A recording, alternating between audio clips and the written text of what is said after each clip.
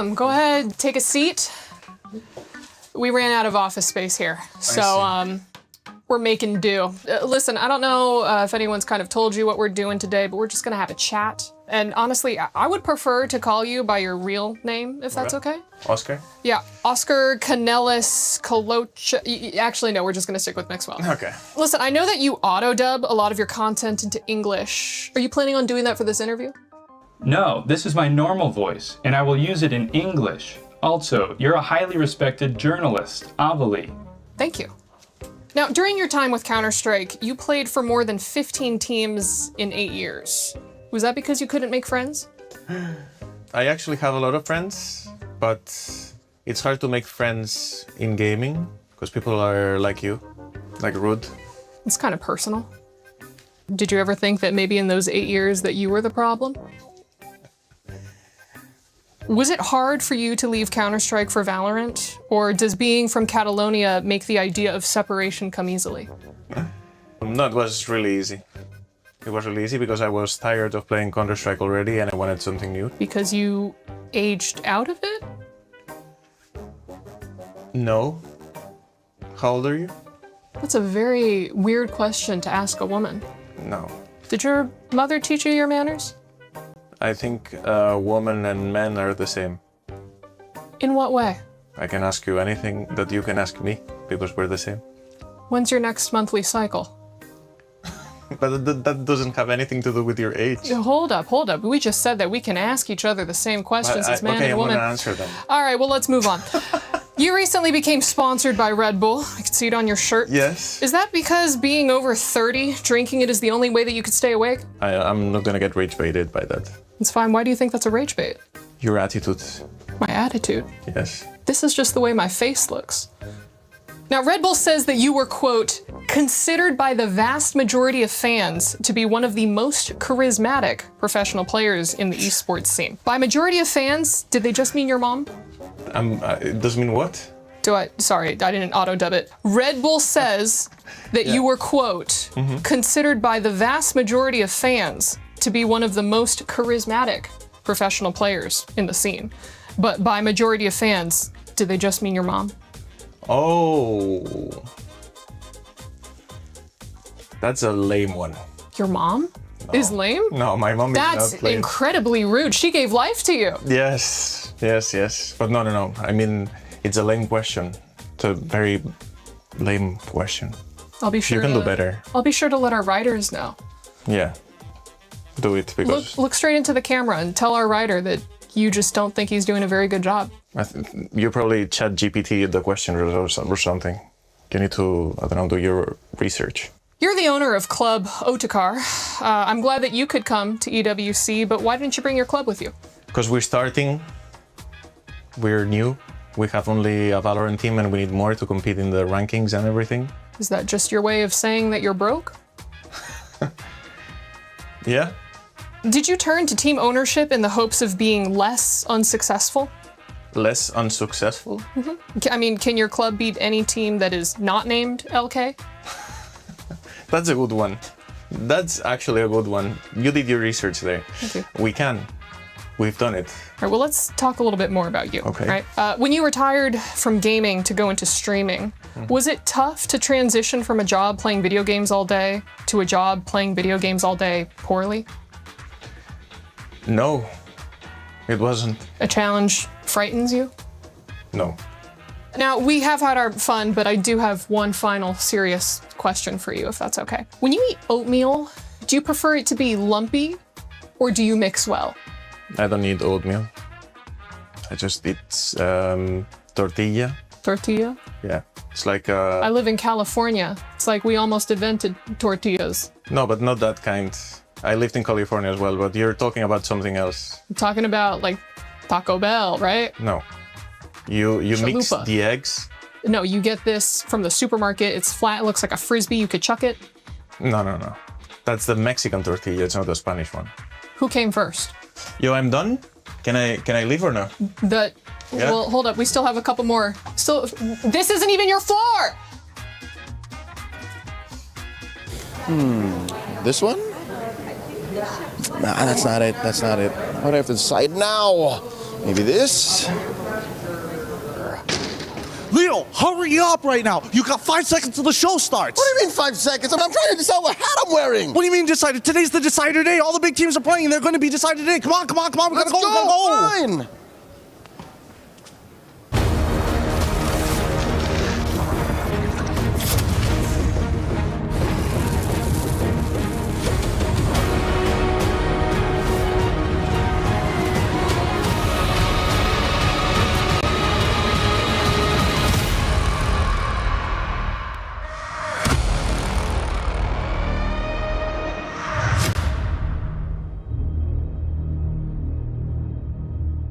Welcome, ladies and gentlemen, to today's Sports World Cup. Today is day 2 of the MWI. Day 2 is something else. Who'd have thunk that the ladies had it in them to bring out these kinds of moments? Gen.G versus Vitality. One moment stuck out. Ashley came in for a kick. It was almost perfect. And then she, weirdly enough, dashed a different direction when it was supposed to be a finish this way. Another moment, I think, that's cool is Galaxy Phoenix versus Falcons Vega Mena. It was an almost perfect Fanny entrance, but I think what made that extra cool was the counterplay, where Ling caught a mid-air Fanny with the shifting skies. It's perfect, right? Shifting skies, and then the Sora came in and served up so many kills to. So we're finally up to day 3. 4 more slots in the knockout stage. I'm definitely excited for Na'Vi versus Gen.G. This is a dream match. Also, I'm looking forward to Virtus Pro versus Zeta, because Zeta opened strong. So something tells me there's something more to this team. Day 3 is a must watch, because we're gonna be giving the final 4 slots in the knockout stage to those who earn it.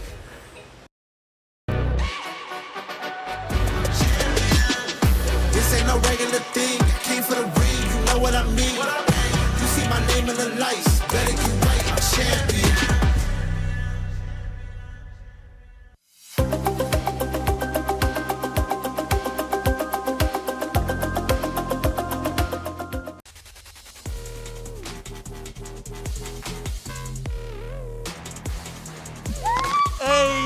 Come on, brother. That's how we do. Let's go.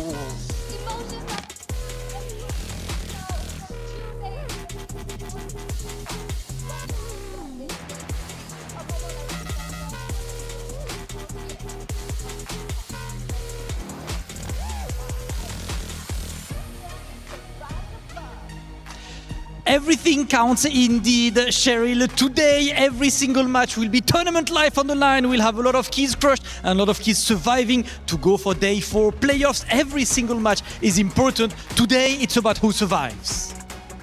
The stakes have never been higher, ladies and gentlemen. Of course, you have seen the highest level of play possible here at MWI, and it's only going to get better at this point. $500,000 are up for grabs, and we are about to see eventually who walks away as our EWC26 champion. Ladies and gentlemen, let's get started with day 3 of MWI.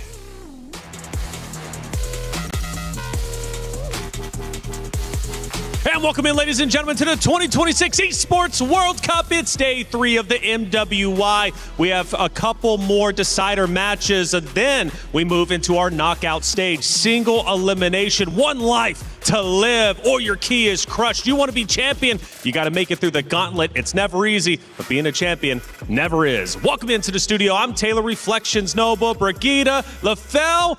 Welcome to the desk, LaFell. How you doing? How is Stream B? Oh, I love it, man. Over here, you guys got a lot of cool stuff, I gotta say, in Stream B.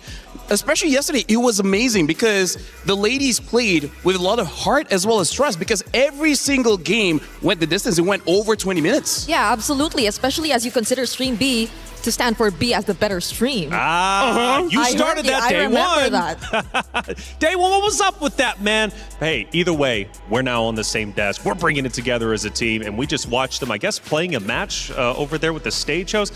You know Cheryl won that, okay? Bottom line period, smacked up Rob and Damascus. Today's going to be a great day, though, for sure, even for our first matchup that's going to be starting. But let's recap at least the past couple of days, because we've had some great matches, and I want to start with the biggest one that that we had with the biggest storyline. It was Vitality versus Gen G. This matchup was historic. Of course, grand finals from last year. LaFell, it was, of course, Vitality getting the win, and they did so in a convincing fashion. The question now remains, who are the contenders to challenge Vitality? Actually, I feel like that was a very good match for Gen G because I feel like that exposed a lot of the mistakes that Gen G really did. And I feel like they have to go through this for them to eventually become champions because in 2025, they start off very shaky. After a good loss against one of the Na'Vi teams, they started like, you know what?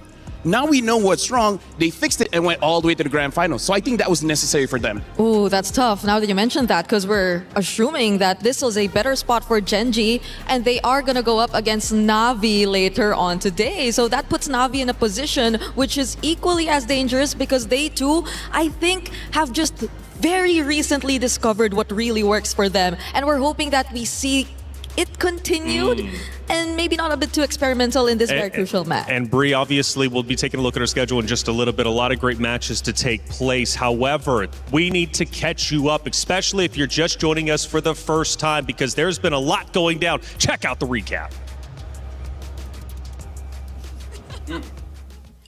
Says Magnifique. Bonjour, welcome. This is the morning here in Paris. I'm having coffee alongside with Athena, which by the way, you look amazing. How are you feeling? It is an amazing day. I feel excited, especially it's a day 3 for MWI. Yeah, I'm not gonna lie, this feels like a date. Either ways, yesterday was amazing, at least for Stream B.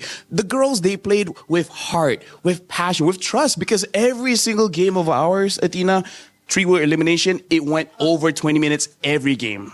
When there's love, there is also heartbreak, right? But while we're over to Stream A, we had quite a few surprises. We were able to finally see the Ling and Fanny showdown from Fa and Nara. Quite an awesome surprise for a few of us who are waiting for that Assassin Jungler matchup. Well, we still have more games for today. We'll see who advances to the knockouts, but for now, we're gonna enjoy our coffee. Au revoir.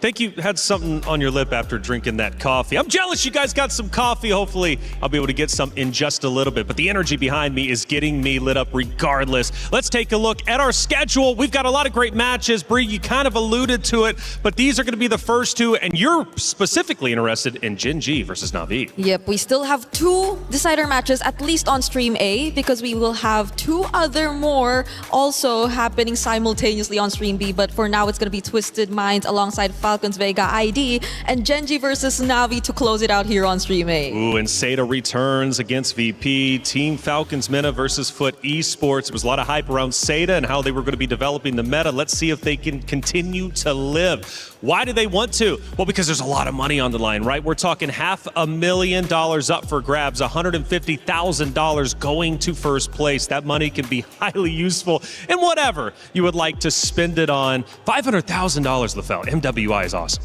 That is life-changing money. Basically, every single time we've seen champions came out of EWC, a lot has changed for them, but it's all for the positive. They basically reinvest into themselves just to make sure that they can keep qualifying to EWC every single year. Yep, and on top of that, I feel like even finals MVP awards too and prize money is another topic that we aren't really sure who to expect will eventually get that title anyway, because based on the matches so far, I know we've had a day 1 full of 2-0s. Yesterday, we had some of them too, but it was much closer than we thought, especially on Stream B, when there's tournament life that's on the line. Well, Na'Vi, they're going to be playing today, but they also had a chance to play a mini game called True or False. MWI at EWC26 is what you're watching, and now I got 2 special guests with me. I got Ira and not Ayanami. We're going to be playing a very fun game, True or False. Let's start with our first statement. Chip is Angela's adoptive sibling. 1, 2, 3. False. Ooh, you guys guessed wrong. It's actually true. Freya is known as the Battle Maiden. 1, 2, 3. False. Okay, not Ayanami. You got it right. MWI at EWC26 Grand Finals falls on the 19th of July. 1, 2, 3. True. It's false though. Oh my God.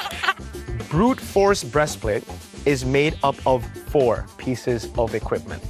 1, 2, 3. True. False. Ira, you are wrong. It's true. Brute force breastplate is made up of 4 pieces, and so not Ayanami is up 2-0. Jusin has the ability to summon Ember Dragonflies. 1, 2, 3. True. It's a tie, but unfortunately you're Give me both points. wrong on this one. No points still don't have for points. Ira. We're gonna give you a real hammer, and you're gonna have to smash her down, all right? Oh, dang. That's how we do it here at MWI EWC 2026. If you guys want to see them compete, tune in to the matches. We'll see you later. Play is in our DNA. Whenever we let it out, it becomes our superpower. Now imagine an entire city being built to supercharge it. Kadir City, powered by Play. Not gonna lie, that true or false was quite fun. Even our desk was getting involved and maybe did even better than the players. I'm not so certain, to tell you the truth, but either way, they know what they're talking about, and so does our co-streamer. We got a lot of co-streams taking place, and Rain is one of them. Let's bring him in and talk to him and catch up with everything that's happening at MWI. Rain, what's going on, man? How you doing for day 3? I'm good, man. I think it's such a lovely place, France, in terms of their food, their culture here, their scenery. All good, man. Well, France might be nice, in Paris especially, but how's the MWI shaking up for you? There's a lot of unexpected outcome. I never expect that there's certain team from Cambodia and also from Arab that play really good, especially in terms of using mechanical heroes like Fanny, Ling, and giving me a lot of surprise, man. Hey, Rain, kapa? Everything okay dekat sana? Rasanya you are over there. Sihat, Rain? Sihat, alhamdulillah. Sihat, alhamdulillah. So, Rain, just gotta ask, you know, Team Ray Young, they look amazing. How was that for you? And Arya's playing for Gen G. So, how you feel looking at them play for the past 2 days? For Team Ray Young, I already expect they will qualify for knockout stage. I know they are one of the best because since they also defeated Malaysian best lined up during qualifier. And also for Gen G, I really hope they can go through, man, because knockout stage without Arya, without Gen G, without Ashley is quite weird for me, you know? So Yeah, I'm true. hoping they can give like a good draft and also good gameplay for this time. Okay, so at least we might just see, or so that might just suggest the potential matchup that Rain wants to see, no? But I'd like to go back to what was previously mentioned by Rain earlier on. There were a lot of unexpected picks. You mentioned it earlier here in MWI. But for at least the past 2 days, we've seen a certain trend in the meta. Do you think this is something that we might see carried over once we get into MSC? Or do you think it's going to be a bit different? I think personally it's going a bit different. For women's scene, I noticed that most of the teams give priority towards comfort hero or comfort picks. But for male team, most of the teams are really comfortable with a lot of heroes and can play counter draft really good. But I'm not saying that women incapable playing mechanical heroes, okay, but it's just in terms of data, they just playing heroes that really the identity of their own team. There are teams that play hero like assassin, but there are also certain teams that playing utility jungler. Well, Rain, it's a pleasure to have you, of course, in the venue. You're going to be watching MWI, and I'm sure we'll have a chance to catch up with you in future days. After all, after this, we still have 2 more days left for the knockout stage. Hey, if you guys didn't know, EWC has the creator program, and it's super cool, and it gives you an opportunity not only as a competitor, but a creator, or however you'd like to get involved, more in depth with EWC. This is a brand new thing. It just started this year, and it's quite special indeed. Your EWC journey starts here. Join the Esports Foundation, and hey, you get a lot of prizes as well and some merch. Who doesn't love that? They'll set you up, and that's the beautiful thing about it. You join the creator program, you get involved, scan that QR code, and they'll give you everything you need potentially in order to obviously be the best creator you can possibly be. And of course, being a part of the Esports World Cup is one of the biggest honors that you could possibly have as a competitor. Hey Rose, I hear you're catching up with some of the competitors. Who are you running into? Bonjour, everybody. Good morning. As we enter day 3 of MWI, we are here with the girls as they are arriving in the arena. And oh, the first team I am seeing is Twisted Minds. Hello, good morning. Are you ready for today? Yeah, we're ready. So, how excited are you on a scale of 1 to 10? 10. 10. Is there any words that you have to say to the viewers? Support us, guys. Period. Thank you very much. Bye. I'll see you later. And of course, we have more of the girls coming out of the buses. Let's see. Hello. Good morning. How are you? Good. You're excited for today's match? Yes, but it will be easy for us. Oh, easy? Why do you think it's going to be easy? Because we always match with the Falcon Mina and always we win. You always win. So you think it's going to be an easy 2-0? What? You think it's going to be easy 2-0? Yeah. Okay, good luck. I'll see you later. Wow, confident, I see. Now, let's see who else is here. You know what? Hello again. Hello again. How are you today? Doing great. You're doing great. How excited are we for the match today?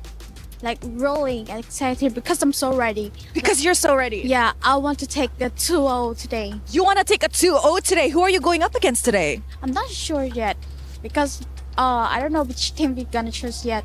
So it's depend on our coach. But it's gonna be a 2-0 either way. Yeah. Girl, good luck. I'll see you later. Bye. Ooh, the girls are rather spicy and confident this morning. I cannot wait to get started. So with that, let's show it back to you guys.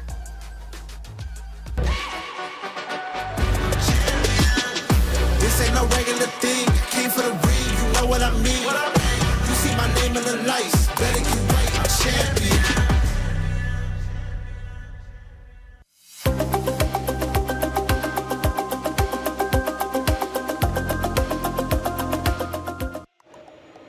Comes to show you, sometimes you don't even need to know who you're playing. You just know you're going to dominate them either way in a 2-0 win. Thank you, Rose, for catching up with the players as they're heading into the venue, and they're going to be taking the stage in just a moment's time. Speaking of which, it's time for our crunchy story of the day, and it's going to be one of our first matchups, too. It's Twisted Minds versus Falcons Indonesia. Family becomes the enemy. The history on both rosters runs deep.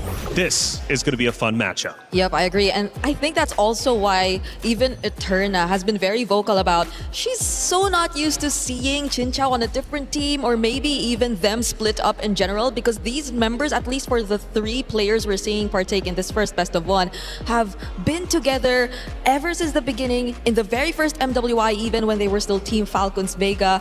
And now they will have some sort of reunion, but in a way on the other side of the team. Yeah, it's tough, isn't it, LaFell? Falcons Indonesia, they did take an early loss in our tournament. It raised a lot of questions on how good this roster truly was going to be. After all, they were considered a contender to Vitality, but they fell short. However, they picked themselves up ever since. And I feel like if they're looking at the matches that Twisted Mind has, they have one common ground, which is Twisted Minds always win, I would say, this first 2 minutes all the way to the 12-minute mark. But then all of a sudden, they give over the map to their opponent. So I feel like for Twisted Mind, they gotta fix that. If not, they're gonna fall against Falcons ID. Yeah, the big story again, when family becomes the enemy. Chinchao versus Maylane, they will face each other and only one side survives. So adds even more layers, right? Only one team can move forward. Who's it gonna be? It's up to them to decide. Not gonna be an easy matchup at all. And Indonesian representation on both rosters. Now here's the thing, honestly, this is something quite interesting for a Twisted Mind because Maylane is known as an assassin player, but so far she's only been using tanks in the jungle. And Chinchao is really moving away from the meta. She has an amazing carry, but she even brought a 1-1 into the game. So I'm really looking forward to see if they will play the same or just against Falcons ID, they'll change it up. Got to change it up, though. Bree, what do you think? Well, Team Falcons ID, for sure, they've already changed their very own play styles.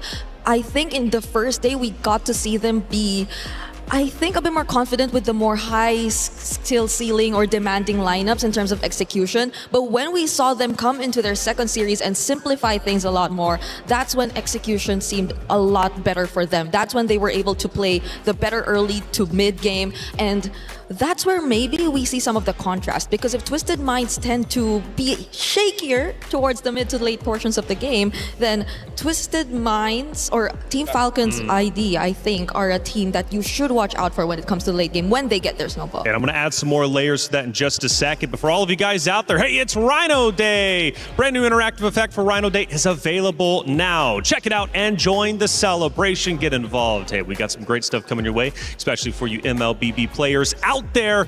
And again, adding more layers. So Twisted Minds so far in the club championship race have yet to get any points. They're currently sitting at 0. This is a valuable opportunity for them to stay alive and get closer to getting the first club championship points for that roster. Now, for Falcons, obviously, back-to-back champions in the club championship race for EWC 2024 and 2025.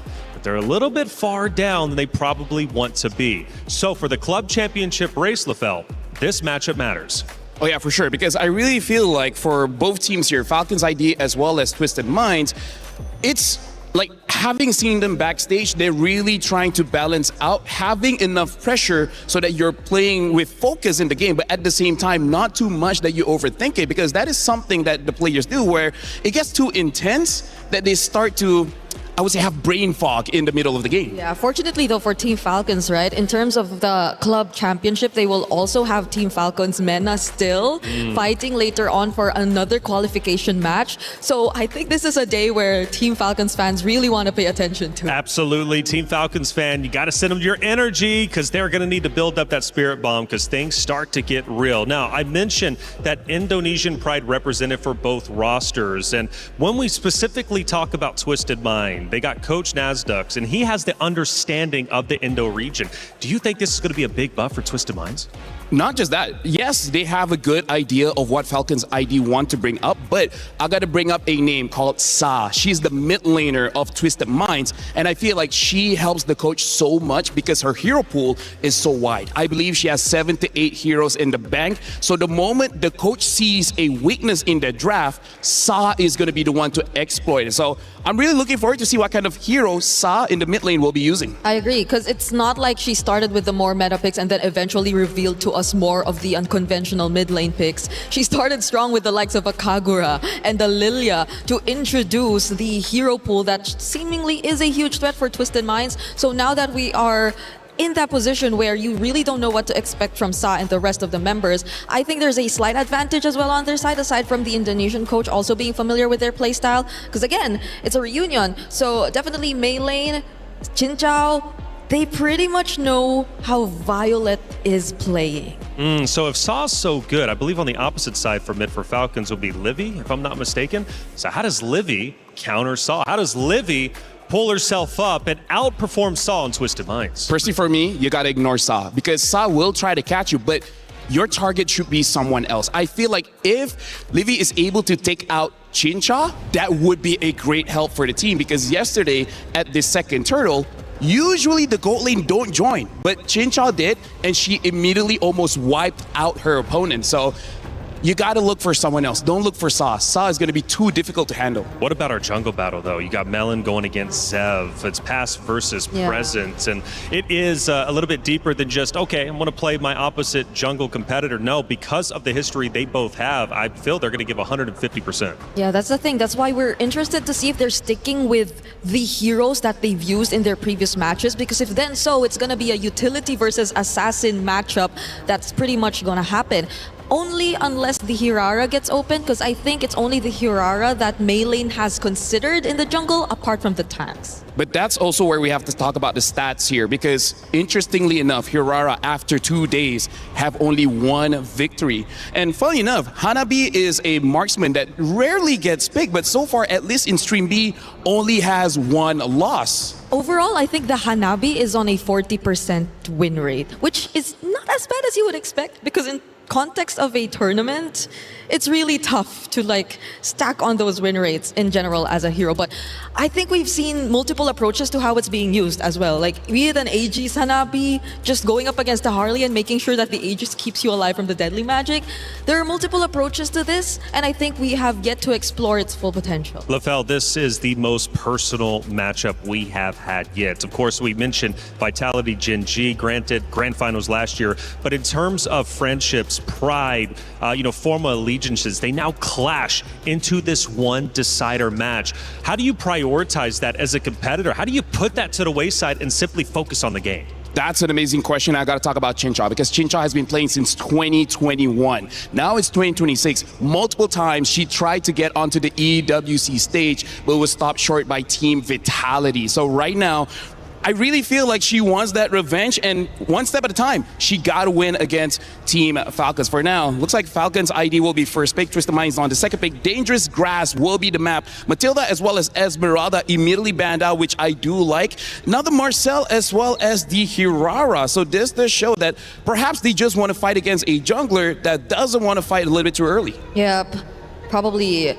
Also, full respect onto Kao and the way that they're just able to complement Jin Chao in the gold lane, because the Mathilda has been working wonders for them whenever they do go and stick with utility lineups. So that might tend to alter their decisions by just a bit, but right now, as of the moment, I think there are multiple options out there that are still open for Team Falcons.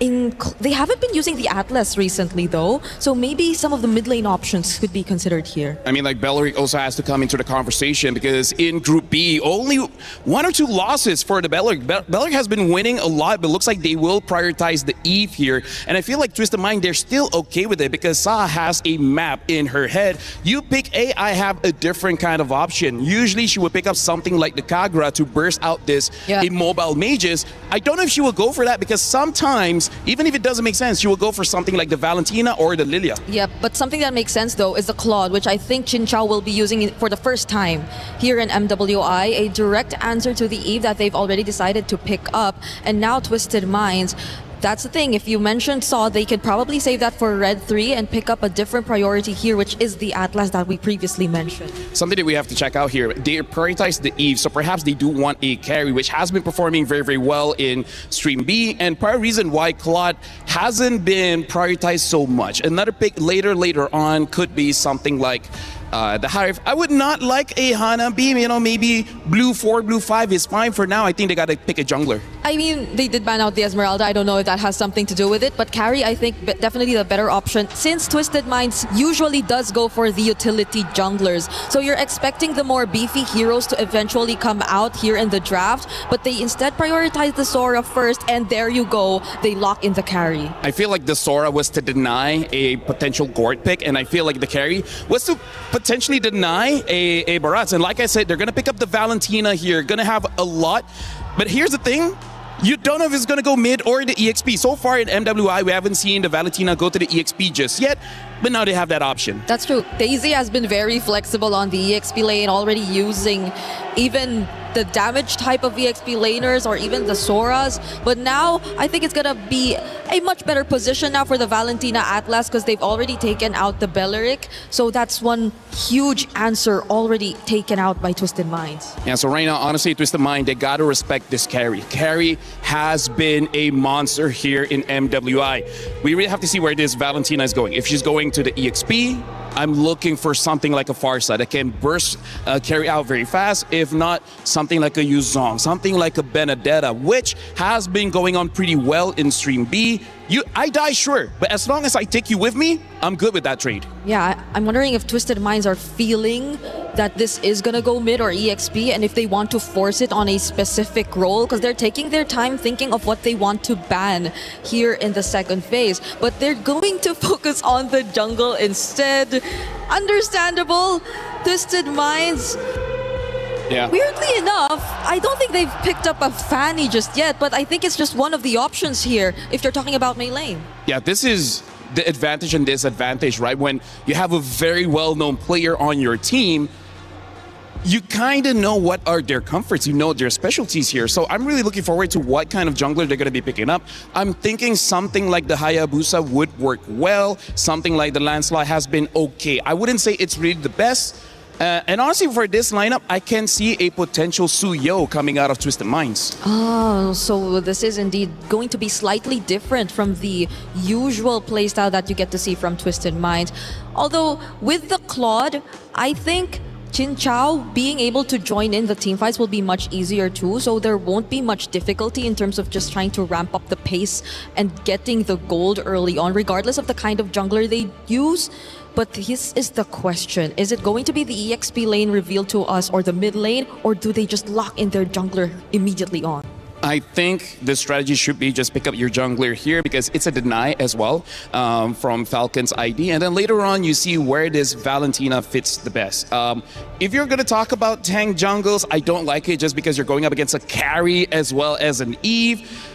Only the Barats is okay here. Fredrin, we've not seen a lick of Fredrin at all. Oh, a Guinevere. A Guinevere would also actually serve quite well for Twisted Minds if they want to go for the utility route. If not, I think a Suyo wouldn't be bad. Yeah, and they can link it up with the Atlas too. I think we've seen that Fatal Link Spatial Migration combo happen a couple times.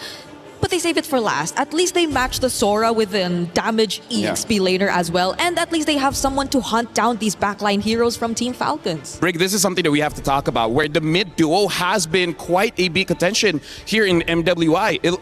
We were talking about how side lanes, they like to trade, but mid, it really does look like after one wave, someone has to go home. The question is who? I wonder if with this Yuzong, there might be an early rotation into the mid just to make sure they have that priority. Yeah, because we don't know what kind of roamer Team Falcons actually are going to pick up just yet. Raymond, there have been instances where they do pick up the Hylos and the Belleric, which both been banned. But are both banned. The Hilda feels like it's not an option you could immediately go for just because you don't know what kind of jungler Twisted Minds is actually going to consider just yet. But if they really just want to take out the option of an assassin, which they don't because they go Gatot Kacha and Harley to finish up their draft. I feel like they pick up the Gato Kacha because you need a hero with Revitalize just to make sure that you don't lose out in those mid trades, which so far has been very, very important. If they want to go very aggressive in the mid, I really feel like something like a Suyo or a Guinevere would work out very, very well. Looking at the lineups here, it does seem that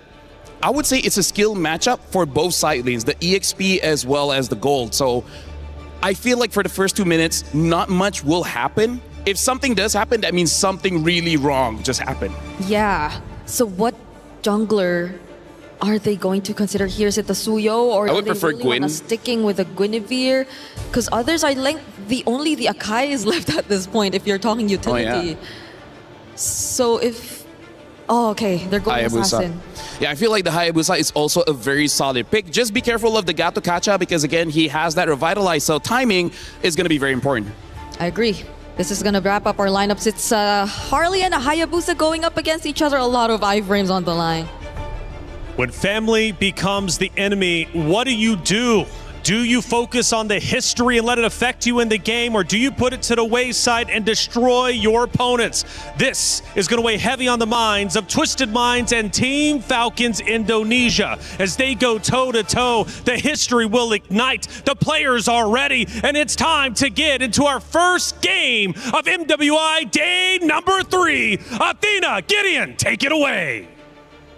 Thank you so much, Reflections. We come into our very first series of the day, and a banger series as well, with both compositions designed to attack your opponents with wombo combos, to attack that back line. It's going to be a skill matchup like LaFell said, but Athena, look at this. We're finally here. We're looking forward to seeing some flashy clashes as early as possible here for both Team Falcons and for both Twisted Minds.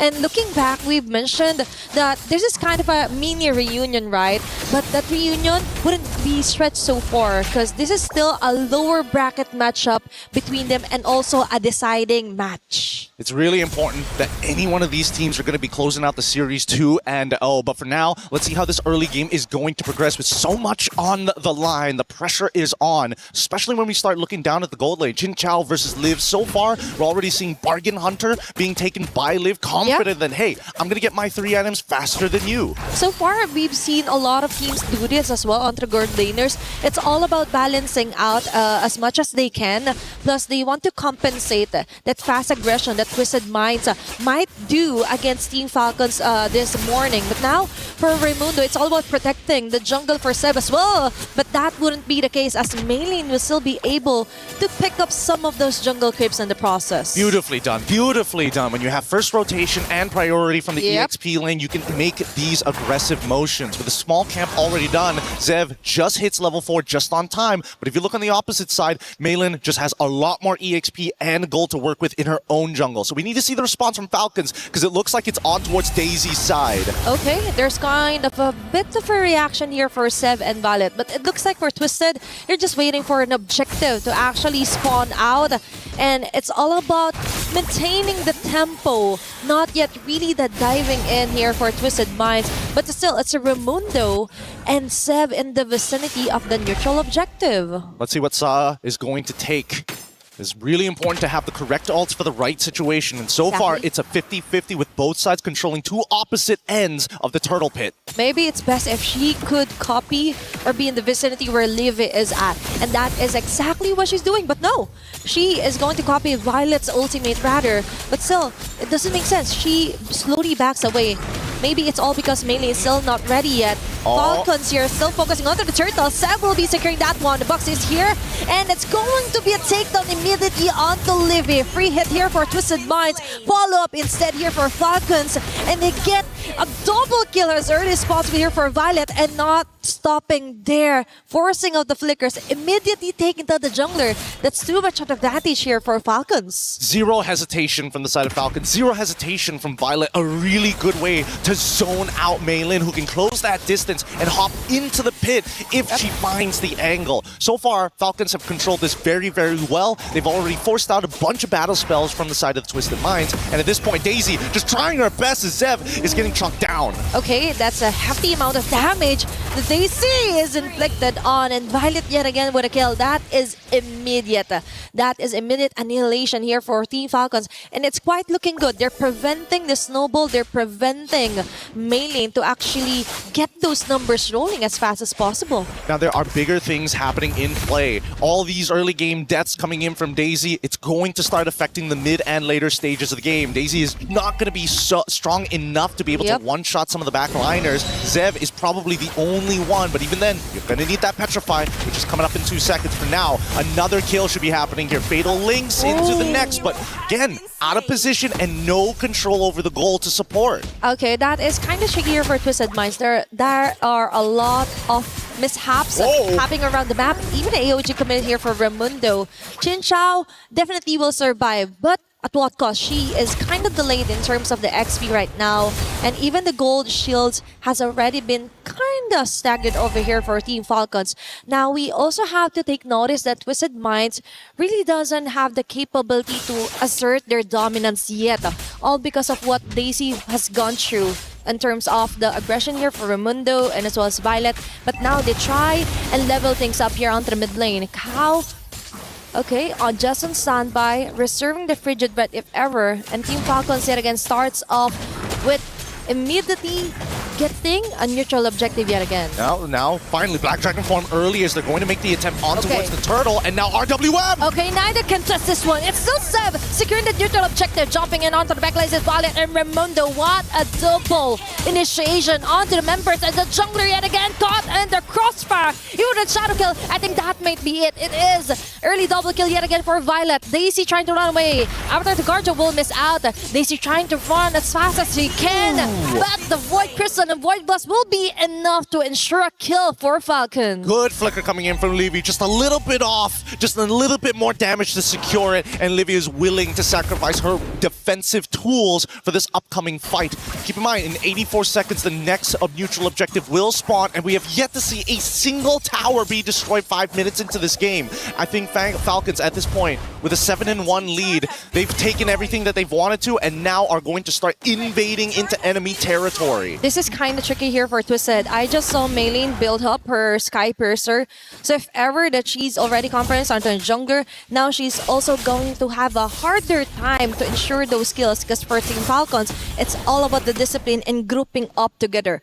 They are built for that, especially with the box that Vivi can create with her real-world manipulation. Look at how crazy this goal difference is. 1.8k for an EXP laner of Violet's caliber. 5-0-0, having the perfect game and making sure that they are blunting the tip of the spear that Twisted Minds needs to be able to get into that back line and threaten Liv and threaten Zev. At this point, I think that Twisted Minds, either they figure out a way how they want to progress this fight, or they anticipate Raimundo catches. Oh, yet again, what a great catch here for Raimundo, forcing out a shadow here. It's all about surviving the next few clashes that Falcons is attempting to do. Cow with a frigid breath. There's going to be a copy though, or the here. Oh, but instead it's Daisy falling down immediately. Front runners are being melted down here from Twisted Minds, and that's the thing. We were expecting Daisy to have fun. We were expecting her to get access to the back laners for Falcons, but instead, it's Falcons getting easy access to her. Oh! Besides here for Violet, it's Sad trying to run away with a copied version, and instead, it's a turret being taken down. It's Falcons getting most of those advantages. They know, and Jin Chao gets caught by this. Unfortunately, not enough damage. Really good timing from Jin Chao. So far, out of all the members of Twisted Minds, it seems that Daisy is the most jumpy in these types of situations. Everybody else is just a little bit calmer. I think that's stuck in one more auto attack after that cloud shift. She can almost guarantee herself a double kill underneath that tier 2. But for now, Twisted Minds, they've made 2 back-to-back mistakes here, and so far the pressure is surmounting as Falcons now creating a mountain of gold. 5.9k hovering around that area as Jin Chao cannot deal with just the raw economy of Zev. If earlier it was just a mountain, now it's the Mount Everest they're up against here on the Falcons. Immediate takedown, and all of that fell onto the hands of Zev. That's a 107 onto Hardy. Meanwhile, onto the top lane, it's Liv and Raimundo versus 2 members. AOG here just to save her, ensuring a kill as well. A kill is pretty certain for Liv with the free hits. Main lane may not be safe anymore. It's Raimundo following up with the taunts. There's going to be the fatal links committed here by Cow, but no, it's Twisted Minds failing to do a trade against Falcons, plus a quick transition and conversion of a kill onto a turret as well. Outplayed by just 2 members, a 3v2 scenario, and somehow it is still in Liv's favor. Getting hit by the Petrify, getting hit by the full combo coming in from Daisy, but not enough to trigger the Shao residue to guarantee the kill. Either ways, Twisted Minds are in very dangerous territory. If we were talking about, well, I would say it's more of a K2 situation rather than a Mount Everest. Once we get to 10k, that's when it's Mount Everest. People are gonna die going on the way to the peak. And that's the thing. Daisy is dying out here, all because of that early double or back-to-back takedowns onto the early phasing of her game. Now, I do believe that even though they got this skills or skits that they could contest this Lord, it will be better if they just leave things be and prevent the next casualty from happening. But Zev won't relax at all. Cow on the other hand with a clutch frigid breath. BMI, Zev is attempting to isolate the members of her Twisted Minds. A chase down and a petrify play out to Zev. She will be able to escape. Okay, there's going to be a deadly magic here. She's out. Okay, she's trying to run away. Zev's out. Violet's gonna cover as well. Oh, wow! It's the escape of a lifetime. The magic trick works, and now the whole team is out of position as they're looking to crack open inhibitors. That worked wonders here for Zev. And that is how you caught their attention here. What a great move here. Very seamless transition for Violet as well.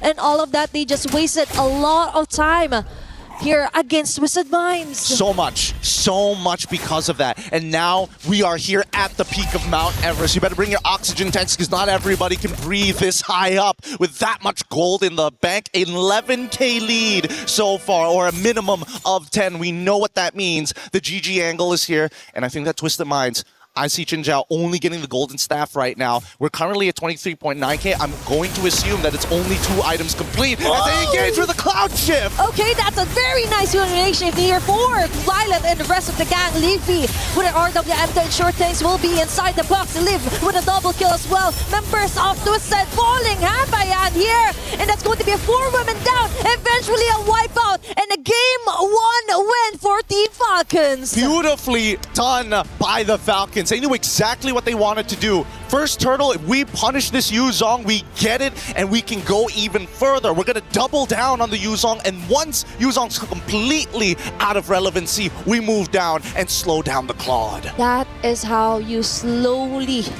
choke out your opponents.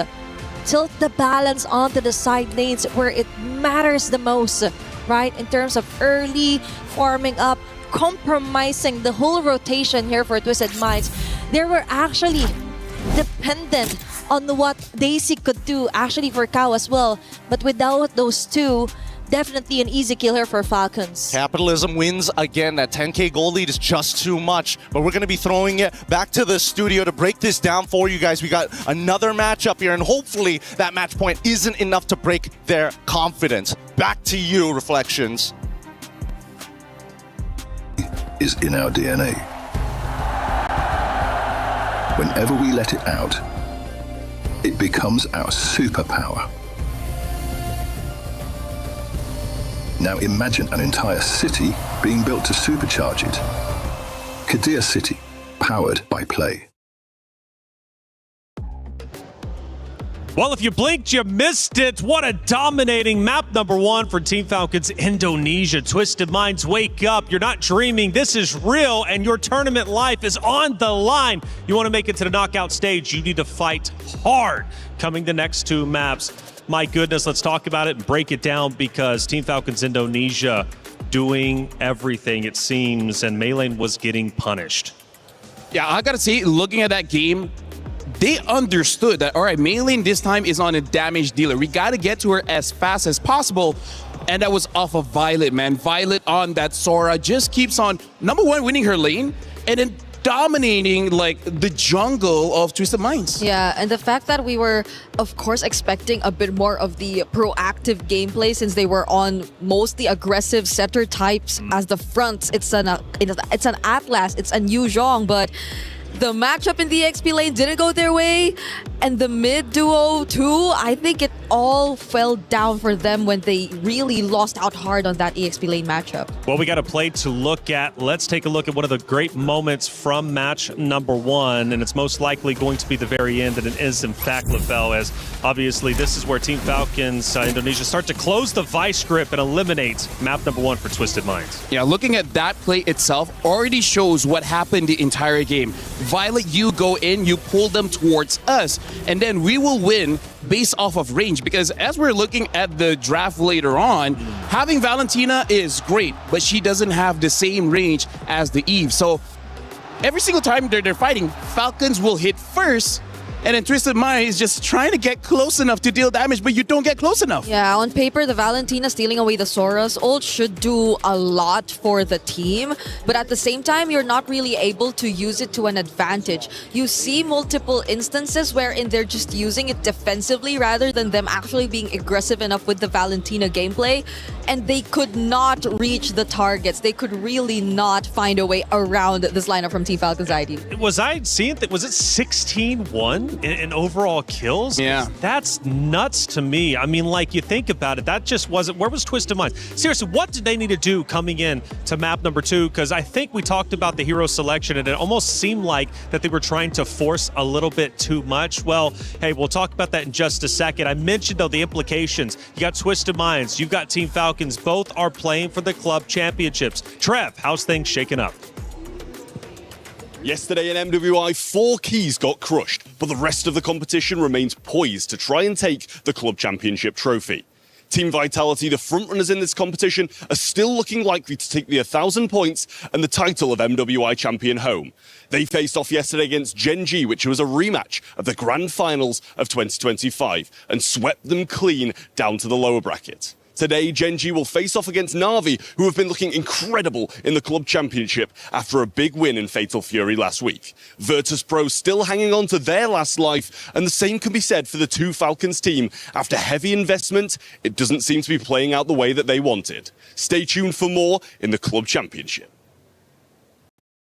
There. For every click, every clutch, every respawn. We were there for the years of grind. And we're here. Now. The proud founding partner of EWC. Powering the biggest event in gaming. Shoulder to shoulder with the world's best. Making history. Greatness deserves a stage. Lenovo Legion. Reach your impossible.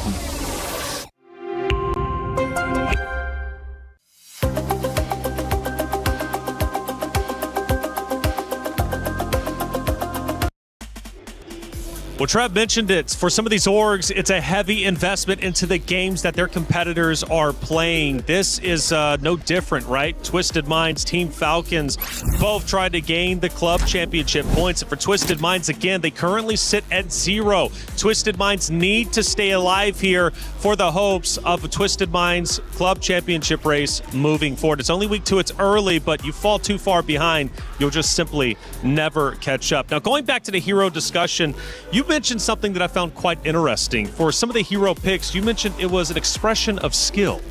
Yes, honestly, coming in from both teams, this is one of those high risk, high rewards kind of draft where if you die 2 times, that's it. That's the end of the game, because this is a very punishing meta now that the jungle gives more gold. Because what happened in that game was Falcons ID won so much that Twisted Minds could not farm up so that they didn't have the item. So it was like trying to chop down a tree with nail clippers. You will never have enough damage to do anything against Falcons ID. That will take some time if you do it with nail clippers. But that's, I think, also on top of the fact that we felt a bit more of an adjustment from Twisted Minds, because we're more used to seeing them play the utility type of approach. But I think Falcons ID just did their homework so well too. The Mathilda ban hurt them so much in a sense that it kind of made them hesitant to just prioritize their utility jungler overall. And at the same time, them picking it for last, resorting to an assassin, and having to also pay attention to Chin Chao, I think they had to do some certain significant adjustments from their end. And I got a key talking point I want to bring up to both of you out there. But for all of you at home and also in the venue as well, check it out. My Champion Pick. It's here. 2 champions, 1 game. My Champions Pick event is now live. From July 27th, submit your predictions for the MSC and MWI champions for a chance to win 50,000 in-game diamonds and MSC 2021 and 2025 tournament skins. Don't forget to leave your picks under at MLBB Esports for even more chances to win. Lock in your champions now and cheer for your favorite teams. My Champion Pick now live. Get involved. It's some good stuff coming your way. Now, again, going back to the hero selection, again, it was a bit drastic.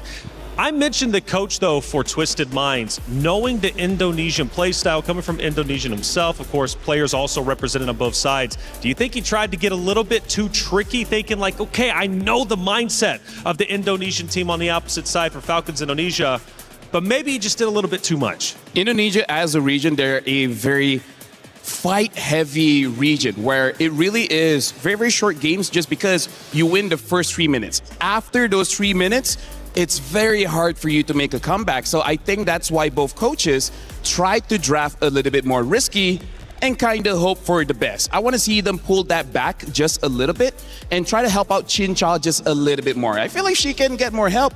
She could eventually get them the W. A bit more for Twisted Minds, I feel, because again, we mentioned how risky these lineups already were, and the fact that they are both very team fight heavy lineups. They do really like to brawl. The moment that they lost out big on that early game, on that EXP lane specifically, then it was very difficult for them to scale back into a position where they could just really constantly fight back. How do you deal with Violet? Because she was disgusting out there. Absolutely nasty. Violet, even within the first 4 or 5 minutes, up to 5 total kills. She's clearly a problem. I feel like they're going to change just a little bit on the strategy, because what happened in that game was that the mid duo tried to make sure that the mid duo of Falcons ID does not move. I think this time they're like, you know what?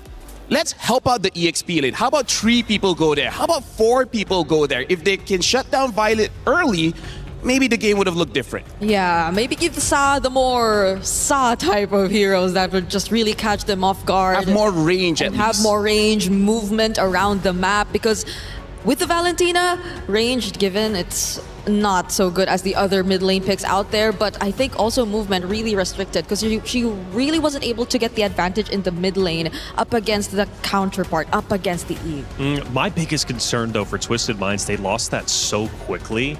Now they're immediately going into map number 2. The regain is going to be so hard. This is something that I have to talk about because in Stream B, even after losses, Chincha was smiling, having fun, same as Maylin, and this shows their veterancy, right? They've been here since 2021. They've suffered losses before. They know how to recover. And looks like part of that recovery is banning out that Sora. So quite unorthodox. We haven't seen a Sora ban for quite a while. Speaking of, Twisted Mind is going to be the first pick, and then Falcon's ID on the second one. They're playing Flying Clouds for this one. Sora as well as Atlas banned out. But you know, Sora was also used by Daisy on Twisted Minds, and she had a phenomenal job with it. So wouldn't you think maybe, even though banning it out is a bit risky, why not try to risk the fact that you might be able to get Sora yourself? I doubt that they'd prioritize it for first pick though, so there will be a greater chance that Team Falcon's ID will get their hands on it all over again if they don't take it out here, because they prioritize it the same even knowing that the Valentina's open in game number 1.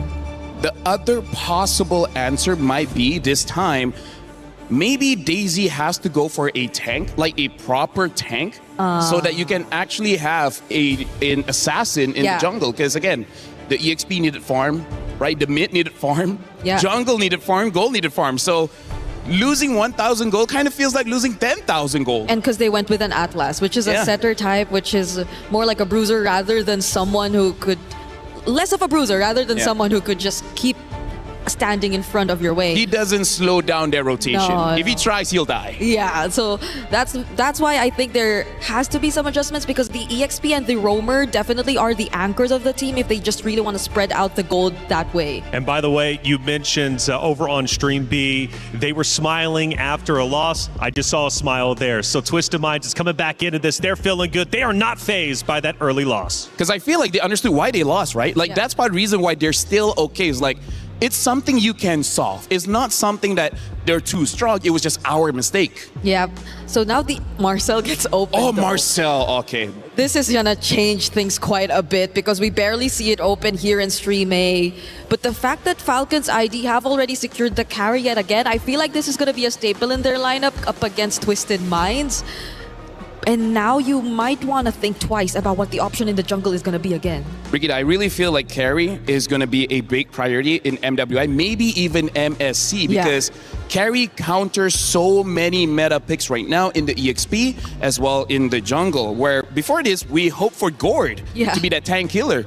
Now the job goes back to carry, which, you know, is why she was designed the way she was designed. Yep. Oh, the Paquito gets picked up. So Twisted Minds are still going for a... This is going to be Esme. Okay, this is going to be Esmeralda fighting against Paquito, wins the lane, as well as the counter is not there anymore. I don't see why not pick up an Esmeralda here. Yeah, at least for Twisted Minds though, they revert to something that's more common to them. It's the utility lineup and a damage EXP. So maybe just maybe Daisy gets a bit more comfortable here.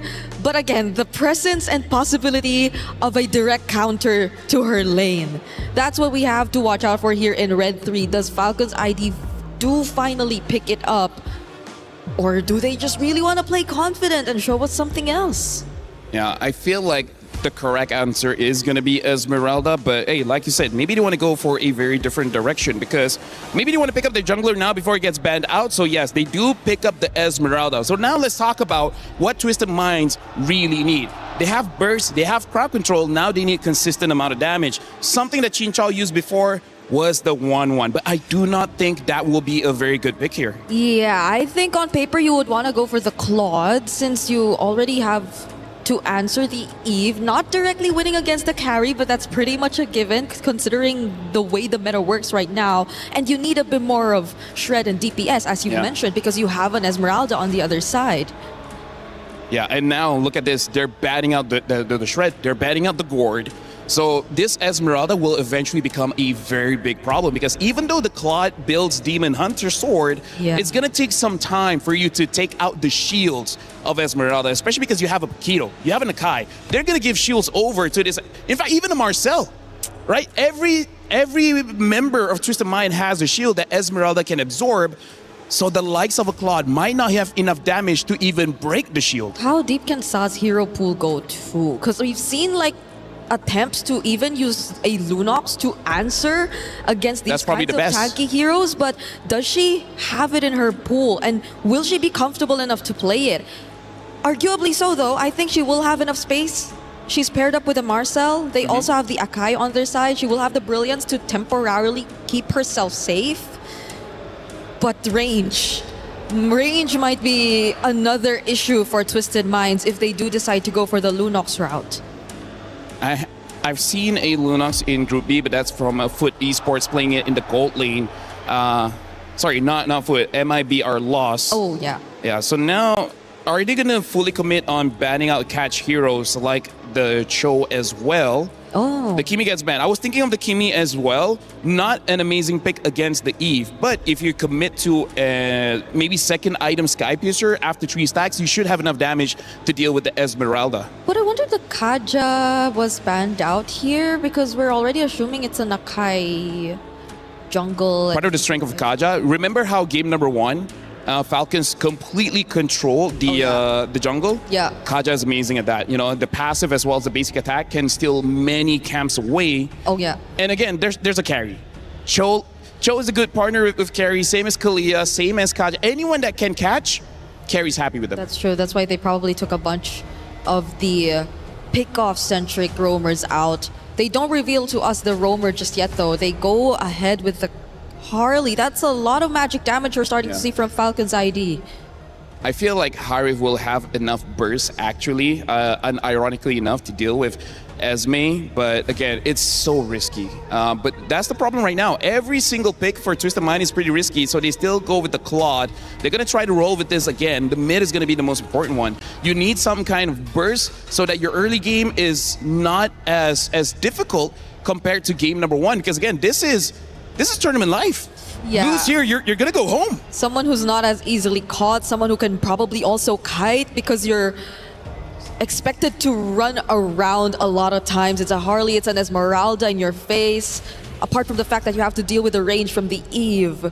So Sa is really taking her time thinking about this, but she will default back into her Kagura. Because I asked her in an interview, your Kagura was amazing. Do you feel anyone else will use the Kagura? And she's like, maybe, but I'm the best. I'm the best Kagura. So I feel like this is do or die. This is her telling her coach, I don't care if it's not good on paper, I want to use my best hero. Yeah, and maybe just be very specific with your targets too, because the Kagura, once it's actually farmed up, can deal decent amounts of damage, especially to the likes of the Harley and the carry altogether. So maybe they will just really try to focus fire majority of their burst damage onto one. We also don't know what the Paquito is actually going to try to build from this point onwards. So that can be another layer to the burst damage that we're expecting from Twisted Minds.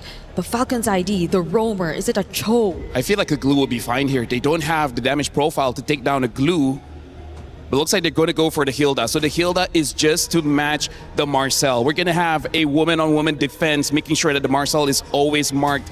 I got to say, Brigitte, looking at Twisted Mind, they're drafting like their life depended on it. And now Falcon's ID, they're trying their best to counter every single pick of Twisted Minds. But will it pay off? That's the question. For Team Falcons Indonesia, they struck hard in map number 1, and Twisted Minds are forced to come back to protect their heart in the tournament. The key, will it get crushed after this map, or will we go the distance to a map number 3? It's up to them to decide. Athena, Gideon, let's get it started. Thanks so much, Reflections. Also, big ups to both Lafell as well, breaking it down perfectly. So far, this game is really going to boil down to how those first couple of minutes is going to go, because, man, Team Falcons with a draft like that, trying to cover every single position is kind of wild. It looked like a chess match, actually, answering each and every move that we've seen Twisted Mind try and take. Actually, for the Kagura, I'm a bit concerned. Although it's all about the mechanics and the pilot, right? That's true. It's all about who uses the perfect timing as well here for Twisted. Immediate interception here for Twisted Minds, and a punish onto Zeb. First blood here for Count Daisy. Violet might fall as well. It's Daisy right up front They're so with smart. an early double kill. They're so smart! They're so smart! This is the first time we're finally seeing the counter jungle actually happen. You're predicting your opponents, giving them no information, walk up to try and invade, and instantly body slammed into them. And you've got a Paquito who's strong at level 1 to make that happen. That was great. And now Litho for free. Great minds do think alike. And now it's Cal onto Levy and Raimundo. Now we see some action. Now we see the countermeasure that Twisted Minds change from game 1, now reflecting heavily onto game 2. So good. So very, very good. This is the best start possible that we can see from Twisted Minds' side. However, it's not over just yet. Just because First Blood was given over doesn't necessarily mean that the entire game is over. It's just going to be a little tough for Zev to come back into it. And I think Violet, unfortunately, just does not have the base stats to contest with Paquito until first items are purchased. Yeah, and it's actually one of the analyses earlier onto giving Daisy a hero that could actually withstand and do some action. And now it's up to main lane to actually try and bear some of the responsibility to setting up bigger and better team fights here for Twisted Minds. And now onto the top lane is going to be Chinchao yet again being targeted. There's Sev onto the side lanes. Very nice BMI out here just to disengage. Yeah, they didn't see the BMI, unfortunately. They could have waited just a little bit longer just in case it times out and see whether the mistake was going to be made. But with the Deadly Magic already gone and information on where Zev is, this should be a pretty free turtle as Raimundo opens up the map to see Kao. Okay, Violet is there as well. They're still waiting for that big square, that big RWM that TV might do, but instead they just focus on trying to level things up here for Twisted, not giving them any more kills than necessary. Oh man, the turtle already slain and Zev in position to try to make another attack and another attempt on that top side. Mid gets attacked instead as Twisted Minds are sending the reinforcements. Okay, now they react. It's Chinchao yet again being left defenseless. Even the Deadly Magic committed. BMI just enough of a shield to get back and survive. And now it's Kao living some of those frame moments with a chucking shot, but all is still good. No kills yet, just yet here for Team Falcons. Yep, and now they're going to take their time as Twisted Minds know that they have enough of a lead to start stealing away some spare change from Falcons. In this case, one of the small camps. Zev just has to watch. Okay, it's all about maintaining their tempo as well. Main lane committing the heavy spin. Raimundo will be bowling down. What a smooth transition for game 2 here for Twisted. Yep, Raimundo a little should be careful here because at this point, Twisted Minds, they don't mind just ripping the ult. They don't mind just finding even more picks. They already have the lead. They're not going to play from behind. They're showing that they have enough dominance to play ahead. Can Zev steal this away in time? Zev does not have retribution just yet. Okay, she's just rushing through everything. And it looks like it's still main lane here. Possible punish? Lost me. Okay, onto the top lane. They go for the counter punish. Raimundo onto the back, targeting Kao. It's it again, going in with the golden orb, but no one is caught here onto the side of Team Falcons.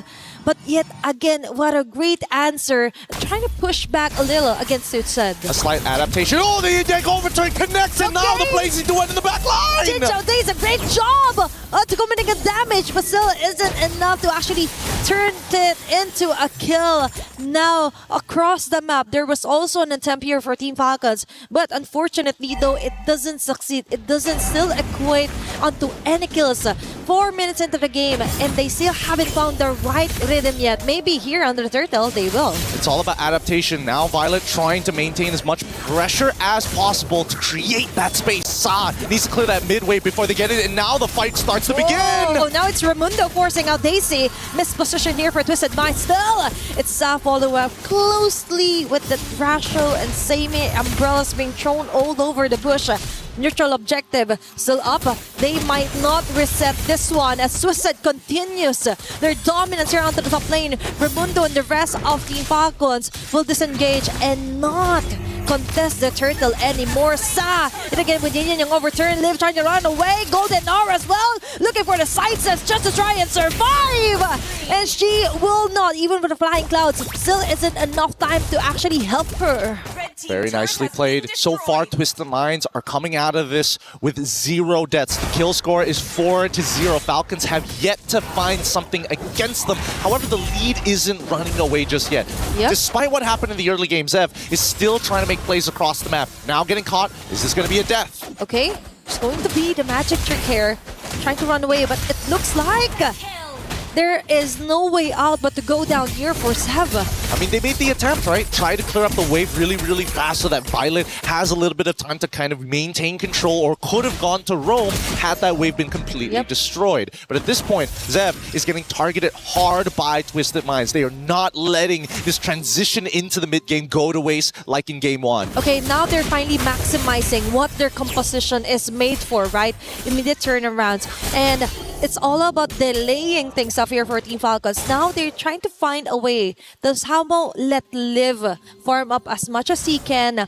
But for Twisted Minds, they just did a really great job until finally getting an answer back for Daisy here, especially for that Paquito wonderful pick. And so far, it's been doing wonders. Oh, another Yin Yang reaction with a Sky Piercer on top of it. Sa finds the pick of a lifetime, and Zev continues to get punished. That is just messy here for Team Falcons. An early 0-3 onto your jungler, and now it's Twisted Minds written all over the map. Even Liv will have a hard time trying to find the right lanes to stay and farm up as much as he can. Yeah, the worst possible outcomes have already come true. Jin Xiao just needs to scale because Sa and Daisy are strong enough to take out Zev and Liv if they are exposed to the enemy. Now, Twisted Minds gonna take their time with this. I think they want to extend this lead even further. They didn't bother invading the orange buff, but they just want the turtle first. It seems like they're not going to overextend. They're playing it by the book. Very textbook plays. Okay, it's all about maintaining composure here also for Twisted Minds. And we do like that they don't do this flashy, unnecessary movements across the map unless it's really necessary. All about clearing up the lanes, not letting any lane turret being destroyed here for Team Falcons. And Daisy, she is confident enough that she could hold over on the 2 members, even forcing out some of the poker tricks here for Sev. And for Twisted Minds, if ever they committed, they were ready for any rumble. They were ready for battle immediately. It's a gradual climb at this point. 4.5 is starting to come into dangerous territory for the Falcons. They have yet to find anything. Not a single kill on this game. Not a single turret on the map. Yet they understand one thing. We can scale. We just need to hit our item power spikes. How do we stop the bleeding as they now try to intercept this dive? Okay, now they put some pressure onto Ramundo. Heavy spin will miss out most of the heroes here for Team Falcons. But now Livy is trying to find a way to alleviate some of those pressure. But it's going to be at cost of her own life. Jin Xiao and the rest of the members of Twisted Minds still got a better trade onto that one. And now they continue. They try to press the advantage here. Falcons tried. They finally get a kill back. Unfortunately for Livy, it did cost her absolutely everything. Last tier 1 turret here on the bottom side finally destroyed. Mid needs to be cracked wide open before Twisted Minds can accelerate this game any further. They're just limited by the structures that Falcon continuously tried to defend. And also because of Twisted Minds, the change and the momentum they're facing as well. And Sa finally getting her hands on the hero she's most comfortable with, right? She's doing a great job onto checking each and every bush, preventing what happened onto game number 1 with Sev just targeting all over again onto their core damage dealers. Vision is everything here for Twisted Minds. It is, and right now Daisy holding a very powerful position, but Violet's going to expose it first. I see a Genius Wand being purchased. Pretty greedy here, considering everything that's already happened in the early stages of the game. And I would have imagined, at least with the composition that they have, shredding that MR is vital for Violet and Levy. At this point of time, there should be an attack from the Falcons, but it seems like they don't have enough manpower or the resources. They will find one in Kao as the Lord goes into the hands of Twisted Minds. It's all about the baby steps here for Team Falcons. Taking those small steps might matter later on as long as they don't get full on annihilated here by Twisted Minds. And somehow, Sev is still doing a great job onto somehow balancing out the longer lanes here against Twisted Minds and preventing that macro falling onto the hands here for Chinchao and the rest of the gang. Lord will be marching onto the top lane. Twisted Minds trying to find another person to actually take down here. But for Falcons, it's all about clearing up, making it safer, and being inflicted a lot of damage here, but still will survive. Still survives, and now we see the Falcons again maintaining these waves really, really well. Twisted Minds really lost a lot of confidence once Kao ended up going down. They didn't have their dedicated man, woman to walk into these bushes and absorb that kind of deadly damage that we're expecting from the Falcons side. Actually, let's pull up the item list before. Zev should not die here. They'll be able to get out. Even deadly magic being used. Maylin takes little to no damage. I'm assuming Maylin already has Radiant Armor as Xin Chao backs up. Let's look at this, right? Yep, Radiant Armor, Chastise Pauldron already done for Maylin. On the opposite side, it seems that Zev even more. First item decided to go for concentrated energy just to survive the early game. Yep. And now with the Genius Wand, provides a little bit of utility for everybody else. Oh, Daisy played that well. Good composure. Okay, it's all about maintaining the lead here for Twisted Minds. They're not letting any cracks here to be seen by Team Falcons. And now they slowly somehow negate some of the jungles, the macro as well. They're trying to somehow control it against Team Falcons. But for now, it's still Sev focusing onto the small things here on the map, trying to and get a single person out of Twisted Minds. Raimundo for the follow up! Immediate shutdown onto Daisy. They've got a plenty bounty right there here for Team Falcons. Now it's next on line. Flicker as well committed just to try and escape that one. But no, it's Livy with a shutdown kill. Haven't seen here for main lane. Trying to corner up Livy, and they will do so with Chinchao with a double kill. It's 2 onto 3, and Sev will get those numbers as well. And Team Falcons kindly get a very beautiful play here. Chinchao forced out onto her Flicker. Now we see some action happening here on the map. Really, really tough for Chinchao especially because again, you're coming to the point of the game where you already have your Trinity items. It's just maintaining the Art of Thievery stacks on top of the Golden Staff stacks. Daisy nearly one-shotting Zev, but the counterplay is just too much. Just like predicted by our studio, Violet on this Esme is a problem. Just let her cook, right? And she ate well enough to actually absorb some of those shields, not some, most of the shields here from Twisted Minds. And now for Team Falcons, they were just waiting to pounce on their prey. And now finally we see the tables have been turned. Now they got the chance to take down an objective, and then top of that, a possible takedown yet again. Ramona onto Sa. They're forcing out Twisted out of their position. Chinchao goes in with a blazing do it. Immediate shutdown onto Sev. And they go in and take the Lord as well in the process. Liv and the rest of the gang tries to go in with a trade-off, just enough to finally get an advantage. Shutdown immediately onto Chinchao. They continue here on the purple buff side. And it looks like for Twisted Mind, they got a Lord, but at the sacrifice of 2 members. Yeah, not 100% sure how that was going to start playing out here.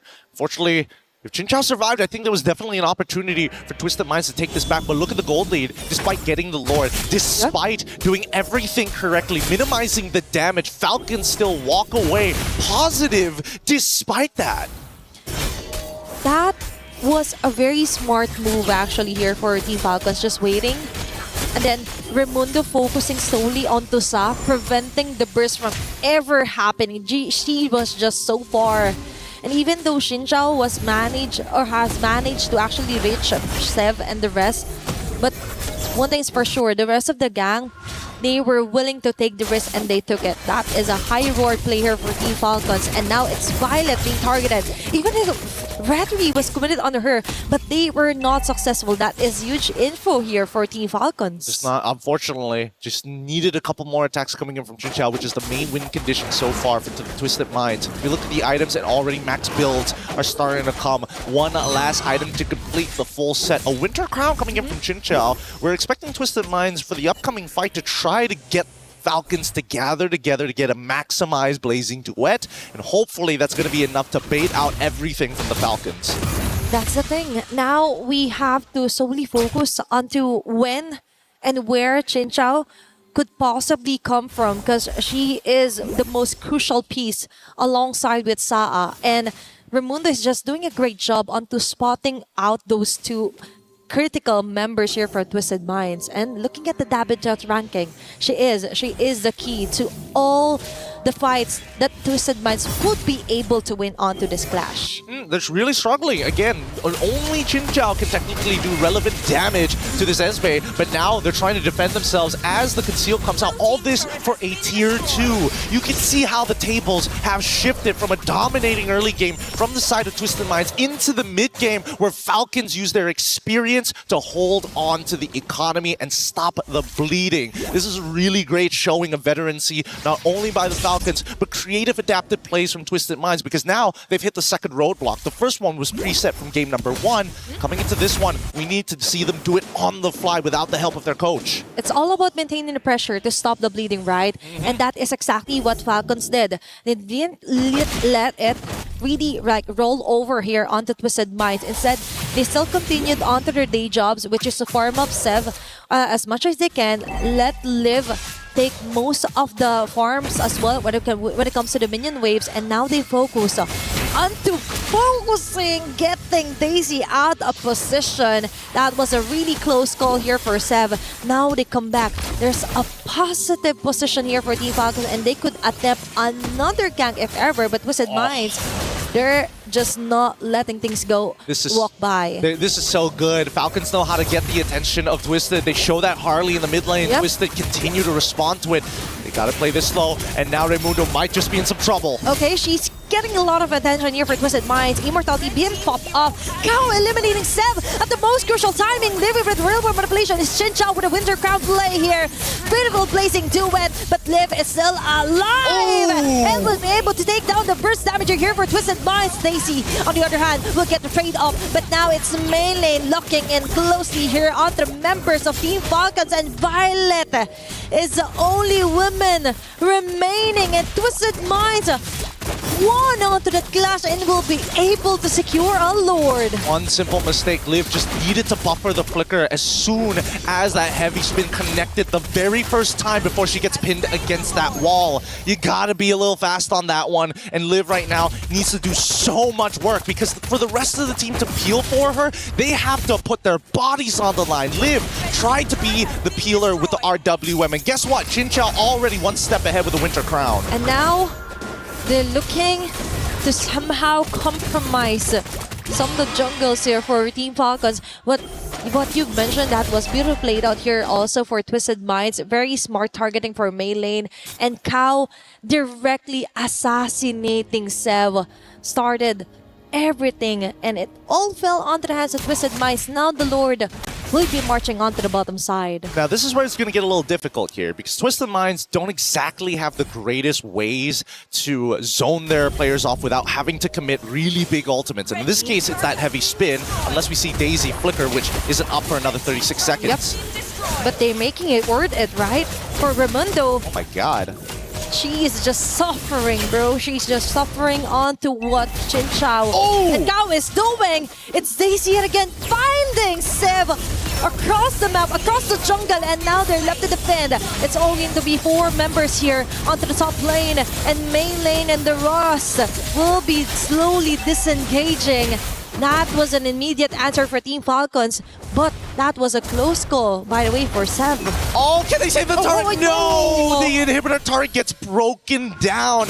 Even if it survives at 1 HP, at least it would have prevented the ever-constant flowing wave from Twisted Minds' side, and a long wave, the long lane of which Falcons must consistently deal with. Look, Lord is spawning 75 seconds away on the bottom side. It's so far away to deal with, and they really need Violet to open up that map, because nobody else can do it, not even Raimundo anymore. She isn't, right? She is not really enjoying her time right now, because for Team Falcons, that's halfway across the map, and you wouldn't want to waste a time for Violet to just clear off the waves. You want her to be present when it comes to crucial team fights. Now we see her purchasing the Winter Crown as well. Wait, we're seeing a movement from Twisted Minds. It looks like they want to invade on the top side to maybe try and go for an intercept onto Violet, but they've already spotted this out, right? Raimundo, great positioning here to give the information necessary. Falcons ready for the counterattack. Okay, Raimundo still is baiting her herself here. Just debating whether they should go for a kill, but Violet onto Daisy. This is what we're talking about. She is strong on the 1v1 scenario. But if there were multiple members, that is a different case. So Team Falcons needs to be really careful onto sending Violet alone across the map.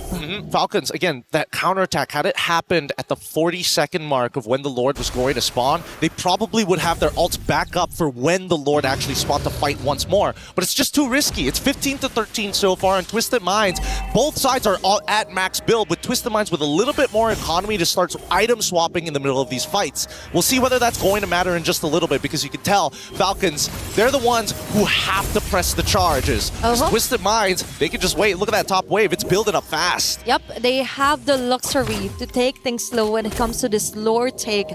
And as we mentioned, it's always going to be a -1 here for Team Falcons just because of that base art being destroyed here for Twisted Minds. And now they commit. They saw that there are not a lot of members here for Team Falcons to try and contest this one out. It's Liv trying to fall back here with a free hit. And Violet with the Falling Storm will be able to hit Sa. But process is going to be taking too long here for Team Falcons, but immediately get in with the kill.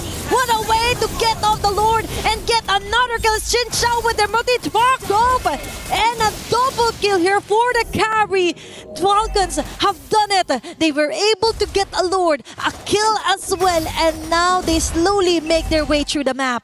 Genuinely beautifully played by Falcon's side. I thought maybe for sure that this was going to be a Lord for the side of Twisted Minds, but the target priority from Falcons in the middle of the scrum was just too much to deal with. And now, with the immortalities, they're looking for the end game as Daisy. They're going to have to recall. Yeah, it looks like they've accepted what's about to happen. And look at Levy, so far behind with the RWM ready to punish. Okay, they know it's going to be a jump here for Daisy. She's taking the risk. We'll be able to eliminate Raimundo, but the Lord is still full of HP. It's in Team Falcons focus fire onto the base and winning over this match onto a 2-0 sweep. From deadpan silence to all smiles on the side of the Falcons. What a difficult battle this had to be for the Twisted Minds. They were the ones who were leading the charge. They were the ones who were setting the tempo, but it was Falcons' experience and most importantly, their patience that got them through these hurdles. Definitely, now they rise as legends. Many had doubted them from the first day of MWI. Now they put their mark yet again as Indonesia's finest to stay here at MWI at EWC. Ooh.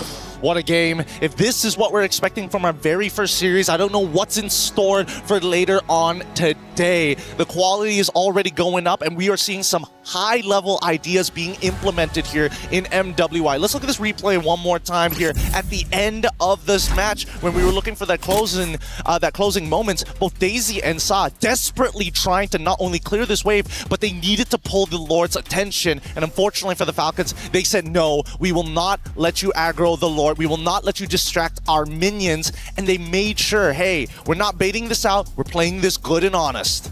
They're playing it right to their strengths. And the redemption now continues for the side of Team Falcons Indonesia. What a start here for our deciding match of the day. Let's throw it over to our interview up on stage.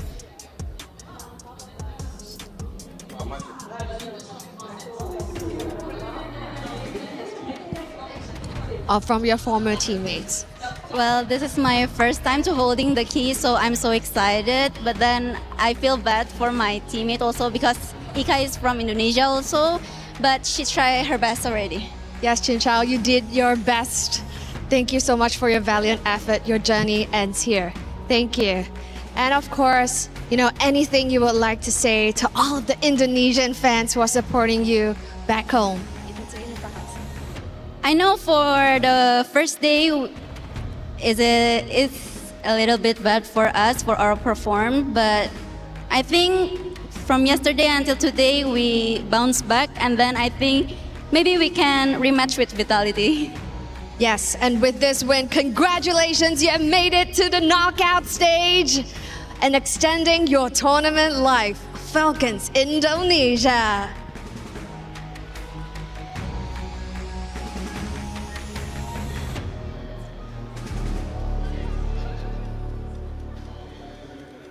is time for that very important moment. We have a tradition here at the Esports World Cup. This is the key crushing. Congratulations again to Team Falcons, Indonesia, punching that ticket into the knockout phase. We got to make sure we careful here. Stuff get real serious. Making sure that our key master lets you know exactly how it's done. Okay. We've seen the respect on stage, but at the end of the day, ladies and gentlemen, there can only be one when it comes to competition. Nothing is given, everything is earned. Oh my gosh. Yes, sir. Oh my. You see the reaction there. Congratulations again. Ladies and gentlemen, they are officially qualified for our knockout stages. Let's go ahead and take a look at the match highlights.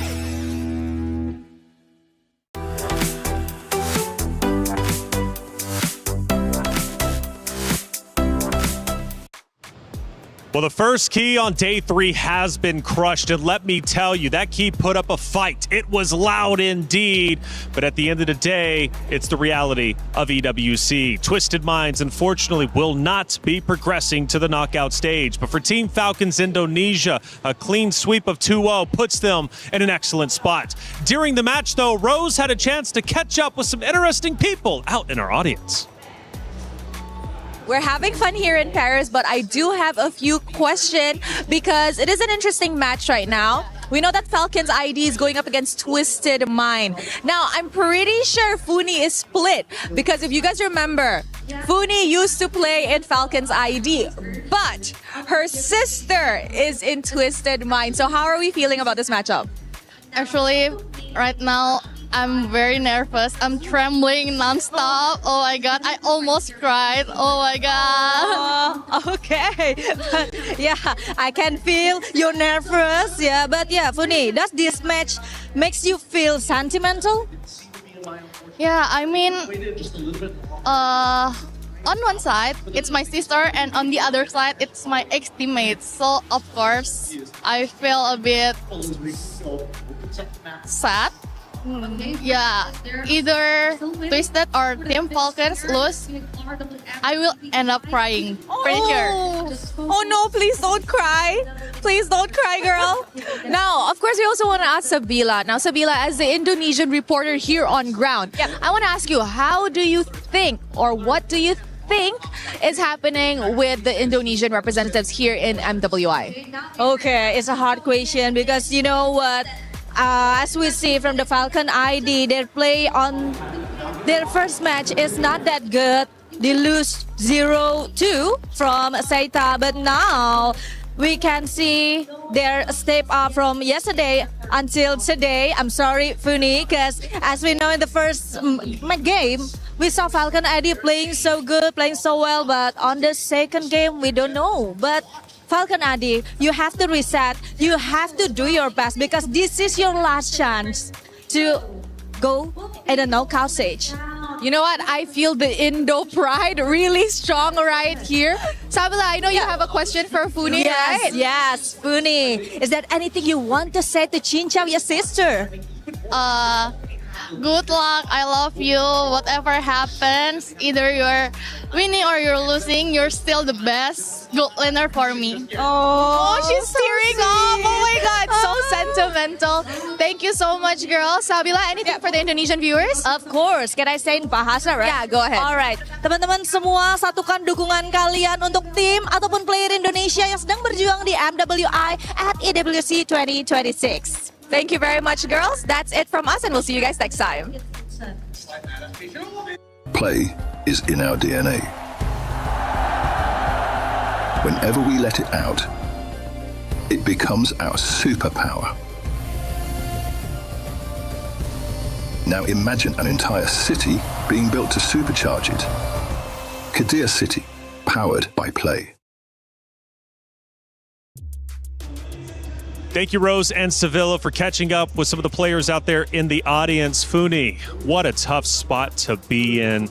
The tears were flowing. My heart breaks. The story that she has being out in the audience, having to watch those two teams. What's the story behind that? It's so tough to be in her spot because, again, as previously mentioned by her, on one side, it's her sister who's fighting. That's why you see her tearing up just a little bit when she had to give her final message. But on the other side, she had former teammates. So she's very much familiar with the competitive scene. She's been playing in Indonesia for a while now. She knows for a fact how competitive it can be and how much of an achievement it is to be here in MWI at EWC.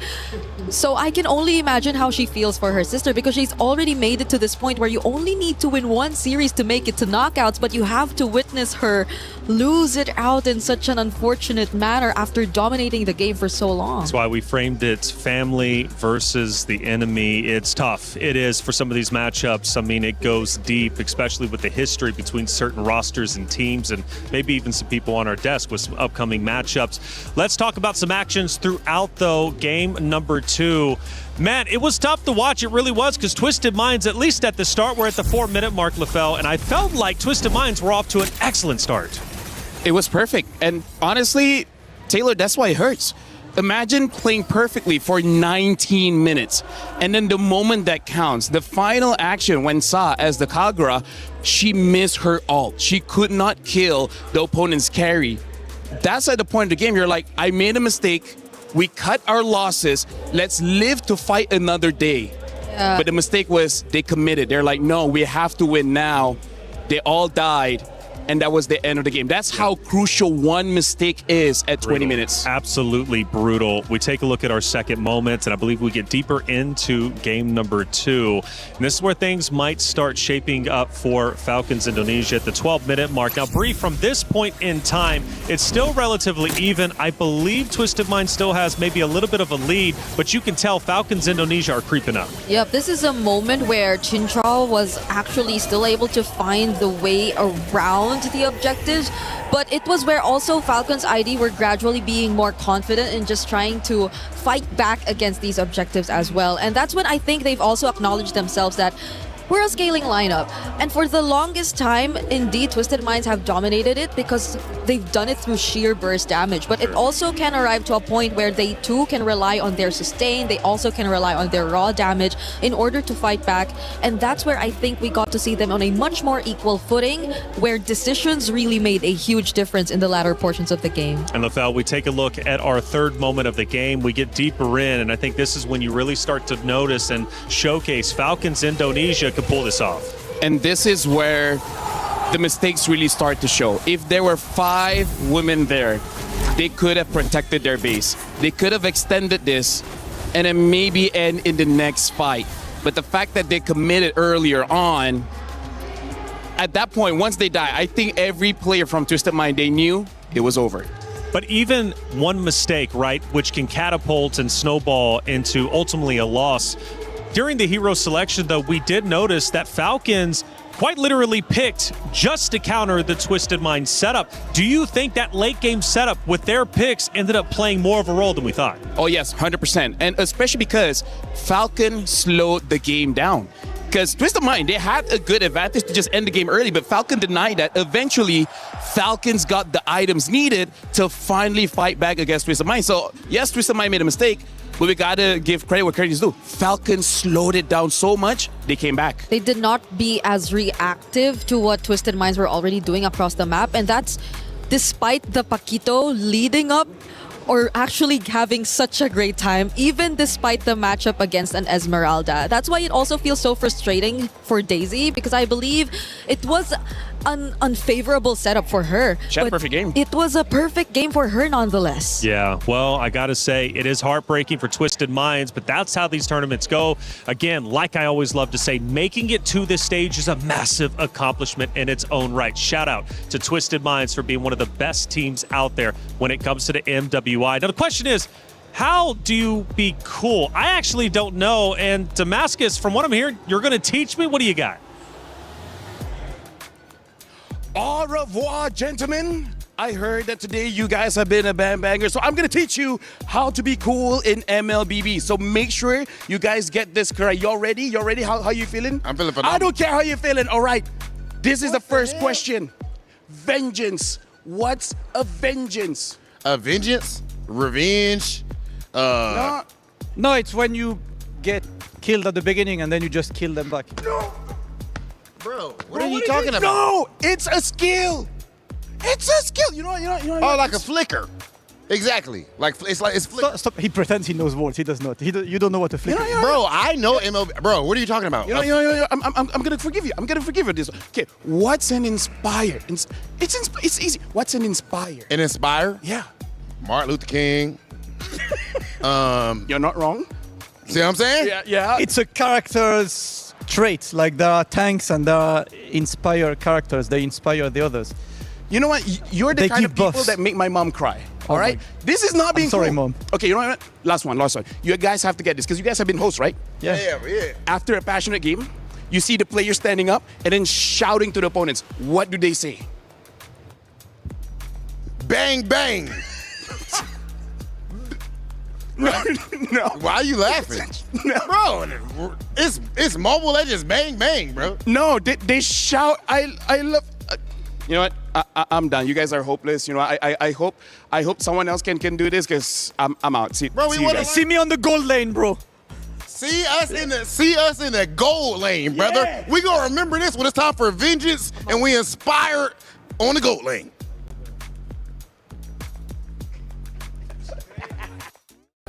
Play is in our DNA. Whenever we let it out, it becomes our superpower. Now imagine an entire city being built to supercharge it. Kadir City, powered by play. LaFell, I'm not going to lie. At one point, I got pretty scared. I thought you were going to take them both down. Dude, they were hopeless, man. I tried my best. Hearts out to them. You know what? Briggs, maybe you have more patience. Maybe you could have made them more cool. I don't know how else to explain vengeance and inspire, though. Like, I think you're the best teacher to do that. Well, you tried. I tried. But honestly, they're very, very cool guys. You know, hopefully we get to hang out, but just not play MLBB. Give them a second chance, if you will. I have faith in them. I think they can learn how to be cool. Hey, Muton's got a special message. Let's listen in.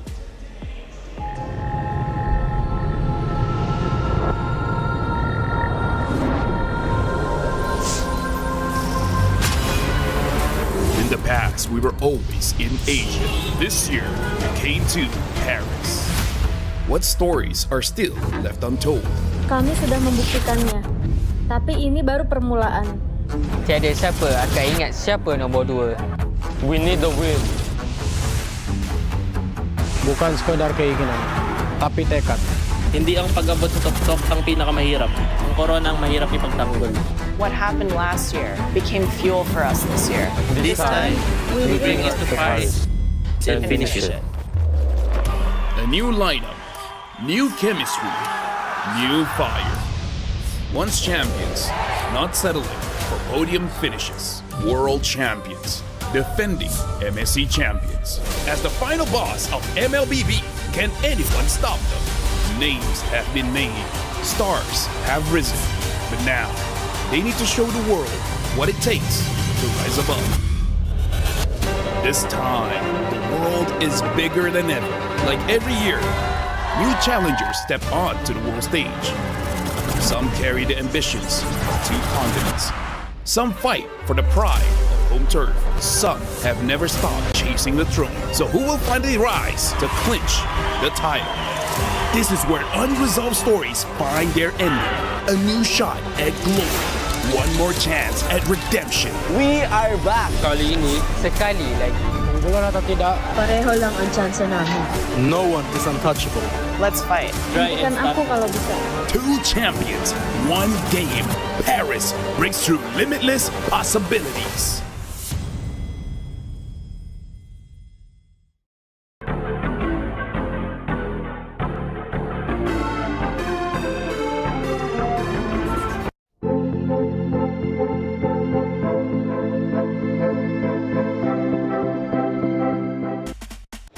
I don't know about you, but I'm pumped up not only for MWI, but MSC as well, taking place here in Paris, France at the Esports World Cup. LaFell, it's MLBB for like 3 of the 7 weeks. Oh, dude, I love MLBB. That's why I've been here for like 9 years now. I didn't know until someone asked me. I was like, I've been here for 9 years, bro. Yeah, I didn't even realize that it's been here for 10 years 10 already. years. Because just yesterday we celebrated their 10th anniversary. Yeah, she just hit 30.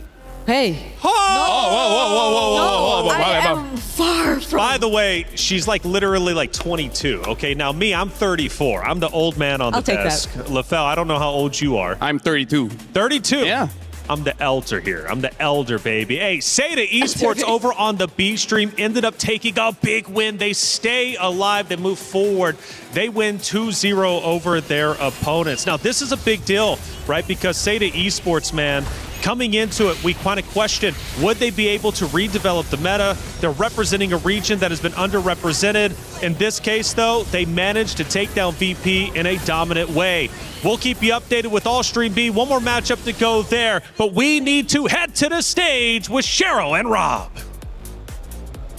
Ladies and gentlemen, it is time for a true clash of titans. On one side, you have Team Gen G, who is last year's second place finisher at MWI. On the other, you have Team Navi, which of course was the champions in 2024 for MWI. Two amazing teams, two titans, but at the end, only one is gonna qualify to the knockout stage. That's right. Now Gen G is hungry for that do-over opportunity, so they are going to do everything they can to secure this win. Whereas Navi PH is on their journey to redemption. But who stands in their way? Gen G, the very team that sent them home last year.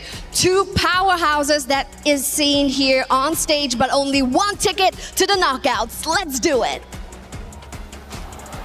Thank you, Cheryl in Hollywood. Rob TV, let's get it going. It's Gen G versus Navi, our second elimination match to move into the knockout stage.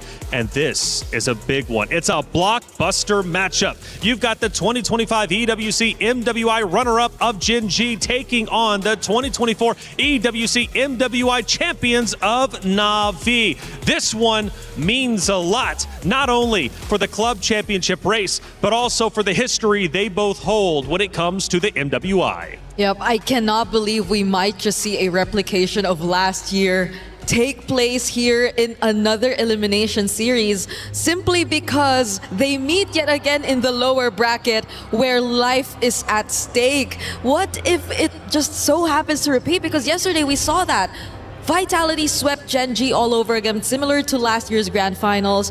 And now could they be the ones to send back Vitality or Navi home again? That's right, and you're obviously alluding to last year in the knockout stages. Navi ends up losing to then Gaming Gladiators, but now Gen G. This is a matchup of epic proportions. And for Gen G, they might not want revenge on Navi. They don't need it. They've already beat them before. However, they want revenge on Vitality. They want the championship. They fell just short last year. They want the main stage. But did they show enough yesterday to prove that they could beat this Navi roster? I gotta say, I'm pretty nervous for this one. I'm guessing Brigida as well. You know, it's her home country, and for me, my sister's playing on Gen G, so hopefully they do very well. I feel like Gen G, they have this pride, they have this ego where they're really like, I don't care who you are, I just want to be the best. And the fact that they lost against Vitality might be dangerous for Navi, because Navi is the one that has to go through their wrath. Yeah, and I think even in interviews, it reflects so much that they had a change in mindset even, because even Ashley, in terms of her character, she no longer really wants to compete for the title Mother of Tanks. It's more of her being want to be known for something else. And I think every single time they go up on stage, you tend to just realize how much they've matured because they're just after the wins. Now, as we get into our pick and bans, something to note, Na'Vi has an extremely deep hero pick pool. 22 unique heroes in this tournament. We're talking debut picks of, Chip, Masha, Bauman. They know how to play around different team comps, and we're about to see a little bit of that now. It's a deep hero pool, but I think very limited have worked for them. There seem to have been more strategies that fit best of one type of situations rather than best of threes. Honestly, like their hero pool is deep, honestly, because of that. They could not figure out what works. So they tried this, didn't work out. Now they try something else, didn't work out. I gotta tell you, Brigitte, Mirai is kind of like a talent manager. Right? Because we want to get into the studio, right? Imagine if we didn't have our tags, right? She has to be the one showing her tags so that we can all go in. A lot of teams have defeated Na'Vi by taking Mirai out first. So without her, no one from Na'Vi could advance forward. So I wonder if Gen G will use this information to take her out. I believe that's one of the reasons why they pick up the Belleric first. Because with the Belleric, Na'Vi won their very first game yesterday. And now, I gotta say, Bricks, this is already an anti-tank meta, anti-tank lineup coming in from Gen G. Bring out the Lilia as well as the carry. Yep, and it's great ways to punish. If ever Na'Vi do overextend or put themselves in positions that are not favorable for them, but could they be playing it differently this time? It's a Freya XP and a Granger that might just want to be a bit more safe because you have distance, you have range, but the Granger isn't the most meta of gold laners currently. In this situation, it's not too bad because out of every mage in the game, Lilia has one of the lowest HP pools, so it's easier for you to stack up on the Sky Piercer. Yeah, and it seems like they just want a different route in the gold lane matchup. I'm not so sure the route is okay or not. Let me be very clear because Na'Vi, every single game they play, they change the strategy. They play global ban without playing global ban. Yeah, this is why I think even a lot of us are really searching for that identity of what does really comprise of Na'Vi. What does Na'Vi I have the answer. Establish in terms of their identity? Honestly, their identity is number one, help out the mid duo first. That's step number one. They need to survive. Mirai is such a playmaker. And then number two, get not Ayanami on a hero like a Masha, like a Benedetta, like an Esmeralda, someone that can dive all the way deep into enemy territories and take down their damage dealer. She might die. Honestly, she might die. Okay. But the team is okay with that. So it's more of a glass cannon situation for Kamikaze all the way. All right. Because I think a lot of times too, whenever we see Na'Vi on the defense, it's not like their gold laner or mid laner really goes down. It's just that they're forced to play from behind because their frontliners are always being punished or taken out every single time, which in this scenario hopefully is not just Mirai, because Keishi did pick up the Baksha anyway. Yep, let's look at the bans here, by the way. Genji already banned out 2 EXP laners, ban out the Paquito as well as the Phoveus, and then 2 roamers here with the Atlas as well as the Matilda. Na'Vi finish out their bans, Marcel, Hirara, Esmeralda, Akai, as well as the Sora. So they're really targeting Arya as well as potentially a tank jungle from Rui, bringing in that Akai. I think that's a very good idea, kind of forcing out Gen G to use a damage dealer in the jungle, which I gotta tell you, it doesn't look like a very good assassin jungle matchup here. If they have a Bellman, Gen G might survive this draft. Yeah, and at least so far, Gen G and their mid duo have been also picking up some of the more unconventional mid duos, I'd say, because yesterday I think we already got to see the Selena from them as well.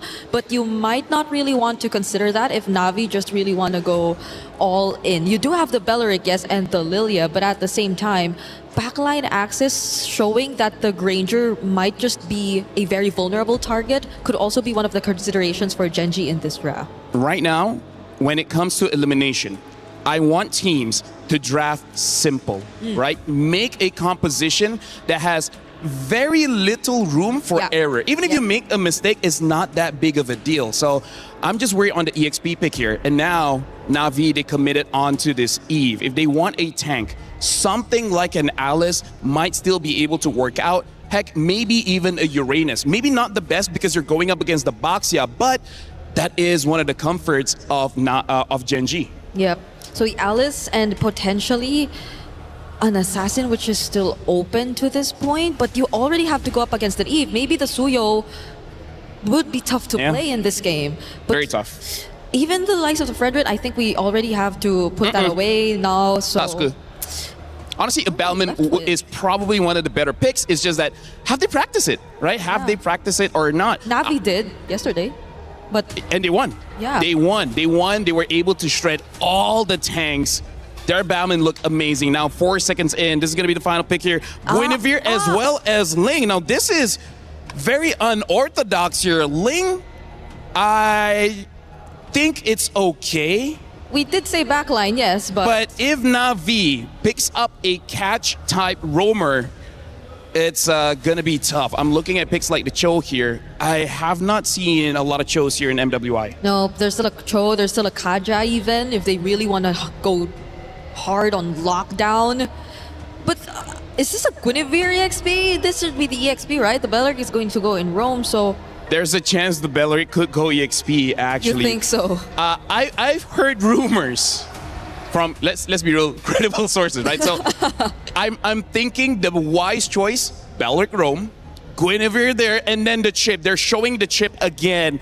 I don't know if this is the lineup for it. And look at this, it is probably going to be Beleric in the EXP, so... Oh my god. I gotta say, reflections based on this draft, I think we're going to have a very chaotic game one. I like chaos, yes I do, and we're definitely going to get it with the historic teams of Gen.G and Na'Vi. It's a blockbuster matchup. History between the two, not only in terms of their accomplishments in the MWI, but also last year in the knockout stage. But who gets revenge and who wants to move forward to the knockouts? We're going to find out very shortly. It's Gen.G versus Na'Vi. Athena, Gideon, take it away. Thank you so much. Once again, we come into our second best of three here today. And this one's going to be a little spicy. We got Ling already showing back up here on day 3 of MWI. But this is going to be a make it or break it for either one of these teams. Momentum starts here. First team to get that match point so far, based on how the MWI schedule has been going. The sweeps are prominent. For Gen.G so far, we've seen them kind of react onto the draft, but a very credible source out there for Lafel with Arya using the Beleric onto the XP. Something quite refreshing, although it's not really the standard that we've seen here so far for MWI.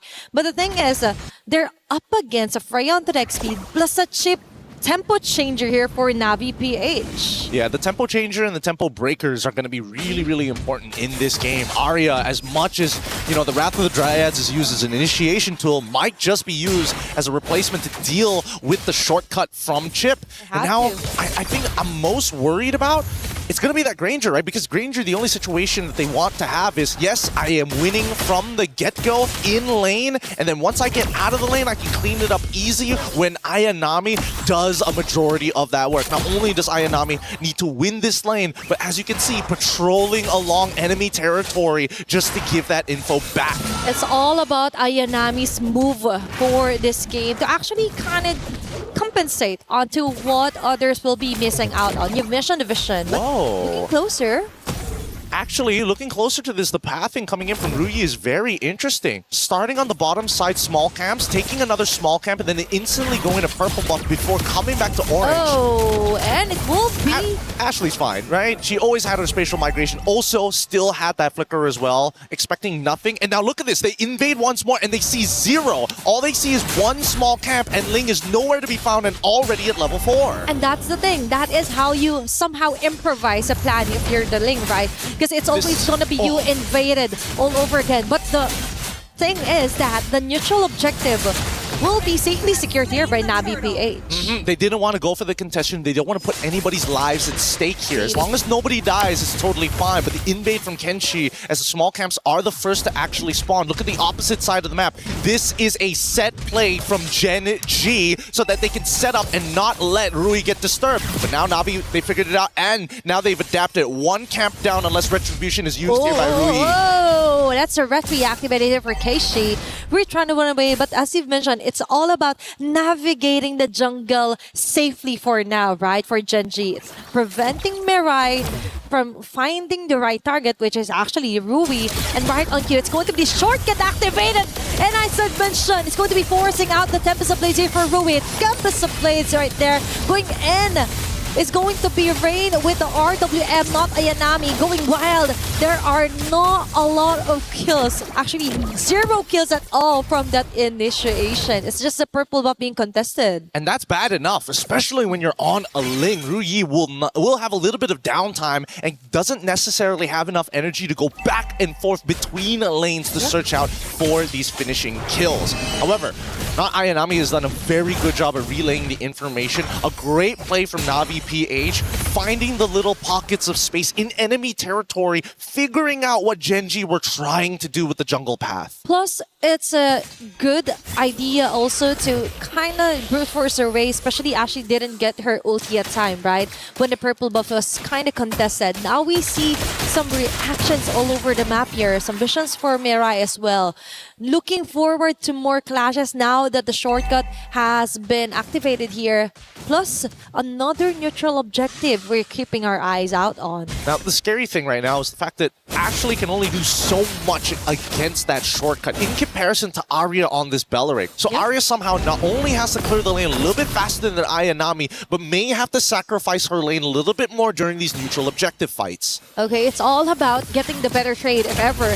It's now Mirai again with Ton onto Ashley as well. RWM, perfect timing here for Rian's first blood. Not Ayanami jumping on the line of fire here for Rui and Ashley. She's keeping her at bay. And a fresh objective take here for Keishi. Ashley left defenseless even with a spatial migration. She will go down, girl. Missed opportunity with the Wrath of the Dryads. Could have knocked up 2, and now it's going to be an ever slow bleed here. This is the traditional tank v assassin matchup. It becomes oppressive, and Gen G knew that the early game was going to be a little rough. It is. So now they follow suit onto somehow managing some of the lanes here onto the map. But for Navi PH, they know they just have to interrupt, continuously interrupt Ropey in the process, even forcing out the Tempest of Blade just to try and survive. Rian getting the numbers rolling for her Granger is looking quite good here. And Arya is just all over the place. She has to be at 2 places at a time right now. It's a losing situation for Arya at this stage of the game, right? Ideally, Gen G wanted to stay as even as possible to Navi. This is not their item power spike. Sayori already is, again, getting zoned out in a majority of these fights, and now finally putting the influence onto Panda.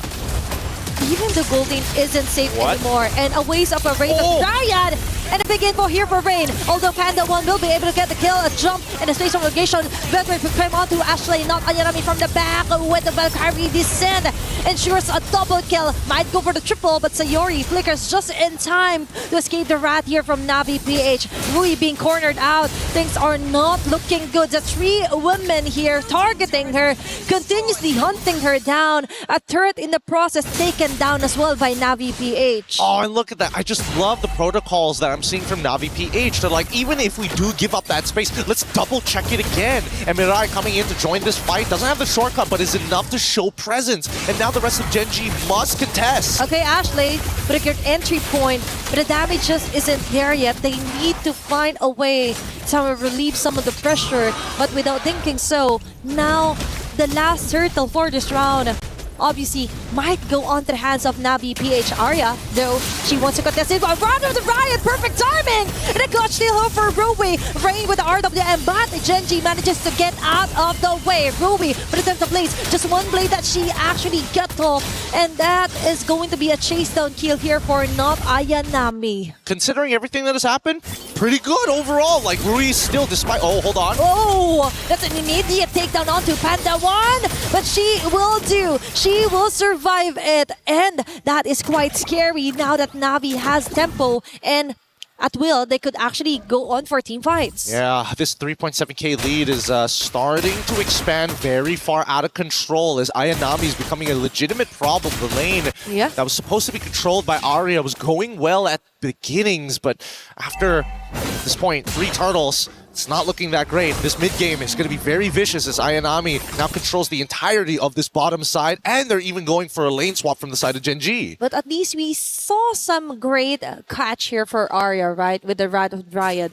But the thing is, you mentioned the gold lead was quite onto the side of Navi PH. So with that said, they have to be really careful onto where they will be sending at Panda. And right at you, he just purchased her a golden staff together with the corrosion side. Now we kinda get some action or little bits of damages coming in from Genji if ever, but still it's a never-ending deny and somehow vision here onto the purple buff. But now Rui finally gets the purple buff, but in the process, it's not Ayanami doing their job, taking down turret after turret. Again, Navi PH, they come in, they say, you know what, let's give them a forked option. In chess terms, is putting 2 pieces under threat at the same time. And unfortunately for Genji, they must only pick one. They chose the purple buff, they sacrificed their T2 because of that, and Ayanami is having the time of her life. Panda on the opposite side. The last hope here for the late game for Genji. They're going to need a lot of time for Panda to get to where they need to be because of how much pressure and most importantly,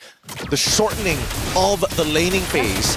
It's all about stretching out the game here for Genji, just enough to try and give enough time here for Panda 1. A failed attempt there for Ashley. It's like a go here for Mirai, going in with a shortcut. It's only not Ayanami being called in. Very nice action though for Genji here. Just try and negate, cut their losses as early as possible, but no, it's Arya taking the risk again. A Rain with the early RWM, and Wrath of Dryad will be catching up 3 members, but not long enough for Arya to stay alive. Not Ayanami out to Ashley, focus fire. Panda 1 with the free hits, now they finally do it, but at what cost? It's too expensive of a mistake to overstay their welcome there as Navi PH slowly backs away. It's going to be a catch onto not Ayanami and Keishi. 2-4-2 trade-off there, right on cue onto the Lord jungle. Oh my goodness, Ryu honestly could have maybe cleaned up the rest of this. They got the Haas Claw in time. Unfortunately, just didn't want to give another Sky Piercer stack over to Riance. They need to find this shutdown onto Riance somehow. If they can, that extends the game for them and it doesn't allow them to actually snowball out of control, and they can focus all of their attention back onto Ayanami, who so far has been the big chunker. Even with Arya flickering in with the Wrath of the Dryads, bringing some members to a quarter depending on lifesteal or spell vamp, some of the squishier targets, man, even Rain taking a good chunk of damage. It's all about not Ayanami and Mirai doing a hell of a job here for game number 1. And as you mentioned, this is the kind of scenario that she really wanted, right? To give her a hero that could deal a lot of damage, plus sustain the hell out of Genji. Now, we're noticing that Panda 1 actually has some of the items that she needed. Now, it's all about positioning. And the position here on the Lord is actually more so onto the side of Navi PH, but for Genji, they're not letting go of this long push onto the mid lane. Nope, they don't have to do much. They're gonna try and threaten the T1, but Navi is still trying to set up this fork. Getting a good push on the long lane is gonna force Rui, the fastest rotator they have on that team, to go and respond. And that's going to be quite a sacrifice here, because Navi now knows that it will be possible to try and catch a member here for Genji. Nice touch onto Ashley, but not Ayanami again with a chase down. Ashley's down, KG with a follow-up. Panda 1 already taken down. Rhea with those bullets hitting on the right target. 3 women down immediately for Genji. And that was so worth it on the side of Navi PH and not yet finished. Sayori will fall down as well. It's only Rui left here to try and get the Lord, but no, it's too risky as MLBB will also call for backups. What a way to assert their dominance here for Na'Vi. I don't know if the secondary motion was necessary, but I think that at the end of the day, they're trading ults for ults, and honestly, the fact that Gen G is losing some of these fatter ults is way better for Na'Vi because they're not going to quote-unquote need the shortcut in enemy territory unless they are at all full fighting strength. And since all of them basically control the entire map, trying to go for that shortcut underneath towers at this stage by inhibitors is not going to be as worth it. I think Na'Vi understand this. They're going to go into their siege tactics. They're going to use Rain. They're going to use the RWM to control everything. Yeah, it's all about reserving the right skill sets and combos here for Na'Vi PH. Looking at the items are quite looking good, and a huge chunk of it is onto the hands of Rian and not Ayanami. Yeah, and the worst part, Ayanami, with these 3 items already looking to get some anti-heal on top of that, like the sustain is looking super good. It is. Fortunately, if they keep on chunking Ashley out, they're not going to have a secondary anti-heal user other than Sayori. And even then, Sayori can't deal with Ayanami alone. She can find the right angles as of the moment because Mirai and Keishi could actually pin her out of the crowd. Aurora WM red again for Rain. A perfect opportunity for them to annihilate members here for Gen G. There's going to be an answer back here for Sayori. Double kill for Rian, making it a triple. Now they're chasing at Sayori. And Rian with a maniac. What a way to open up the base here for Gen G. Yep, now looking to close out this game. They've got a mid-wave to work with, and Panda, the only one alive. Unfortunately for Panda, she can't use any AoE other than the spinning light wheels. She will try, but the Lord-powered minions are just too much, with Rian zoning her out single-handedly. With each Rhapsody, this game closes out 17-5 in favor of Na'Vi PH. A shot at Navi's redemption. That is exactly what they have in mind, what they have in store. And they finally did it here onto their first game on a very crucial deciding matchup. Really, really difficult to deal with overall, man. I mean, when you're playing Ling into these types of tanks, it's you're hoping to stay even, if not get a little bit ahead of this Boxia. But these set plays coming in from Na'Vi, the fact that they understood that the importance is not about how many camps that this Ling steals, it's about that purple buff from early to mid. It's all about limiting the lifeline here, right, for Gen G. And they hella check out all the objectives here for Na'Vi PH. Yeah, but that being said, a lot to think about. But we're going to go on a short break, and when we come back, more Mobile Legends action.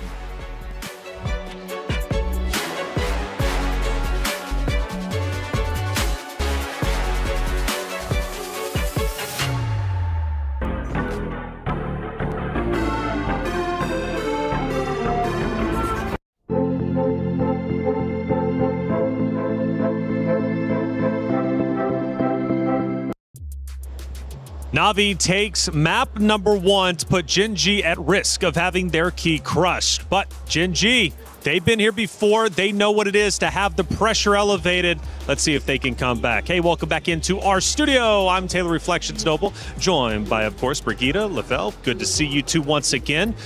First off, to open up the section, Belleric and EXP for Gen G. It was a risk, right? We knew it was. If it pays off, excellent play, but it didn't pay off. Yeah, but the question is, why didn't it work out, right? Because here's the thing, Belleric is a great hero, but he is slow, right? So that was a mismatch, because that is a situation where you're on a racetrack where not Ayanami was a sprinter and Arya was a strongman. It was not close when it comes to what they're supposed to do. Yeah, because even for the composition of Gen G in terms of the engage, it's mostly on maybe landing a spatial migration or two onto specific targets of Na'Vi, but the ultimate that you expect from a Belleric seems like it's more of a means to just respond to what Na'Vi might do. It's more of catch to the dives, and we saw it happen multiple times, but in the first few moments that we did, during those crucial times, Arya wasn't really able to be present because, as you mentioned, it's a pretty slow EXP laner if you're expecting a response from. And we have a couple of big moments from that map number one. We take a look at least at our first one. Now, one of the things, LaFell, you were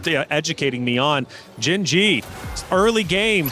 Right now, they just want to stall. They want to get into that late game because of the hero composition.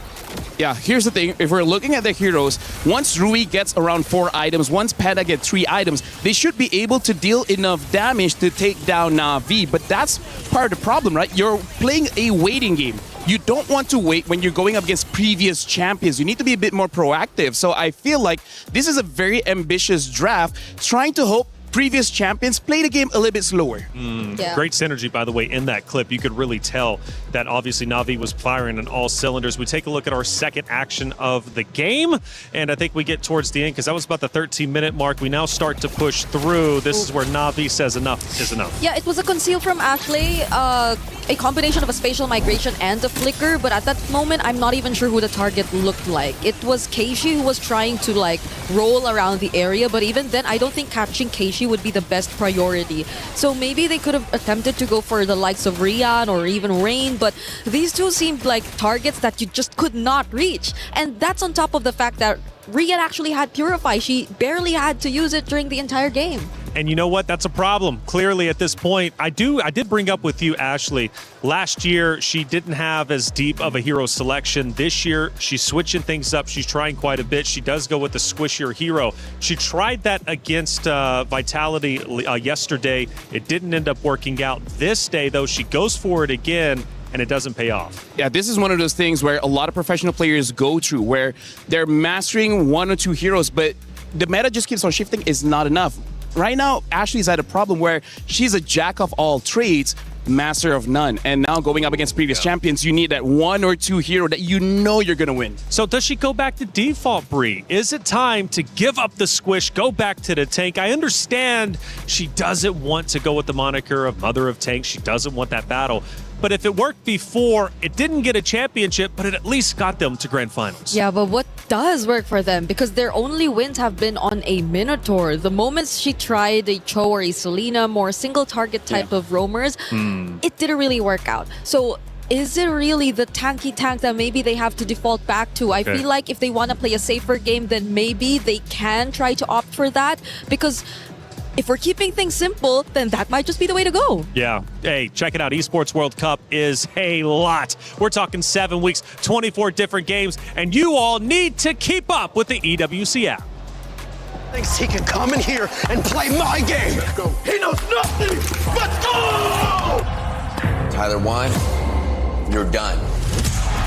This is my ladder. You can't climb it. That's an L airline. Somebody better hold me. Okay, yeah. Do something then. Raw energy. Blow the house down.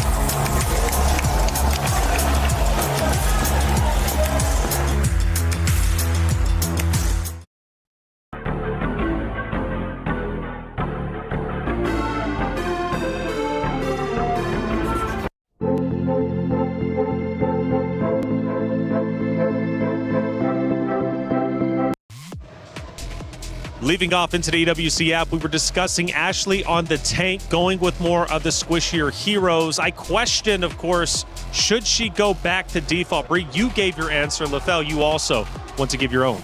Back in 2025, these are the 2 heroes that Ashley did so well on, which is number 1, the Grok, right? Amazing way to engage the fight, as well as the Gato Kacha, a hero that has revitalized that can actually help you win out the early game. So those are very simple heroes that's not in the meta, but he has proven that it works before. And I don't know, this might be crunch time because you might get eliminated if you draft wrong for this one. Yeah, and I think these are roamers that can pretty much work with regardless what kind of comp that you want to go for. It also gives you a bit more flexibility in terms of what you might want to put in the EXP lane, because I feel for Arya, she might have wanted to opt for also something that could have been more of a playmaker. Yeah, a fighter type of XP laner to complement the lineup. So in that regard, to put off a bit of the responsibility off her shoulders to just be on the receiving end of majority of the plays that Navi could create. I think you can play slow, that's one thing we've established, but you also want to play much more proactive if you're Gen G in this kind of situation. So a couple of players, at least over the past couple of days, not living up to expectation. For Gen G, Rui was one of them.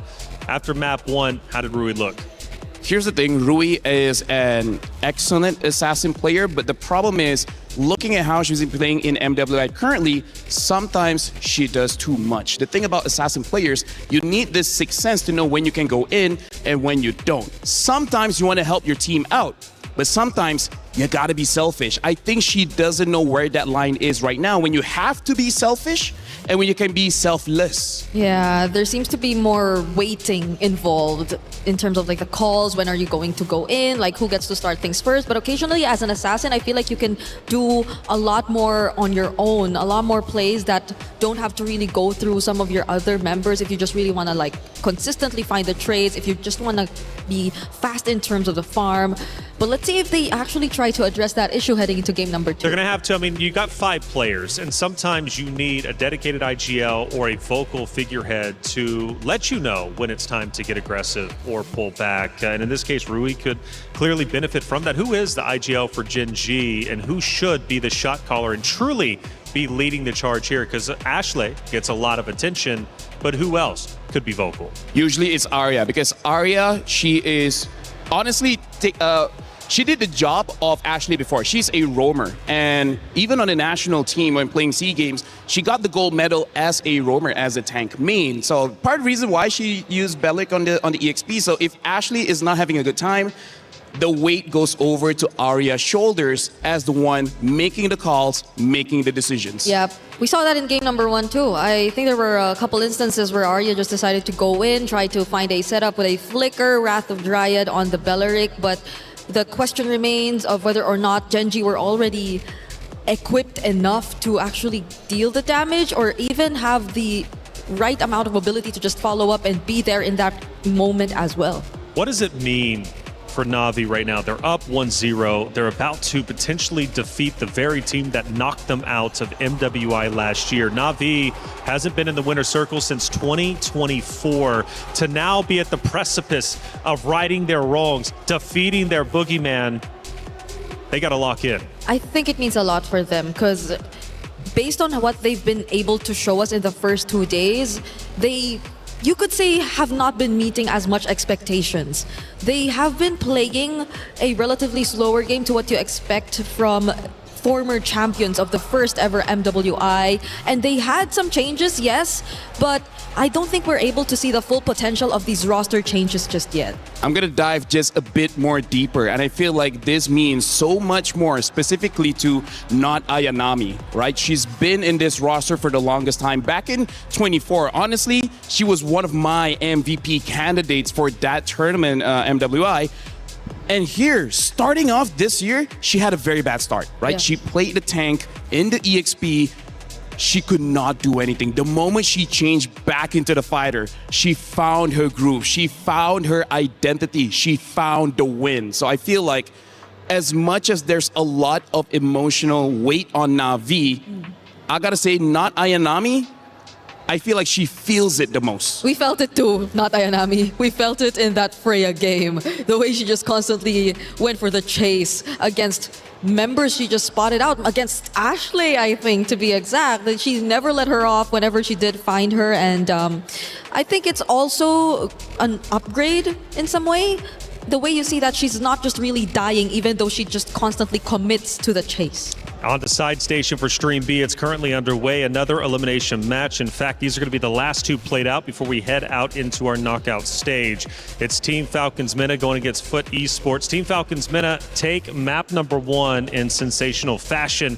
They also look to move forward, which is a big deal for the Falcons roster, Falcons organization in general. They could have 2 Falcons teams for MLBB for the MWI representing for the club championship race and knockouts. And honestly, that's pretty big because we had an interview where we start off the day where Foot basically said, we always fight against Falcons, and then we always win. And this time, Falcons, when it really needs to lock in, they finally defeated Foot. Well, at least for one game. Even in the player arrivals, right? I think that was something one of the members from Foot Esports actually mentioned, that, yeah, she's feeling good about today. She's looking at a 2-0, but it seems like it's not as easy as they thought. They have to push it for a game number 3. And I want to go back to the Gen G Na'Vi conversation because, LaFell, there was something you brought up yesterday to me when we were discussing NA teams in general. It seems like they've got to go through the gauntlet every single event just to make it to the next stage. Honestly, it's a mystery. If it happens for 1 year, fine.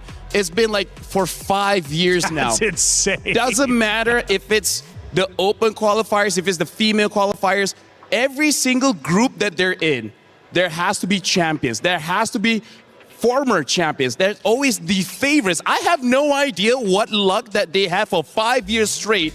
They're always grouped up with champions. I don't know what's going on. For this year, though. I swear it's not planned. Yeah, for this year, though, shout-outs to Mirko. Shout-outs to Mirko.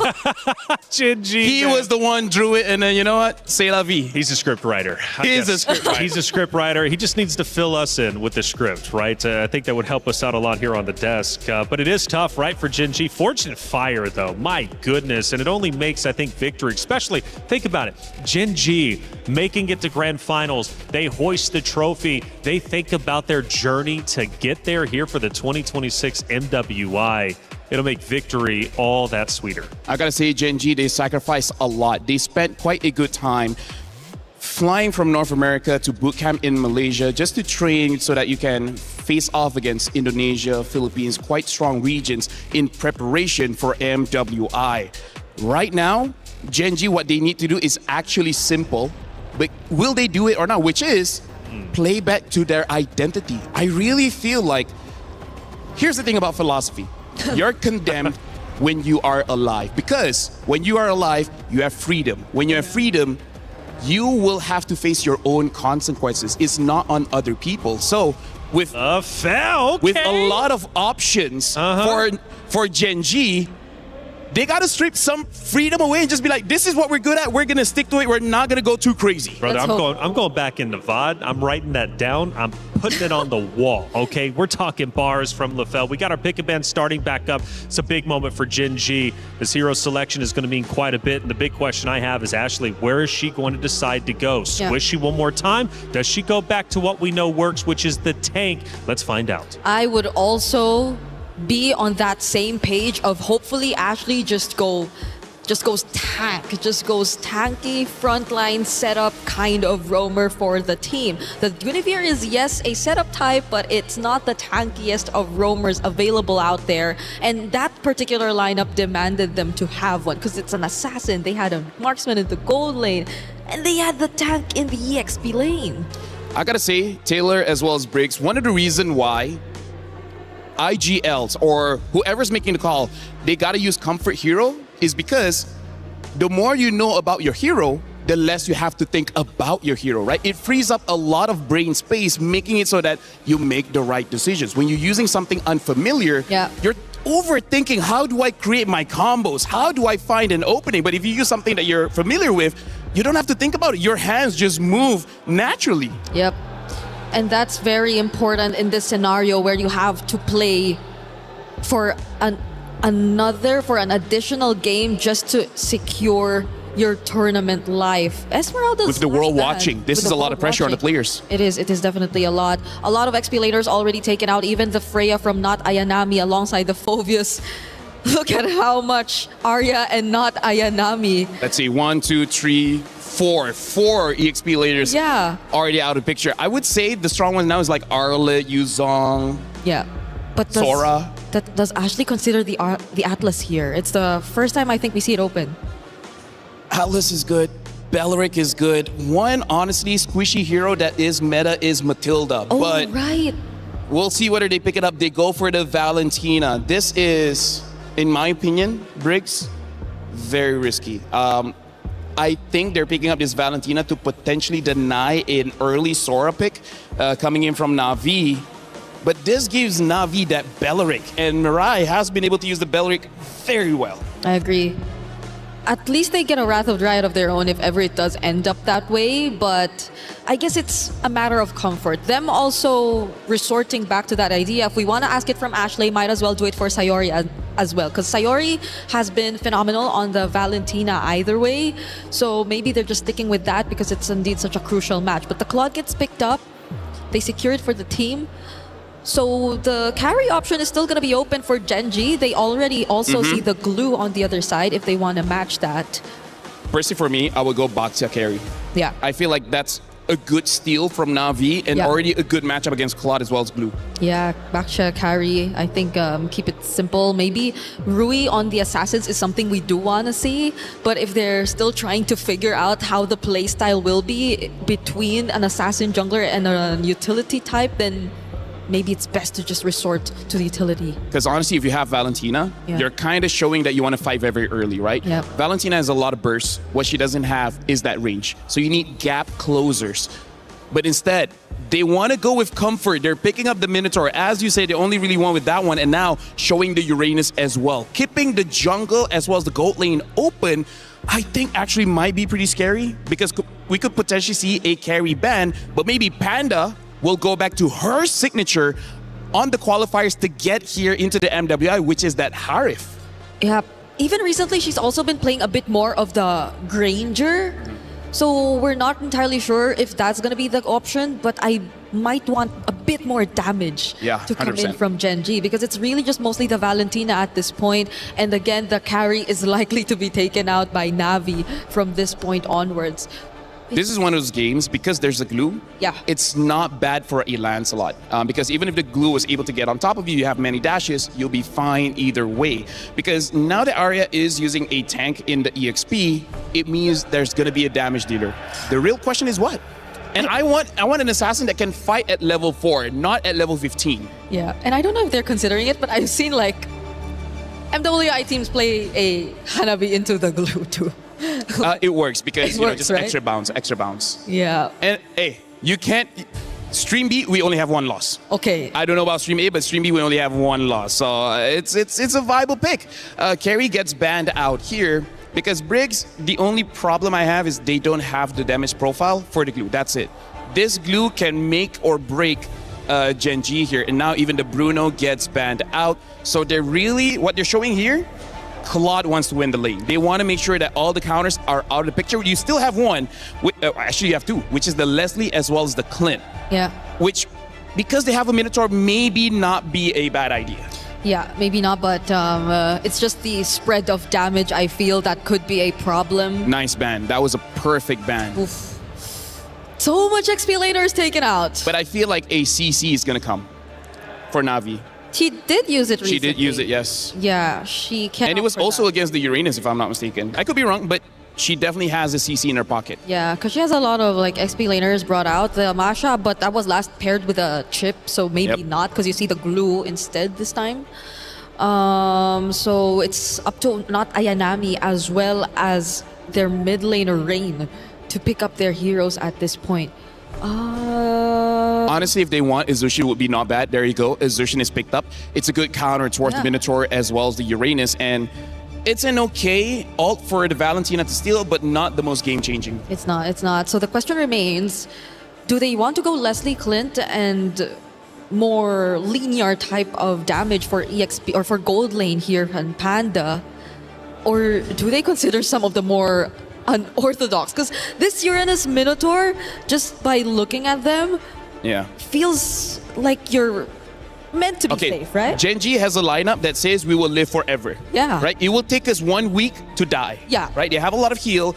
They're going to build Flask of the Oasis. If they haven't Hanabi, actually it makes a lot of sense. It makes a lot of sense, right? Makes a lot of sense. But the same as the Clint, same as the Leslie, heck, maybe even the Moskov. So they pick up a Suyo here.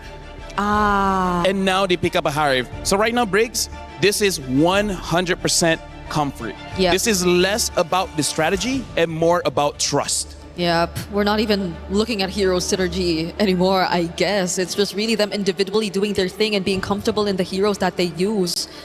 So it's just the EXP lane for not Ayanami that we're looking at. Majority have been taken out. CC is still there. The pave is also gone. Technically, you can go for something like a Lapu as well. There are a few options. I feel like CC is the most right, but if you want to dive, there's still the Lapu. Maybe not the usual because there's a Valentina, but...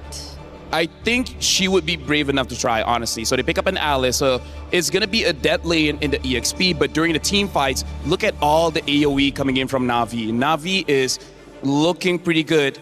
I gotta say, Taylor, Gen G, they're putting a lot of trust on the individual players here. And I'm okay with that. You know, you just took a heavy loss. You know that your key is at risk of being crushed. What do?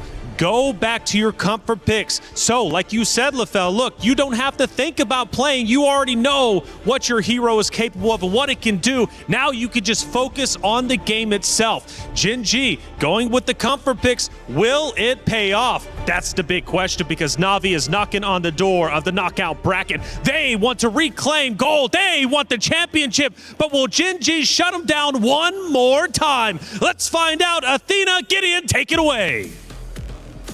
Match point here, and Gen G trying to find the equalizer to turn it into the game 3. So far, Na'Vi at PH has been playing real good, but this draft has been interesting. When you thought they were not going to give a good ultimate to Valentina, right at the very end, they get the Throne of Ruin. Okay, that took quite of a U-turn here for the draft for Na'Vi. But for Gen G, that is quite fortunate, right? You finally get something that is very useful in terms of flashes for Sayori. And speaking of the comforts as well, sticking to what you know best, even with your eyes closed. Let's see if that will reflect heavily as well here for the playstyle for Gen G. I want to see how this is going to play out, especially after level 4. I feel like there's going to be kind of nothing burgers in the laning phase, especially both sides. And I mean, look at even Ayanami as well as Arya having, you know, a wet noodle fight here over a Lithal Wanderer as they lose EXP on the top side. One minion already gone here for the Alice. Yep. It's all about who's going to find the perfect first blood here. And as you mentioned, we're not gonna be seeing a lot of team fights yet, or even 1v1s here for not Ayanami and Arya. It's all about roaming around and giving vision and assistance if whenever needed here for Na'Vi and Gen G. It's about controlling the wave, but most importantly, it's about maintaining the tempo. Both compositions kind of want to play the fights really, really slow. They're looking for the high-impact engages. An early rapid boots here from Mariah as we see the gank on top. Okay, that's going to be somewhat of a vision, but not really enough to get the first blood. We might see that on the body of Panda, but great assistance there for Ashley.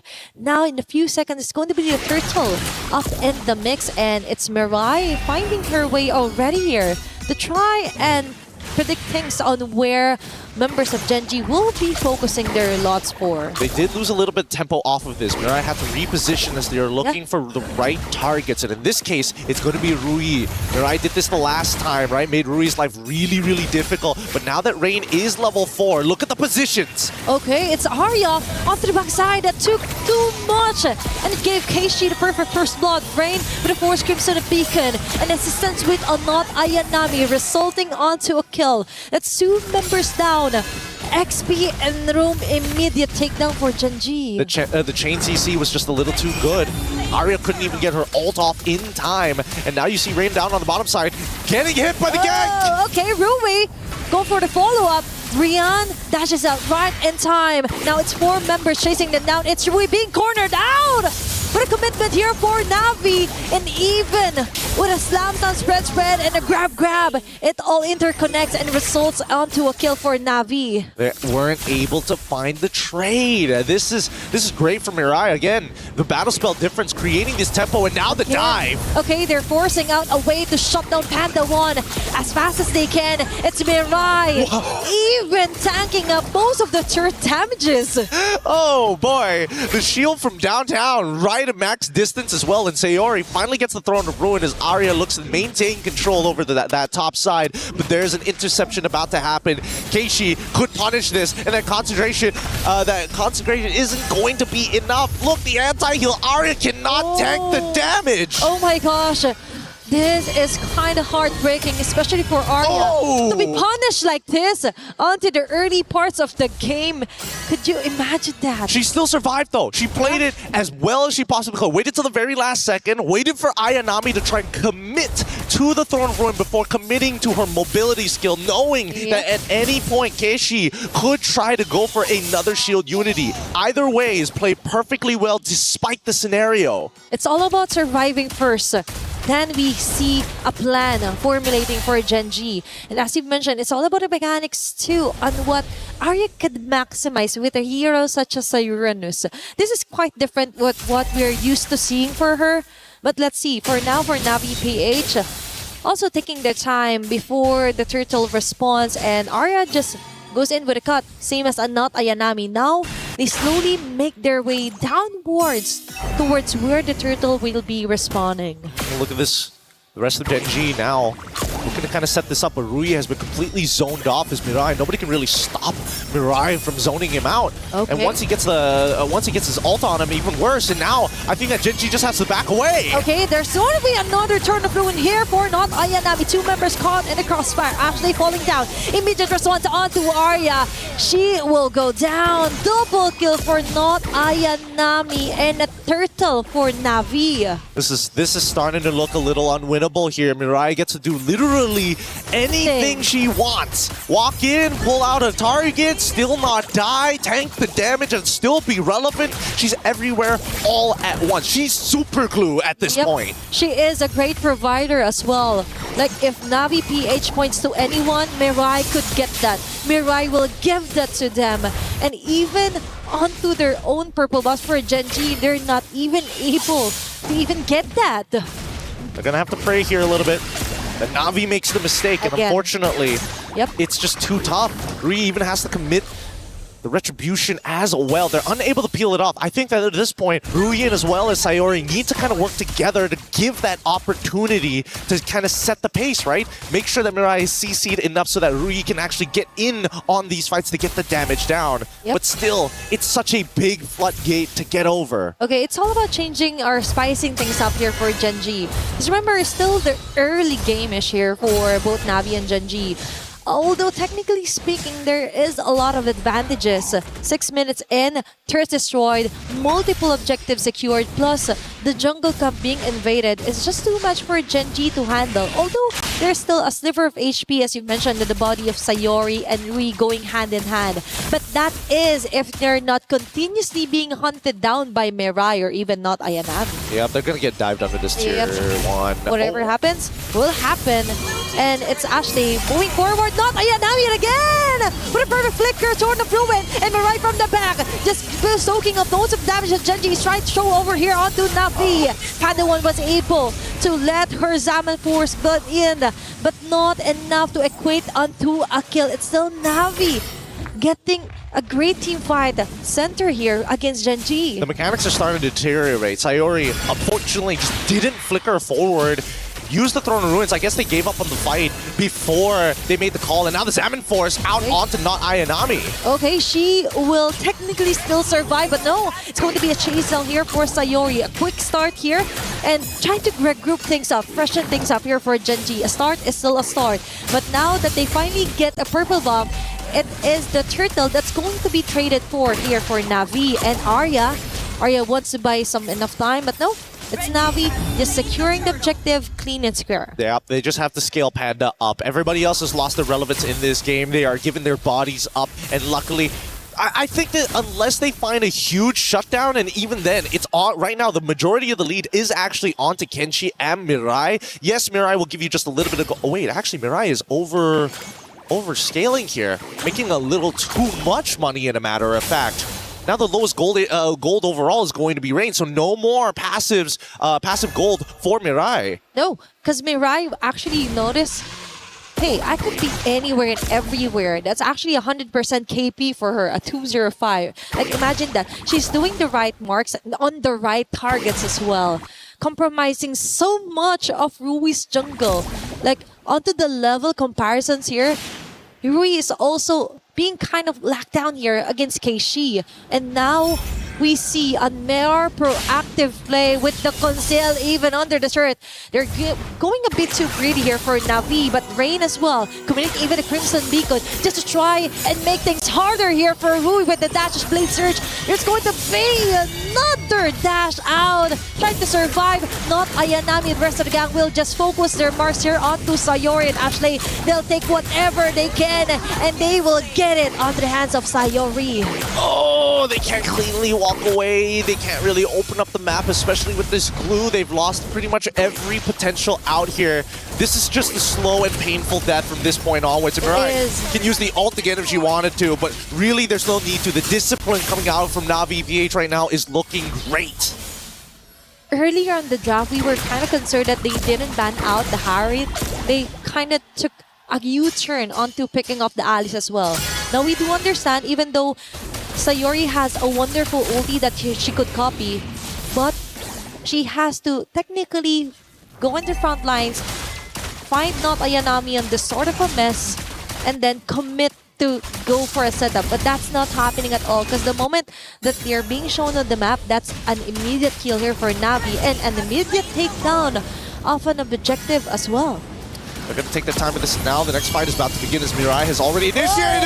Oh, now Ayanami with a catch here on the 3 members. Panda one with the Salmon Force, but it's backwards all over again here for Gen G. And it's Ashley right now trying to find a way to escape, and she will. Mirai might be the sacrifice, and Rui finally gets a kill onto her hands. Now that was a quite bit of a messy impact here for Navi PH, and Gen G got 1 out of the 5. At least they were able to get 1, and honestly, that's a pretty big win for Gen G at the very least. At this stage of the game, 10 minutes and we still have some Holy Shieldings to work with. So at least for Gen G, if they can just minimize the damage and protect this long lane, they might have a chance. Okay, it's all about Arya right now, doing a lot of the heavy lifting here against Navi PH. The Holy Shield just might pop off. It's going to be a risk here for Gen G.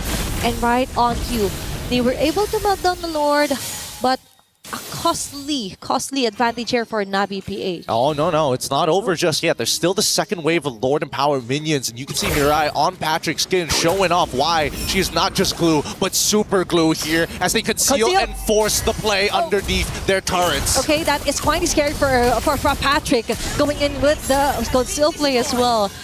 They just wanted to scare off some of the members, then finally get a base turret out of Gen G. Now Sayori is forced to somehow copy the Crimson Beacon for extra survivability if ever Navi decides to jump in onto the clash. And honestly, I think that Gen G could have taken advantage of the fact that they were going for the conceal, right? Because they should be aware that the battle spells of both Mirai as well as Ayanami were still on cooldown. So there was technically no way for them to catch them off guard. Yeah. Everything would have been telegraphed from the Throne of Ruins or just Glue being, concealed and walking up to you. Now, with the Radiant Armor already purchased on top of everything that they have, right?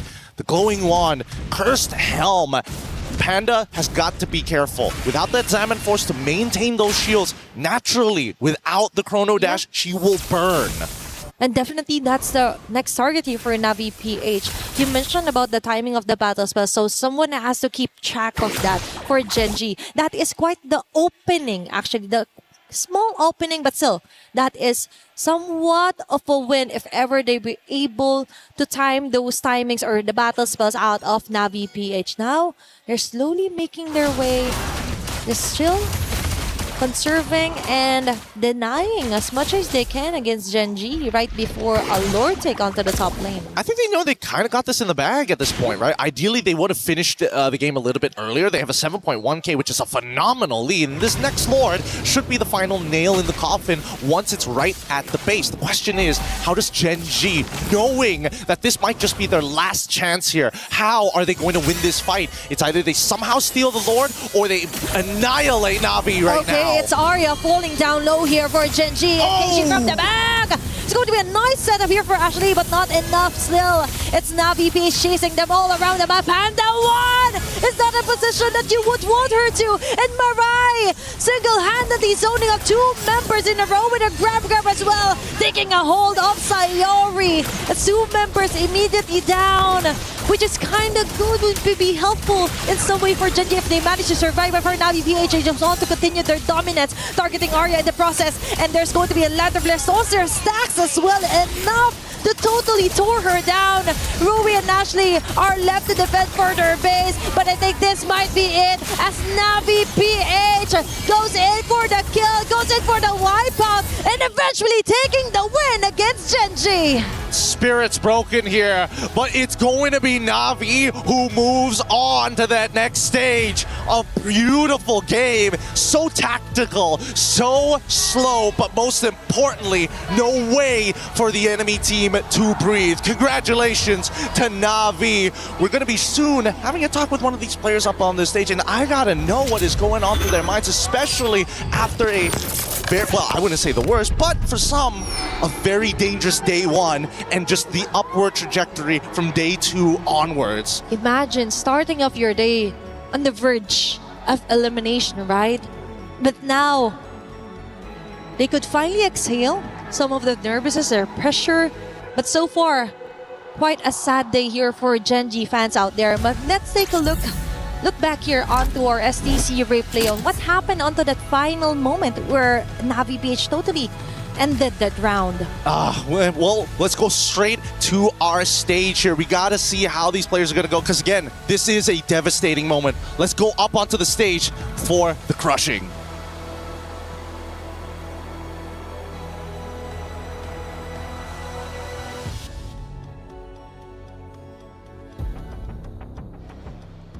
Now, Ashley, hand on over your tournament key over to Navi. Thank you so much. You fought valiantly, and your journey ends here at MWI. Thank you.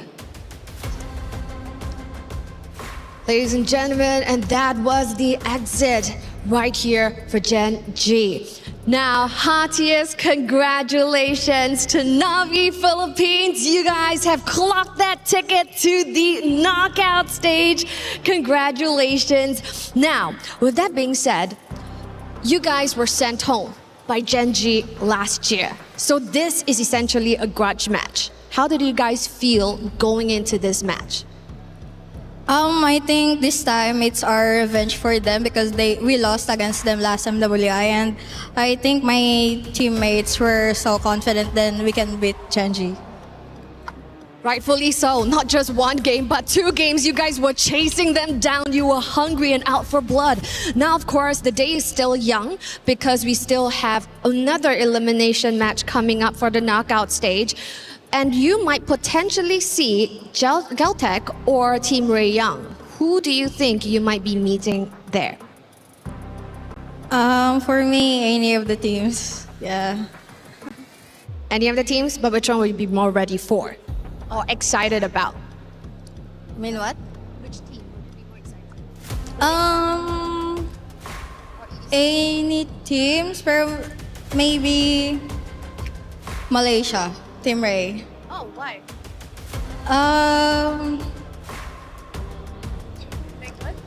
I think we play good against them. All right, so we're excited to see how that pans out later. But take your walk of victory and please claim your prize of this key that's about to be crushed. Take your walk of victory. Last year's runner-up key is about to be crushed as Navi took the run back and ran away with it. It is time for another key-crushing moment as the dreams of the NA region are getting shattered and evaporated. As always, you know the drill. Or can I call this a drill if it's not a crushing moment itself? It is time for the key to be set and to be absolutely destroyed. Unfortunate for last year's runner-up, but Gen G out of the tournament in the hands of Navi. It is time to go for the security check as always, as the key is now ready to be absolutely punched up. 1 key less in this tournament as we're getting close to our knockout rounds. Ooh, this actually descent, shreds left, right and center. Another team out of the tournament. And of course, once again, congratulations to Team Navi. You guys will be back later in the tournament. We wish you the best of luck. And of course, after a brilliant victory, it's time for you guys to celebrate, take a rest, and be back after with hopefully another shattered key between your hands. Without further ado, let's take a look at the highlights.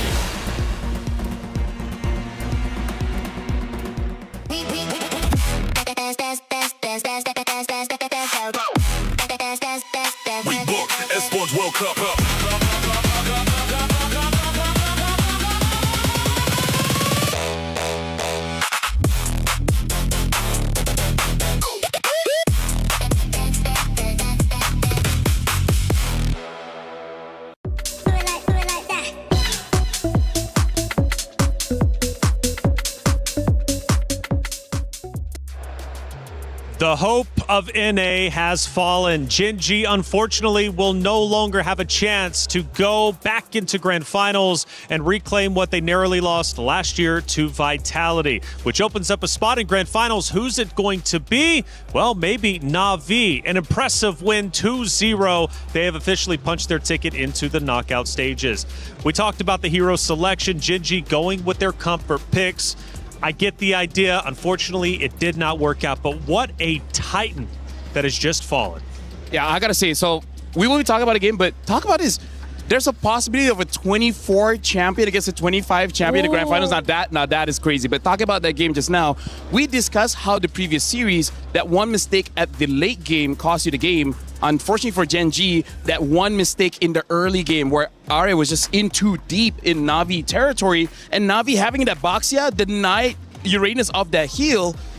That was the mistake that gave everything to Na'Vi. Yeah, it's understandable. You expect the Uranus to just be very aggressive in the lane, potentially go for those early cuts, but it's different. Now you look at Na'Vi and their lineup, they're also very tanky dudes who are just prepared to fight you on in the early stages of the game. And it just snowballed into more and more kills to the most unfortunate targets. I think Rui followed next after that kill onto Arya. So these two anchors already falling down meant a lot for Gen.G. It was Na'Vi taking the win. Let's take a look at their path to victory through our first moment. And we're deep into the game at this point now, 10 minutes in. You can already see a goal disparity between the two. Na'Vi at this point already has a severe lead. I would say this is actually very impressive by Gen.G. I honestly thought they would have been wiped out, but somehow, some way, they were able to kite long enough that they're able to kill Mirai. And honestly, I think at that point, they're like, hey, maybe we can win this, but 7,000 gold is just too hard to keep up. Yeah, Gen.G had multiple instances wherein they just really worked together to keep each other safe. It's surprising,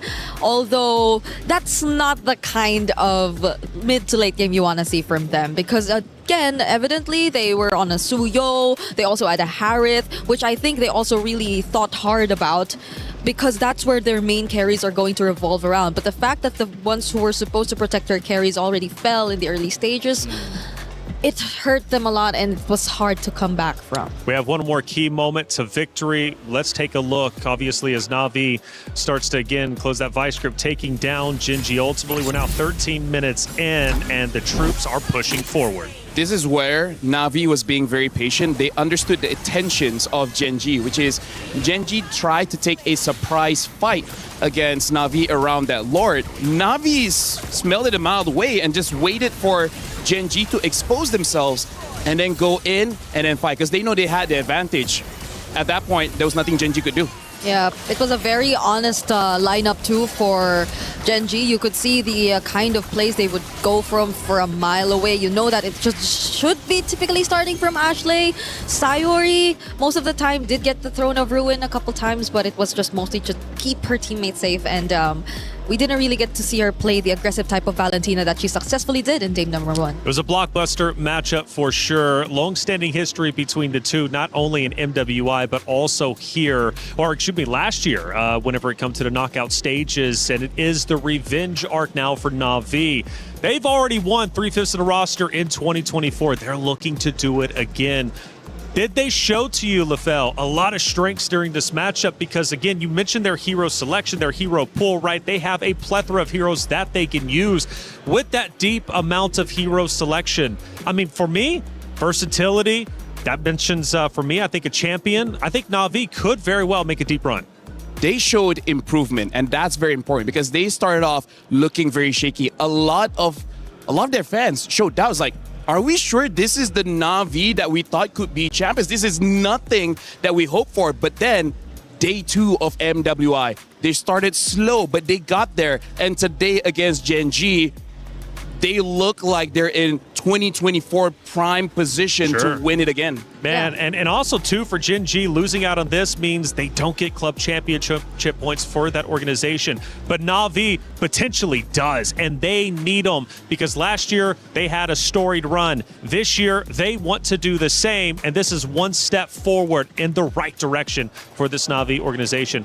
If you had to give an MVP to one of the Na'Vi members from those two maps, easy. Who would you give it to? Easy, not Ayanami. Game 1 on that Freya, always give pressure towards the damage dealers. And then on that Alice, how many of those setups was like highlight-worthy, TikTok-worthy highlights? Those were amazing engages by not Ayanami. Plus the game-deciding play also, which happened in the first few minutes of the game, was all because of not Ayanami. It happened in her lane. It happened towards her counterpart, which was Arya. So I think it's very well-deserved of her to get the MVP of the series, if ever we did have any. Not Ayanami getting a lot of attention, not only in our content pieces, but also out there on the stage. And now things start to get real. Up until this point, it's been double elimination. But now we're moving into the knockout stages. What does that mean? In the knockout stage, the stakes escalate with every single step. Teams start in a best-of-3 quarterfinal before advancing to an unforgiving best-of-5 semifinal. Teams who fall short of the grand finals will be granted the opportunity for a podium finish in the third-place match. Finally, the top 2 teams battling for the title in the best-of-7 grand finals. In this single elimination format, every match is do or die.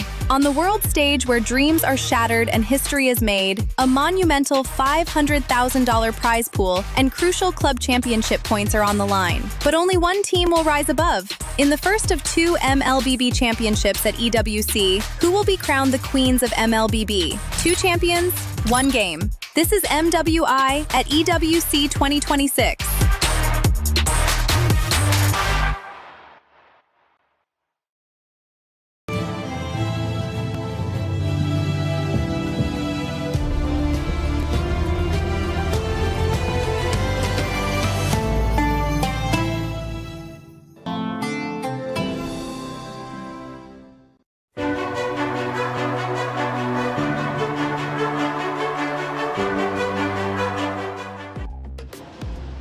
Again, Na'Vi getting a big win over Gen G. For Stream B, that match also comes to a conclusion. It was Team Falcons Mena going against Foot Esports. Team Falcons Mena with a 2-0 win.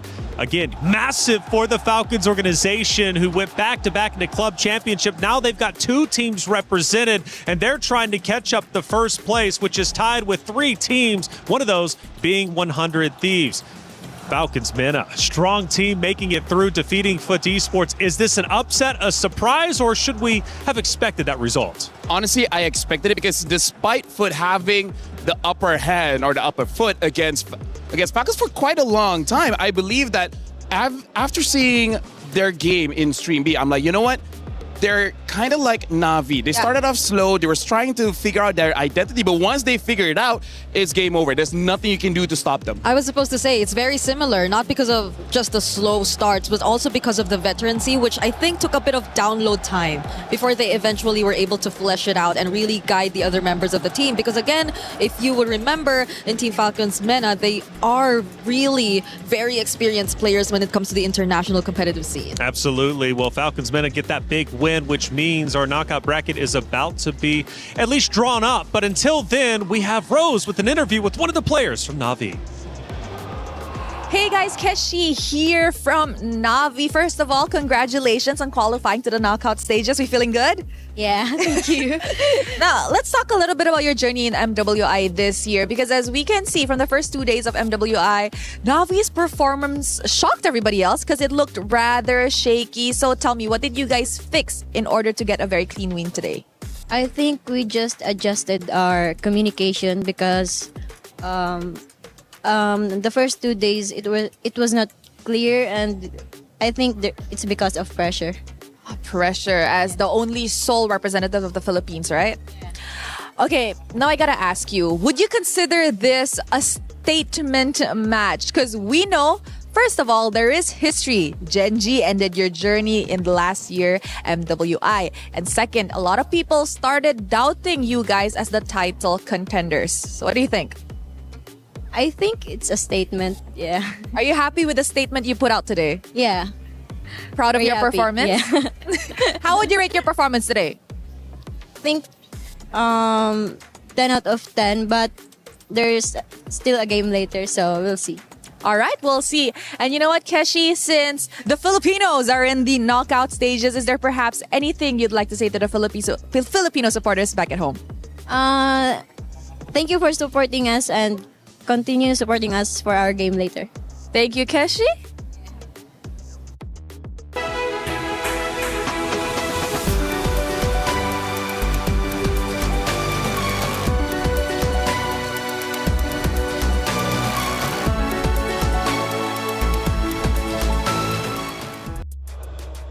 Thank you, Rose, as always, for that interview. Keshi from Navi in good spirits, and rightly so, after a big win against last year's runner-up of Gen G. But their work isn't done just yet. They've got more to do in the knockout stages, which is going to be coming up very shortly. But for our elimination matches, they are done at least for the group play. But as knockouts start to come in, there's a lot to talk about because there's some potential big matchups at play here. We take a look at our Group A bracket, how it ended up unfolding. And LaFell, obviously, yesterday we started with Team Falcons Indonesia, 2 days ago now, Team Falcons Indonesia versus Seda Esports. And Seda impressed us all with a big win. The Falcons Indonesia, they weren't done just yet, taking down not only Twisted Minds, but also moving forward to potentially having a chance in the knockout stage to make history. I gotta say, Group A is looking absolutely amazing. Team Ray Young as well as Galte looks so good. Seda, that was a surprise. I'm really looking forward to see how they will perform in a knockout stage. And Bree, this bracket, this Group B bracket is insane. We had 3 Titans come in. Unfortunately, one of them would be eliminated. Yep, it's been perfect records for at least Team Vitality and Galaxy Phoenix as they secured their tickets to the knockout stage. But things seem pretty closer for the lower bracket matches that we got to see here in Group B. A lot of unexpected results as well, because even MIBR Lost, who we did see push Team Vitality to the limit, eventually didn't make it after all. Unfortunately not, but fortunately for all of you, it's Rhino Day. Brand new interactive effect for Rhino Day is available now. Check it out and join the celebration. Get involved. Rhino Day, it's hype. We love it. MLBB doing things right out here.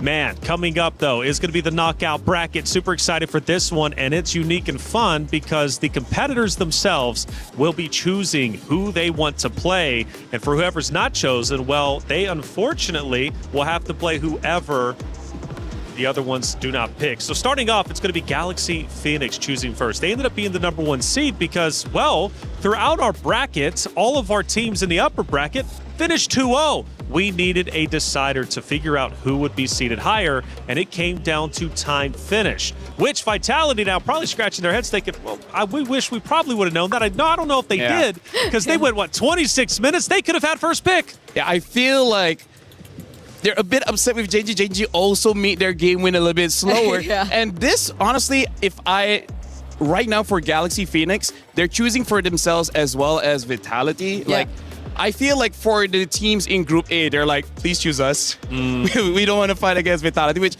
I don't know, personally for me, I think if they were to choose anyone, It's either Seta or Falcons ID. That's right. I think they would choose Falcons ID. Falcons ID. Bree, I want to hear your opinion in Falcons ID. just a second because we got a theory craft on which matchup would be better. But Mouton is doing things right when it comes to EWC. And we have two incredible events, one happening now and one happening in just a week or a couple weeks' time. Check it out.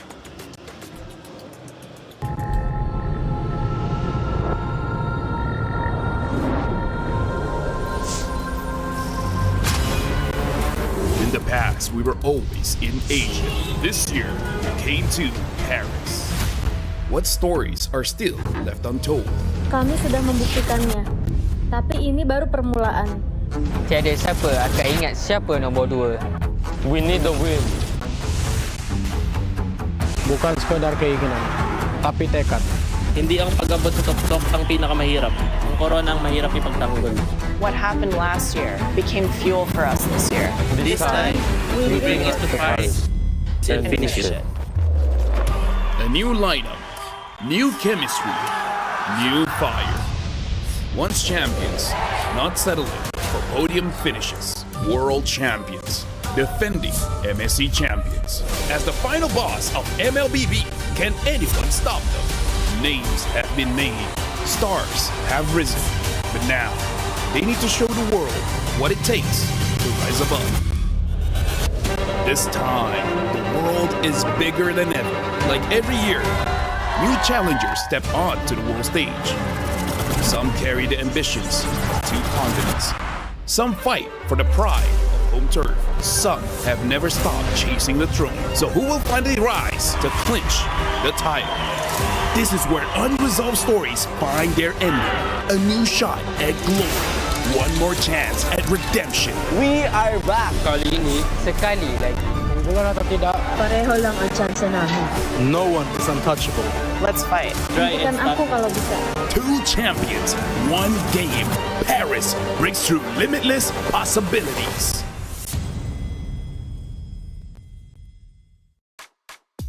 It's MLBB for the next 3 weeks, and we love it, and I know you at home love it as well. MWI, we're moving on. Groups are done, and now it's all about the knockout stage. Single elimination, and I'm ready to theory craft. You kind of highlighted it, brought it up a little bit. Let's revisit it. Now, for the seeding, based upon timing, because they all had the same 2-0 record, Galaxy Phoenix will be the #1 seed. Team Vitality will follow. Geltec Cyber Team just behind them, and then Team Ray Young will be #4, which means Galaxy Phoenix is going to have the first choice, and they have a choice either between Falcons Indonesia or Seda Esports. Now, the scary thing is, the one not chosen by Galaxy Phoenix has to play Vitality. Actually, now that I think about it, it's better for them to go up against Seda because Falcons ID, Vitality, they're from the same region. They have a lot of information with each other. So I feel like the smart move would just let them play because you would get so much information out of that. Oh, that's true. And I believe it could be somewhat of a double-edged sword if you have very limited information about Seda overall. But at the same time, you might just want to risk the edge of having more experience compared to a newly coming region to the competitive stage of MWI. And you got to think for Falcons Indonesia, though, if they are chosen, one of the things, Galaxy Phoenix matchup will be taking place first. Oh. So Falcons Indonesia goes from matchup straight into matchup. Now, talking such a short time period, Lefel, how do you prep in that such a short time span? Because, man, you're going from a match on B stream straight in to the mainstream. Honestly, it's quite weird, but some players actually prefer it just for one simple fact, which is you got your warm-up. Because some players, if they play and then 2 hours, 3 hours of doing nothing, they just start to slow down. So some players is like, yes, we are good now, let's just go now. And instead of thinking about what your opponent is doing, just focus on what you're doing. And then after game 1, hopefully your coach can figure out what to do game number 2. Yeah, at first it does not seem as favorable. It comes along with being in the lower bracket and having to survive through all those elimination matches. But at the same time, especially if it happens in the same day, might as well just keep the ball rolling because you've already started playing anyway. Hey, the comms are flowing, and Sadia had a chance to get our listenings from day number 2. Let's hear what the competitors were saying during their matches. Hey guys, Sayori here from Gen G, and she looks rather upset after the loss up against Navi. So let's talk a little bit about the game first of all. I know you guys came in rather confident, especially because you guys were the one that sent Navi home last year. What happened? What fell short in today's match? Honestly, we did come in confident. We knew that we could beat Navi, but I think just in game, I think how we usually play just didn't go into the game, and maybe communication was off and our play style, because this was not how we usually play, and we know that we're way better. So yeah, I understand. It was just very disappointing that we did lose. Yeah. I understand. Losing is never easy. So I want to ask you, throughout your journey in MWI this year, and you know what, throughout your journey, throughout all MWIs over the years, what is the biggest key lessons that you always take home with you? Honestly, I think the biggest key lesson is that, honestly, me and my team and everyone else can always push to be better. Since I saw during this MWI, there was a lot of upsets at the start. So there's not ever just one person on top. You know, anyone can take the crown. So yeah, there's a lot of contenders this year. Yeah, nothing is impossible. So what's next for Sayori? Honestly, I'm not really sure. We have to stay tuned. I'm very confident with my team. We are very close. We've been playing for a while, and with the addition of Rui as for this year, but it just really depends on the direction of everyone else. So yeah, I'm just gonna follow. And you know what? I think to wrap this up, since a lot of people were definitely rooting on you guys as a title contenders, is there anything at all you want to say to your fans out there? I just want to say thank you for supporting, and hopefully you'll see us next year playing other tournaments. But yeah, we'll come back way stronger. I hope to see you guys come back stronger next year. Yes. All right, guys. Thank you so much, Sayori. Thank you. Thank you, Rose, as always, for the great interviews, getting the coverage out there with the players where they matter most. Gen G on their exit interview, still in high spirits, it seems. They want to come back even stronger next year. Yeah, I always feel sad when I see teams have to exit without them playing their best game, or without them being able to play the kind of play style that you know they're used to playing. And it's unfortunate it happened to Gen G, but I'm glad to hear that they're just looking to come back stronger the next time we see them. Yeah, we don't want to lose them, right? We definitely want to see them come back. NA needs a solid representation, and Gen G is that good representation. Hey, like I said, throughout day 2, there was a lot of great comms, and Sadia had a chance to listen in. Main carry guys, nice. Carry no masa satu Jod. Dadah guys. Jessica. Jessica. Sakit. Nice go guys. Dah, gak usah. Nih. Aku cari nyawa. Aku cari nyawa guys. Carry. Nice bro guys. Thank you guys. Kita boleh menang. Main. Bodoh nice.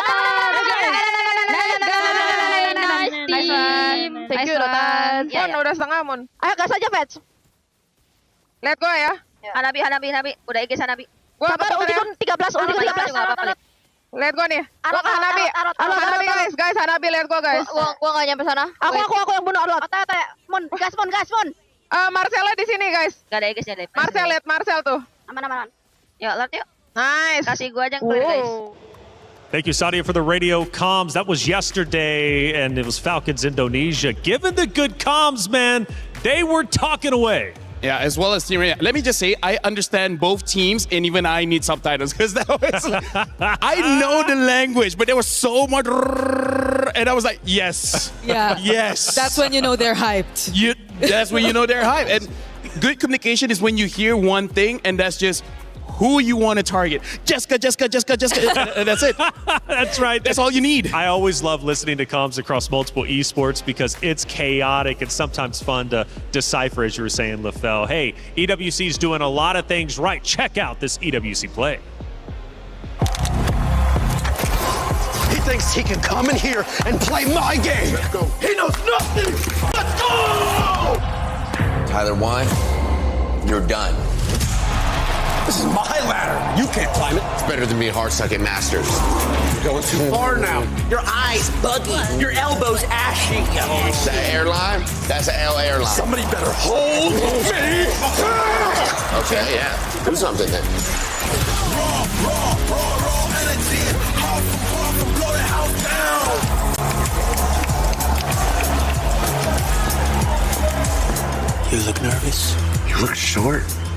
Everything's good? Fight.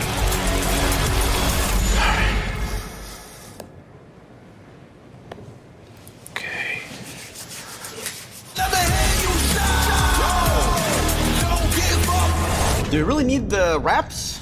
Yeah, that feels like overkill to me. Body was built to move. Not trapped at a desk in one singular posture for 12 hours a day. It's time your chair evolved. This is Secret Lab Titan Evo. Ergonomically engineered for you. Gamers, hybrid workers, artists. Backing your every move. The knockout stage draft is just minutes away from taking place, where the opponents get to choose their opponents. It's going to be a lot of fun, and the stare downs are going to be entertaining for sure. Still, though, we need to discuss the other side of the bracket. We talked about Galaxy Phoenix, whether they play against Falcon Indonesia or Seda Esports. They have that choice. The other gets to play Vitality. But on the other hand, Geltec Cyber Team comes in. They were the number 3 seed, but because of where they were in the groups, they get the first pick. Falcons Mina or Na'Vi. Those are the two choices. I know, Bree, you look like you're in pain. I'm going to give you a second to maybe think it out a little bit. How about you go first? For me, it's easy. So how about you go first? I am having a hard time. I can For see you, that. It's easy. I am having a hard time. Like, I do not know if I want Na'Vi to be up against Geltec or if I want them to go up against Team Ray. Oh, okay, that's actually a good point, Right? because honestly, for Geltec, I know the best choice for them is Falcons Mina Vega, because their playstyle of KOE playing those assassins is better against Falcons, where they sometimes put yourself in a situation where you can punish. Compared to Na'Vi, Na'Vi doesn't really make a mistake that gives the map to the opponent. So if I was Geltec, I know who I want to go up against. Yeah, but that's not good for Na'Vi either. It is what is it, you know? Yeah, because they're going up against Team Ray if ever that does happen. And Team Ray were the recent, or not them, but their region has been recent champions of SEA Games as well. They've been performing really well. And it's just like a rivalry between MY, PH, ID all over again. Who would Team Ray Young want to play, though? Like, if they obviously don't have a choice here, but if one had to be thrown their way, would it be Falcons Mina? Would it be Na'Vi? I'm going to be honest with you. Both of them just come off a hot win. Na'Vi just looked incredibly strong, taking down Gen G. I don't want to play Na'Vi under any circumstance. Although I do have to say, Team Ray Young, I would say their strategy for this MWI is quite flexible against both, because one of the underrated players coming in from Team Ray Young is Miko, their mid laner, where she is very good at winning the lanes, but also punishing the jungler. So if they're going up against Na'Vi, Na'Vi goes with a tank jungle, I feel like she can punish that. And then if they're going up against, again, either tank or assassin, I feel like they got the answer for both, because Chi-Boy likes to fight against assassins. So it's kind of interesting at the mid duo, they can deal with both. It's going to be interesting to see Geltec and Na'Vi up against each other, though, if ever that does happen, because they've been the more unorthodox teams, you know? Like, KOE on the likes of an Aulus even. That was cool. That was cool. They were able to win with that. But Na'Vi, though, when I say that they've also been unorthodox, it's not the same when you look at Geltec, who've been able to make it work. So I guess that's the only maybe problem that can happen if they do go up against each other. I do have to say, though, Geltec on that game with the Aulus, yeah, it was a 24-minute game, and they won 5 minutes of that game. And if I'm not mistaken, they got a triple kill early. That's why they won the first 2 minutes. Yeah.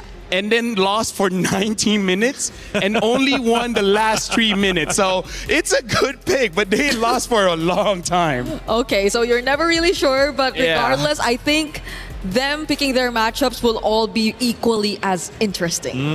And they do get that choice, which is super unique, by the way, in like the format tournaments. You got to think about it. You're walking up there, you're looking at your opponents. You've got 2 keys to select. Which one do you want to crush the most? Because it is single elimination. Oh, yeah. I feel like for all the teams, they want to crush Vitality and Na'Vi if possible. Of course. Of course. But honestly, like, we got to go back to Rose's interview with Sayuri. Even Sayuri said for this MWI, a lot of upsets happened in day number 1. So even if you think you made the right choice by choosing your opponents, that might not be true, right? Because everyone here is stepping up. Everyone has their own identity. So you might make a mistake and you would never know until the game ends. Yeah, honestly, if I was a player, I'm not even sure if I'd rather do this or just have... I would just let my coach decide. Randomly decided as well, yeah. Because, yeah, when we did do the draw, well, not us, Mirko did the draw, you were already put up in this certain setup. You had to see like a group of death emerge eventually, but at the same time, you just had to adapt and adjust to what was already presented to you. But this is something you can make your own choice with. So whatever happens, if it doesn't go your way, who else to blame? That's right. And see, I was about to bring that up, Bree, and that's such a good point because it's scary. When last week I was on this very stage watching a different title and a player from Na'Vi chose their opponent, he wanted the smoke, but he got it in the form of a loss, right? So you never know. You might be picking your opponent thinking you're picking the right choice because you can beat them only for you to lose. And like Bree said, you can only blame yourself. Well, enough deliberation. We now need to see action. The opponents are on stage ready to pick who they want to play in the knockout stage. Stage host, take it away. Ladies and gentlemen, it is time for the EWC knockout reveal. We have our teams ready for the knockout stages, and we need to see exactly who is going to be facing who. Damascus, how does this work? Very simple. Whoever made it out on the upper bracket will have a chance at picking their opponent, but that's only since everyone is tied. And as Taylor explained earlier, the ones who had the fastest game time, which means that on one side you have Galaxy Phoenix making it out on the upper side on Group B, who will be able to choose from the people who made it out of Group A lower, which is Falcons Indonesia or Seda. And then on the other side, it is Geltec Cyber Team that will be able to choose between Na'Vi and Falcons MENA. Two Falcons still in there, but the question is, who are we picking? Okay, that got me hyped up. Explanations, everybody, ladies and gentlemen, we actually understand how it goes. We need to bring out our two representatives. Please bring forward our players.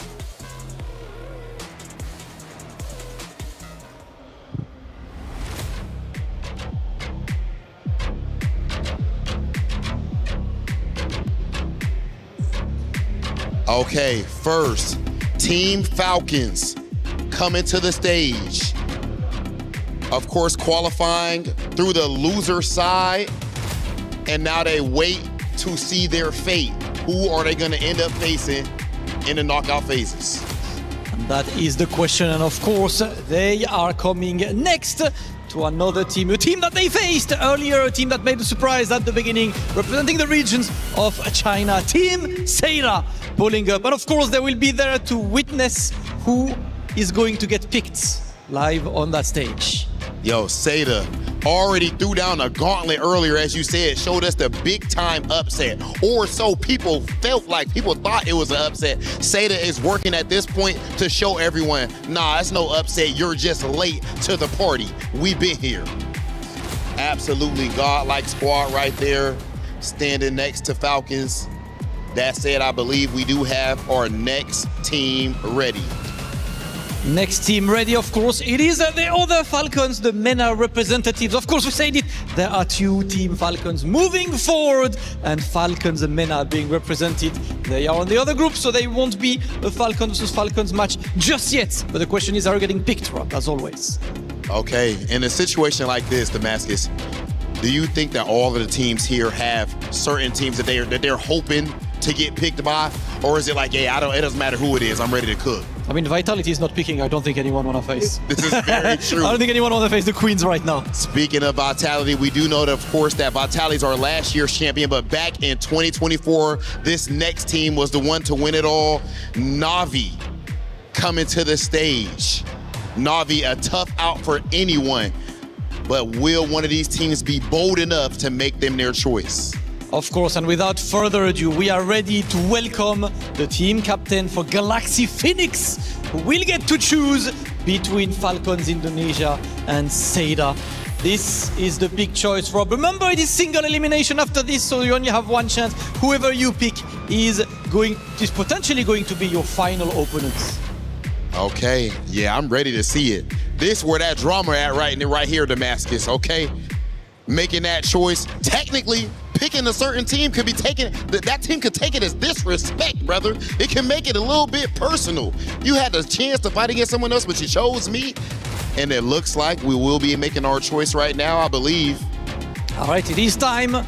Okay. Get a pick. Is it Seda? Is it Team Falcons? We take a moment to think. And actually, no thinking. It looks like the pick immediately is Seda, picked by Galaxy Phoenix, which means Vitality inherits Falcon Indonesia. Cheryl, what do the players have to say? What an unexpected matchup. This means that there will be an Indonesia versus Indonesia in the quarterfinals. So, please tell us, why did Galaxy Phoenix pick Seda, even though Seda actually won Team Falcons Indonesia? Maybe I like them. Oh, you got your eyes on them. Now, how is China feeling about this matchup? 我们现在的感想就是非常开心，然后因为我觉得对我们来说，比比赛输赢更重要的是享受比赛本身。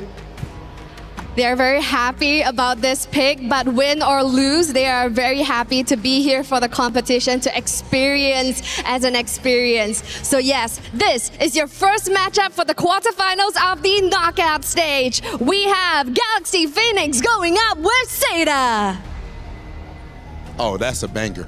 That's an absolute banger right there, Damascus. And I like the interview as well. Wholesome answer coming from the side of Seda. But we've seen a whole lot of confidence in that pick. I love to see that. Stingy with words, but the confidence definitely shows. And on the other side, as Cheryl said, it's a full Indonesian match with Vitality taking on Falcons Indonesia. But on that side, it is enough as we have to move to the other side. And it's now Team Geltech Cyber Team going to pull up to select between Navi and Falcons. Mena and Rob, I've got to say, you and I love the drip. I absolutely love the Geltech drip. Oh yeah, I need one of those fits desperately after this. That is an elite fit. I've ever seen one. Yes, and we are immediately picking Team Falcons Mena. We do not want to face Navi just yet. Geltech picking Falcons Mena. Team Ray Young will be the one to face Navi. And Cheryl is with our players on the stage. Now this is going to be a very exciting matchup. Now I have to ask Team Falcons Mena, is there any comments about this matchup? Are you guys excited about heading into this match?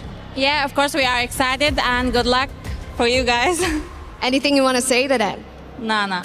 Nana, okay. Fist bump, and we will lay it all over at the Land of Dawn. Fist bump. And let's go. Our next team for the knockout stage of quarterfinals. We have a Geltech Cyber Team going up against Team Falcons Mena. This is what we want to see, and with these picks being done, all 4 matches of our quarterfinals are now set with the big bracket on display. And to take a look at this bracket in detail, I would like to send it to the studio. Taylor with our experts in there. What are you guys thinking of that bracket? Ooh, it's looking spicy. Hollywood Rob TV, Damascus, Cheryl, thank you so much for settling the score with the competitors. Now we know what our knockout stage looks like officially.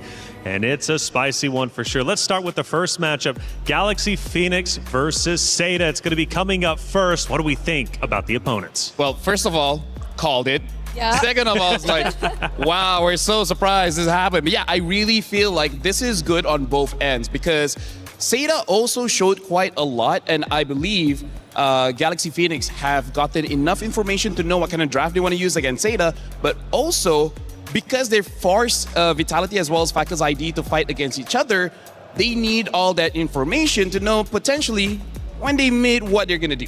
Yeah, but it's an early Indo matchup that we're gonna see, and again, only one of the few, if not only representatives, to send out at least 2 teams from a single region, and that's gonna be, I think, one of the closest we could possibly see ever because they know each other so well, and that is something that they could not really control. So talking Galaxy Phoenix, they are about to play an opponent that they know, but they haven't played just yet, at least on the stage for MWI. And this team is incredibly talented, have gone through the gauntlet. They did, in fact, have some early struggles as a roster, but they ended up as Queen's Legend Season 3 champions. They also have competed in other leagues for the first time as an all-female roster. So they've got a lot going for them, including, of course, winning out their group.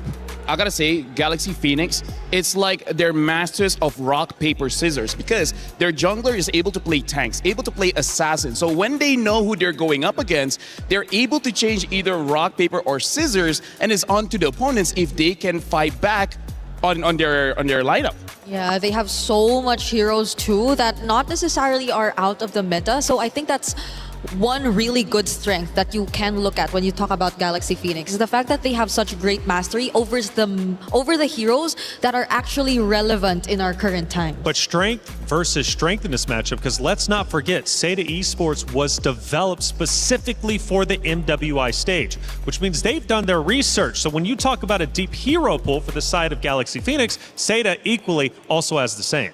Yeah, but I feel like watching how Seda has been playing, once Galaxy Phoenix is able to control the first 4 minutes of the game, that's where they start to use their advantage, which is their experience. They know how to play from a lead, and they will maintain that.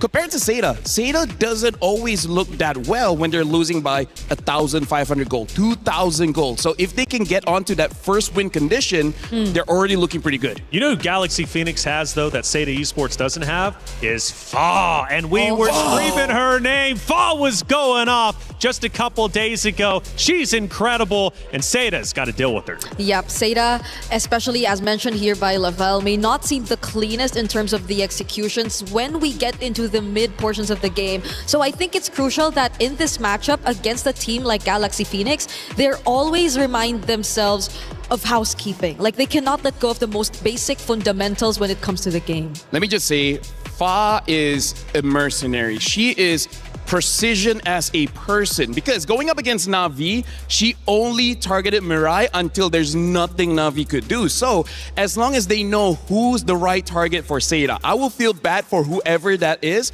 because no matter the pick, either Guinevere, either Ling, Hayabusa, Yisashi, I really don't care. I think she will get her target. Let's find out if she does. She's a serious competitor. I love that you call her a mercenary, and she absolutely is a mercenary. Look, Seda, though, again, not to be messed around with. They are truly phenomenal and absolutely insane. Obviously, that matchup is going to be coming up relatively soon and first, but the Vitality was just shown on screen just a second ago, and Vitality has to go against Falcons Indonesia, another big matchup. Gotta say, man, I'm a big fan of Falcons Indonesia and the way that they continue to play and face adversity. But Vitality, come on, they are the queens after all.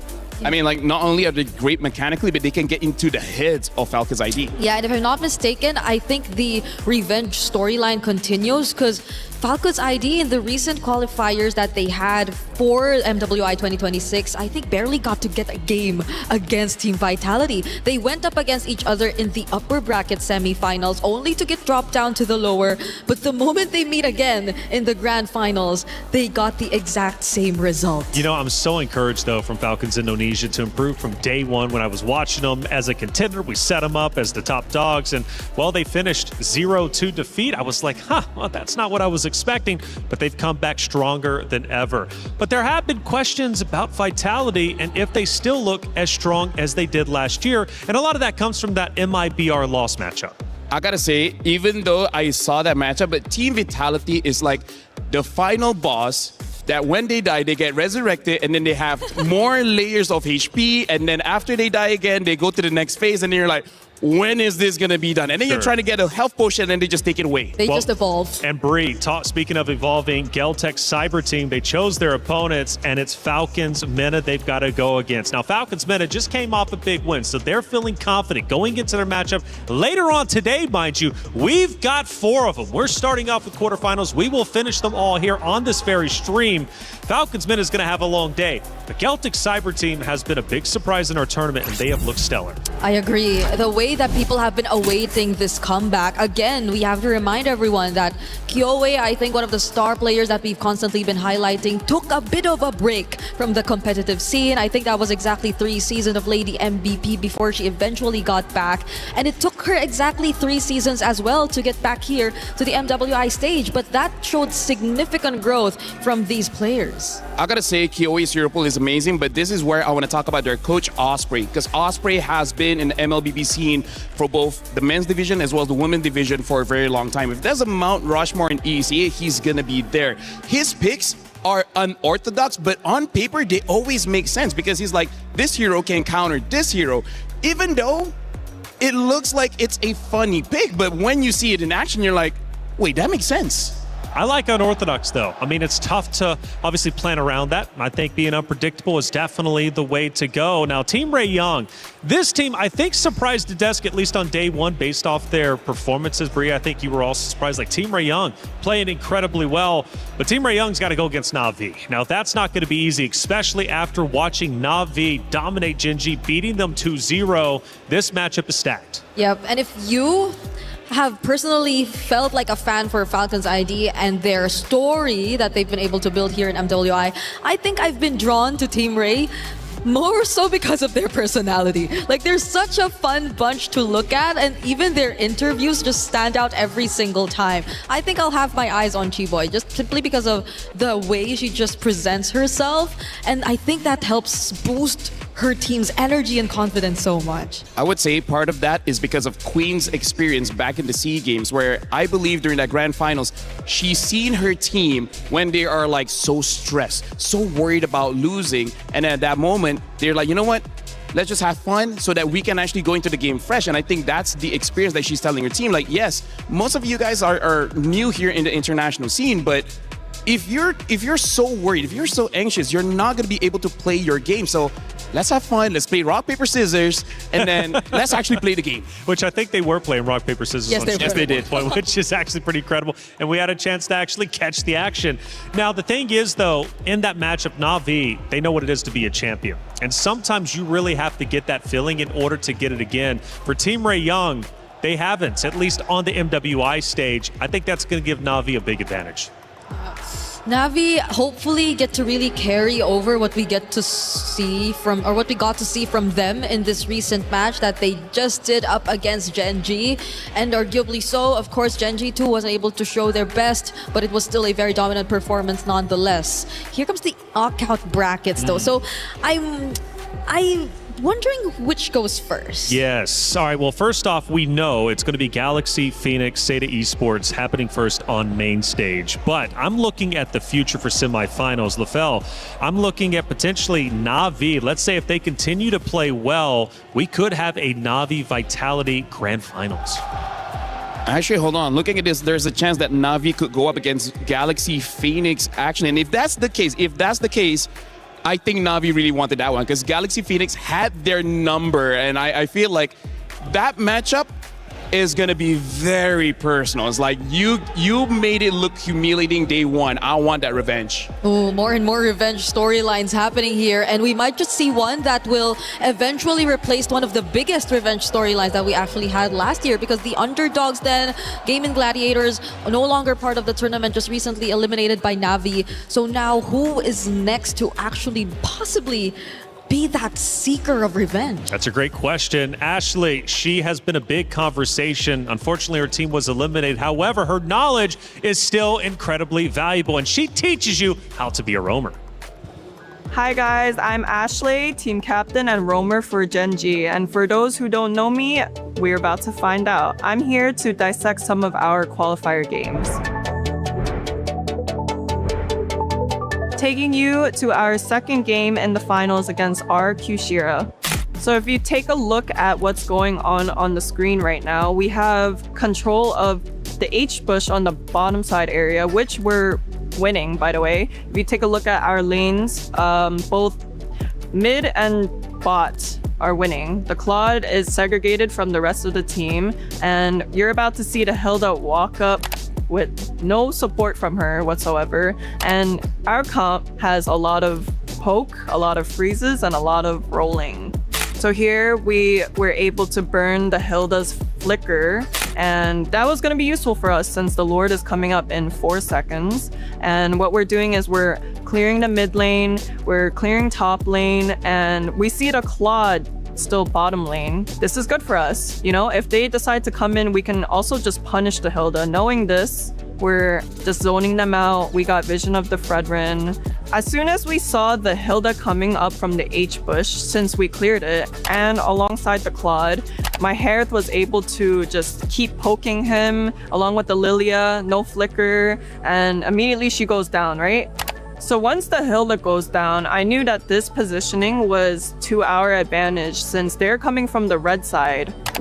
Our comp specializes in just bunching everyone together. We have a spatial isolation from me that can just freeze everyone in and outside of the circle. So right here, Arya is getting into position to cloud ult everyone. She's literally screaming, let me ult, and I'm like, okay, this is perfect. I make a spatial isolation to predict the Eve's ult since we're already in a box. I knew Eve was gonna ult from the back line, and since I had my teammates frozen and them frozen, I went to just go be annoying to make a separation from the front line and the back line, which was favorable for us, and that is how we dominated this game. But you know the funny thing about that game is like, it's more or less me saying that they messed up.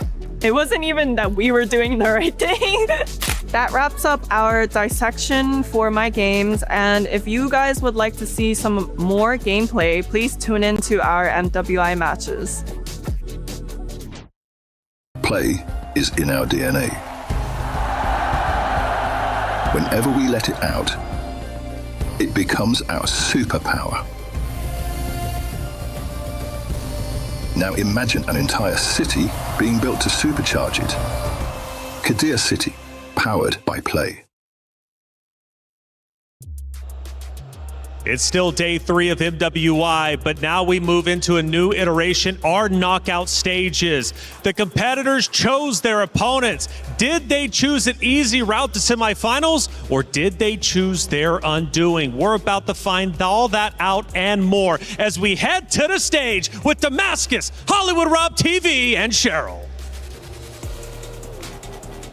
Ladies and gentlemen, it is showtime here at the Esports World Cup as we are about to get rolling with our knockout stages. Right now, we are about to find out who is going to step one step closer to lifting up that trophy and being the best MLBB women's team in the world.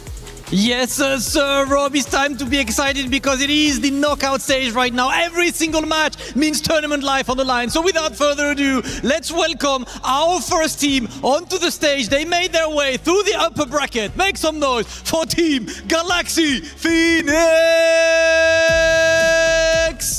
Galaxy Phoenix does not know the taste of defeat.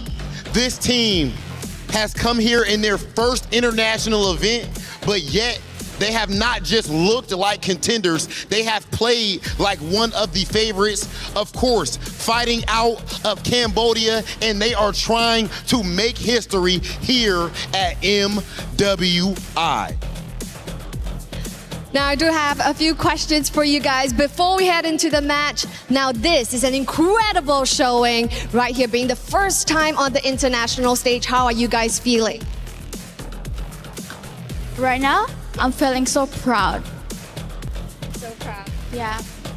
And anything you would like to say to your fans back home so that they can cheer for you? You can say it in your language.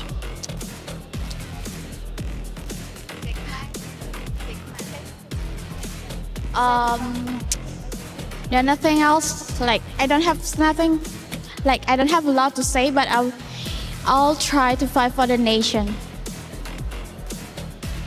National pride is on the line. Is there anything you would like to say to your opponents before we head on over to the battle station? I just want to say that good luck with your match. All right, good luck, and we will have another exciting match, so please head on over to your battle stations. Thank you. Okay, ladies and gentlemen, now please welcome to the stage their opponents, Saito! The team representing China, the new project, they entered the stage in an incredible way by the big upset, sending Falcons Indonesia straight to the lower bracket, fell to Team Ray Young, and then redeemed themselves against Virtus Pro. This team has been ridiculous, and when they win, it's always a 2-0. China's proud representative stepping up to the stage. 恭喜中国来到 knockout stage， 有什么想要对你的对手说的呢？ Is there anything you guys would like to say to your opponents? 我没有什么想对对手说的，我想跟我的队友说，我永远爱我的队友，我们是最强的队伍。They said that they have nothing to say to the opponents, but she just want to say something to her teammates, and that is, they're the best and they can do it. All right, so thank you, and please head on over to your battle stations. Now, this is a curveball that we did not see coming.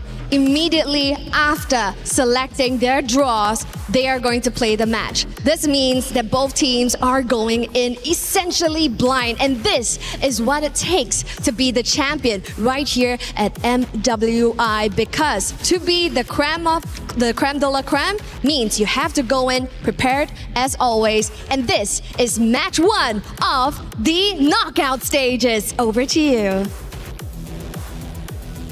Cheryl, Hollywood Rob TV, Damascus, thank you for setting the stage and as well for the interviews. The players are ready to go and they're about to get it underway. It's Galaxy Phoenix versus Seda for our first best of 5 matchup. It is single elimination. You only have 1 life. You lose, your key is crushed. You move forward, the championship is that much closer. We've already talked about these 2 wonderful teams. Let's break them down just a little bit more. Now, overall for Seda, biggest surprise we had, looking at the roster, Miss was supposed to be there, but Miss hasn't been there to my knowledge. It's been Fanwa who's been the sub. However, a sub that has led Seda to where they currently are. What do you think about that, Bree? It's a very explosive sub at that. I think her being the roamer and being one of the main leads in the team has really helped a lot.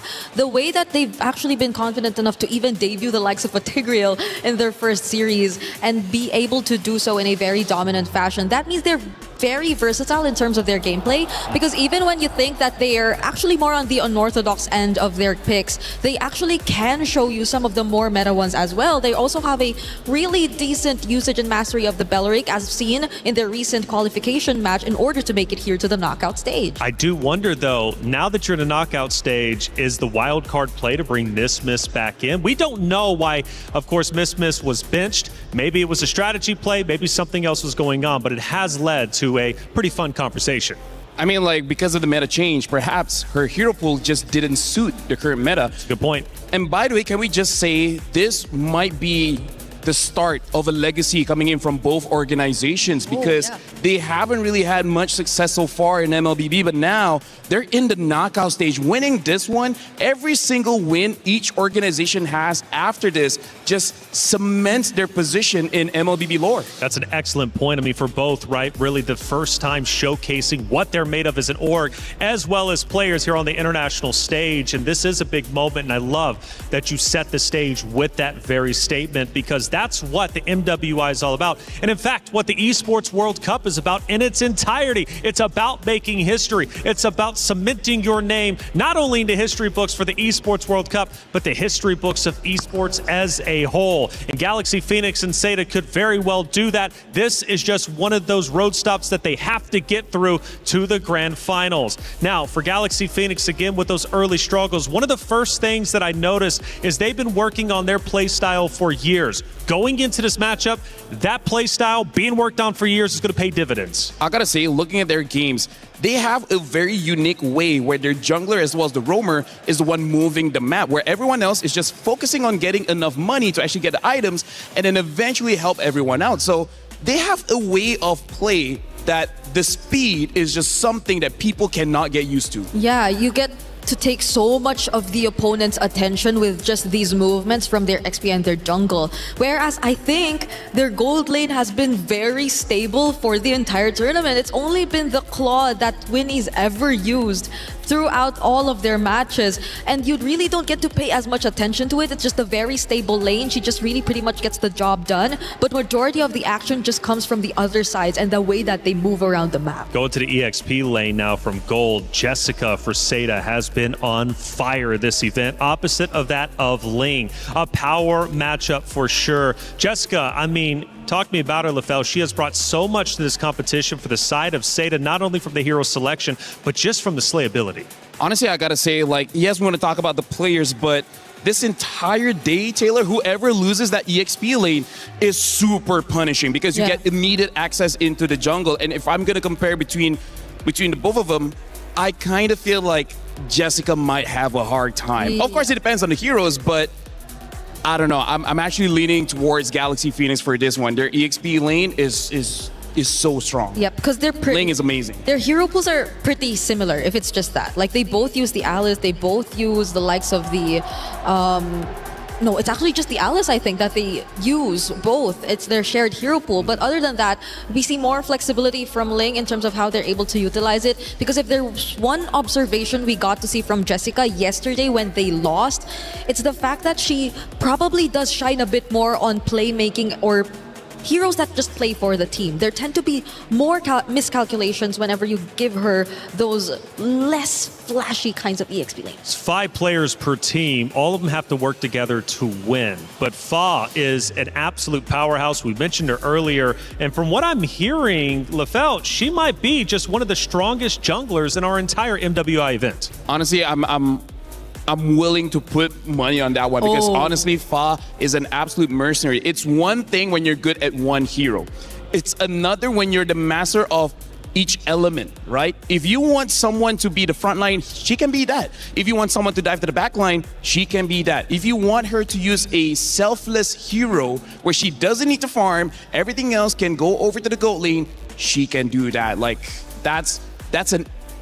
I would say that's one of the kind of players that each organization after MWI might start emailing her. It's like, hey, are you willing to relocate? That's true, that's true. It's also because she's just very firm on these heroes that either the Guinevere, either the Ling, whichever she uses, it just feels like the mastery is on point because I think we've observed that, especially from teams like, let's say, Twisted Minds earlier on. When you try to change a bit of what you're used to seeing in the jungle, then the dimensions of your gameplay, there are a lot of things that tend to shift. But when it comes to Galaxy Phoenix, it's just really them dictating majority of it through the EXP and the jungle. One thing I do have to say before the draft starts, something about Galaxy Phoenix, they make it look easy. Yeah. And that's pure talent. It's not, well, actually, it's incredibly hard to make it look easy, funny enough. You would think going in there and just making it look easy is easy. It's not. It's one of the most difficult things to do. And Guy, speaking of difficulties, Guy from Seda,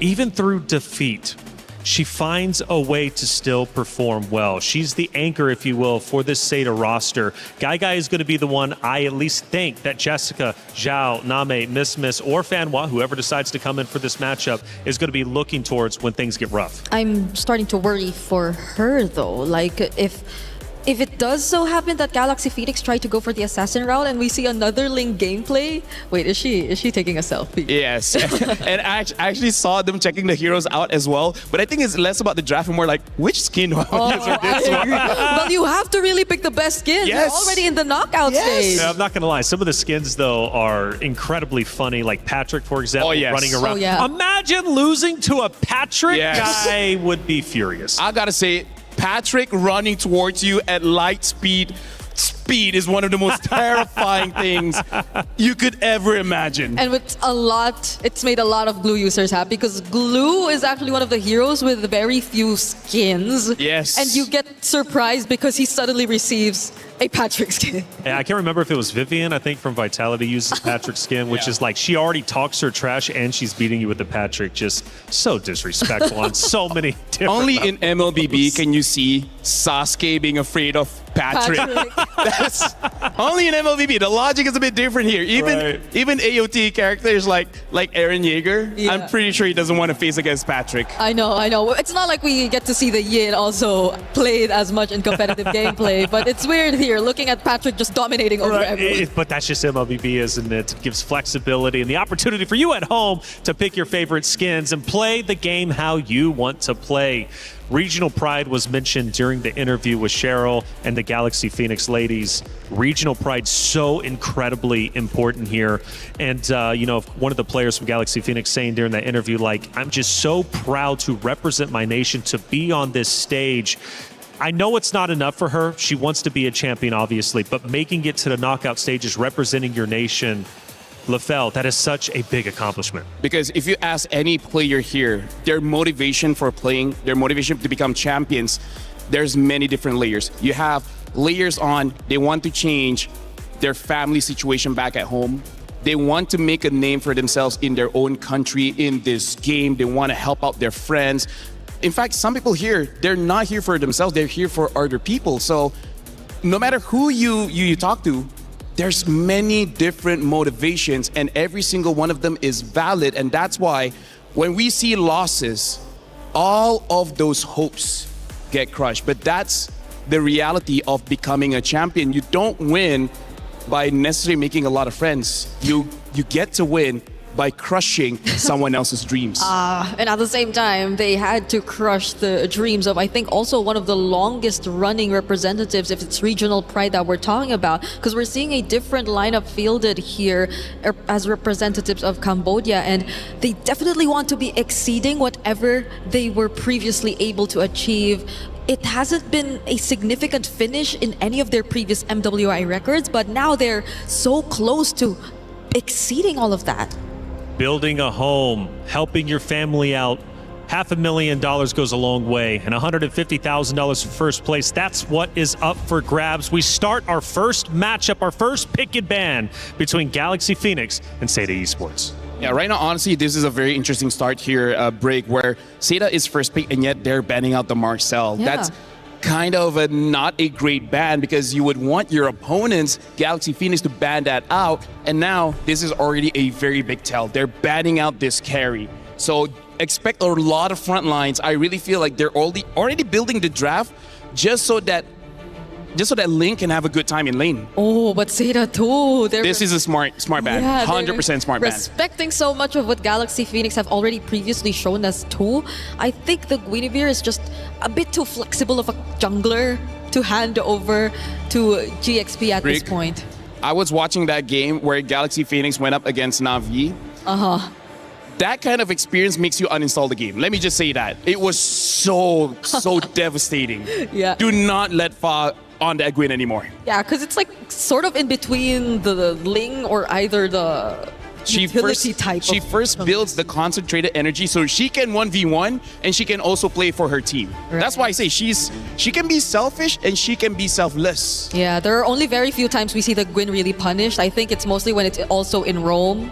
Just earlier we got to see that also. But even the Valier being banned out, I know that Sophia has been very deep too in terms of her hero pool. I think she's the only one to play the Farsa in this tournament, if I'm not mistaken. I mean, here's the thing. They're clearly showing they're going to have a very heavy front line. They're banning out all the anti-tank. So I feel like they're going to charge for it. They're going to dive. And they're gonna say, Seda, you have nothing in your arsenal that can stop this charge. Yeah, so I wonder what this Valentina ban is also trying to say. Because it's not likely going to be a sort of priority either here for Seda. There are a bunch of options out there. The Juicing's still there too, but it hasn't been as prioritized for first pick as well. I feel like they need to take the Esmeralda because that's what Galaxy Phoenix is setting up. Oh, right. They don't want anyone stopping the Esmeralda from just getting close. But does Jessica want to play that kind of hero? Or is she willing to just pick up another comfort pick similar to the Alice that she already shown us previously? But definitely not in this spot. Here's the thing, if she does not take the Esmeralda, there is one other hero, well actually two heroes that can counter it still, which is the Lunox as well as the Balman. But also both are very niche heroes, and instead they go for the Harara. But I feel like Galaxy Phoenix, they are okay with this. You know, the Harara has been a safe pick for Seda Esports since day number one, and I feel like that's one that they're trying to force super heavy, especially given the new meta coming in, the buff. Jessica on Harara, she can pop off with this. It's a matter of how they're going to be able to counter on the side of Galaxy Phoenix. Yep. It's still a 50-50 in terms of stats, in terms of the win rate if you look at the Hirara, but it's a very considerable comfort pick if we're talking about Seda. Now they get the Claude. A lot of the roamers are actually available as well, such as the Atlas and Belleric if they already want to consider that. But knowing Galaxy Phoenix, it's been mostly just the Belleric, and there you go. They take it alongside the Claude. Yeah, still very strong opener coming in from Galaxy Phoenix. I gotta say, Seda, on this Hirara pick, I think Hirara is a good hero, but she's not a win condition. She enables a win condition, so they still need to have that in the bag. And with carry gone, now you know you're going up against the Claude. What is gonna be the pickup? I'm thinking if we're talking about meta, it should be something like a Moskov, but Moskov is a mid-range marksman, which is not great against the Bellary, so they do pick up the Bruno as well as the Esmeralda. So now it's on Galaxy Phoenix, and they pick up the Boxia, and again, carry ban, Valier ban, Eve ban. This is their strategy from the very beginning. It's such a dive comp that they're really trying to go for. They're just going to go all in and force out the fights, which I feel is very uncomfortable for Guy. Now that she's on the Bruno, I guess you would also want to consider maybe a potential pairing that could help her. The Mathilda is also there. They have the Esmeralda on their side, which I don't think will be much of a problem. But does it get through the second banning phase? My theory is Seda is thinking whether they want to fight fire with fire. But for now, Galaxy Phoenix, their fire looks a bit hotter here, especially because there's very little that Seda has that can directly counter what Galaxy Phoenix has been showing. Yeah, and if they even do consider going for a utility roam, then most of the front lines are just going to fall on the Esmeralda, on Jessica all over again, and not to mention the fact that they're on a Hirara jungle. So that means they will, or GXP would have much easier access to just constantly go for the chase because they will lack crowd control. So would they really want to consider that, or maybe opt for a roamer that also has additional layers of catch and crowd control to respond against GXP? I gotta say, they at least need some form of knockup. Yeah. If not, that Blazing Duet will just rip over your team, and that's something that they definitely don't want. One of the popular choices in MLBB is definitely the Cho, but so far at MWI, no Chos have been picked up so far. The other choice is Minotaur, but again, is not having an amazing showing here. I think Fanhua does play the Cho. It just hasn't been as successful previously, but again, into the Baksha, into the Claude, I think it will be a pretty decent option. It's not like you get to pair it with immediate burst, but you don't know what the mid lane pick is for Seda anyway. There might just be a chance you still get to see them pick up a burst mage. Here's the thing, Galaxy Phoenix can pick up something like a Kimi and just force out the early game because we see Farsa as well as Selena and the Valentina being banned. All three early game mages have been taken off the table. Kimi is still there. If they want scale, they have the Zetian still available, but actually no, it's still a pretty good pick, but instead they pick up the Gord. Haven't seen the Gord for a while here. So now Seda, if they want to go loco, they could go for something like an Estes and just go for an Ube strat. But, you know, there's a Boxia there, so you're kind of already countered in that sense. Yeah, the Mathildas, the Estes, they are, again, considerable options. But the lack of crowd control might be a bit of a problem here for Seda because there's nothing that's just going to lock down and hold down GXP once they just keep trying. Atlas is still there, so that should be the pick, no? Oh, right. Right, Atlas is still there. So it should be the Atlas. They go for a Tigreal. I was thinking for a Tigreal for some reason, but I don't think that's the pick. Lilia is picked up so that she can fight the tanks. This Tigreal is, I would say, must be some kind of comfort because wow wow wee wow. Wow wow wee wow. Wow wow wee wow. We're just waiting for the XP lane, I guess. There is an Alice still. I think it's okay, but I think they might be better with damage, maybe like a Lapu, maybe like a Bennett. Paquito is still up also. But the Esmeralda, a bit of damage, yeah, I'd agree. Okay, they lock in the Sora. And the Sora is amazing going up against Lilia. Lilia does not have a lot of HP. He can burst her down. Galaxy Phoenix versus Seda Esports. It's our first knockout round match. It means so much. Single elimination, you lose, your key is crushed. You will no longer have the chance of glory to earn the trophy over on that very stage. Of course, though, if you win, it's only a couple more series before you lift the trophy yourself and earn $150,000 for first place. It's Galaxy Phoenix versus Seda Esports to start our knockout round. Athena, Gideon, take it away. Thank you so much, Reflections. Man, this draft has been a little interesting as we come on into the series. This is going to be an interesting one. We're expecting some big team fights, but also some of these picks have been also really looking for the finer details, right? Looking for ways for maybe Sora to not only punish this Lilia, but more importantly, can also stop the Tigreal if necessary. They got so many different tools to utilize. The question is whether or not the laning phase is going to be okay. Well, let's see if that will reflect onto rotation here for GXP. You know what? You're right.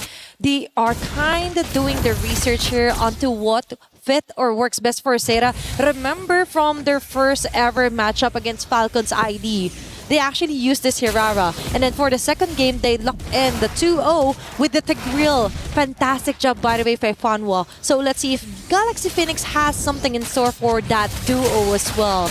Now, considering that we are also locking in the Bruno for Gygax, which is somewhat new today for today's meta. We have seen a couple of teams actually, banning it out, but this might be first blood here as Fanhua forced the flicker away, losing an important battle spell prior to the very first turtle of this game. But coming back to the marksmans here, it's interesting because even Winnie recognizes, Gygai is currently on a lane bully. Not only do I need to get the hybrid defense, oh my goodness, but also the tenacity. Even so finding first blood is already great here. Okay, that's a great start. So Sarita is actually starting off things with another rolling around kill here for Joe, and meanwhile for GXP, it's all about the timings as well. Remember for the Balearic, there are certain conditions that has to be met before you actually go in with the Wrath of Dryad, and all of that will be possible as well if Ling is able to back up right before a turtle take, and which in this case is going to be cornered or circled around by Zeta Division, and Joe is still keeps on farming and relaxes their stance.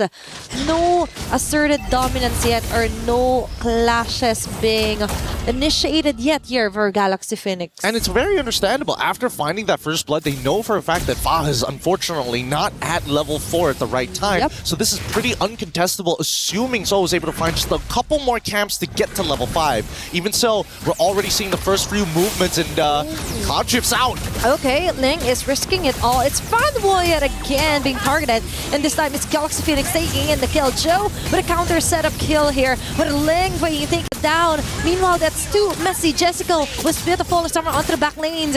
They just have different targets here for Zeta.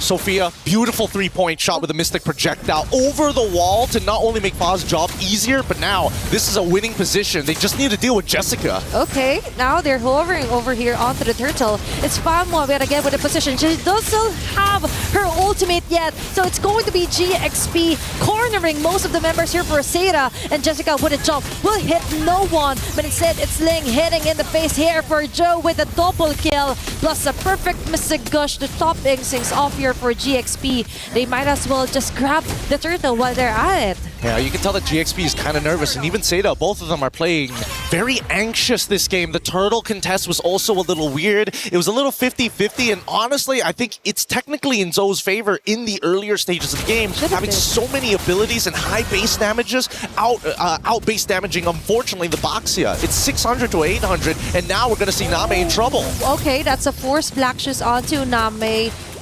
GXP knows there's no pure fight yet. Meanwhile, for Zeta, the plan B in motion right now. Just let Guy play her lane. But it's Fanboy yet again. It's a continuous harassment onto her that makes Zeta Division, Zeta rather, had a hard time to actually initiate some of those fights. But look at this, both sides are not wasting too much time. So made this similar invasion early on, netting them first blood. She's back here again just to slow down Fa even further. Okay, now for Galaxy Phoenix, all they have to do is somehow continue this kind of dominance into the map. And speaking of which, it's going to be Jessica66 being targeted here. That's two women onto her. And Fa will get the last hit. Even one of the backbone here for Zeta is having a hardest time against GXP. Yep, this is the beautiful plays coming out from GXP. Very high level, showing presence down by the bottom side, already assuming after mentioning and also seeing Zoe on that top side. It's still a bit of a mistake and an overextension from Jessica. Even so, so, Ling is coming up big time. 3-1-2, gonna get plenty of money off of this. In terms of the side lanes and who's doing really, really well, it's Guy with plenty of money. It's Winnie with the EXP lead, but it's Ling really leading the charge. She is the master here onto the XP. Minor, that is not going to look good here for Jessica26. And now Sophia initiates with the Mystic Gush. Lemas will with a follow-up right of Dry. There's going to be the taunt. Joe trying to run away with iframes. It will be enough. But sadly though, onto the top lane, they won't be able to try and contest their positions here onto the neutral objective. Beautifully played. Oh, okay. Really, really well played for GXP's side. Seda tried an attempt here, but they don't. I think they need to understand that GXP's combination is very plug and play. It doesn't matter what order it comes out in, as long as you get CC'd, you are going to die to the Gush.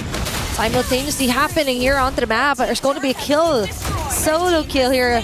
Still Ling on top of everyone else. They're really transitioning quite well here for Galaxy Phoenix. Getting a turret, getting a kill, you already have the turtle as well. So now we totally see the importance of what it does to our XP laners when you're kind of bullied early facing into this game. I mean, when you make back-to-back mistakes, unfortunately, in that laning phase, that's when it gets really, really rough. Especially when you go over to these neutral objectives and not find some kind of gold back for all of your contributions. Even so, GXP not going to completely let them go. Look at that, 1.6 to 700. But if we look at Guy's side, Guy, unfortunately, only 71. Not enough of a lead to become lethal just yet. Yep, and that full responsibility of the damage will fall onto her shoulders later on.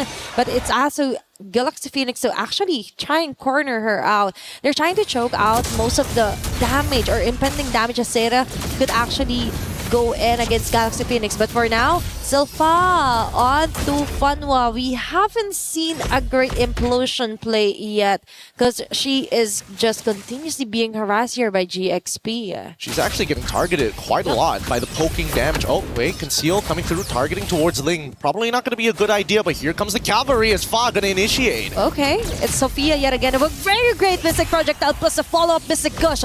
Okay, falling down low air is Fangwa. No frontliners here for Seda Division. Both are kept busy here by GXP. Meal for Joe going in for another plan in action, which is to somehow push off some of the lanes against GXP. Overall, it's still a winning matchup here, but GXP, they got to be careful. Seda, they already found their set play as they look for the second kill. Okay, Flicker was exhausted here by Sophia, but still, for Seda Division, that might have been quite an opening or a small window that they could totally maximize before they try and contest this big objective. But it looks like Ling already has it covered. It's Fanwa yet again that she sees Jessica from the back. Will they be patient enough to wait for the perfect timing? Conceal play. But meanwhile, it's Ling taking down Guy. And now GXP finally gets a chance to actually shut down most of the damage dealers are supposed to be. It's going to be 3 members down. Chase down onto Jessica26. You know, it's Fa and Ling jumping onto Name. During the triple kill. We'll go for the Maniac. Yeah, indeed. That's going to be a Maniac kill for Ling. It's a queen for this game. This is starting to get out of control as GXP have found their stride, and unfortunately for Seda, communication is breaking down. Lilia did not have enough mana to have a sustained fight. The fact that you already saw Ling walking up into your backline should be the signal to back off. With that being said, the economy lead is going to be clear, 4.4k, and Seda unfortunately can't make any invades happen to equal it out. Just when he thought that Guy will be one of the last resorter for Seda, she's also been targeted here for GXP, and you're right about that. You have to be more aware on where Ling, even Lama, is actually going around here onto the map of Seda Division, Seda rather, and it's kind of bit sad to see that 9 minutes in the game, jungle's already been compromised, and now Joe has to resort to somehow just clearing off the bits of the waves onto the sides just so she could slowly build up her stacks. Well, I mean, honestly, I think Nami should have just said, guys, we need to, it's either we delay this or I recall back and get my mana, because unfortunately, even if she does decide to use the Black Shoes, it's too late to get all of that health and mana back. But now, Traffic Giants the into commit. combo. Okay, that is just too much of a burst here for Galaxy Phoenix. Now they go in far onto Fun One. Nami tried to run away. There's no black shoes at all to save her. And it transferred back onto the damage onto Guy. She will be backing away. But Galaxy Phoenix got most of those kills. The Shui women down. Plus, they might even get a T2 onto the mid lane. Oh man, they've set this up perfectly. They can guarantee an inhibitor here. They broke the Holy Shielding, and now they're going to go for a little bit more. With this next Holy Shielding about to fall, they have perfectly set up the next potential fight. And it's going to be, I guarantee you, they're going to get this Lord. If Seda can steal this somehow, that would buy them a guaranteed 6 minutes into this game. They've waited for this moment. For Galaxy Phoenix, it took years for them to actually perfect, to actually try and get the super team that they wanted, to put their faces, their team, and the MWI map. And there they have it. Very dominating win against Seda.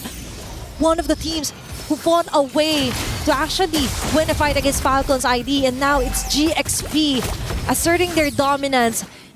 Looking at this one, of course, we see some clean discipline as well when it comes to rotations, plus the easy conversion of kill, then turret, kill, and then objective. Very clear attitude here for GXP. I mean, it's reflected by the score, 2-15 so far. It's just closing this game out. It's going to be a little bit harder than it looks, especially since Name is starting to scale and dealing with these waves well. So, fortunately, not going to get caught here, but they find Fanhua instead. Okay, Flicker. Fortunately, hasn't been activated here for Seda, but they have another task in here that they have to melt down as fast as possible. It's going to be the Lord that GXP has and marching onto the bottom. Very nice of them to kind of delay things off onto the mid lane, even onto the top lane. Now the pressure is on. Macro control here for Galaxy Phoenix.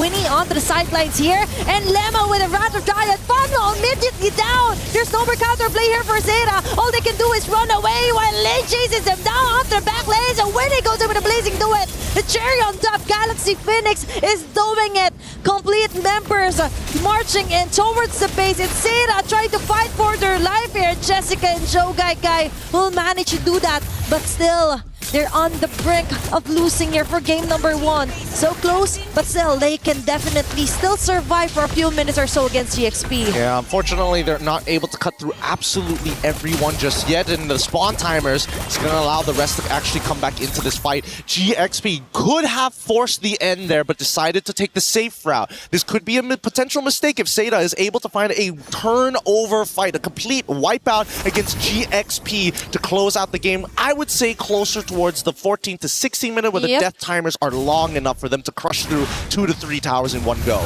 And for that, for Galaxy Phoenix, they just kind of want more cleaner and clearer assertions of clashes here. I think that if they're going to look for the cleaner and an assertive way to play, they gotta ruin the position of Sophia. But just like mentioned in the beginning, right, their plug-and-play combinations, now that all 5 of them can get involved, it makes Ling's job really easy. Instead of just, hey, I gotta go Cloud every single time. Not necessary if the combo actually lands. And now, let's see if something will finally land here for Seda. But one thing's for sure, those bullets are gonna land onto the last bit of base hurt onto the top lane here for Seda. This is making it harder for them to go outside and try to somehow form, even contest the Lord that will be spawning right on cue. All right, now they're going to have first position here. This should be a pretty free Lord for the side of GXP. Seda, unfortunately, must play the defense. As soon as they start walking out, but more importantly, since their jungler is about to get revealed on the top side thanks to that top wave, GXP have nothing to fear. Now, Seda, how do we play defensive in a composition that just has so much counter-engage? If Fanhua decides to flicker forward, unfortunately, a majority of the important members on the side of GXP have some form of counterplay. Sophia will never be anywhere close to the front lines. Winnie has a Purify, so that only leaves you with just a bunch of tanks, one of them who wants you to be in their face. Yep, and problems keep piling up here for Seda, especially Fanhua being the first to go down each and every clash. So for GXP, it just makes it easier for them, right? No more frontliners. All they have to do is do their thing. Ling goes in with punches, and the rest could just focus fire onto the base, which might happen into the next wave. Well, let's see, because now It's about time, and you can see that Fa is already trying to pull the attention apart. Okay, Lord has to be melted down here for Seira. Now they're too focused on the setup here for Fanwa, risking it all, even with the dark play, is able to do it, but the damage just isn't there yet. GXP focus pass onto the base, gets the game number 1. That is the cleanest closing I've seen from many different teams here today, yesterday, and the day before, but GXP, they do it by the book. They do it honest, and it feels like a snake wrapping around your neck. You just choke out. You don't even feel the pain. It just goes black and the game's over. Definitely. And now for Galaxy Phoenix, they only need one more win to stay another day and fight for their way onto the semifinals. Meanwhile for Seira, man, they're going to have to hit the drawing board again. I think that they had an opportunity in the draft to actually punish this composition, but unfortunately decided to go the safe route. And the order, if the order changed just a little, it could have definitely helped at least GXP slow down that early game in the middle of this game. With that being said, though, we're going to go on a short break, and when we come back, it's going to be more MLBB action here at MWI.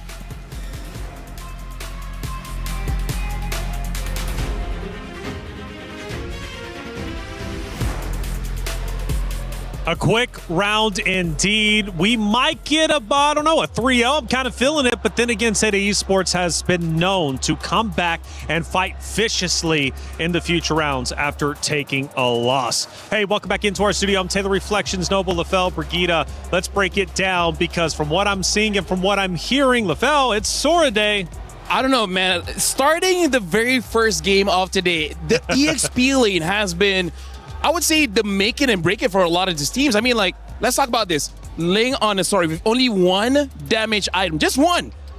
Just one, and she got a Maniac. She won a 1v1 against Gagai, against Jessica. Whoever's in front of Ling, they die. Yeah, I even thought it might have just been a Series 1 thing, because these were two Sora specialists. That was Team Falcon's ID and Twisted Minds, but it just really keeps happening over and over again.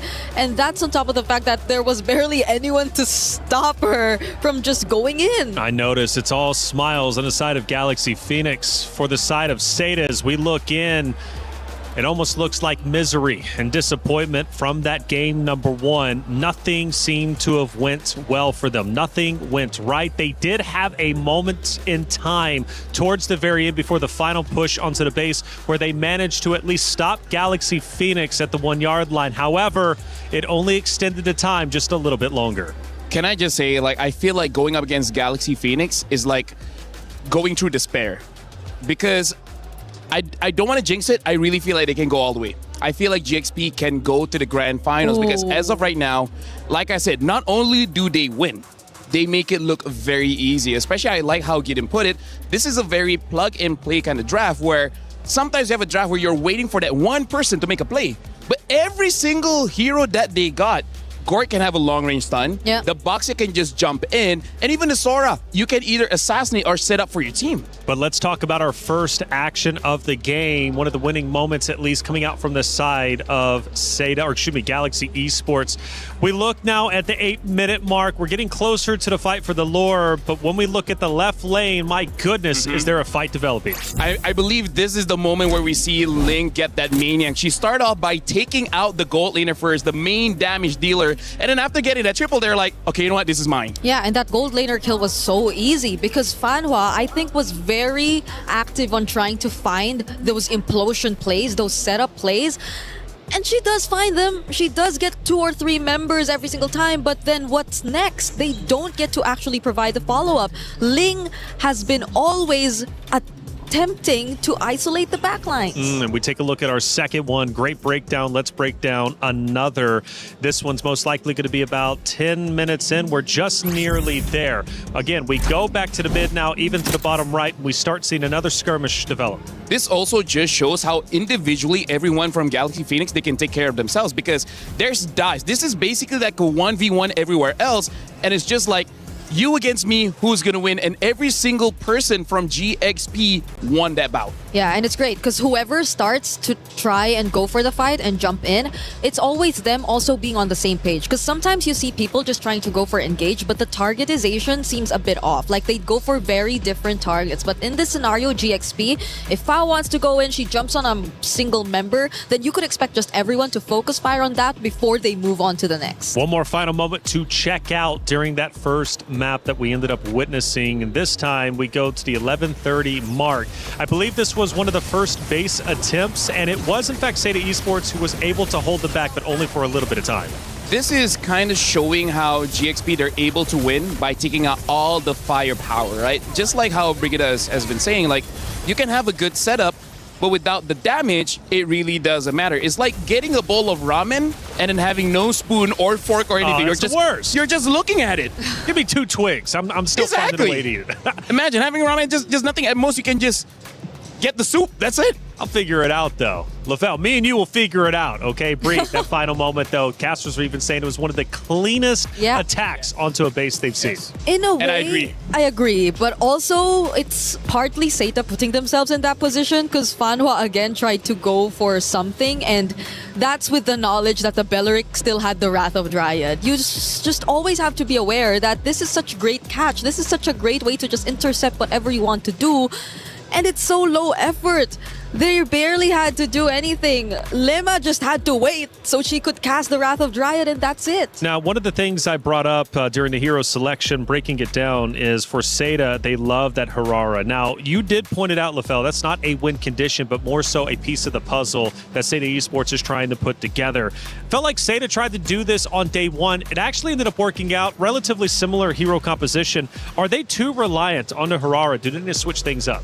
This is also why GXP is so strong because, like I said, they're the masters of rock, paper, scissors. They know the Harara is going to get picked, right? Instead of batting it out, they allow Seda to just take it so that they can have a draft that makes it so that Harara could not do anything. They ban out the carry, they ban out the Valir, they ban out all the anti-tank heroes so that they can have all the tank heroes so that Harara come in and is like, okay, can you kill me? You cannot, then you will die. Yeah, because we've been saying that you need to set up for the Hirara to be successful. It's not like the Hirara is just the one making things happen. So there are certain conditions that have to be met, and in this case, they did not allow any single one of them to get through. It was tough, and speaking of not getting through, Bree, I mean, Zhao was the only one with kills onto the side of Seda Esports, having two total eliminations. For Galaxy Phoenix, they had close to 20. But those all happened in the early game, and that was about it. One and the late one, when she got the clot, right? Yeah, that too, but most of it just really was when they could really take the Hirara and take advantage of how mobility is reliable, how the burst is slightly reliable, but everything else after that was just countered out here. It was tough. It really was tough to watch, to say the least. Seda Esports, I know, has so much more potential than what they just showed. I know for a fact they can play better than that. But speaking of playing better than that, what's the game plan? You lost that so quickly, it's even hard to get upset about it. Granted, we did see the player emotions, LaFell, and they were clearly feeling that loss. Because I really feel like they understood that there was not much that they can do in that game. That was the phases of saying that they knew what we were going to do before we did it. So how do we outplay that? Because let's talk about the bans. Guinevere, one of Fa's best hero, got banned, and she still had the Boxia. She will still have the Ling. If you have 5 bans for Fa, she still have a signature hero. That's why I say it feels like despair. Yeah, but I'm pretty sure they still have so much to pull out, and they're not even pushed to the limit. Like every single draft feels like they've just been expecting everything to come out, and they eventually get a hold of what they want. You know, coming into this again, and I keep bringing it up because I think it's such a cool story, Seda Esports was built for the MWI stage, but that means their hero pool as well. Do you think they're maybe overextending past their comfort zone and they're finding themselves trying to counter the heroes on the opposite team, but not really understanding fully how to play those very heroes? I mean, we're talking about how both organizations is trying to make a name for themselves because this is new. This is a new lineup built for MWI, and because of that, they don't have the experience of being pressured this hard. So I feel like have they stretched themselves too thin? Honestly, maybe, just because now that you're in this situation, what do you do? This is scary, Bree. We go back to Flying Cloud, and Seda cannot afford to go with the same hero composition because we know what Galaxy Phoenix is going to do. They're just going to choose their own that just defeated them, and after such a heavy loss, going back to the same map, this could have devastating effects for Seda. It's tough though, because if they don't really want to overstretch their possibilities in terms of hero pool, then does reverting back to comfort also help them? Because their comforts seem to be really countered out well by Galaxy Phoenix nonetheless. That's a good point, but we just witnessed Gen G try to do that. They went with their comfort picks, and they unfortunately ended up losing. So it's not a guaranteed, but it is something that I'll still stand behind. It does help, especially whenever you're feeling uncomfortable going into the next map after losing in such a severe fashion. I feel like you need to find a good middle ground. Middle right? ground, yep. Because like maybe 2 or 3 players need those comforts. The other ones need to be a win condition, right? They need to be meta here, because right now for Galaxy Phoenix, they kind of know the comforts of Seda and they're just taking it all out. And this time, look at the difference here. They're not betting out anti-tanks. Now they're betting out burst heroes. So maybe they just want to show off more heroes. Just be like, hey, we got more in the tank. Hey, what if it's an assassin game this time for Galaxy think it might Phoenix, be. right? Because if they don't want these annoying XP laners to just come in, well, the carry makes you think twice just a little bit, because there is also a chance they took it out. But these are mind games. Like, Seda are probably not sure what the game plan is for Galaxy Phoenix at this point, just given the first 3 bans that they decided to show us. I feel like Belleric is a pretty safe pick because, again, that's one of the heroes that Lima really likes to play. Other than that, everyone else has been so good. Belleric has been picked up, so now for Seda, the problem is they don't have a carry to really fight against this Belleric, so I don't know. Even taking away the Sora is so dangerous because the Valentina is still there.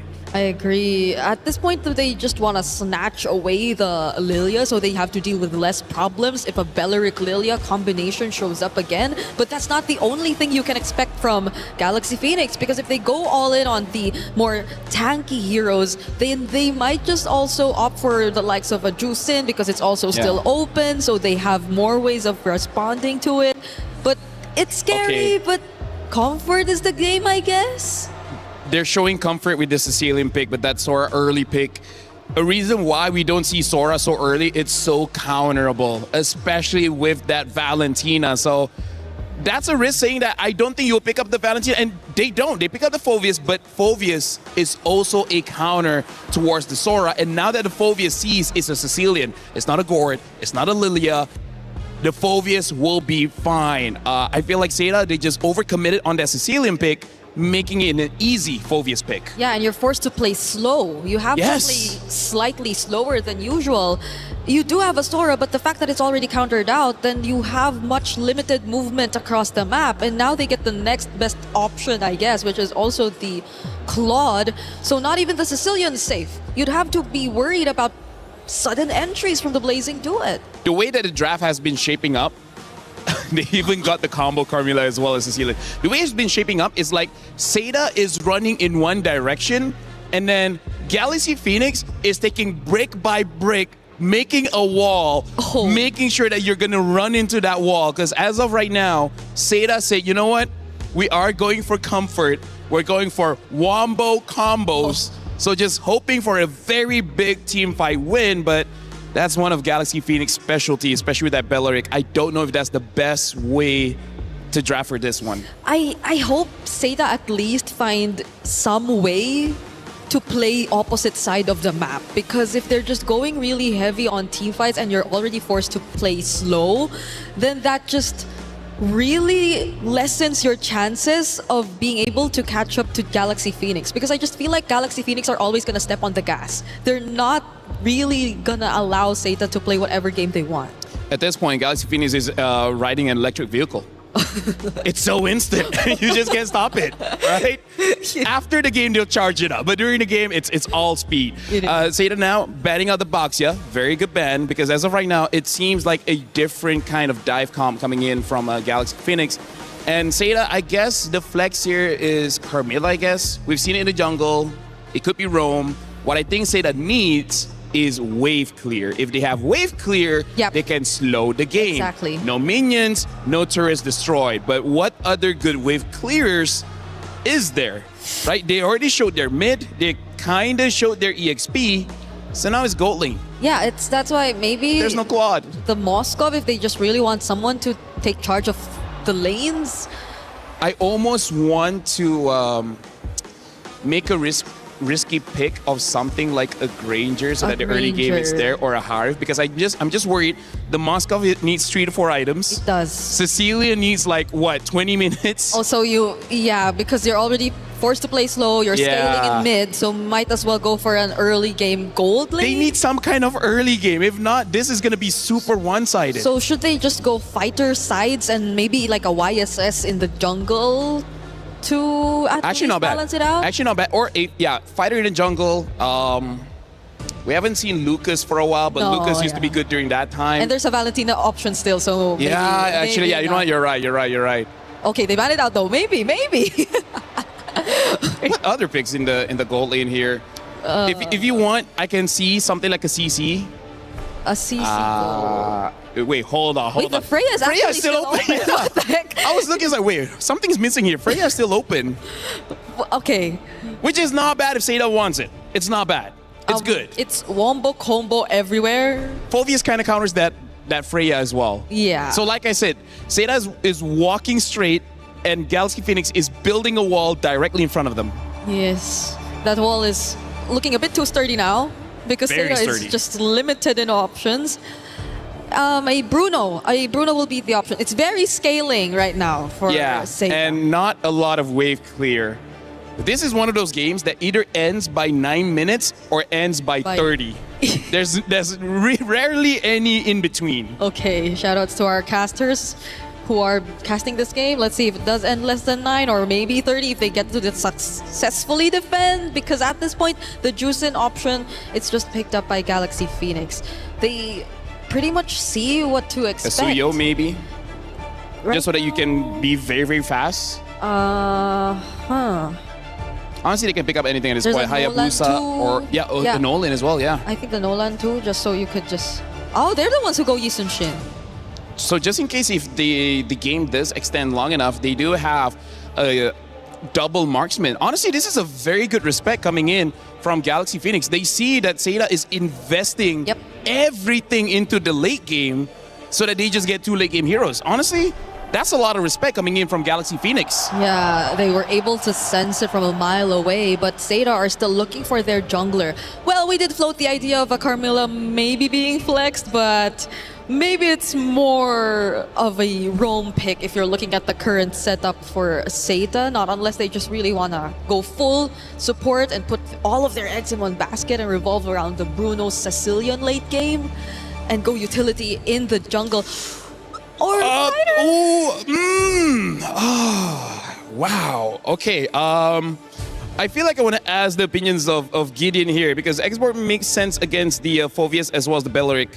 But hey, maybe it can work. Maybe it can work. Well, it's going to have to work for sure. Seda Esports built this roster specifically for MWI, and it's worked out so far. But is this going to be the end of the road? Well, they need to come back in the series. It's a best of 5 after all, and Galaxy Phoenix is already well ahead of the game, winning game 1 in such a convincing fashion that Seda Esports now has to go for their comfort picks just to feel alive in game number 2. It's Galaxy Phoenix versus Seda Esports Map 2. Athena, Gideon, take it away.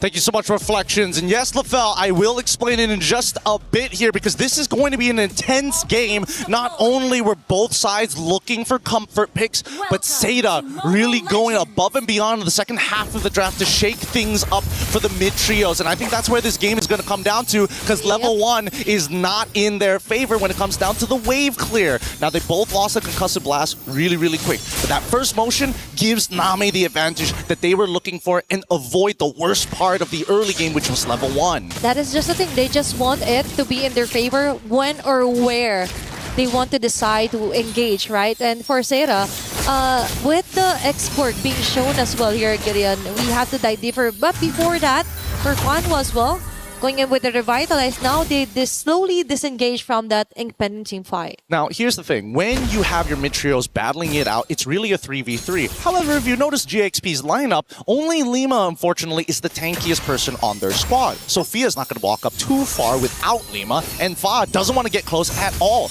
Now, here at level 2, this is where Sophia can get really, really aggressive, but Seda want to punish this. They are taxing the HP pool and also using the waltz so that Fanhua can get really aggressive and still walk out of safety. Plus, the additional shield is really helpful for them when it comes to clutch moments, right? And it's all about surviving, not only here on MWI, but surviving the game first. Okay, one game at a time here for Seira. And now we also have to somehow look at a closer look on how will Jessica fare well against the Phobius of Ling later on. Now she got this huge advantage with the setups with the Cloud Form current term, plus now she actually has damage that she could inflict upon GXP whenever needed. And right on cue, it's not going to be, or it's might be going to be onto the objective here, which is a turtle that spawned right on cue. I think step one for either one of these teams, they may want to go for this neutral objective, but they don't necessarily have to take it. Wait, turtle ball hits! Okay, they're turning into the bait. Name almost falling low. It's going to be a Farag armor being pop up here for the last Insanity. So with the first blood, it's Ling being the first blood against, of all people, now Seira.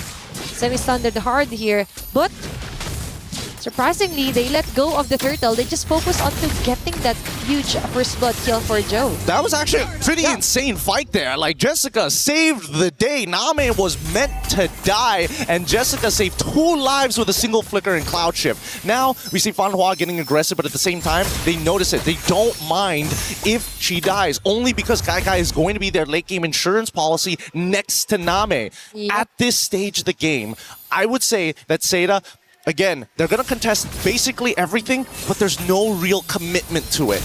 Maybe for now, because Seira just has to be really careful.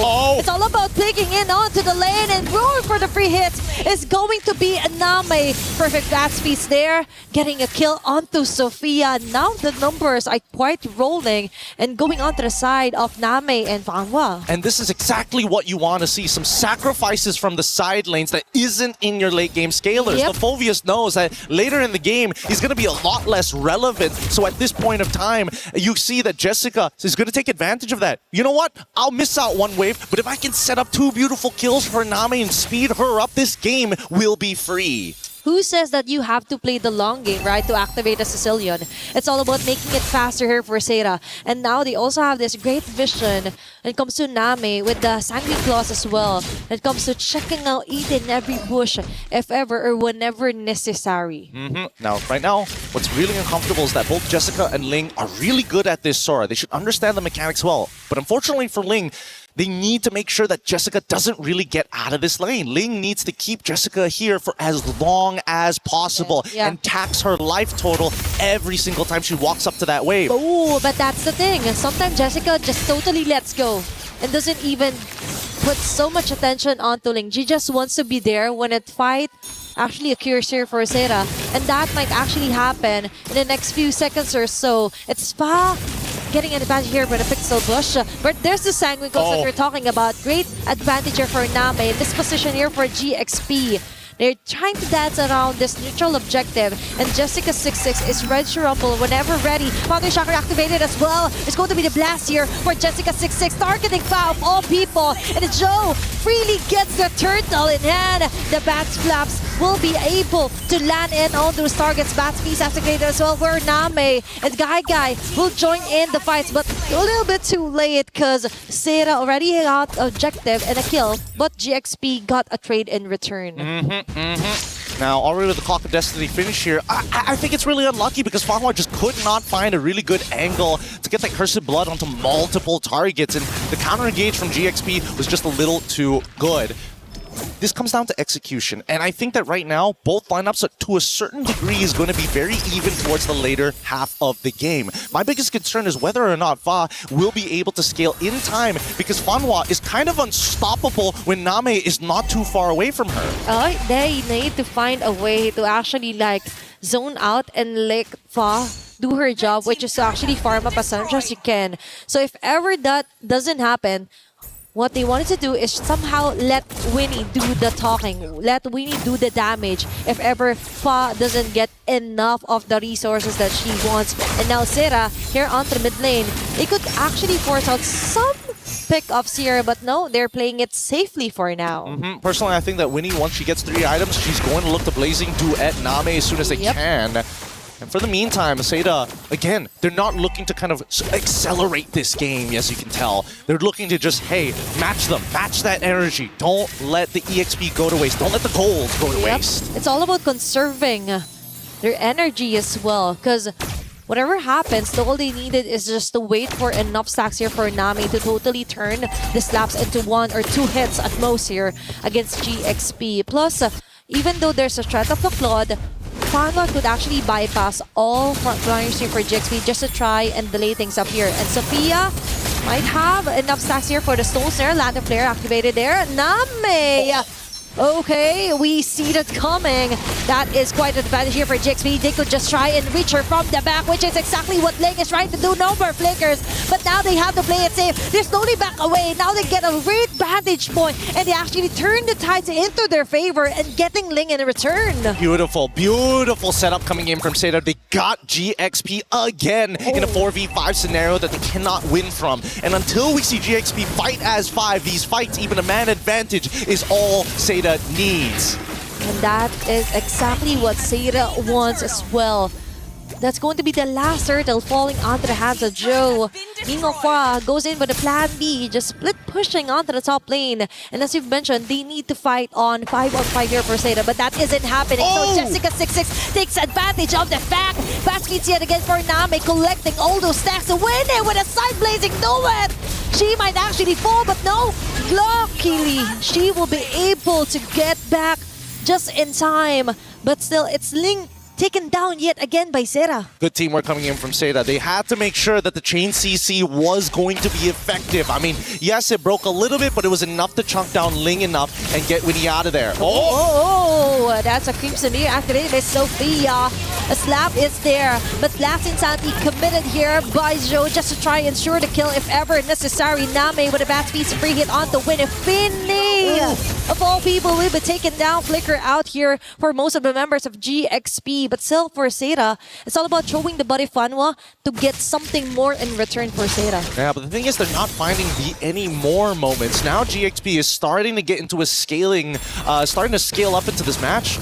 Endless Battle already purchased for Yi Shin. It will be able to start sustaining and getting in and out of these fights more effectively while still maintaining high bursts. When we look at everybody else, Guy so far already with 2 very valuable items is looking to get that Malefic Gun to extend her range, and then the composition is complete. Yep, it's all about making Guy more dependable as well.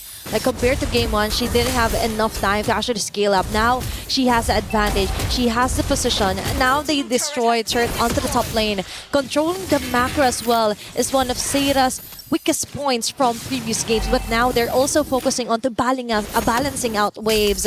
And with Winnie on the other hand, she just wants to focus or force out reactions from Seda, but no, they have their own plan in mind, and that's to target Sophia. Still no flicker yet. They know that it's just a Crimson Beacon. Now they transition here onto the objective. They're also going to break the Holy Shielding on the top side with a slow pushing wave as they're about to fight. Oh, Jessica6 is forced out of her ulti just to get away. It's Ling onto the front line. They let go of the Lord. It said there's going to be a taunt. Fa will be securing the Lord on her way to annihilate members here for Seda. And now they catch them. Silas will pop of immortality. And Winnie finally gets an opening that she needs. It's Guy and Joe being left here. And Winnie ensures the double. Meanwhile, for Guy, she gets the triple in return. As Seda still got an advantage all over that messy clashes that GXP did. A 3 for 3. What? Hold on, no, Jessica in trouble. Unfortunately, no ult, and now it turns into a 3 for 4 in favor of GPX. Okay, now they finally get something more out of messy teamfights, miss initiations, and what mattered is that they were able to actually get an objective while they were doing so. They're going to keep on doing this, right? I mean, just look at the way that they're playing it, right? I think that the mistake here is the fact that Ling didn't immediately flicker onto Guy and trigger that passive. They needed that mini stun to happen to allow a cleaner way for Winnie to get in and apply that damage. Not to mention, got to stack it up. So again, communication starting to break down here, but it's not over just yet as they're about to dive. Okay, they're approaching Fanwa with a Dark Right Inferno pursuit, but Jessica26 goes in with a counterplay, but not enough to do so damage. But still, that is a kill here for Seda. Guy onto the front. They were able to take down Link in the process. That's a 1-for-1, but Winnie just doesn't want that to be a tie. Ensures a turret destroy onto the top lane. They're really good at their macro tank side here for GXP. It's actually really insane how good they are at making these macro decisions, right? They're not wasting any time, and Winnie knows that Zoe's got nothing on her as long as she has BMI. The only problem is Guy, because every one of those auto attacks, while Claude needs to get like 14 in to get that big damage, and oh, hold on. Okay, it's still Jessica26 trying to somehow set up a play. Being forced out of their positions here is GXP, but still, Flicker activated for Sevilla just to try and survive. I think at this point, Seda getting a little nervous here. Ice Queen's wand being purchased from Zoe. Now they can play the traditional front to back. The composition is already complete. They just have to fight 5v5, and it's the onus is on GXP to kind of break those boundaries. It might be a little bit hard, right? Because that Curse of Blood, it's just too dangerous. If any of the squishier targets like Winnie or Fa get caught by it together, I think that's game over. That is super risky here for GXP, and that's why they're really being careful where and when the target. It's being caught in a crossfire here for the members of Jessica26 and Seda. Actually wants to get a kill. Even the flicker for Name, but that is going to be an easy kill here for Fa. He definitely knows there's no more escape here for Name. Beautiful, beautifully played by Fa. Looked for the flank angle, was really, really patient. Unfortunately, Ling might have died there, but they were still going to risk it, especially if they find that shutdown onto Name. The slower Name scales, the better it is for GXP. Yep, with Galaxy Phoenix now, they're focusing their attention on controlling out the wave and position when it comes to taking out the Lord. It's going to be a free Lord here for Galaxy Phoenix, and a great zone out by Lemma and Sofia against Seda. It's looking really, really good here. But unfortunately for Seda, despite the score being 8-11, the Lord is in the hands of GXP with a 1k lead, looking to explode it into a 5. However, now that bottom side, no holy shielding both top and a bottom, it kind of doesn't matter. I feel like GXP has kind of conditioned Seda a little bit. And yes, look at that mid lane. Oh, what the? Bon just lost her ult. Okay. Kind of a whoopsie here for Seda, but still, it's Jessica26 with a great initiation. But sadly, though, members here from GXP will be taking the 1-by-1. It's still Guy coming up on top. As you've mentioned, it's all about the free hits here from Guy. She is the woman that GXP has to hunt for. I mean, they could have gotten a lot more there, but then again, maybe it's a blessing in disguise. I'm pretty sure GXP saw the random Curse of Blood being thrown out and thought, we could force this, but they forgot about Jessica. That Cloud Shift works just as good as the main initiation tool. Okay, now for Seda, they just have to be really careful onto controlling the wave as well. They have very good initiations, to be honest. All throughout their games, they're really dominant when it comes to clashes. They really know how to play the micro really well. But the problem is that most of the time, even not so in super long games, 15 minutes is considered mid-game, right? And they're already gotten their base turrets already destroyed, but most of the opponents that they play against, and that is somehow frustrating if you're Seda, because you also have to double down onto watching out the long lanes here, but Lema instantly being bursted down. Okay, Fa was actually waiting for members here from Seda to actually exhaust all their ultimates. Last inside the committed as well. It's Winnie being caught. Oh my gosh, they stayed a bit too long there against Seda. They just didn't make a decision. GXP needed to start moving to that direction. They cannot just let it go. They could have just sacrificed the waves just to make sure that the rest of GXP can get out. And now their cores are in trouble, and Lima might be the next to fall. Okay, even with the random die, I think that won't be enough to survive. And it's still Name collecting all those stacks. Oh my god. Now it's Joe onto Fa, trying to run away. Immortality removed entirely. Last in Sandy just to try and get away, and she will successfully do so. But Seda, on the other hand, will be punishing most of the members here onto GXP. Focus Fire and actually destroying a base turret in the process. Okay, well, I thought maybe that flank was already looking so good, but the rest of the team, and especially for Lima, losing so much HP, just didn't have the right conditions. Now, both sides missing inhibitors. Seda needs to go back to clear up this wave and then look to contest the Lord. So right now, GXP gets first move to position for this Lord. Is nobody going to clear up that top wave? Thank God. Turnaround coming in from Lima. Okay, and that's the thing for Seda. They have to think of the bigger picture. And with them thinking that they have to go out or go home to defend, it took what? Like literally a few seconds for GXP to actually burst down and get the Lord. Again, I was saying that Seda was able to match up with the macro of GXP, but it seems that now it's starting to slip. The fatigue from the 16-minute game where every single one of these moves could be the difference of extending the series or sending you right back home. And either way, GXP, they're the cool, calm, collected ones, yet we haven't seen a very clean 5v5 just yet. It's always somebody goes down a little too quick. Somebody isn't as committed compared to the others. Once GXP gets on that same page, Seda's going to be in a lot of trouble unless they once again forget about the two big ultimates. Cloud Shift coming up from Jessica26 or the Cursed Blood from Fanhua. Okay, two things to check if you're GXP. And now, they're slowly approaching top lane here. Lema onto Joe. There's going to be lack of flare. Last Insanity just to clear off the minion wave that GXP brought onto the base of Seda. Now, it's going to be a defense, and they're not willing to risk it at all here, Gideon. Why does nobody want to hit the turret? Just somebody, anybody at this point. And now they're pulling. Guy is literally pulling it because the mid-tier 2 didn't break. Okay, now they're talking. Seda just wants to go in for a kill, but Fanhua immediately melts down here onto the hands of GXP. And we have Winnie here with a Blazing Duet going for free hit. Sophia with a double.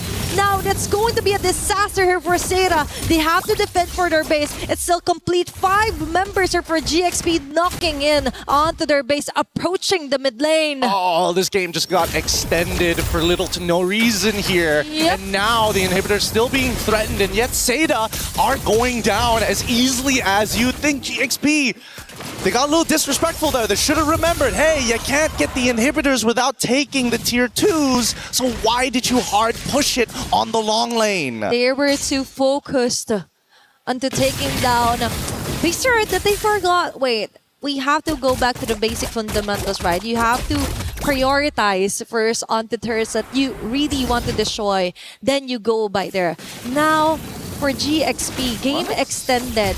This might be a pro or a con, depending on whether they get the Lord or will Seda even contest this one. Yeah, this is kind of interesting, actually. We see that Fa has decided to go for the War Axe as her last item. Despite everything, usually people make the decision of maybe it's the Malefic or whether we go into the War Axe. Usually the War Axe comes in as your second item over the Endless Battle, but let's see this conceal first before we go any further, because Lima is really out of position and didn't see it in time. And now they rush in. Immortality removed entirely just before a Lord take here for GXP. Although technically, she still survives, but for Seda, they have another layer of info that they have. But still, first things first, they have to clear off wave after wave before they try and position themselves into trying to contest this objective. I love the fact that Seda are using these small little tricks. When you conceal, stick by walls because it's just harder to notice something changing when it is a fixed position. But even so, they're still contesting for this mid spot here. Okay, it's Fanhua being covered here by GXP. Waltz in towards Name, and now they try and dance around this Lord. 9 minutes into the game, this might be the ending Lord that GXP needs. And oh no, Jessica6 is forced out of her ultimate. Wait, what? On the back lane, it's Fa getting the Lord, and when he goes in with an entry point of Blazing Duet, Jessica6 might fall down.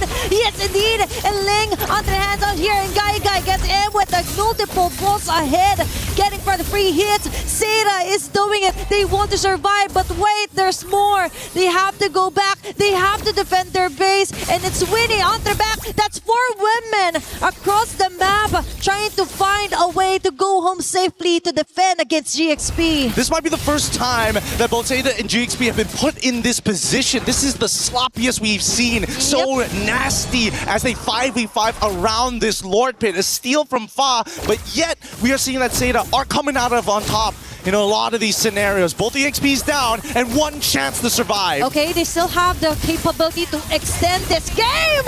And an immediate shutdown onto Fa and Joe and the rest of the gang. They might just have it. They have it, what it takes just to try and survive for long. It's Sophia being targeted by 2 members. Even with the Lander Flare, I think that won't be enough because they are locking their sights onto her. And Gaga is still alive, still deathless by the way, onto this 21-minute game time. And there's a chance at the end of the game right here, right now. They got to deal with these waves. Let it push in just a little bit closer. They have to stop it right here at the inhibitor. If they don't commit to it, they're going to get cloud shifted. Okay, if they play it just right, they might be able to equalize this matchup. It's Leng and Winnie with the Blazing Do It with their ground. They just want to delay things up, but Seda just isn't having any of it. A minion wave will cross over, and it's Seda taking in game number 2. They extend it. They bring it to one chance, one more game to see Seda versus GXP. Holy! Both of these teams are pushing each other and are grinding each other down. Their plays are looking a little more sloppy, but at the same time, this is a new environment. No teams have pushed both of them this far, and they have so much to fix upon, not only in fundamentals, but just in the raw mechanics. It's a scary moment to be in here, because can you imagine the stress, the pressure, which is causing these consistent players to start deteriorating? We're going to take a breath here up on the table. We're going to be throwing it back over to Reflections at the studio. More MLBB action right after this.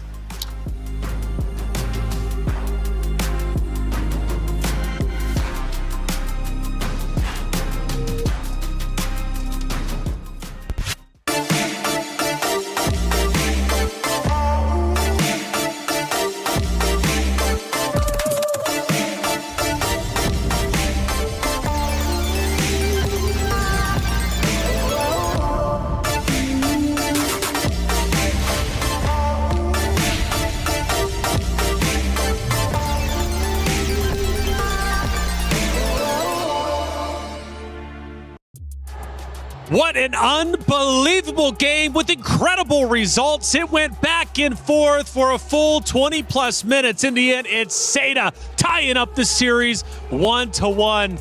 Bree, I thought you were going to lose your voice screaming. You were losing your mind. Have I not? Oh, did you hear that? I feel like I lost a bit of it just because of what happened there in that game. It's, what, 20 minutes long? We didn't hit your 30 minutes, but yeah, we were close. We were close. You know, it's funny, LaFell, you did say it's either going to be a 9-minute game or a 20-plus minute game. When I saw the 9 minutes, I said, well, we're in for the gauntlet. Oh, yeah. I mean, like, Cecilia needed 20 minutes to get there, and they got there, right? I feel like I cast a curse Galaxy Phoenix just a little bit by saying they could go all the way to the grand finals, and then that just happened because, let's face it, Seda had an amazing game, but Galaxy Phoenix, a lot of misplays, especially from Winnie. Well, you're very passionate about that one. He did put a disclaimer that he doesn't want to jinx it, but you know, Caster Curse might just be a bit too strong for today. It's a real thing. Sora is a real thing too for Happy today. Sora Day. Sora Day. It's been, what, all wins for whoever gets the Sora here. It seems to be the cheat code. My goodness, though. Seda at one point fell behind, and I was thinking, okay, we're probably going 2-0 here, but through resilience, they ended up fighting back. Talk to me about that back and forth, LaFell, because, my goodness, felt like Galaxy Phoenix was winning at one point. Seda then took back over. Galaxy Phoenix had a very real chance to push the base. They didn't. They pulled away. Seda took advantage and ultimately won. That's a good question, and to answer that, they have different layers of damage that you can't defend against. Number one, big burst magic damage. Fovia is one of the tankiest heroes in the game. One hit, half HP gone. Yep. So that's number one.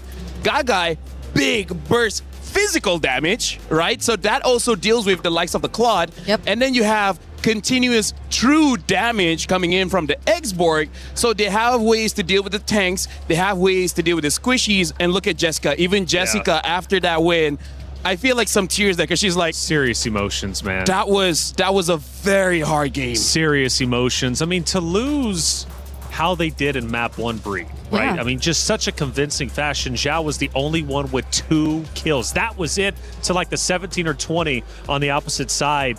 Unbelievable results. Let's take a look at a couple of actions. And usually I set them up and I kind of have a feeling where they're at. I'm not going to have any idea who's winning in this moment. We take a look at it, and it could very well be Galaxy Phoenix leading the way here. So it is a little bit later on. We're now down to the 12 minute marks, and it is in fact going to be Galaxy Phoenix leading, but just slightly. Yeah, and it's where I think you start to feel the scaling come in. I know it's just a 12-minute mark, but Lemma and Ling were starting to feel it. If it weren't for those individual plays, I feel like Seda could have just went all in.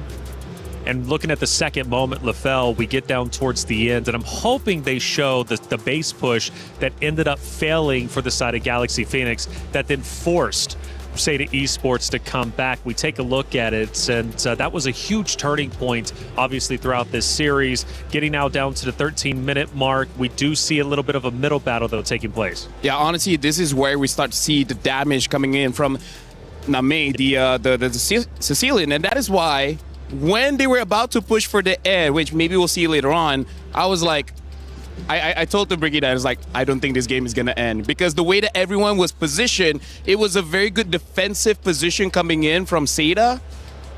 And then it turned out to be true. I got to say, sometimes I wish I'm not right. Yeah, because it all looked like it was towards the end, but then you gotta see the burst, you gotta see the damage, you gotta see the defense from this Expo, the Sicilian, and those were their timers.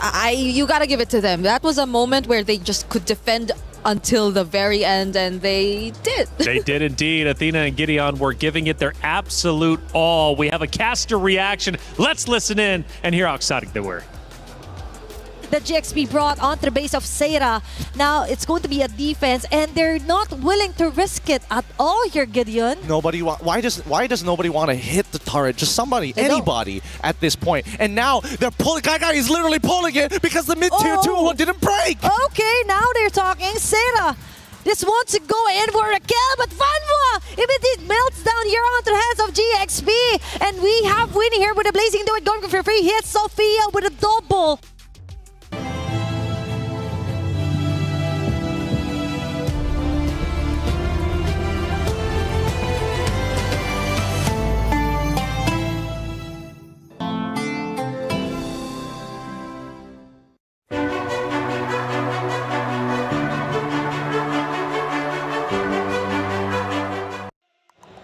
It was Inception for a moment. We're watching the casters react while watching the casters react to the caster react. And Athena, man, she was definitely caught off guard by that one. But you know what? They give it their all. Gideon, let me just say, same.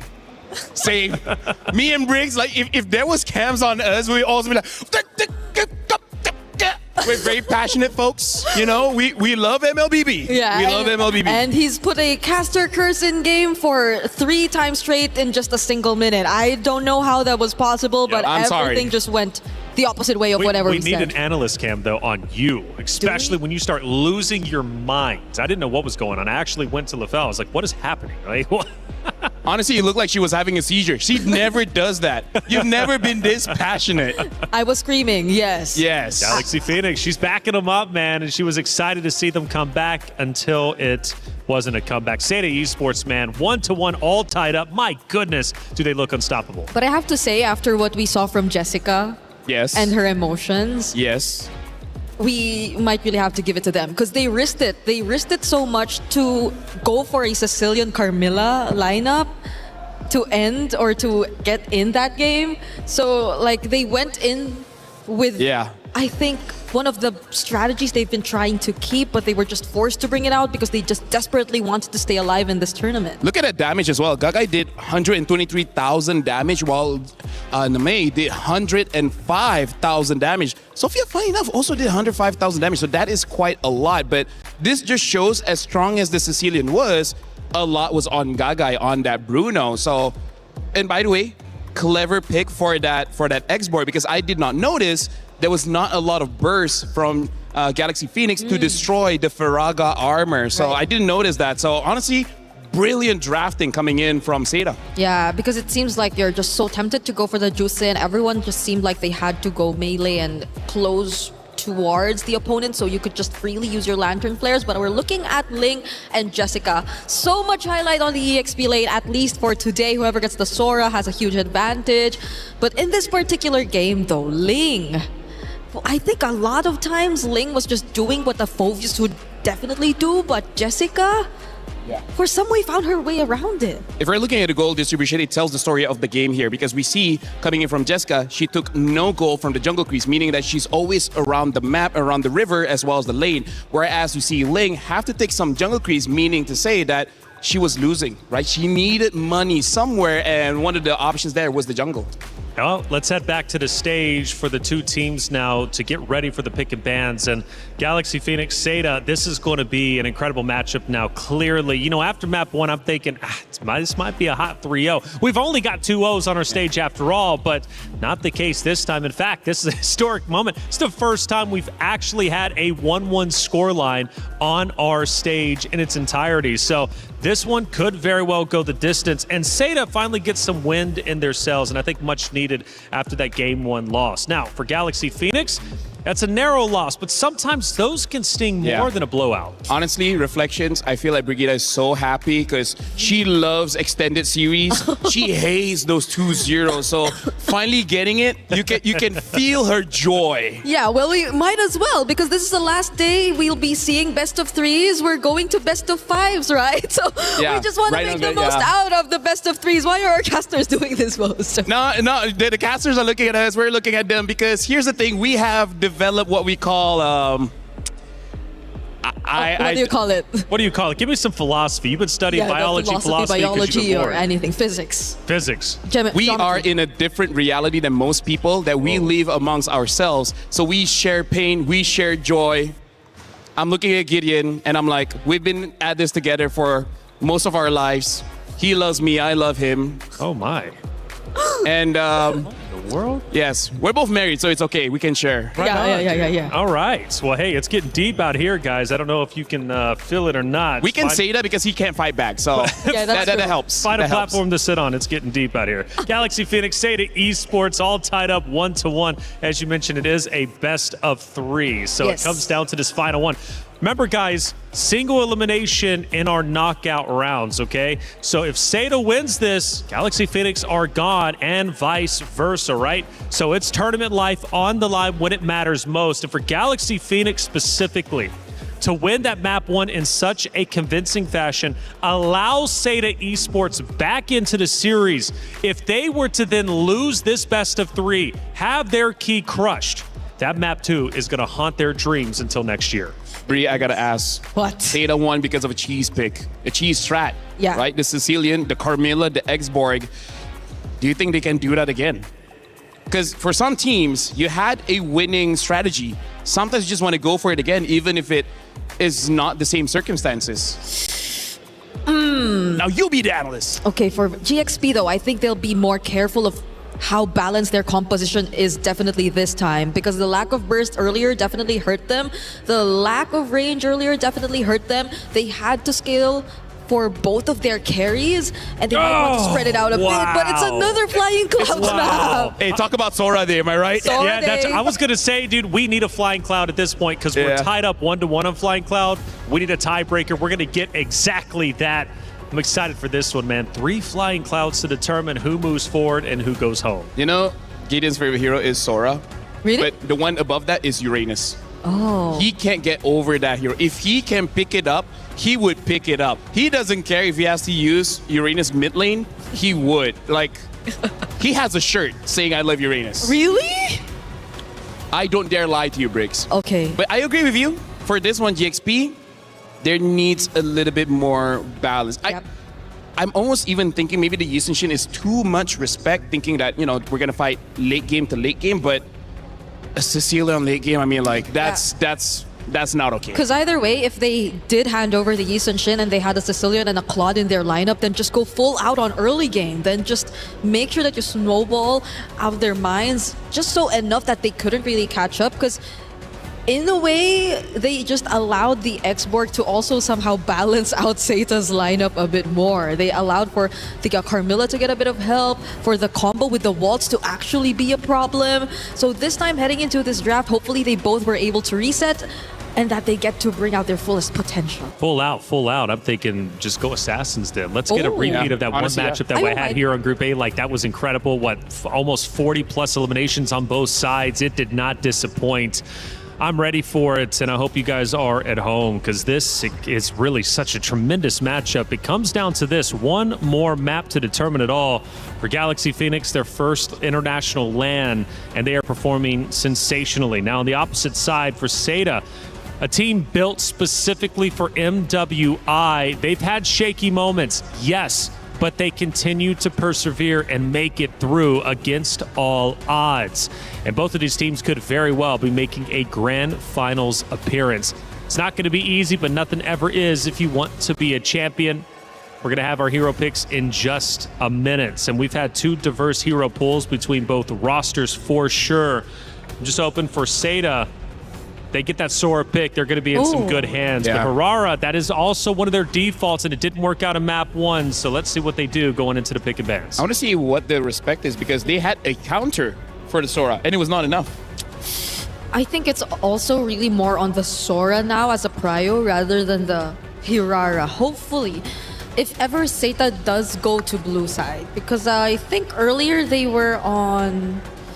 Were they on red? Earlier? They were on red because it was red, an X-Borg red 5 Yeah, pick. so hopefully this time they might as well... Oh, but wait, is Sora really first pickable though? Here's the conundrum. Conundrum. Big word, huh? Big word. Say they get a Sora. Okay. And say you want to run that Sicilian again. Sicilian dies very fast to a Sora. The reason why Sora has been doing so well is because teams know each other so well. Seita knows Galaxy Phoenix. Galaxy Phoenix knows Seita. I know Gideon, right? So they know that these damage dealers need some kind of answer, and the answer is Sora. Sora. Deals a lot of damage and usually gets away with it. Okay, so maybe just maybe if they do go blue side, we get to see that. A bit of change, and it's something that will definitely apply. You call it, I guess, the tournament meta, quote unquote, especially in this context. But there are also a lot of other things that we're yet to actually see prioritized. The Freya, I think, was disregarded this entire series. Yes, I was very disappointed, but okay. So I'm wondering what the plan is gonna be, because they definitely are thinking hard about this. The other word for tournament meta is pocket meta, which means it's just a meta for this current situation. So I feel like for Galaxy Phoenix, I think just go back to one of the strategies that they have used to win, because at this point, again, like, I feel like they're playing Galaxy bad, not even global bad, right? It's like, we've used this once. Galaxy bad. So never again. Except the Claude, though. They never changed the Claude. Do you feel like they should finally change the Claude? Maybe not. There were a few times Winnie was in a position that a Claude should not be in. Yeah. But it's also maybe stemming from the understanding that once you push the waves against Team Seita, you just get such a huge advantage, because that seemed to be one of their biggest problems too in the previous game, in all their previous series. Yeah, the wave management is something that's lacking a bit. Actually, maybe that's also why they banned out the Moskov. They want to ban out hero that can protect the waves. Because, at this point, Seita, I feel like that game number 2, they won, but it was kind of a nightmare as well. Always have to go back to base, make sure the minions don't end the game. It happened like, 6 times minions almost ended the game. Yeah, and they... Well, I don't know if it's a good thing. They're not as reactive. Like, they're not just quick to decide they to trust send their someone base. back. They trust their minions. They trust their minions. They trust their They got base. King Bob on their side. Yeah, but at the same time, is it really the right decision at times? Because, well, it does reward them. Sometimes they kite them long enough that even GXP are not able to recall, to reset. But at most, it really puts their base HP down to a very dangerous level. Well, going back, why didn't, I mean, realistically, Galaxy Phoenix, like, close the door on Seda during that one base push? Because even the casters were like, this was your opportunity to push forward. Why did they break away? They were spread out. Yeah, so step one, take out the Sicilian. The Sicilian clears the way very fast. They don't have that guy, right? Ophovius doesn't dive. Winnie could have, but Winnie could not. Right? So that's just... Oh my gosh. Look at that. A Carmilla ban. The respect showing from Coach Ririf. Right? Carry ban as well as the Carmilla ban. By the way, ladies and gentlemen, we just jump into the draft here. Seda is going to be blue side first pick. GXP on the second pick. Red side Flying Clouds again. Sora is nowhere seen on the ban list here. Marcel Herrera as well as Guinevere banned out by Seda. One more ban for GXP. Yeah, the Claude is also still going to be likely an option for a GXP later on, not unless Seda actually deny it this time, but I don't think they might want to go that route. The Belleric is also still up for Seda. Since the Carmel is already gone, might as well revert back to one of their picks that really worked the most. So not unless Galaxy Phoenix actually take it out here, but there are a lot that you might want to consider for the ban. Going for the Valir. I'm smelling an Akai later on.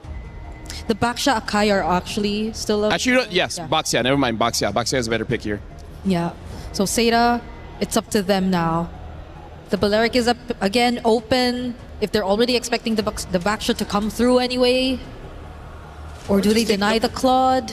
Just honestly taking the Baxia away would not be a bad idea, but it does seem that they want to play something more chaotic in the jungle, right? Something that can potentially counter whatever GXP has, especially with that Valir ban. You kind of know that Galaxy Phoenix will have a tank. So they're probably thinking like, save the jungle pick to be one of those heroes that can deal with the tank. But instead, there you go. They're like, you know what? We're going to take the Baxia away. So maybe Galaxy Phoenix does have to take the Akai. If they are forced to take the Akai... I mean, they can take it later. Or, you know, Barat's Matilda, if they have that... Matilda is actually open. Up, Sora. So, Uh-oh. Do they win? Uh-oh, that's based off of history, I would think so. What's the pick? I mean, Jessica going Baxia is quite interesting. I mean, she's gone Herrera, she's gone Sora, now Baxia. What's the game plan, you think, for her specifically? Number one, I feel like to take away from GXP because I think they completely understand that's what they want because the bans are kind of honest here, Brigida. Yeah. So at least they get to deny more of what was similar to GXP's Game 1 draft because that was just really them rampaging through the Land of Dawn, just making sure that they were all over Seda's map. So they do secure the Sora Belleric though, so I'm thinking the matchup. I kind of want Valentina. It's just that we don't know if Jessica can use a Valentina against the Sora. Yeah, maybe more on... Okay, so this time Seda gets the Claude. Wow. That's another thing. So does Galaxy Phoenix take the Bruno? I'm not sure if the Bruno is the next option. But the Eve makes you a bit iffy about the Harith, yes. If they want the Akai, they got to take it now. If not, it's going to get back. A Ling! Honestly, quite early. For now, I think it's a Lingable game. But there's some EXPs, there's some roamers that will make Ling's life a little bit difficult. One of them is the Phobia, so they take that out. Yeah, it's a very aggressive start for Galaxy Phoenix to go for the Ling and the Sora together. Well, they do get to take out some of the counters, however, but... By the way, for Seda specifically, this is the first time they've ran Baxia, Claude, and Eve. Those three have not been used in the previous two maps that we have seen just before on Flying Clouds. So they're going for something totally different and fresh. Oh, they banned out the Bruno, yeah. Hey, even they're like, hey, I know how strong a Bruno is going up against a Claude. There's still counters. There's still the Leslie. There's still the Clint. Wait. Oh, yeah, the carry's banned. Yes. Thank you for interrupting. Anyways, I'm just kidding. It looks like Seda, they're just going for the default, what's the best hero in the meta right now, right? So they've done the cheese, and they think that Galaxy Phoenix might be expecting that, so we go the other way around and go for the most obvious ones. Unless somehow the last two picks really turn the entire draft around. Yeah. Like, I don't know, a Kufra maybe? I mean, you guys have seen it once. Yeah. Yeah. And against a Ling, maybe, but I don't think it's going to complement the draft as much. Like, you don't really get to see really pick-off centric heroes just yet for Zeta. There's a lot of damage you could expect from the Claude, but that's going to come in later on. Just stopping the Ling, if that's going to be the mindset for Zeta, maybe, but let's see for now. Galaxy Phoenix have to yet pick up their mid lane as well as their gold lane. This is the first time they're not going to be on a Claude. Moskov is not bad, also an option. But if they just want a direct counter, having a burst heavy hero like Clint or Leslie would help. But if that's the option, maybe they'll pick it up later. For now, Brick, I gotta say, in MWI, there's not a lot of lockdown heroes to really deal with picks like the Ling. So maybe they just go for pure tankiness, right? Something like the Rizzler might be okay. And then in terms of the roam, the Atlas is still open. Oh yeah, honestly. I really wanted to see a pushing gold lane for Galaxy Phoenix. However, they stick with the Harith, so they might just want to take on team fight before those, or rather than the likes of the Moskov. Zeta now, again, you mentioned the Atlas. Yes, it is going to be available. Anything that can just really interrupt the Harith from freely using the Zaman Force, and maybe the dashes from the Ling, since the Phoveus is also out. The Gatot is actually still there too, but they go for the high loss, a quick stun. Not the kind of idea I would think about lockdown. However, I do have to say the Law and Order is a very easy click stun. So able to stop the Ling long enough if they have the damage, which if 2 items honestly should be enough damage to, if not kill the Ling, make sure the Ling is no longer there. And the Benedetta does get picked up to deal with the Sora, so that's more of a skill matchup if anything. Yeah, so maybe more on the Benedetta actually being the help eventually later on. But mid lane for Galaxy Phoenix, so far it's been a very flexible hero pool for Sophia. But considering this lineup right here... Don't you wish you had a Valier? No, they took it out. Yeah, but, that's what I mean. I agree. Valier would have been perfect here. What is it there? There's a Lilia? Honestly, Lilia is probably the best pick. It's just that Eve counters Lilia quite hard because the burst is quite a lot. So they go for the Farsa here. I gotta say, maybe not the very best because Benedetta, Hylos, as well as Claude deals with you. But hey, if you kill people early, then it doesn't matter. Yep, it's a Farsa Ling. It's been a while since we saw this lineup. Really heavy burst damage too. Hopefully they get the early game that they want. And Zeta Esports for the first time goes with an entirely different hero pool for the third and final matchup to determine who moves forward and who goes home. Zeta Esports, Galaxy Phoenix, an elimination matchup here in the knockout bracket. Athena, Gideon, let's get it started. Thank you so much, Reflections. Here at MWI at EWC, things are spicing up as both of these teams are fighting for tournament lives. One singular game could push them even further for not only their own region, but for their organization. Let's jump right into the Land of Dawn here, because this is going to be another Ling game coming up from Galaxy Phoenix. And the last time we saw Ling on Galaxy Phoenix, we were looking at 30 points worth of kills coming up from Fa. And that's exactly what they want to somehow manifest yet again. To get the kills rolling, be dominant as ever if you're Galaxy Phoenix. And you're right about the Reflections that map 2 or game 2 might just be the nightmare if they don't get this last point against Zeta. And now they're taking advantage. Oh, Sophia stole away that one camp. Now Jessica has to give this camp over if they steal it away as well.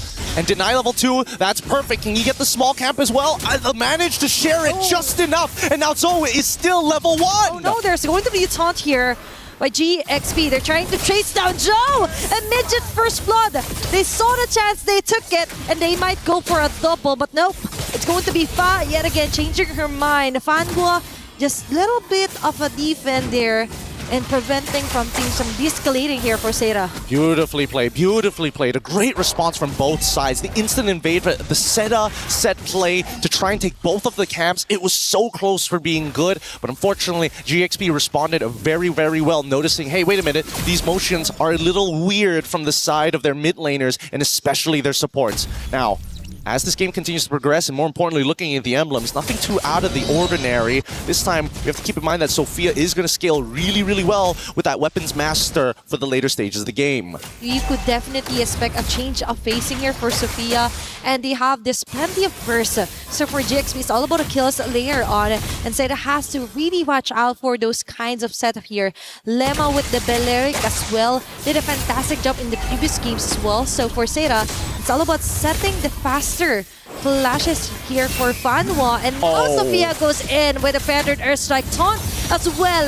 Definitely an easy kill yet again for Fa, and Joe taking out in the process. Now they smoothly transition onto taking down a neutral objective. Beautiful layered play coming in from GXP, but Jessica, Electro final blow and even Petrified to try to get a trade. Okay, that's too flashy of a move, but still, that is an easy turtle, a secure turtle here for GXP. Now, we might take a closer look later on onto the Benedetta of Jessica 6 on what she can do.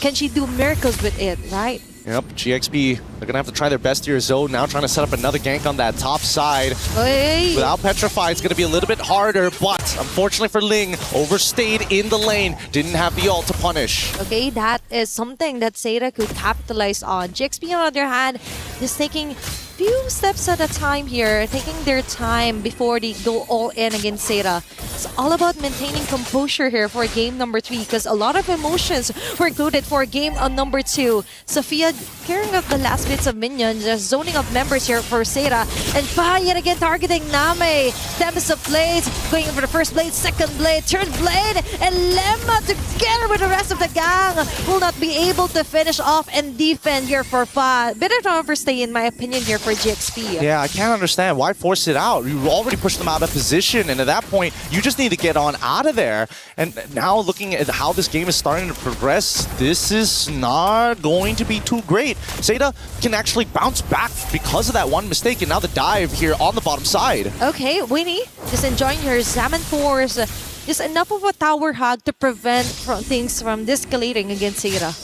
I do want to come back to the point that this is such a high-stakes game, and the emotions were so incredibly high as well. Like Jessica, after game number 2, was already shaking off of that, and now needs to play a high mechanic hero. It's not like Sora, where you press a couple of buttons and you feel good about yourself. Benedetta's timing needs to be precise and sharp. You can have the biggest impact or little to nothing if you whiff all of your abilities. Did she have enough of a break to actually calm down her nerves and go through with Miracle Team's team fight setup play here for Seda? But for GXP, on the other hand, I do understand there might be some kind of a frustration. There were so many missed moments.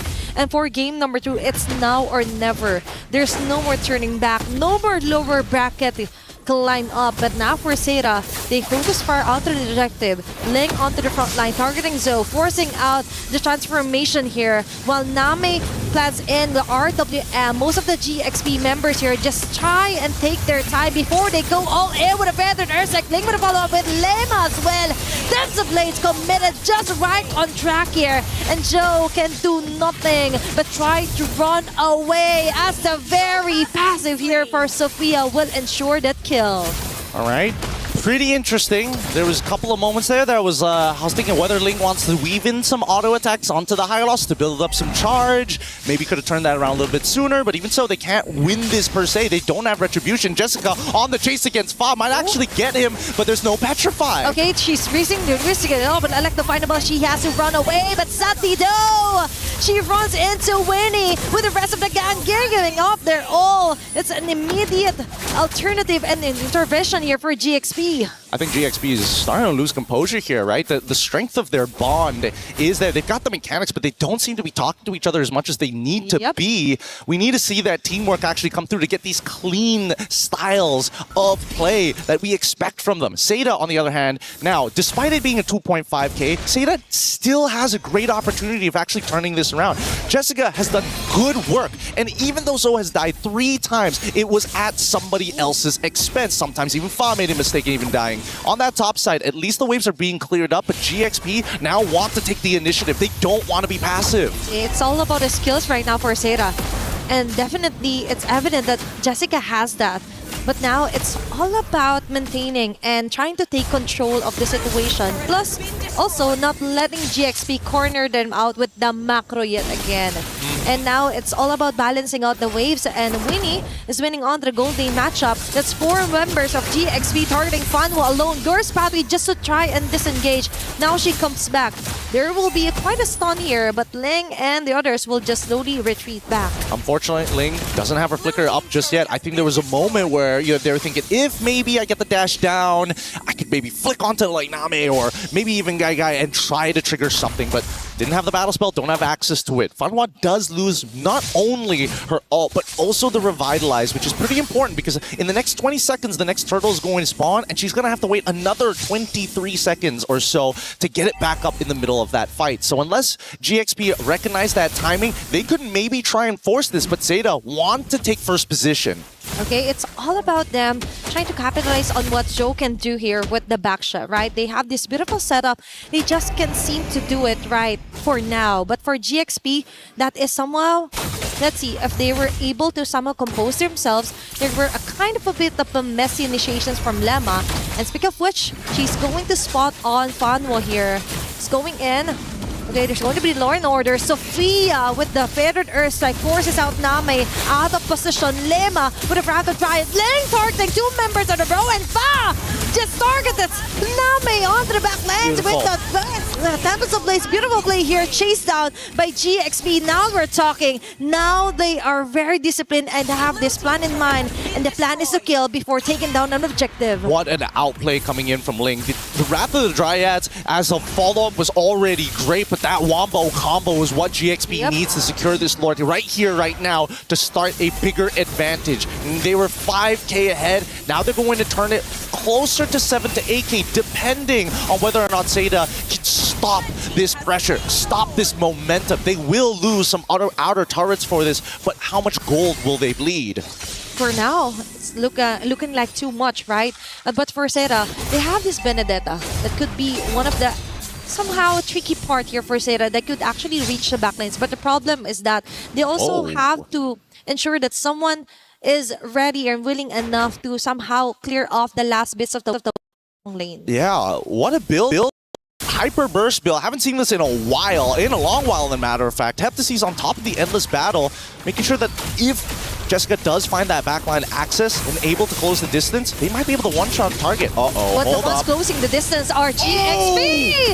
With Ling yet again with a miracle setup, Winnie enabled to get those chrono dashes, the synchro visions in. Now they punch in from the air. Fa goes in with a perfect timing. Tempest of Blades, getting gold of those blades, eliminating 4 members. It's just Jessica 6 is remaining to defend for their base. So holy shields will be popping off bottom and even onto the mid lane. GXP has their eyes on their prize. Clear the wave. They want to clear off the wave. They want to ensure a victory, and Jessica 66 has the proper kits to actually prevent GXP from actually ending up this game number 3. And that's a good thing about Benedetta actually building a lot of damage. It's moments like this, yes, I can actually deal with the waves more effectively rather than having to wait for my War Axe to give me the stats over time. I can clear it right now. And that's what Zeta needs. Instant impact. GXP on the opposite side, they can take their time a little bit because they're still waiting for the big ultimates from the side of Zeta. The RWM, maybe even the Glorious Pathway, but notice that they're putting a lot of their attention onto Zoe and Fanhua. Without that front line, you can tell that Zeta kind of lose direction of who really is the anchor of the team. And keep in mind, it should be Name. And so far, Name is having a really hard time landing those beautiful blocks where she could catch most of the members for GXP. Sophia is actually doing a stellar job. In contrast with her Feathered Earth Strikes, really right on cue, hitting the right marks, plus an additional finishing move from Fa, right? All she needs to do is come at the later time, finish off, get those skills running, and for GXP, it's kind of going more smoothly compared to what happened onto game number 2. Looks like they've got it all together for now. For now. The question is, when is it going to be enough to overtake it? It's 4-14 still with an 8k lead. The economy is in GXP's side. 3rd item already complete from Winnie, so that's her power spike right here. Unless Guy has 3 items, I don't know how they're going to compete. Let's see. Because for now, the action is or maybe the plan is just to survive for now and just let Guy get last bits of minion and try to buy enough time for their items to slowly catch up from GXP. They've managed to do that from game number 2, but for now, it's all up to Jessica26 also to pull off some insane backline maneuvers against GXP to try and shut down most of the damages coming here from Winnie or either Sophia. Oh, this is interesting. Seda wanted to deny information. They end up showing down on bot side, and instantly GXP decide to rush it. Good informational play here from the side of GXP. And I think that Seda, they also recognize that this is not exactly the most contestable position. They don't want to group up against GXP. There's just way too many things going on with their composition. Lots of AoE CC, lots of way to finish them off, lots of way to hurt them before they get into the fight. So it's better, in Seda's mind, hey, GXP, you come to us rather than the other way around. Yep, it will save them a lot of time and a lot of heavy mistakes, if ever. Because if they force out and they make a slight mistake, that might be the end of it, right? A 12-minute game time, almost 9k gold lead. Jessica26 being spotted here by Sophia. Now she's forced to back away.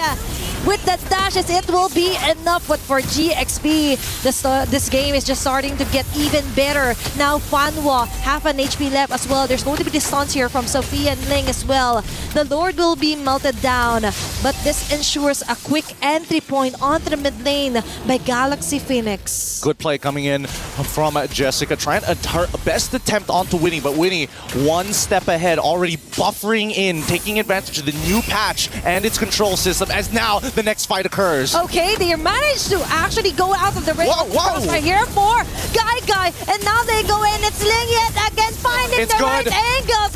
Now they're risking it all with the RWM, but with a Tempest of they will be able to finish off 2 members, making it 3, a triple kill for Fa! 4 of them already low, put down to 20 or 10%, and yet Fa somehow taking turret aggro manages to survive through all the pain. It's not over just yet. Another feathered airstrike as this is the endgame scenario. It looks like Galaxy Phoenix is willing to risk it all, years in the making, and they want to take this game. But Jessica26 and together with Joe, they want to extend this one. But Fa and the others just want today this game to end it to their favor, and they will successfully do so. It's Galaxy Phoenix taking on the win.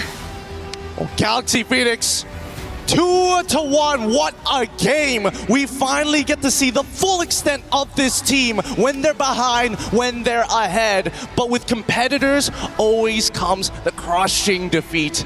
And it hurts my heart seeing Seda, who put so much on the line here today. Blood, sweat, and tears, and yet it still wasn't enough. These last moments, they realized really quickly they staggered us too much. The death timers are too long. The impending doom is near. And my God, are we going to have some great competitors for our upcoming battles. But I can't wait to see these two teams maybe showing up next year once again to bring up their regions. Definitely a very nice and a very proudest moment here for Chinese MLBB to be put onto the map for MWI. All right, let's throw it up to the stage here to see the crushing.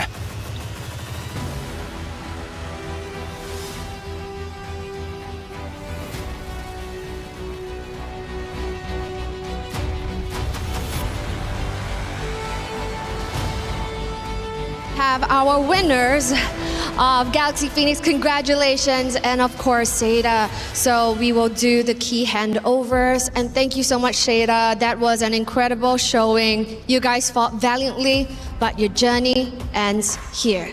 Thank you, Seda. So now, congratulations to Galaxy Phoenix. You guys have risen to the occasion and of course extending that tournament life. How does it feel holding that key of Seda in your hands right now? We feel so excited and happy. Earlier on in the interview, before the match started, you guys said that you're proud to be here and proud to represent Cambodia. And I think, and I'm sure that they're all very proud back home. Is there anything you would love to say to all of the fans out there? You can say it in Khmer as well. លទ្ធផលមួយនេះខ្ញុំនឹងសន្យាថា ខ្ញុំនឹងយកឈានទៅដល់អាចនិយាយបានថា Grand Final ជូនទៅអ្នកទាំងអស់គ្នានៅក្នុងប្រទេសកម្ពុជា One step closer to the finals, and this is Galaxy Phoenix. Now the next one, the potential matchup will be against Team Ray Young or Navi Philippines. Who do you think you might meet? I think is Navi. You think you might meet Navi? Yes. All right. So hopefully in the matchup later, you might actually see them. Congratulations once more to Galaxy Phoenix, the best showing so far right here. And of course, take your walk of victory.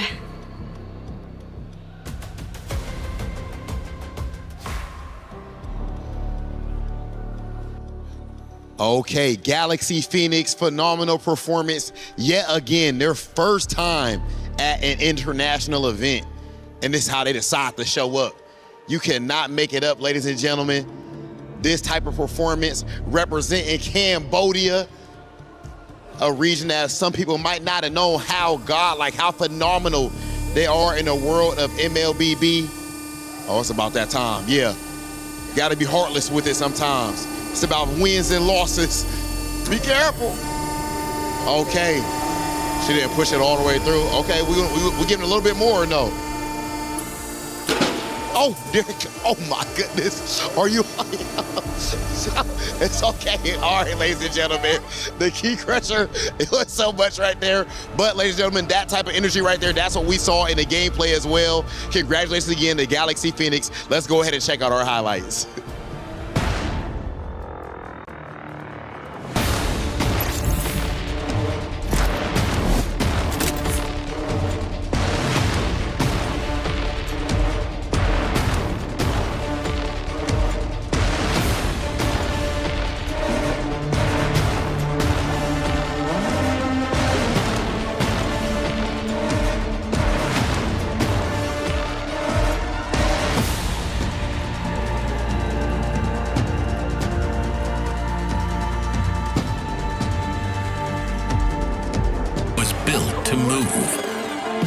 Not trapped at a desk in one singular posture for 12 hours a day.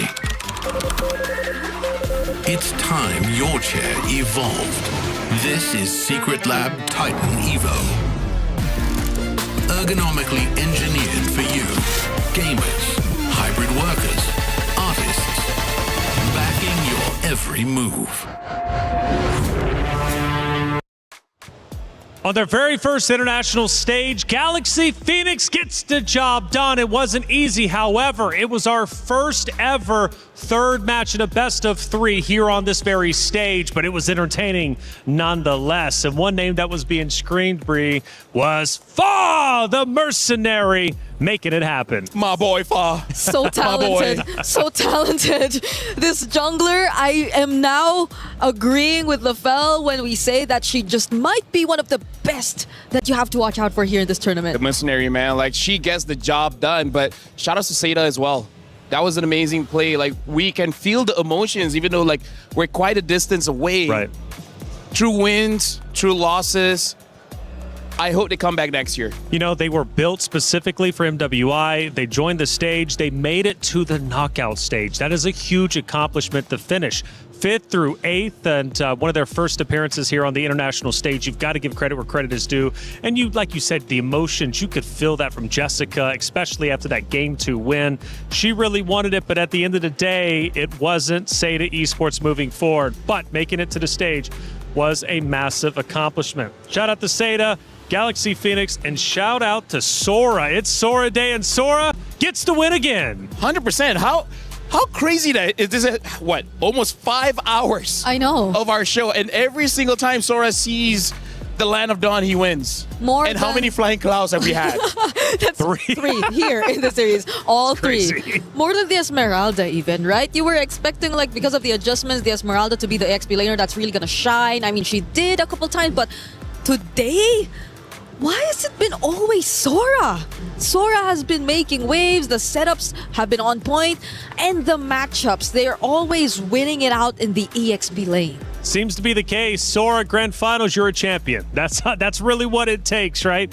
Again, looking at the players' emotions, still feeling so much for the team of Seda. They really gave it their all. And shout out to the ladies, of course, for doing it. And shout out to Fanwall, too, coming in as a sub and playing so incredibly well and getting this roster to the main stage. But Galaxy Phoenix continuing to move forward. They are looking unstoppable. Oh, yeah, for sure. And I feel like even though they lost in game number 2, I think they already took some notes on what worked and what didn't work, right? Because if you want to become champions, honestly, getting 1 or 2 losses here and there is going to be very beneficial, because if you keep on winning by grand finals, if you did lose one game, you have no idea how to recover. There's no better way to discover more of what could be improved than before the grand finals. And they said it themselves. They think it's going to be Na'Vi. They want to go up against Na'Vi in the semifinals before eventually getting there. So that's an interesting pick, because I believe the record has been much smoother for Team Ray Young. Ray Young has definitely been looking great. The record has been a bit smoother. However, it doesn't matter if it's smooth, rocky, choppy, as long as you get there. That's all that matters at the end of the day.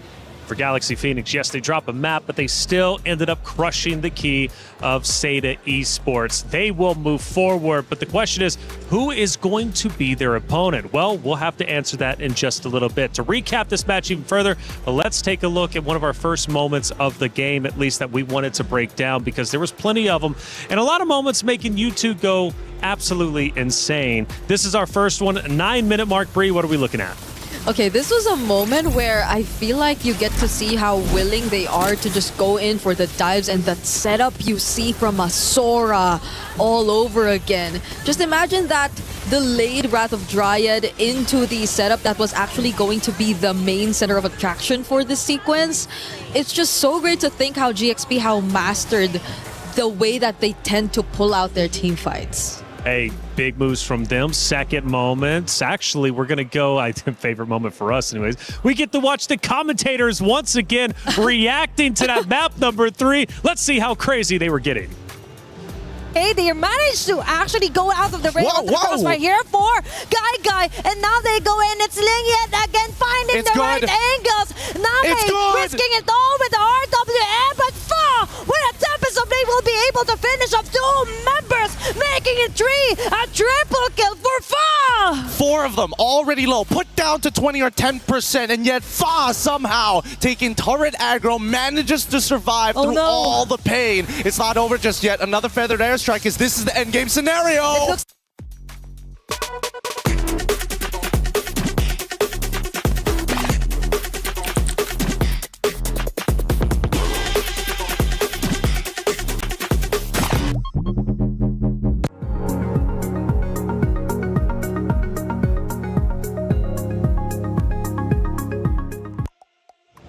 Pure passion, and this time I felt they were ready for the caster count this time around, because notice Athena was standing up. She's like, I'm not getting caught off guard again. I gotta say, Gideon is very expressive. Yeah, that's right. Like, whenever you see him, it's like his thoughts move faster than his brain really can process. Shout outs to Briggs. We don't always get to work together. Yeah, I know. For this MWI. But I miss working with you, man. Yeah, it's been fun. It's been fun. She's my boy. We've been screaming. You see us, you hear us. You guys have been going crazy. You guys have been I think it's not just Gideon who's very expressive. That's right. Yes. That's right. Off cam, we are as expressive as Gideon. Absolutely. And speaking of expressive, Rose ended up grabbing a couple of our players for the post-match interview. Let's listen in.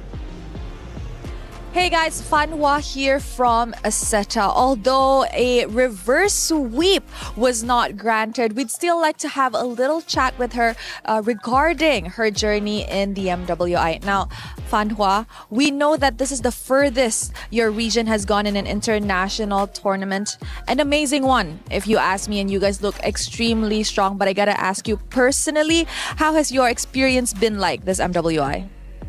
As you know, our team is first time come up to the international stage, and for our whole team, I think we didn't imagine we can go so far as to get this time. But I'm looking forward maybe next year or next year we can get a better result. Oh, this result to me is amazing. Honestly, I counted on you guys as the underdogs because from match 1 up until now, you guys always had such a great fighting spirit. Now, I gotta ask you, what more can we expect from your region, China, in the upcoming tournaments?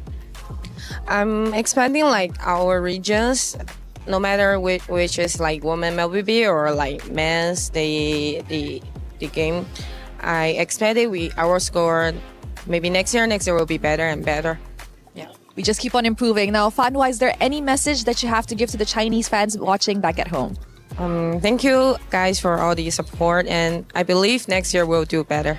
Jayo, good luck, Fanwa, and I hope to see you again next year. That's it from us.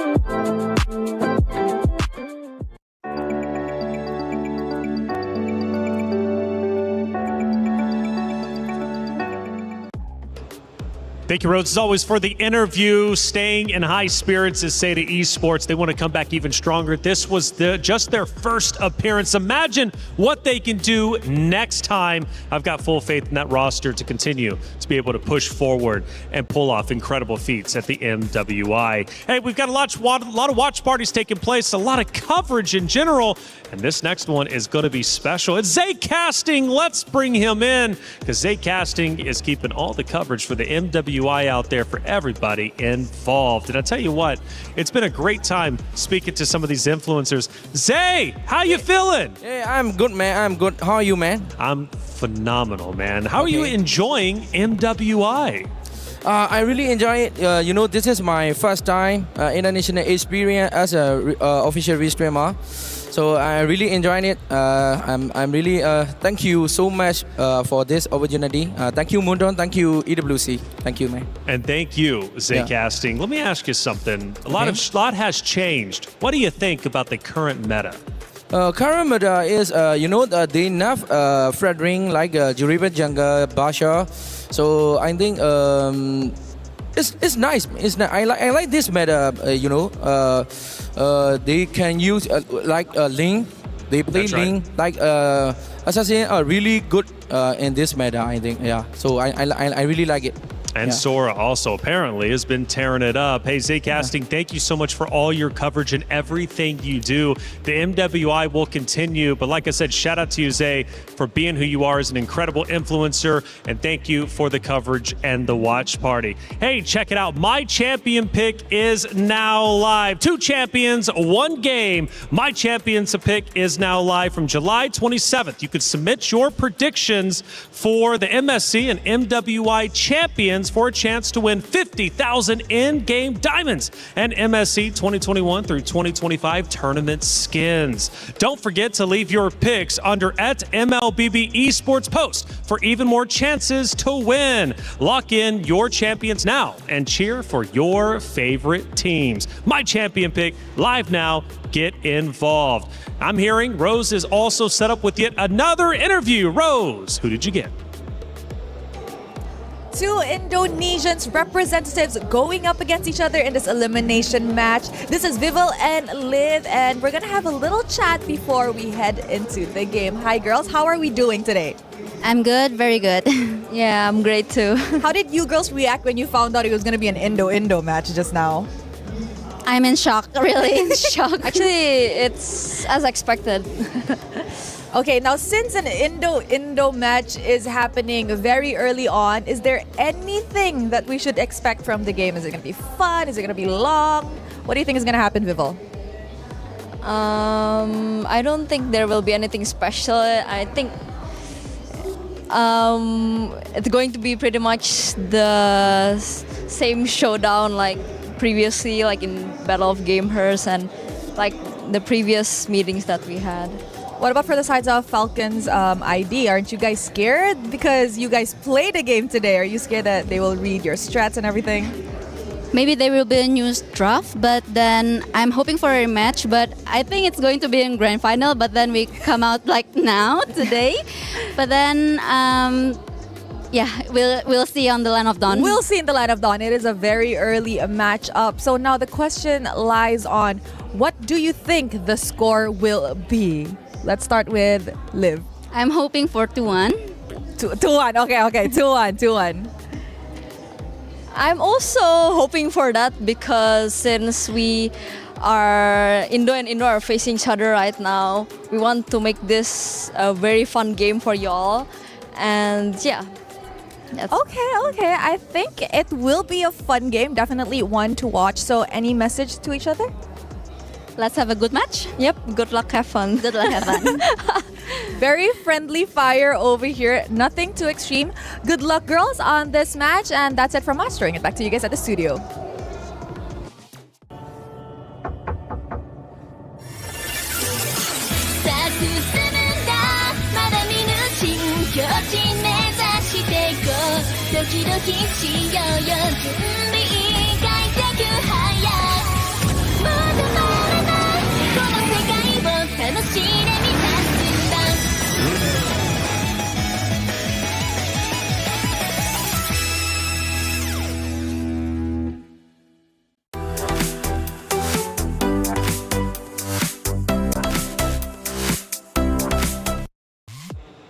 Thank you, Rose, for the interview. As always, hearing from both players in good spirits. However, only one team can continue their championship run in the MWI, and these two teams have a long-standing history, and it is, in fact, the great Indonesian rivalry.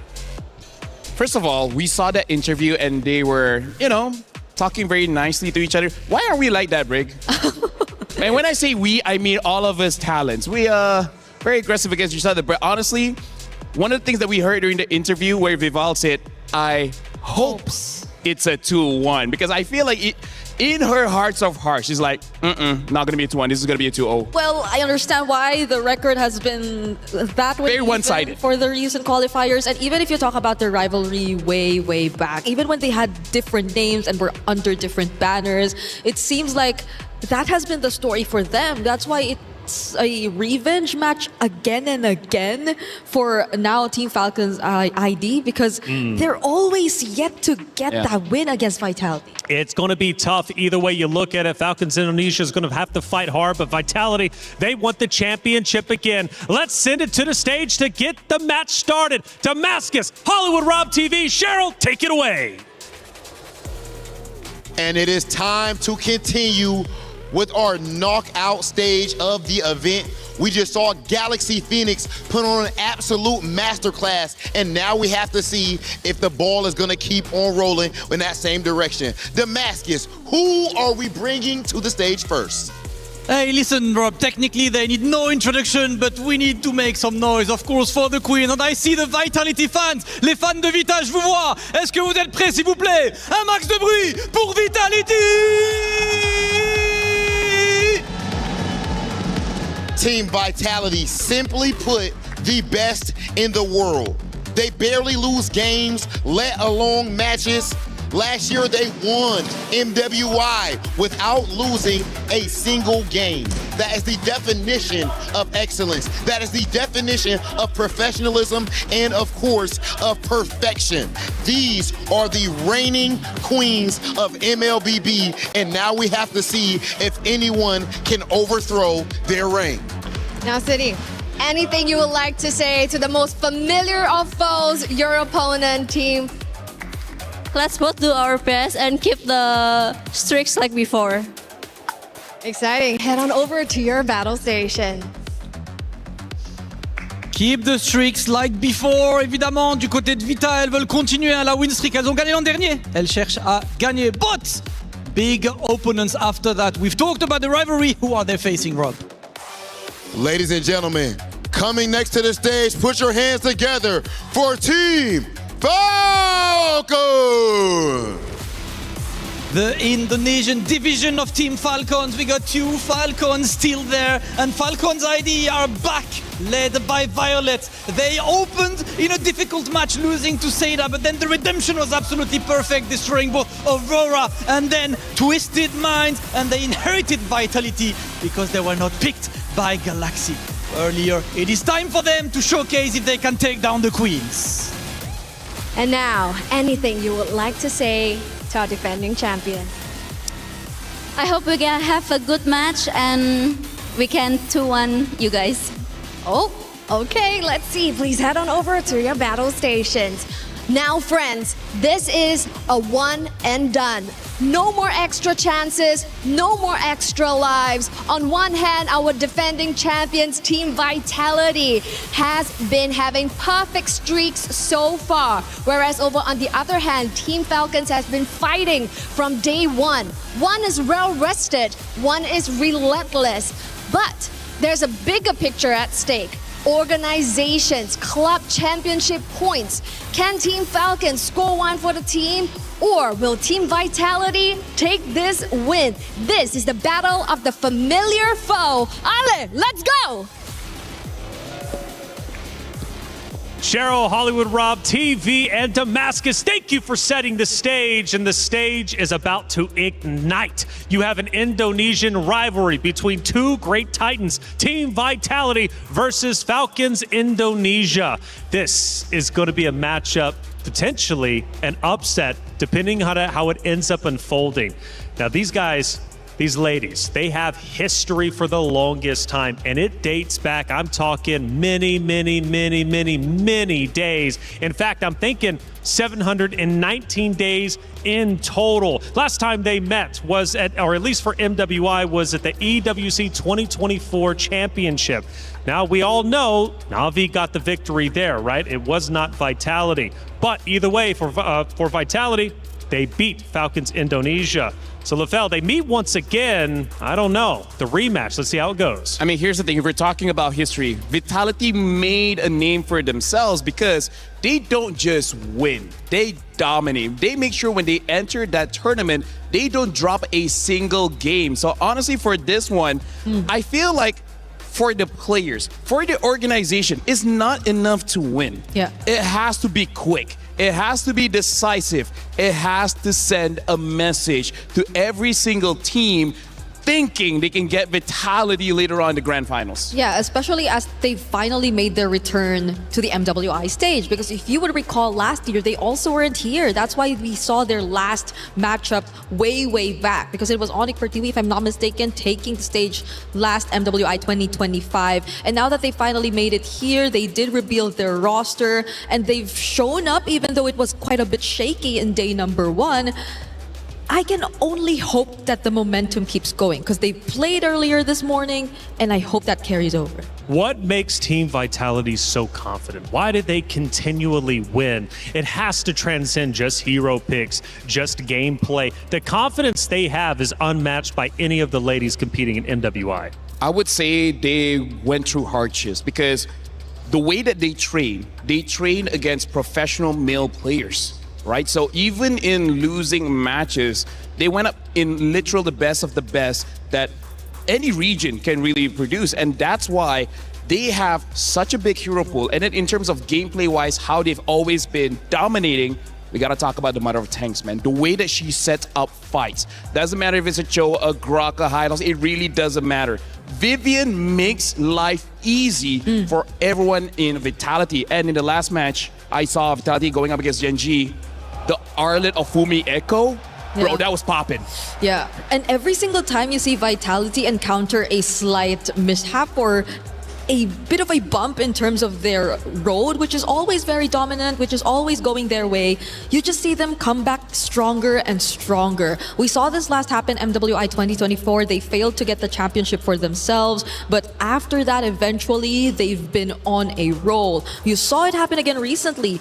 When they played for Indonesia in the recent SEA Games, they failed to win that championship, but now they've been on a roll once again, winning the Battle of Gamers. They did not need to qualify through that. They were already directly invited, and even now, with such a strong start, they're on the road to replicating a flawless record yet again, dropping 0 games if they keep this going. And I love that you brought the Battle of the Gamers up. You know, that was season 2. They both met, and Vitality swept Falcons. You know, they swept them in a best-of-7 series. That is quite significant. Technically, this is a revenge from that very qualifier. We go into our pick and bans. This is where the story starts to get told. Falcons Indonesia needs to counter Team Vitality because we know when Team Vitality gets rolling, it is so hard to stop them, if not impossible.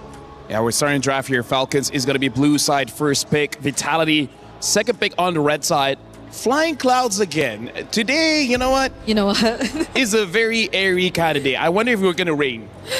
If today rains, I got to say everything is set up, which, by the way, right now looks like Guinevere, Freya, as well as the Atlas has been banned out by Falcons. And now for Vitality, betting on the Marcel as well as the Hirara. So it looks like Vitality is not specifically going for targeted bans. They just ban the most annoying things in the meta right now. Yeah. So we also have a fun fact right here. Vitality versus Falcons. Oh, so this was what Reflections was talking about. It was 719 days ago when they last prevailed in the 2024 Grand Finals. It was a 3-1, at least back then, because recently this year, it's always been very one-sided. They've always swept Team Falcons ID whenever they do meet in a match. But Eve's the last ban, though.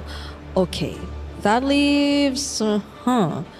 Paquito is up if that's something that they want to consider. But again, we've seen Esmeralda, and it looks like they're going to pick up the carry, which again, I feel like is a very strong pick right now. It just counters so many things. I think Vitality should not rush for the Sora for now, because they're the kind of team that kind of wants to challenge that. Because I feel like if they stop a dominating hero, it sends a message to the other teams and be like, what's next? Yeah, you know what? After seeing even the Selena in Sydney's hands yesterday, I might as well just would rather see them flex it a bit more, because now they prioritize the Akai and Paquito. So there is a chance that Falcons, Violet with the Sora, phenomenal. I wouldn't mind if they do actually consider it here, but then do they also pick up the Valentina? Because then that also might limit their chances or their lineup in a way.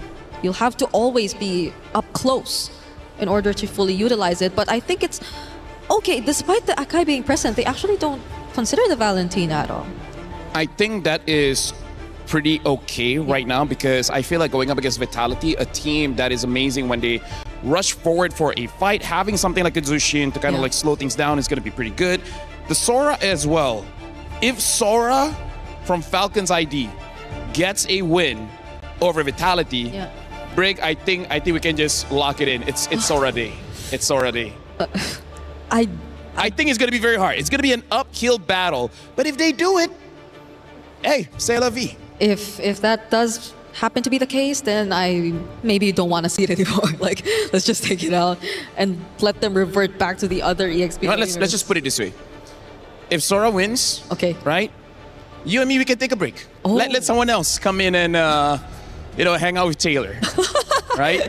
That's true. Please don't leave me. Anyways, Kimmy has been picked up here, which, by the way, is a pretty good counter against the Zushin, especially after Zushin's current nerf of the range of her lantern, making it so that it's much easier for Kimmy to punish. I just honestly like how they're just so not reactive to the Sora, and how they're just keeping it simple in terms of their approach in the draft. They're making it like, oh no. Yeah. Anyways. Yeah, that's true. And honestly, in terms of just repositioning overall, I think the Kimmy would have a much easier time doing that compared to the other mages that could have been the option here. I mean, the Valentina definitely has dashes yet, but they might want a bit more of the DPS to come through, because we actually don't know what the gold lane is going to be just yet. You don't know what the pick for Chell could be. I think Harvey would be a pretty safe ban. Yeah. Because I feel like the carry can deal with most gold laners. Maybe even consider a Granger. Because right now, Brick, my worry is, what about his Paquito? Yeah. Right? If Esmeralda gets banned out, then the natural counter has been, let through. Yeah, because the Freya could not be considered anymore since they've already revealed the carry and the Sora. Oh, wait, yeah, you're right. So, well, it's also banned. So, No, honestly, right now, I'm just worried about that, right? Because the Paquito can deal with the Zushin as well as the carry. And we've seen Falcons... No, we've seen... Who did I forget? Either way... Violet. Paquito is one of those heroes. Once he gets like 3 kills, right around 3 kills, it becomes very difficult to deal with. Yeah, I agree. So at this point, we also don't really know what the mid duo is gonna look like for either sides, because we already see the mages. The glue is still open if that's something that Falcons wants to get. Because right now, let's recap about Vitality and their strategy going into this game. It looks like they're trying to force Falcons ID on some kind of damage jungler, because in terms of the tanks, I would say Balman is still up, and Balman is not great right now just because going up against Paquito, a lot of CC, going up against Akai, a lot of CC, going up against Kimi, a lot of CC. So right now, Vitality, they're really attacking the junglers. At this point, I really don't know what's good for Falcons ID. If it's someone with some slight escape mechanic, the Suyo Harley can be considered here, especially as you see how vulnerable the mid lane actually is. So you might just want to force out those random escape tools every now and then with those surprise angles if you go for the Harley. Objectives, I think, are, however you look at it, going to be a problem though for Team Falcons ID. Yeah, having the Akai as well as the Paquito, it kind of covers two problems, right? Around the turtle itself, the Akai is going to be great, and then the Paquito can deal with the mid laner, he can deal with the jungler, so yeah, I feel like they're opening, the only viable option is a Fredrin, but Fredrin after the nerf, you can really feel the big difference. He's not as tanky as before. Eventually, he'll kind of be, you know, where he needs to be, but that's not why you pick up a Fredrin. You want Fredrin for that instant result. Yeah, I mean, if you pair it with a carry, maybe there can be some ways around it. And then you can opt for a more tanky roam just to compensate for the front lines, because I think the Sora is more of a setup rather than a front line. If I'm a jungler, I hate going up against this trio, man. Yeah. The Belleric, the Akai, the Paquito. At this point, I'm like, hey, can I don't know, use a Hanzo or something? Oh, wait. They've used it before. It did not look great. It did not. They've used it before. I know. That's why I brought it up. Nolan may be okay, but less about those objectives and hyper farm, try to get a 2-level lead against the Akai, and then try to deal with the Kimi or whatever gold laner they eventually get. So there are a couple options out there for Sev. There's a Suyo, Harley, Nolan, maybe a different assassin too if you would consider, but it's just tough.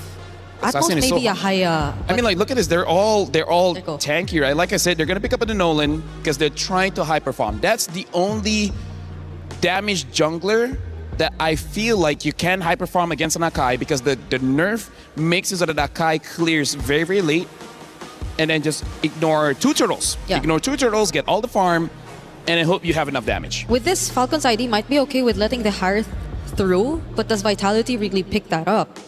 There are other options if they don't want to go that route, because that's also going to be primarily magic damage. I guess Bruno is not bad if they want to, you know, use something that Zeta has used and proven in the game. And we got to talk about Shell as well. Shell can basically use anything.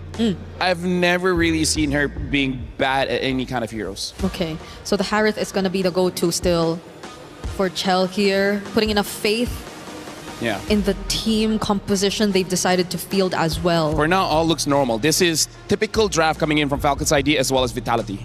Predictions, what are we thinking? I still think Vitality's got it. I have to go with Vitality as well. Okay, Vitality seems to be the favorite. Hey, these two met up 719 days ago. It was at the MWI at EWC26. But now in 2026, the great Indonesian rivalry will once again continue. It's Team Vitality versus Falcons Indonesia. Miracle Eterna, let's get it started. And here we go, ladies and gentlemen. Game number 1 in this ID versus ID matchup. We're heading straight into the land of Dawn. And the big question is whether or not Team Falcons ID will be able to claim their revenge up against their bitter rivals, Team Vitality, the defending champions. And it's really cool to see as we get into the land of Dawn. Hold on for Mieko, taking a bit of punishment early on. Great hold on that bush from both Sev and Violet, really learning from the pattern of Vitality in the last few matches we've seen from them. But it's just really cool to see Eterna. The last 2 years, it's been home court advantage for Falcons ID in Saudi Arabia. And now we see home court advantage for Vitality. And I gotta say, it's so surprising, it's so breathtaking as well, because I think last time around, back last year, Vitality was the one that was really under pressure from everyone that was in the venue. And this time around, they've actually rocked up with drums. So even additional support, it's amazing to see. But let's get straight into the game right now. We are seeing an array of different picks. And it's interesting to see that the Nolan actually shows up here. And I feel like it will be quite difficult for the Nolan here come the early game. and the earlier or the later stages of the game, especially with how much CC there is on Team Vitality. Yeah, we've been seeing a lot more of these. Nolan just farming out the Storm, clearing it out, trying to get the prio. Bottom lane though, Liv doing a good job in this matchup. You'd expect for a win for the carry. Sev down below with a fracture, the Purify, not enough to get Chell out. First blood to Sev. Caster Curse. Caster Curse. Caster Curse. Yep. But I love it. I love it. I love that Falcons are going to be able to get that a little bit ahead. And it looks like they're going to be able to chunk some gold out of that turret as well. So it will help Liv in that particular matchup. The carry will be a monster come the later stages of the game, especially when she gets her items up. You know, this is something very, very interesting as well. Just looking at the matchup, Falcons ID, it's been so weird their run, yeah? They start off losing to Seda in a crazy underdog win. An early upset to the tournament, but then they climbed up and now they're just gonna go straight into playing strong side for the carry. They know they have no shot at the neutral objective. And the back's gonna be the all-in from Violet over to Cine. Flicker route to safety. Violet chases her down below. Chell's able to survive. Bivol on the turtle, picks up the red tree on it, securing it. Violet gets away with the flicker, and it will just be a 2-0 start, but a neutral objective to Vitality. And I think that's something that we can expect, right? I mean, Falcons came in here, guns blazing, utilizing a Nolan in the jungle. Meanwhile, Vitality took a slower route. They picked up the Akai once again. I think it's one of the comfort heroes that Vival has utilized over the course of the years, especially last year. And that's something quite notable. And they're just utilizing it to get a little bit more pressure around the neutral objectives, and they've done exactly that. However, it looks like Falcons now are the ones holding on to the gold lead. It's a 1K now for them so far. And it looks like Team Vitality, though, are looking to find something else of their own. They're going in for the invade onto the enemy jungle. Yeah, one thing that they can do, but unfortunately for them, the Nolan can clear really quickly. Seb trying to cut them down. Vivian holding this position. Raimundo with a taunt unbreakable, forces the heavy spin out. The traction post locks Violet down. And it will just be to disengage as Fumi Echo on this Paquito. Lethal Ignition will continue to utilize the waves up top. Maybe trying to get a few more hits on it. Liv takes the gold crab away from Chell. Forces her back as well. Fumi, though, making quick work out of that turret up top. I haven't seen Shell in this position in quite some time. Wait a second. Vival will be actually able to pick it up. But I mean, Zev, so far, she's been playing the Nolan quite well. Fantastic. She's been clearing it out very, very well. Yes, the turtle went to Vitality, but this is why we expected the Nolans, the Assassins, to come back. It's just that farming speed that you cannot underestimate. And then obviously the fact that you can play for your winning side in the gold lane. Something we haven't seen in a while. It's been Claude, Moskov, Harrod. You just play weak side gold. Nowadays, especially with Zev, back on the Assassins, it's all right. We don't get neutral objectives, no problem. I'll just farm, invade, and take your gold lane down. But it is quite typical of Shell. I think last year there were moments where she was also forced in a losing lane. But eventually, she usually is able to pick things up a little quicker later on when the items start rolling in. And I think that's something that we can expect. But it looks like both teams are now corralling over the neutral objective. All in AOG to try to help Violet escape. She actually gets over the shifting skies, forcing the flicker out of Cine. She gets to a safe spot now with the Crimson Beacon utilized. Cine gets knocked back with a Lantern Flare. It's still going to be Violet. Shot down from the sky. Sheb taken low. Taunted up from the Echo. Is right there to capitalize. And it's Vitality who level the playing field 2-2 on the scoreboard. And there's the mentality, there's the experience flowing through for the defending champions as they are 2 men ahead. I don't think there's going to be a contest here. Team Vitality will pick up the next neutral objective. And they're going to stop there. They go for the quick invade there into the enemy purple. And Nolan, you know, even with the changes, still need it. Does he get it? Whoa. Fumieko almost getting an assassination up top. It's Raimundo. Yeah. Who secures the purple buff. Not the best person to be giving a purple buff, but it's better on her than on Vitality. Damage control. Damage control. Damage control. But a fair fight. Falcons ID at this stage in time. What are the winning conditions? At this point, it's really playing into the strong side. Liv has gotten such a good lead at the start of the game. I'm surprised they even contested that second neutral objective. It looked like they had the game plan ready. Fumieko overextending quite a bit, but it's a Paquito. Just flickers out of the way. Shev opens up against a Lethal Ignition. It's a Lethal Ignition battle. Fumieko in that 1v1. It was ticking down, but fortunately for Sev, she's able to escape. Vivian catches Raimundo with the Wrath of the Dryad, and now it's Liv picking up a turret down below, traded by Fumieko up top. Okay, Vival gives information there, but they don't have anyone to kind of back that up. But in return, Team Vitality still pick up the turret on the top side of the map. And that gold lead that Falcons had earlier on, 1K, almost 2K, has now shifted quite slowly in favor of Team Vitality. There is some damage being placed onto Raimundo, and it looks like Team Vitality are looking for the cut. Yep, traction post lands as well on Raimundo. Liv's able to pop in the ultimate quickly, clears out the wave, and that's just it. Chev, though, has been struggling at matching the pace of Fumieko on the Paquito. Not even given space to go for the purple buff. Livy is in position, but Fumieko forces her to use the Crimson Beacon, and now Vivian's actually come in, backing Fumieko up. Vivian with the flicker after the Dryad. Good reaction from Sev. Raimundo falling back. Fumieko gonna go for the assassination again on Liv. Violet walks up onto Cine, no flicker. Vivo with a heavy spin, forces the flicker around. Raimundo's caught all alone. The purple buff stolen away by Vivo. And now it's Fumieko diving under turret. Traction force lands, but the immobilization doesn't. Vivo was ready with the body slam. This turret, can they even defend it? No, they have to concede it. And guess what's up? The turtle, final turtle of the game, up and available right as the tier 1 falls in the mid lane. Is this perfect turtle? Is this a perfect turtle? Is this a perfect game now for Team Vitality as they quickly find their own pacing here? 7 minutes being as aggressive as ever. The side lanes are definitely in danger for Team Falcons to whoever, right? At the stage of time, look at that Fumieko! Oh, with the lethal ignition, it's ticking down Livy! Crimson Beacon and the regen both baited before a big fight. And guess what? The Paquito can make her way up top. Tini gets away from Sev in the mid lane. It's a free turret for Chell down below. And this is what makes Vitality special. At MWI, they're just so clean.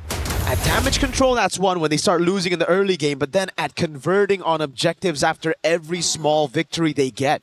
Once again, it reflects their experience, right? They've been in this position over and over. And the one thing that I really paid attention to during these particular team fights is the Sky Piercer procs that unfortunately Cine will have her hands on. I think she should be at 20 stacks at this stage. She already has the glowing one as well. So it won't be as easy now for Falcons. And they need to be aware of the stacks coming in. Oh, wait a second, Violet! Yeah, caught in the midst of it all. Already pinned down by the heavy spin. AOG and the Breakable coming down, but now it's gonna be Livy with the Crimson Beacon, knocking Cine up. Straight into Raimundo. Sev trying to flank, but look at Vivo. She's taking all that shred damage. Fumi with the flicker in, and a killing spree at that. Chell knows him on for. Still a bit of damage. That's going to be the conceal to bring Fumieko back into the fight. Fumieko on their turret. A triple kill for Fumieko on the Paquito. What has she been on lately? MWI has just been a highlight reel for her from day number 1. At some point, she was the weakest link of Team Vitality. This year, she steps it up and sets a statement. And it looks like Violet is looking for something of her own. Yeah, can't do much though. It's a heavy spin, rooted in place by Vivian. And yeah, I agree with you. You know, earlier we've had a talk about jungle or XP. You know what? I might have to go back to XP now that Fumieko is pulling this off. 5-0-2 on the Paquito. Vivo's just doing her job on the Akai, right? 007. Just enabling the rest of the team, enabling the damage dealers. Fumieko's, oh god. Sev! 2 jabs, a knockout, sending Sev straight back home. Oh god. Usually it's the person walking into the bush that gets cooked. I don't know. That was rough. Opposite Kumar. Ramuk? Rumak. Oh wait, no, you're right, it's Ramuk. It's Ramuk. It's Ramuk. Well, there you go. 7,000 gold lead still for Team Vitality. And I'm just still so speechless and breathless of the development of Fumieko. Yesterday when she picked up the Lapu Lapu, it was crazy. Arlot was also insane, and now she brings out the Alice and the Paquito. And now Team Vitality are knocking on the base of Team Falcons. They have a Lord on the way. It's only been 10 minutes. And I feel like Team Falcons don't have the best clear. They really don't, no. The carry is good at dealing with the Lord, but that's about it. And if she utilizes that cycle on the ultimate straight up, not going to be great for the rest of the team when it comes to the skirmishes. Vivian already flicker, the Raptor Dryad lands, but it's just onto Raimundo, who's still there. Shifting Skies on 2, but the rest of the team is able to disengage in time as Shev walks up in the back, but it's just the frontliners tanking up a Storm as the Revitalize coming down, and the Shifting Skies again, this time up top for Mieko. So trying to deal damage. Lantern Flare picking up the Panda, but Cine gets the mobilization down on Liv. Lord still up. Up top is going to be the Cannon Minion. Liv taking a ton of damage over. And they've cracked open the base already. Base turret number 1 taken down in the mid lane. They're going to try to push in these waves to get another top lane. Highest priority to get the far lane control. You always gotta look at Mieko whenever she's in a 1v1. Purify can't save her. Shifting Skies on 3, but it's only Vivian that gets brought back as Chell is kiting them in the back. Gini's kiting away right now as Liv walks up and gets the double. Mieko waiting for the moment. Falcons have defended well. 1-for-2 trade, 1-for-2 trade, and they lose Cine in the process. So the stacks on the Sky Piercer are going to reduce quite a bit. They lose Vivian in the process, and they fail to take the side lane inhibitor turrets. Falcons, I would say they walk away, and they walk away clean here, right? All they need to do now is try to find a moment where Liv can execute these team fights a lot better. I think spacing is going to be ever as important. Vival and Vivian, though, aren't going to be easy to push through. Wait a second, Shell! She gets taken out! Absolutely, Falcons know when to pounce. It's almost like they got that bird eye view of what's happening on the map. Chell took the purple buff, stayed a bit too long. Fumieko wants to go for the punish. Order with a knockout strike on Zev. Good peel though. Fumieko thrown back again. That's gonna be a big shutdown for Raimundo. Violet jumping to the back, now jumping all over. It's the rest of the team trying to peel for her, but it's Violet over there with Livy to take City down. Vitality's crumpling the Lantern Flare to bring her back into Liv. All of a sudden the game's back to level. That 8,000 gold lead now down to 2,000 as Zev will try to take the purple buff. Vivian, the mother of tanks, is able to save the purple, but that's about it. I don't know, Zev, because she made that move onto the purple buff, she needs to recall, and that delays this take for just a bit. That's true, but it does still surmount a comeback angle here for Team Falcons. The fact that they were able to get that move onto Shell, the fact that they were able to look for that opening, that was brilliant. Team Vitality, after that, they looked scrambled in that particular team fight. They lost Cine in the process, they lost a lot of members in the process, and now Team Falcons are the ones to pick up the Lord here in the 13th minute of the game. Wow. Wow, wow, wee, wow. Wow, wee, wow. Is that the new one? Is that the updated one? Could be. Okay, Falcons ID. Now let's see how they capitalize on the Lord. So far, they've been great at setting up ambushes. Just like this, just a bit of poke onto Vival. Straight to half HP. Chell's gotta be really careful, man. Gank down below for first blood. And the second time around, it's just overextension. Shifting Skies, baiting on the Purify. Good breath for the Dryad to disengage, but now the AOG comes through. Vivian got knocked up in the Lantern Flare, but it's not enough as Fumieko makes her move into the bottom lane. Now let's see how Vitality deal with this. On the base they go. It's Fumieko taking the turret down, and it's a winning trade at the end. Falcons ID though with the Flying Clouds going in, getting the assassination with the help of Livy. So Fumieko here gets a taste of her own medicine, and then she gets ambushed.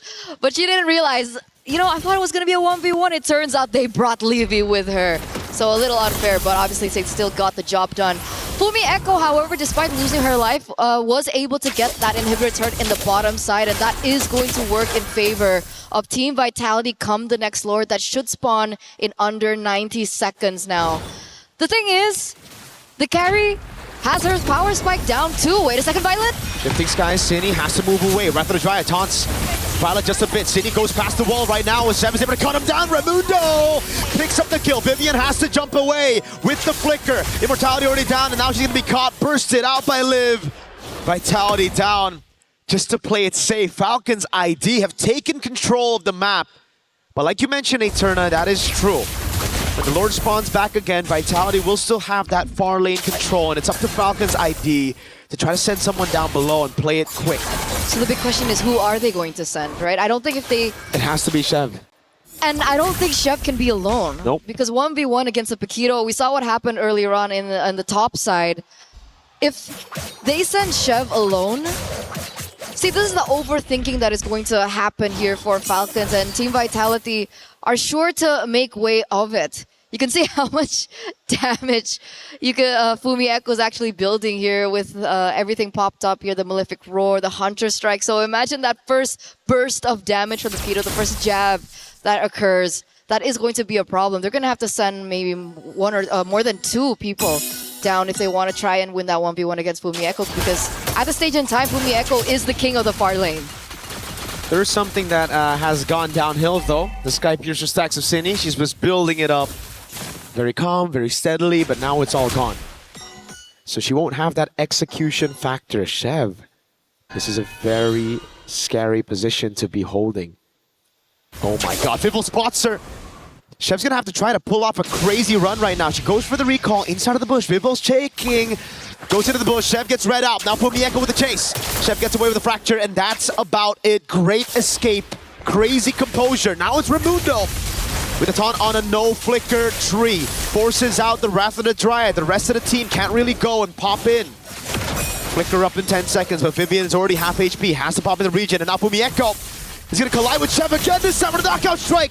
Takes away the immortality. Baits out the AOG. Raimundo with Revitalize as well. Now Vitality take back control over the Lord with a Paquito. Clearing down bot. Falcons ID gotta make a call. It's either they send Chev down. They can't contest this neutral objective. Team Vitality, what's the call as well? Do they want to go for the burst in? Because Fumi Echo is knocking on the base, and here comes Violet.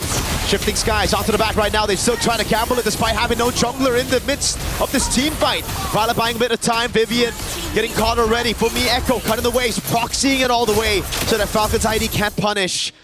Now it's a cut from Livy, it seems. But no, she just ends up going for the wave. Fumi Echo gets to the bush in time. Vitality have secured the Lord. Just like that. Just like that. It's simple chess at this stage, right? When we go around these Lord fights, it's a chess battle between two minds. They had to make a decision whether to stop pushing down below, sending someone else, or to fight. They made both decisions, but contesting the Lord with no jungle. They could have collapsed bot. Exactly. Like, that could have been a decision as well, but the Lord is going to be pushing, and interestingly enough, they're actually not going to push with it, so they don't really get an advantage with the Lord thing anyway. Nope. Falcons ID did a fantastic job dealing with the waves and getting a trade off of that. Remember, it was Vivian taken out of that skirmish, so not much they can do without their main frontliner. So it's back to a stalemate. It's back to building up. And in this endgame, it's all about the far lane. Again, for Vitality, they have the advantage down below, especially with Fumi Echo on the Paquito. 1v1, it ain't gonna work. I think for Falcons ID, they just gotta gamble around neutral objective. I think that's what they're gonna do. Even then, it's hard though, because Fumi Echoes just stand by, looking for that back door down below. But I think that's what they're going for. Look at that rotation coming in from Team Falcons. They're sending literally 3 of their members. I think they want to be able to protect the jungle, give them a little bit more time. I think the buff is spawning very, very soon. There's still 80 seconds left for the next neutral objective to spawn as well. So I want to know the adaptations from Team Falcons. They proved to us yesterday that they can make adaptations in the game. Now, up against the very best, will they be able to pull off something similar? That's a good question. Right now, it looks like they're on track to do it. Liv has all her items. They have enough peel for her, and it comes down to protect Liv. If Liv can live, they can win. I get it. Yeah, nice. Vitality, though, it's really all about controlling neutral objectives and breaking the box of Falcons ID, right? It's a front-to-back classic up against Vitality, want to attack from different angles. The thing is, though, Falcons ID still have that X-Factor in Chev. She can come in from behind. She can actually look for the assassination on Chell once the Zaman Force is down. So it just comes down to execution at this point. It comes down to that macro decision-making as well. And so far, Vitality have looked cleaner on that department. Damage taken, though. The tree is taking a beating. Damn. Violet as well. Not surprising, yeah. Violet's taken so much with Raimundo. Because I feel like every time we look at these team fights between these two teams, it always seems like Violet is the one to initiate first, and then there's like that engage after with the AOG coming. So obviously they're the ones that are absorbing as much damage, and they're just there to kind of just stand there to allow Livy and Liv to do their thing. And so far in these team fights, it's kind of worked. So is it possible for them to force another 5v5? They can force a 5v5, but up top, the minions will take the base turret down, and it'll go straight to the base. Livy shows herself up top. Vitality hold the Lord on the edge of a reset. And they send Fumi Echo down below again. It's the build-up play. It's all about that Lord dance. And Vitality, they have the composure to do it. Falcons ID, they have to make a decision while the wave isn't shoved in. Now it's a bit too late. That's the decision though. They're sending Carry and Gato Kacha on the bottom side of the map. And that gives Vitality the green light to go for this Lord. They're going to try to utilize this Lord as bait though. It's all about baiting Falcons into a 3v4. Fumi Echo into the mid lane, trying to get the prio there. She knows there's going to be an auto build, slow push down below as long as Vitality are the ones to hold this Lord. And that's the call. Fumi Echo looks like she's rotating back towards the bottom side of the map. Falcons, you gotta think about this housekeeping. There still is a potential backdoor angle that Fumi Echo could do. Oh, scary position to be holding there. Vitality, they know this wave is going to be slow pushing, so they just continuously reset the Lord. Fumi Echo finally shows up, so it's going to be two waves crashing down on Falcons ID. They send Chev down below. This should be it for Vitality. They should just go straight for it. Chev shows up without the reset. Vitality, they see the jungle down below. They're going to go straight for the Lord. No retribution in sight for Falcons ID. I don't think they can get there in time. What? That's a massive pick in the bottom lane. Now they have to go for the burst, but it's an evolved Lord. Vivo's right there, shifting skies, delaying it already. It's Vivo with a heavy spin. Chev's going to walk up as well. The knockup comes through. Wow. Chev with the steal. City with there. Knocked up, and now it's Liv tearing up the frontliners. Liv goes godlike. Wave down below is good, but it's an evolved Lord in the 23rd minute of the game for the Falcons. They've done it. They've done the unthinkable. They've outsmarted the defending champions. Ladies and gentlemen, evolved Lord on the way there in the top side of the map. And that was a decisive, quick thinking by Team Falcons, I would say. They bursted down Fumi Echo. Liv's damage is already up there. And now 12 seconds left, 27 seconds left for Vivian and City to come back into the game. This is a bit greedy from Falcons ID. Instead of using the wave up top with the Lord, they're trying to utilize the waves in the bottom lane. They can just jump it in. Shifting skies, bait it out. Chell's able to escape with his on force as well. They're going in without the evolved Lord up top. Raimundo is going to get taken very low. They're fighting under a base turret with no minions. They're trying to brute force it, and they've gotten punished for it. Falcons ID, they had a shot, but Vitality survived. They don't even lose a single base turret.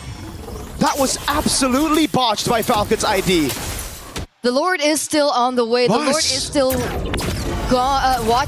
marching, but Raimundo is out of the picture. Even if they close this out, it's still a 4v5 situation, and they definitely do not have the advantage with it, and I think they know. They're still rotating towards it. Sev is looking... Oh, wait a second. Violet looks for another pick. Yeah, Lancer Fair as well. Chell pops his on force though, and Vivo is able to pin her down. Violet goes down straight up as they play with Chell. They took this fight 4v5, and it's not looking good as Fumi Echo goes for the knockout strike. Winter Crown already used with a fracture as well, but Fumi Echo comes back in. The Immortality delays the death by a bit, but City's right there and picks up the kill on Livy with the glowing wand. And now the questions start to arise again. Falcons ID, what was the vision of trying to brute force a base turret Chev? Now in the mid lane. They did it out of haste, and it did not pay off. And opportunities like that don't come twice against a team like Vitality. Fumi Echo now in a 1v1 against Chev. Chev fighting for her dear life, but she's gonna be sandwiched. Raimundo with the AOG, a desperate one at that. Now it's Liv. 1v3 in a defense. It's everything thrown at her. Just a cannon minion. City takes her down. Vitality take game one after a back and forth and a confusing Falcons ID call that will certainly send everybody in backstage of the locker rooms of Falcons guessing and wondering, what the heck was that call? When you're on a stage like this, when you hear the supporters of the opponents like this, Sometimes decision making can go wrong.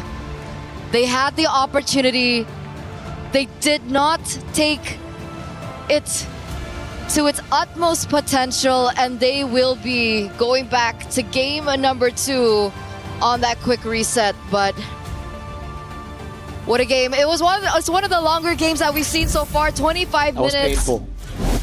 Definitely was. Hopefully Team Falcons can reset after that, because obviously there is still an opportunity for them. They were able to do it once. Let's see if they can do it twice here in game number 2 to force a game number 3 under their hands. But there it is, ladies and gentlemen. Thank you so much for tuning in for game number 1. It's been me and Miracle. We're throwing it over, and we'll see you for game 2.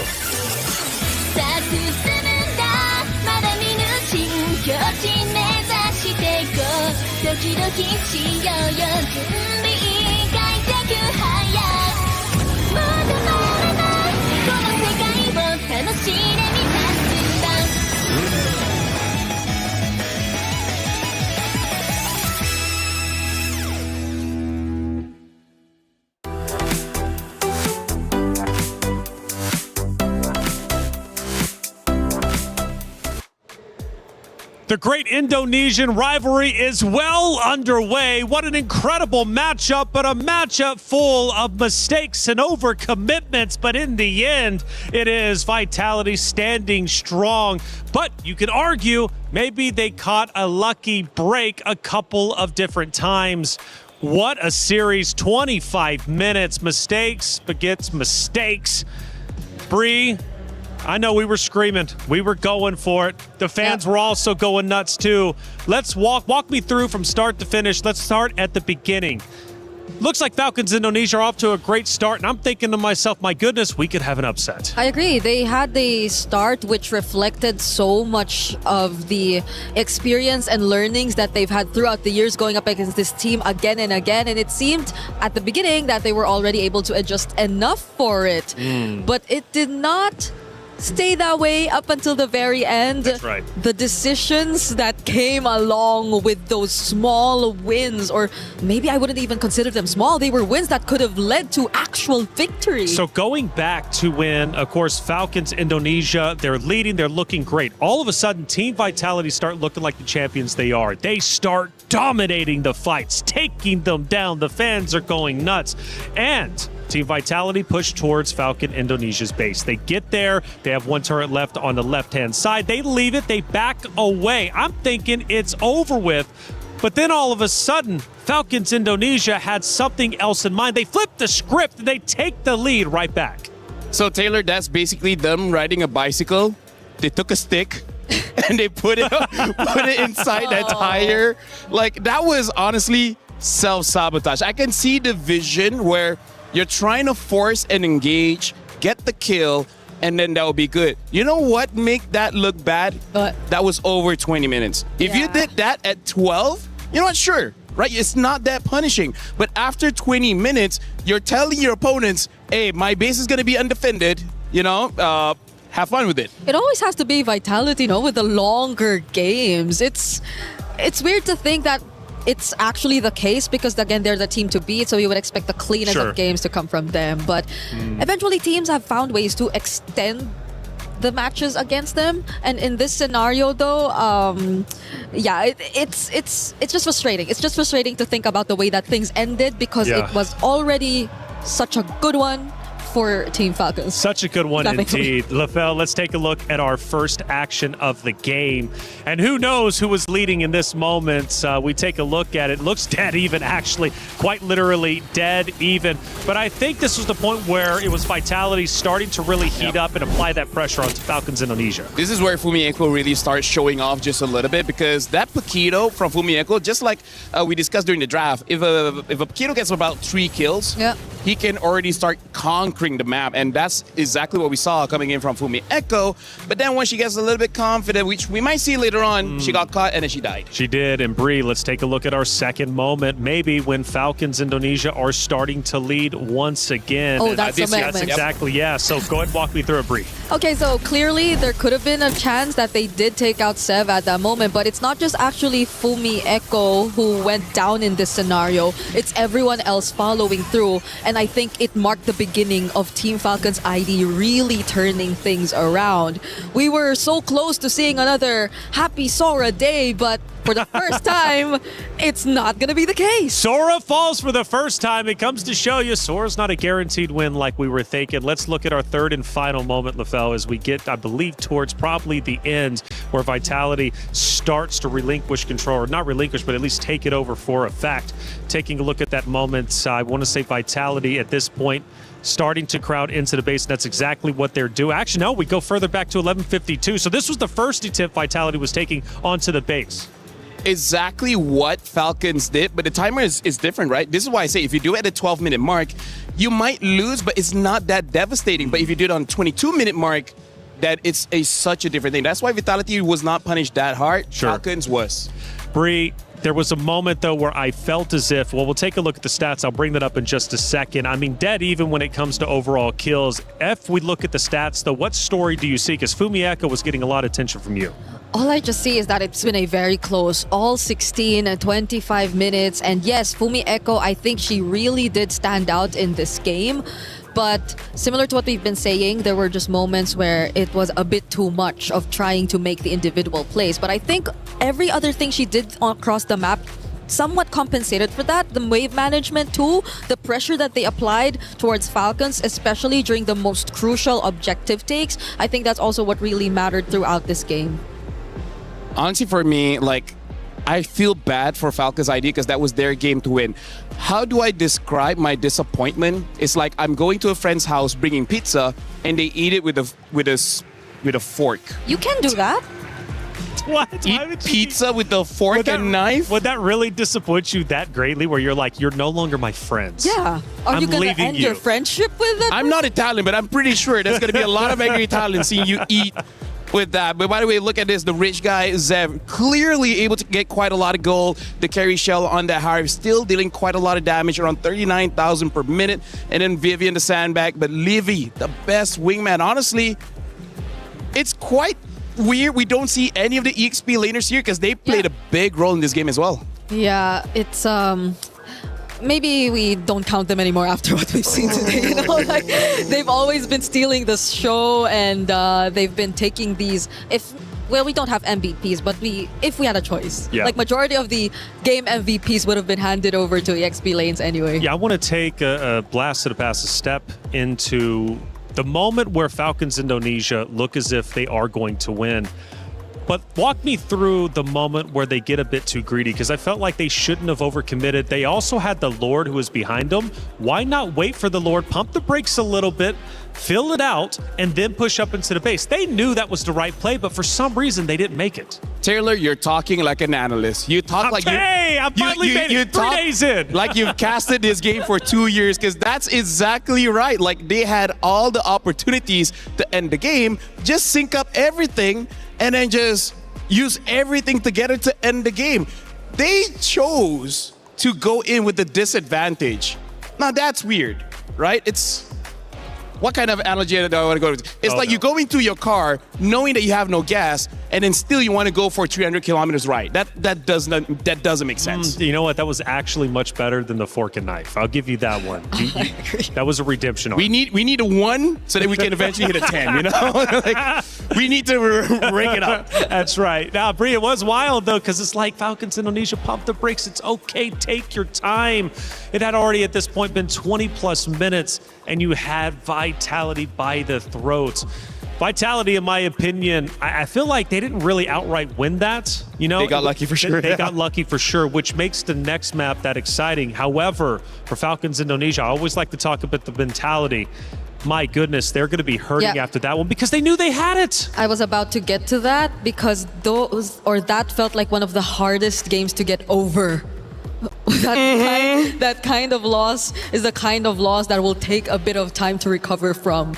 But again, they've been doing this for so long. Hopefully it doesn't get to them, because losing to Vitality, I guess, is something they've constantly tried to get through. And that's the key point there. And it's kind of akin to what I always say about being a champion. To be a champion, it's better to feel what it means to be a champion in the past. It's easier to win championships when you've already been a champion. It's hard to win your first ever championship. In this case, we're not even talking about the championship. We haven't even got there. But we're talking Vitality here. And for Falcons Indonesia to lose as many times as they had, and we're talking, honestly, I think it's hundreds of times in comparison over the time span of them playing each other.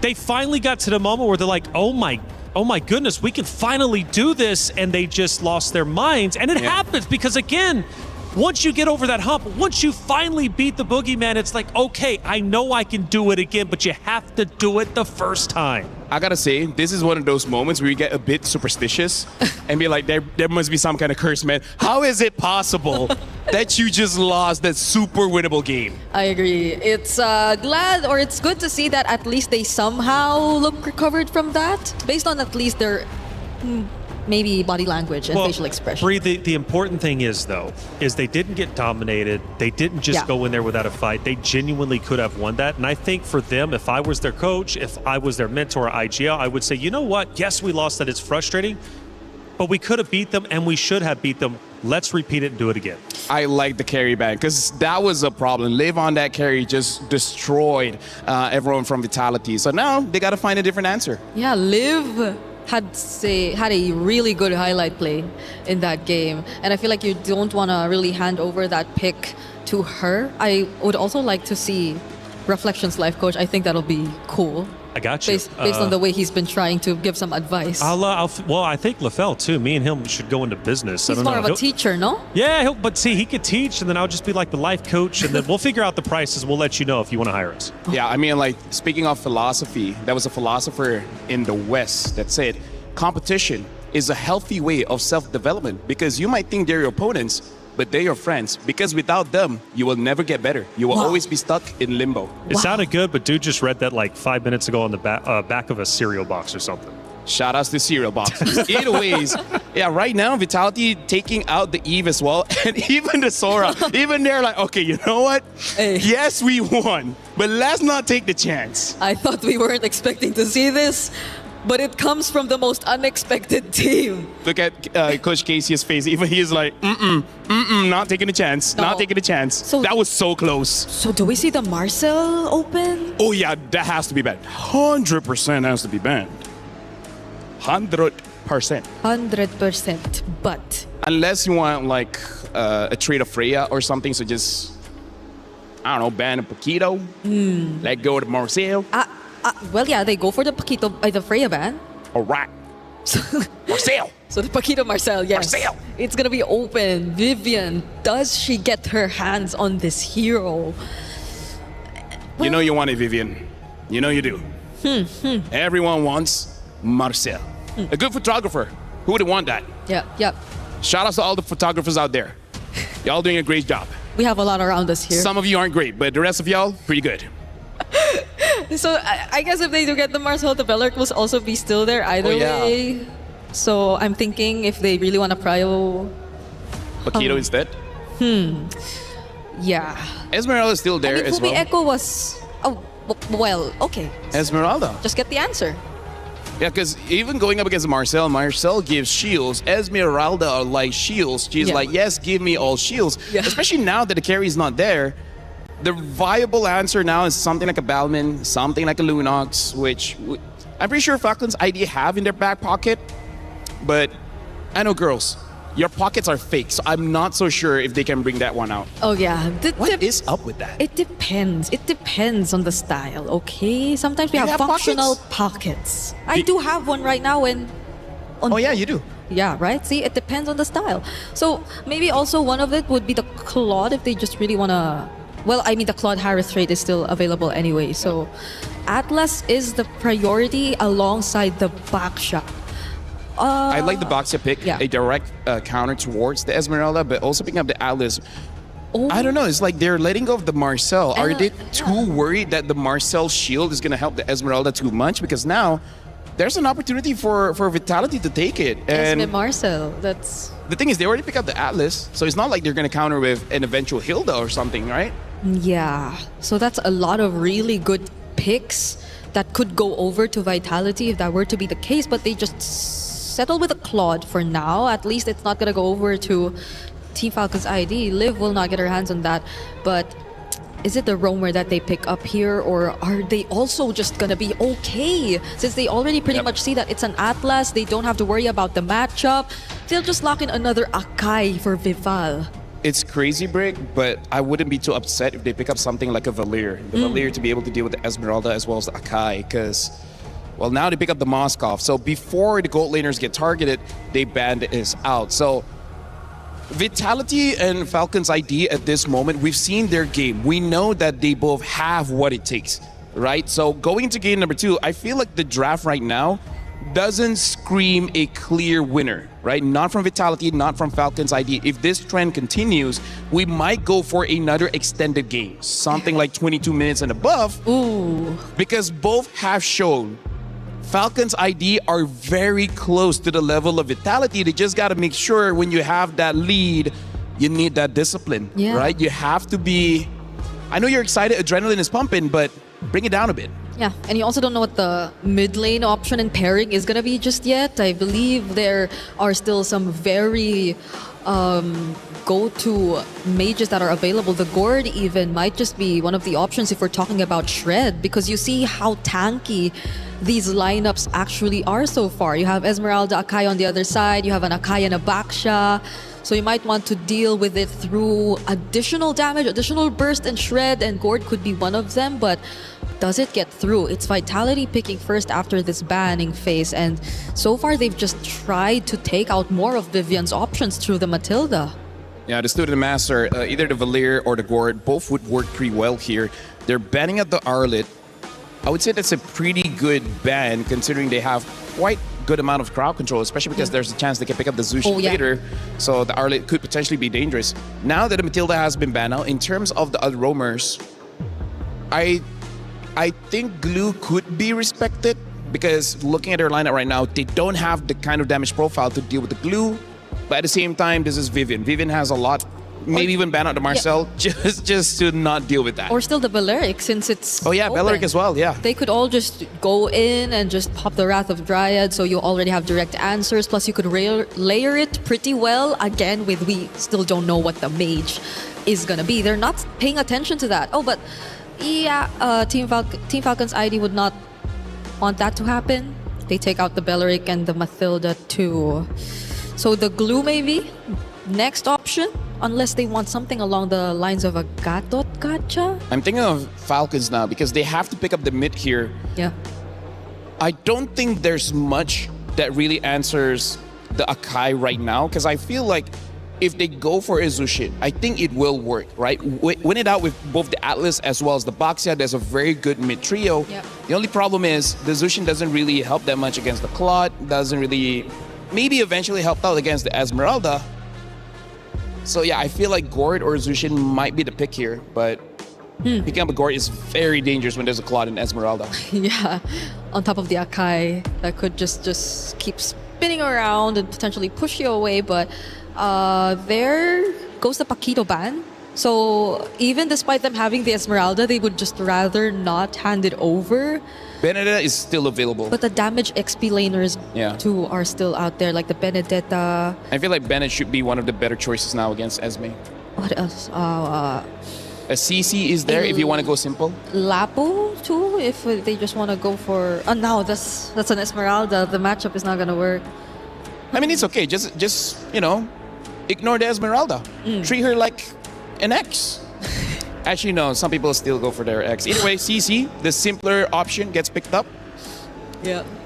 Okay. So the mage is just the last pick for Team Falcons at this point. There are a lot of options available. I think for them, if they want the Gourd, I think it's fine. Yeah, it is. Because in terms of the dive coming in from Falcons, there is dive, but not without them probably sacrificing at least one. They have the Akai as well as the Esmeralda. Yeah. Someone is going to get taken down with them. Yeah, and it's pretty much front to back. You kind of see who you really want to target down first.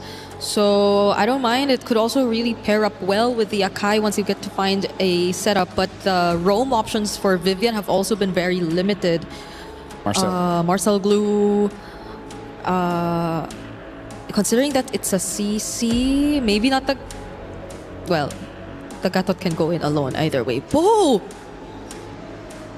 Oh! Wait. Yamete Kudasai, hold on. Is this Akai Roam? Because I feel like Balvin should be better off in the jungle, especially because you can deal with the Boxia as well as the Atlas. What? Or I don't want to hear an or. No. Balmond jungle. Okay, Balmond jungle. Let's keep it that way. Falcons, they definitely need the damage to come through. You know what? I'm okay with Gord. Just kill the front line so fast. The cloud will be a problem, but that's a problem for 12-minute Gord later on. 0 to 11-minute Gord would be somewhat okay. But if not, what, huh? There's a... Okay. Yeah, Gord. I mean, like, eventually the cloud will be a problem, but hey, c'est la vie. That's someone else's problem when the time comes. See, I told you. No way. It's not Jungle Balmond. Wait, can't be Shell, Goat Lane, Balmond, no? Okay, no. No, wait, no, yeah. You know what? How about we throw that?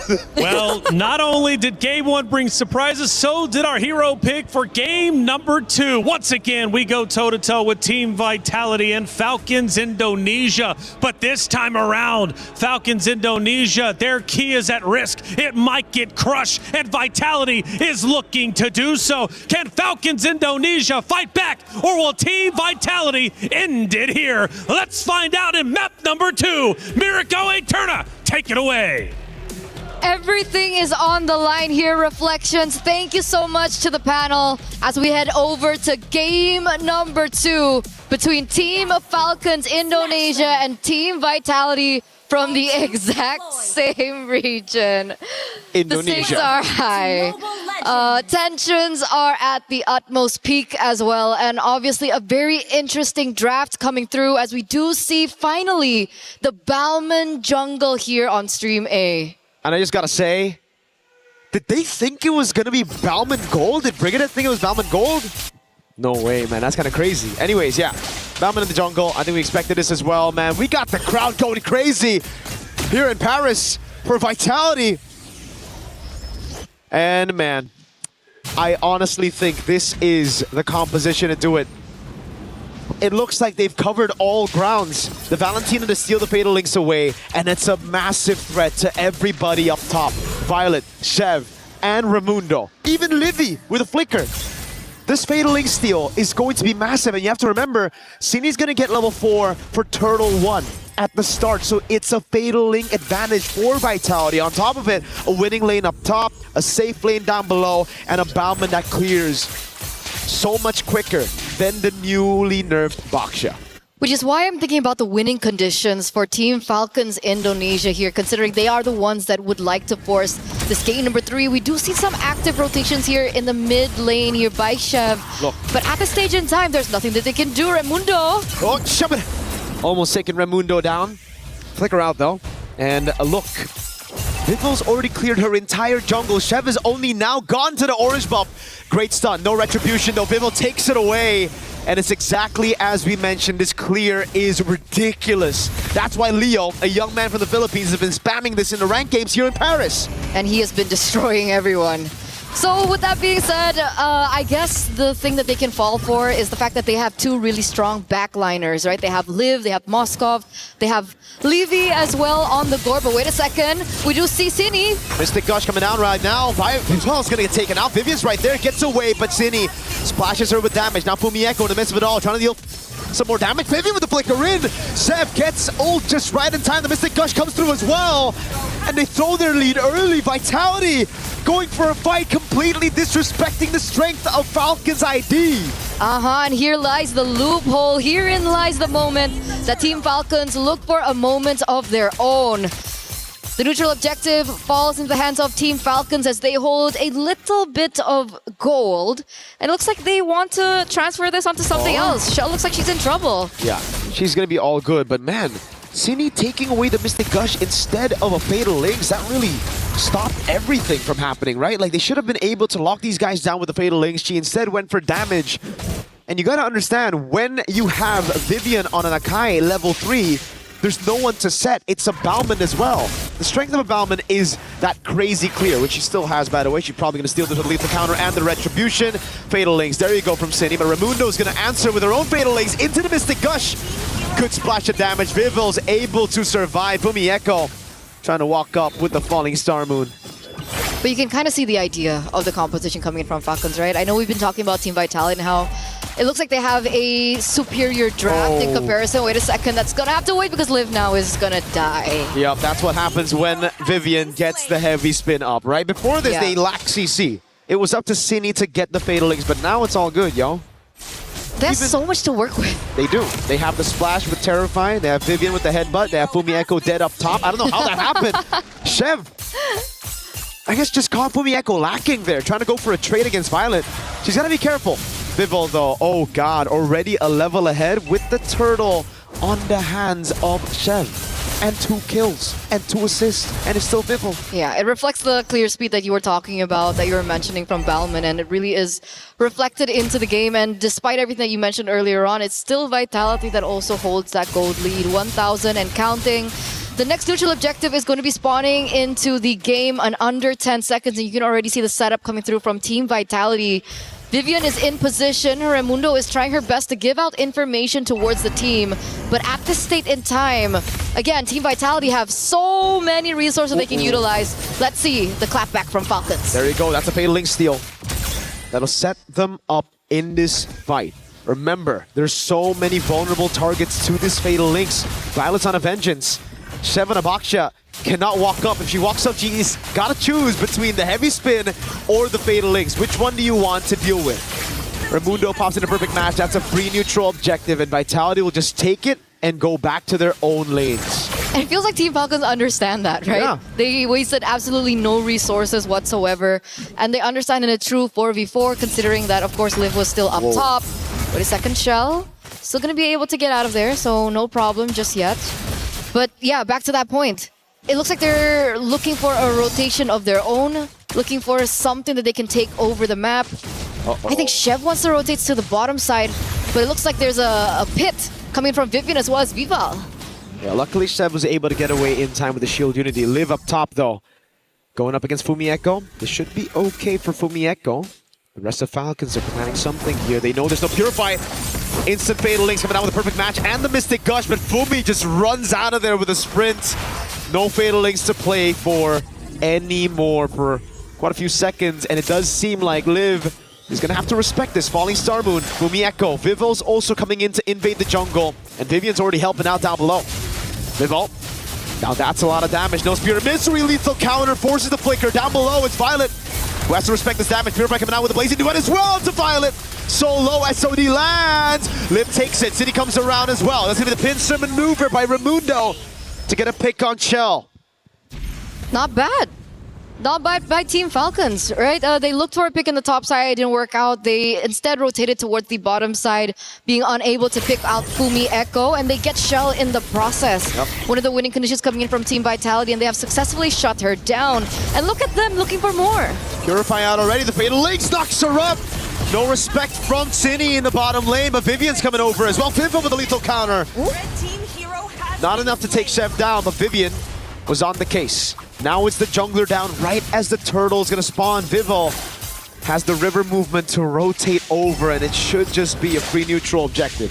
Good timings right now from Team Falcons, as they are going to be able, from Team Vitality rather, as they are going to be able to control this next neutral objective a lot better. Chev should be able to rotate. I don't know if they want to go for the contest, but at this state in time, it doesn't look like it's a good idea. Maybe look for a rotation elsewhere. Maybe take a pick down bot. Get that turret away from Vitality. Slowly but surely. Free neutral objective. It looks like there's not much that Falcons can do to contest. There's just too much CC. They can go for the trade in the bottom lane, and they do that. Exactly. And now it comes down to Liv to carry this game. Yeah, Livy and Liv, both the Livs. Both the Livs have a ton of damage to play with. It's just, can the front line sustain enough for them to deal that damage, right? Because for Vitality, they have crazy shred. One thing you have to remember with the Bauman after the revamp is the fact that Vivol can now use the skill 2 to shred the armor. Mystic Gush coming down, but it's only onto the main frontliner. Again, it's Vivol taken out, but now it's Fumi Echo holding the back line. Everybody rotating as well. Fumi Echo is just dealing with them 1v3. Liv's doing a good job though, utilizing this chaos to get a turret up top. So it's a structural win for Falcons. They're slowly taking this gold lead away from Vitality. And this is what we want. We want Team Falcons to utilize the macro to their advantage, and they're doing exactly that. SOD taken? Yeah, Purify as well. Shev gets away with the shield unity, and now Vitality are going to have to back away, not getting a single turret in that trade. Very smart, very smart. They utilize that opportunity to clear in the top side, and then SOD back into the mid to make sure that Team Vitality don't get a counter pick into the mid turret. So here and now, despite Team Vitality still going for that 1,500 gold lead, it looks like Falcons have an idea of their own. The Gord picks up the Sky Piercer here. It's either you start snowballing once you get the Sky Piercer, or it's a curse and you don't get any stacks. Looking at the way she's played the game, it should be a good thing, right? She's 004 right now, not a single death, and she's positioned herself really, really well. So, I've seen these Gords, man, with Sky Piercer, carrying a game, turning things around. If she gets just 2 kills in the next fight, that sets her up for greatness right there. And Fumi Echo is going to be the one sent up top to deal with the Moskov. Liv shows up, shoves the wave, has an SOD to play with it. That's why now it's going to be all in. Shell with the Purify, Bauman locked down. That's a Mystic Gush. Vivil's able to escape right now with Vivian doing a lot in the back by heavy spinning and bringing her into the Fatal Links of Cine.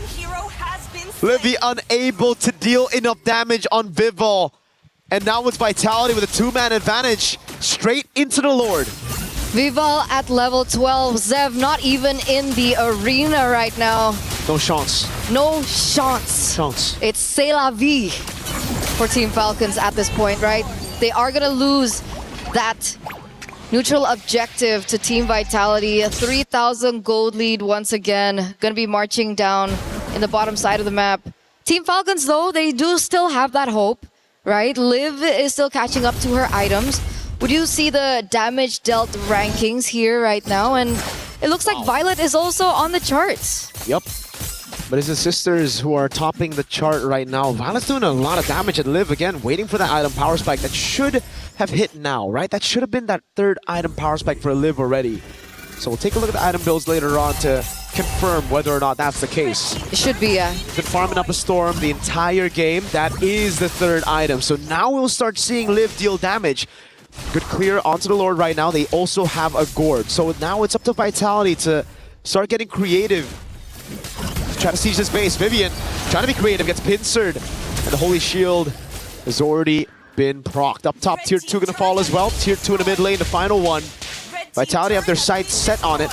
And it's Chell sent over. Winter Crown for Fumi Echo to deal with that Mystic Gush if ever she gets caught in the pincer, and is a good take by Sev with the red tree. It looks like the defending champions here are covering all their bases right now. And Team Falcons, do they really want to experience this again? I mean, the qualifiers, right? They lost all their games completely to Team Vitality. And it looks like here and there, we do see moments of brilliance coming in from Team Falcons. We saw it in game number 1, and we do see it here in game number 2.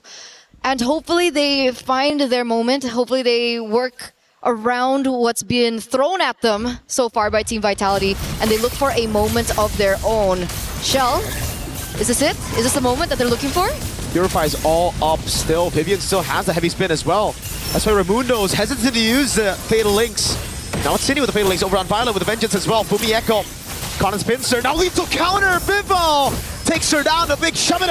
Raimundo, perfect match. Trying to escape now, but the rest of the team comes over. And it's a big headbutt. But a good disengage by Falcons ID. Again, not the greatest of results for Team Falcons, losing Violet here. And again, more control over for Team Vitality as they are going to continue to look for more structures. You can see Fumi Echo already looking for a push and a control over the far side of the map as they are going to be once again corralling over the Lord, the second Lord of the game. As we take a look into the equipment, it looks like Liv is still working with that, right? They're staying with the Sky Piercer, going for a little bit more slow there with the Ice Queen wand. Hopefully it can be enough. Hopefully that can be something that they fall onto, but if and only if Liv can get a pick here, because we saw that additional item coming out from Cine. That's a Divine Glaive. So on top of everything that she's been able to do so far, she's going to deal even more magic damage into the Team Falcons. Not just from Cine, but also from Chell. She has a Wind of Nature now, which is going to be such a big problem to deal with if you're Falcons. You think right now you'd be in a comfortable spot to try to look for these 5v5s, but Liv, one of the main damage dealers, the main damage dealer when it comes to consistent DPS, she's going to have to deal with Wind of Nature. She's building towards a Melfic gun, so she's chosen to go a bit more glass cannon, Liv. We'll see how that works out. Violet also with the Sea Halberd. Not much survivability, but a heck of a lot of damage to try to bait out these resources before the skirmish, but it's responded over with Chastised Pauldrons at the same time for Fumi Echo and Vivian. These girls know what the win cons are for Falcons, and they want to shut it down with these items. And she knows that in the grand scheme of things, she's going to be controlling the far lane a lot, especially as we get into the Lord dances. And in that 1v1 against the Moskov, that Chassis Pauldron is going to come in clutch. And here is the decision from Team Vitality. They're getting a bit desperate though, Falcons ID. Walking up aggressively. Perfect match already down. Cine stole the Fatal Links. Now Chell with the Blazing Duet trying to go for the shred already. Vivian with the flicker in and the heavy spin. Vivian is able to pick it up. Now the Fatal Links knocks Vivian down. The Fatal Links from Vivian. The SOD lands. The Mystic Gush comes around as well. And it goes through the Wind of Nature. Shev frontlining now for Liv with a Melfic gun doing a lot of damage. Vivo has to run away. Vitality got the Lord, but Falcons ID strike back with a fight. Livy looking for the Mystic Projectile. Can she find it on Fumi Echo? Yes, she can. Now she's tied up. Good sprint. Vivo gets a lethal counter to take Raimundo down, but it's Liv sieging these turrets out. And that's what we were afraid of, right? The Sky Piercer and the Divine Glaive now on top of that. Livy gets a stack finally, and she's going to be able to work with that. Two, rather. In that particular scheme of things, the Lord does fall into the hands of the defending champions, but Team Falcons are able to strike back by winning out the skirmish, the team fight. And that's all they need at this moment, right? They need to buy a little bit more time, and it has worked. Luckily, Liv was on the Moskov. We were talking about the power spike hitting. It really hit at the right time. She was able to SOD into the team fight and help out Team Falcons to dish out that damage and eventually take Team Vitality down one by one. A 3,000 gold lead, and the Lord already dealt with. Falcons ID.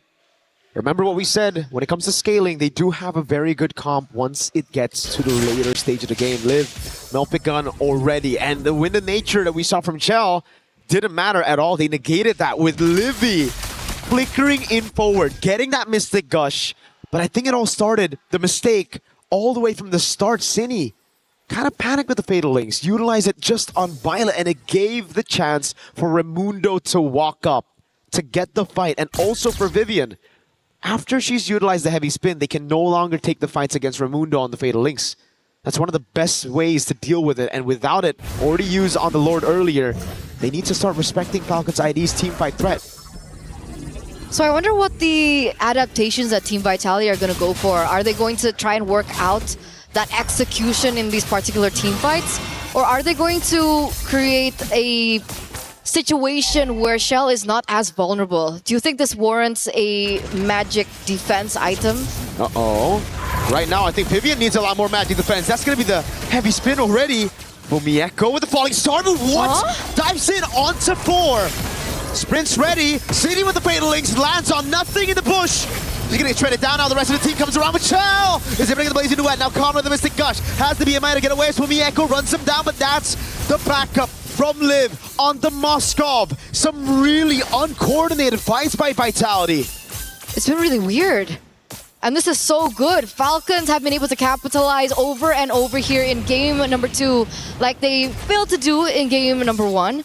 And that gold lead that Team Vitality were holding on to is slowly shrinking further and further away. Team Falcons have complete control over this neutral objective, and this time around, there's no gap in EXP lane between both jungles. This is a 4v5. Sini's not back up yet. Fumi Echo, they reset the Lord. Falcons are afraid of that CC threat from Vivian. The decision is still to go. Violet's already used the current call. Now he's going to falling star move for Fumi Echo. Vivian with a zone on Chev. But look at the Battleman also zoned away right now. Vivos looking for the angle right now for the goal for it. It's Chell who seals the Lord away. Out of 2 retributions, it's Chell on the Claude. SOD from Liv. They get the fight again. And it's a crazy save of the game from the Claude with the Art of Thievery. That could have been so bad for Team Vitality. They lose 2 members in the process. You can already feel the damage coming out from Liv because of the items that she's already have under her belt. The Malefic Gun as well with additional range to her kit. You could even see Fumi Echo really struggling against the damage of Violet, right? I think the additional item of the anti-regen, the Sea Halberd there, really helped her out in that 1v1 against Fumi. And Fumi Echo's initial power, her strength that she had like in the earlier stage of the game has really been negated. She's so squishy now. Completely neutralized now. She is not... Whoa, Sydney stole the SOD. That's an interesting one. Don't know how she'll utilize it. We have seen a lot of pro players do this before. But I don't know how it will work out against Falcons ID's front to back. I don't think as a mage you want to dive into the backline of Falcons ID. Not right now. Hey, you're talking about the finals MVP of BOG? MWI 2025? Maybe she has a 200 IQ play. Maybe she does. Right? That's why, you know, we always gotta give her a bit of the benefit of the doubt right now. So we'll see. But it has been very shaky, Vitality, in the last few minutes. It's been Falcons ID who've controlled the map, who've really been forcing Vitality to make the reactive plays as they proactively regain control of the map very slowly but surely. Again, the perfect match now on Vivian, trying to bait out the heavy spin with the Mystic Projectile as well. Livy doesn't go for the Mystic Gush. It's just a heavy spin baited and there's nothing utilized. Remember, no Fatal Links, no nothing. Falcons ID again, that slow but steady control. Now Vivian gets stunned up again.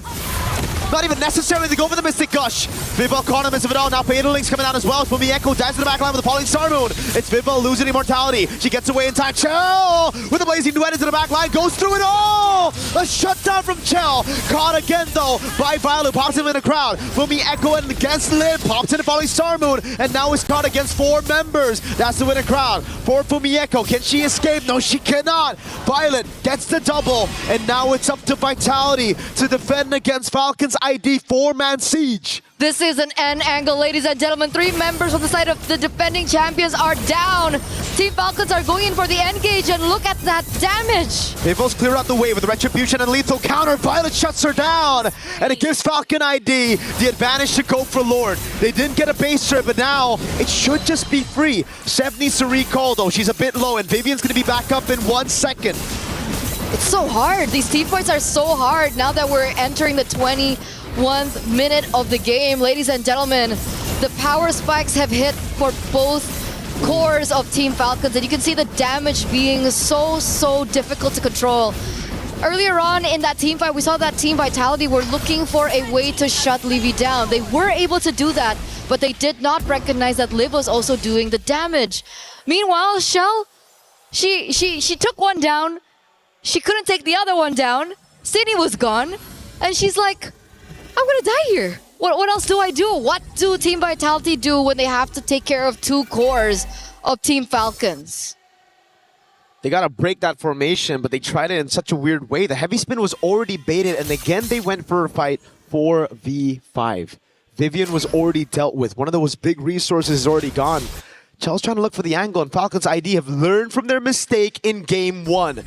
That Game 1 could have very well been a Falcons ID win if they played with the Evolved Lord, and now they know what to do. They have crazy frontliners, and it's all about Livy and Liv to try to deal enough damage. Sev walking up with the Shield Unity. Raimundo as well, the perfect match. Vivian finds an angle to shove them all in. The Mystic Gush already stolen away right now. That's going to be the winner crown from Livy, but in the back line is going to be Blazing Duet. Livy caught, Fireball able to get the lethal counter, but Liv's just getting them down with the spears. City caught by the Mystic Gush. Livy still alive. Fumi Echo's right there, and it seems like Falcons ID will take us to a Game 3.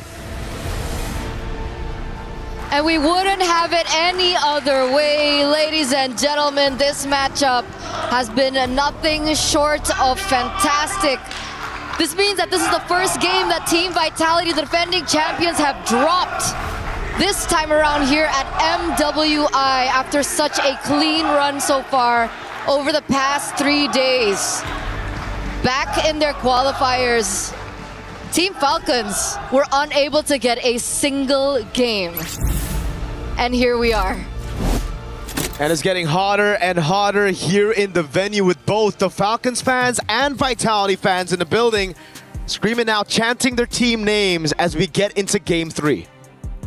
So without further ado, we've tuned into Game 1, we've tuned into Game number 2, and we're gonna throw it over before we get into the third game. It's been me, Mirko. We'll see you after.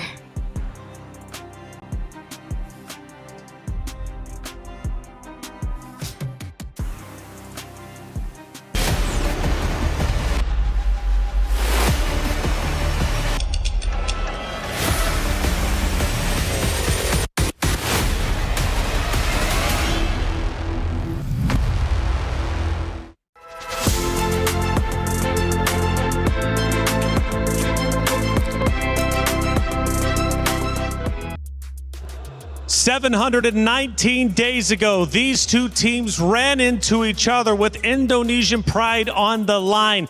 Now, 719 days later, it is Falcons Indonesia who finally get a map win over the Titans of Team Vitality. Finally, something might be happening, and Vitality is now at risk of having their key crushed and their championship repeat absolutely eliminated. Welcome to the desk. I'm Taylor Reflections Noble. Nice to leave for the first time today. Leo, first off, how you doing, brother? You all right? I'm doing well. Oh, yeah. Merci for asking. And I don't remember where I was 17 and 19 days back, but I do remember being in Saudi Arabia about a year back, watching Vitality run through MWI 2025 with a perfect record. Yep. So I know how historic today is that they finally concede a game, not a match, a game over to their rivals in Falcons Vega ID. But still historic. Nice. We take a look at the match stats, and they tell the story. You go back even to game number 1, though. It was like, man, Falcons were so close to getting the win. This time, though, they did not waste the opportunity. They didn't at all. And I know for everybody out there, the gourd from Livy was great to see, but I think they had to come together as a team here because there was a moment, right, where they were struggling in the team fight. They really had to rely on Raimundo, Liv to come through, but the Sky Piercers from Livy is what I'm talking about, man, with that gourd. The big damn, Leo. Joseph, that's easy for you to say, given the gourd won. My sweet baby precious Balmond lost, all right? Despite the numerous shamalamalas that was dropped by Vival. Just something about their communications and rotations and synergies. Falcons ran through, man. I think Falcons locked in when they knew that they fumbled it in game 1. You got to imagine this too, man. This is a 22-minute, 34-second game. The first game was what, 25? 25, yeah. Think about the distance and endurance now that has tested out Team Vitality. I mean, that's the big thing here that I would consider because, yeah, like you mentioned, what is it, 719 days? That's right. And for a team as familiar with Vitality as Team Falcons ID, right. This is the team to do it. I mean, you think about the history as well. I mean, Vitality has beat Falcons Indonesia, I mean, over 100 times in the span of them meeting up with each other. Minimum.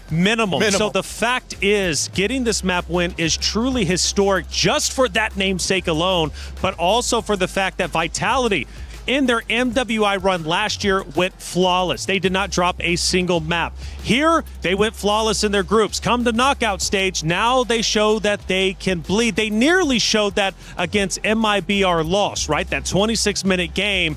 But here we are. Falcons Indonesia now sending it to a game 3. But Leo, the thing is that still might haunt them depending on how this game 3 goes. Falcon Indonesia could have already won 2-0. Taylor, if there's something I know about Vitality is that they have the heart of champions. Nay, I think they are goddesses walking among us on the earth, tasked to take over the MLBB women's division. So with that said, I think in front of their biggest fans, again, they are home court heroes right now. That's right. Yep. Team Vitality is a French org. I think they'll have to look at the audience and say, it's more than just them who's hoping for us to win. They have to think of everyone else watching all around the world, and they have to lock in. This is the gotta lock in. This is the lock-in of all lock-ins, because if they drop here, there's no second chance. That's right. Nice. Let's take a look at a couple of big moments from that game number 2. First moment here, maybe we're going to be looking at Team Falcons starting to look pretty solid. In fact, it is relatively close. Fumi Echo on the opposite side, though, looking pretty solid. What are we looking at? This is, once again, that Fatal Links was used there on Violet, but it's the spacing that we're seeing from Livy. Vival was a problem. She was shutting down so many members, and they had to kind of respond to it. That's the strength of the Ballman right now. We saw this in Stream B, but again, look at the playmaking ability of the team, being able to play together, help them disengage if they have to. I think that was the big showcase here from Team Falcons ID, the way they played as a team. That's right. Second moment, Leo, let's go ahead and take a look at it and see what ended up unfolding.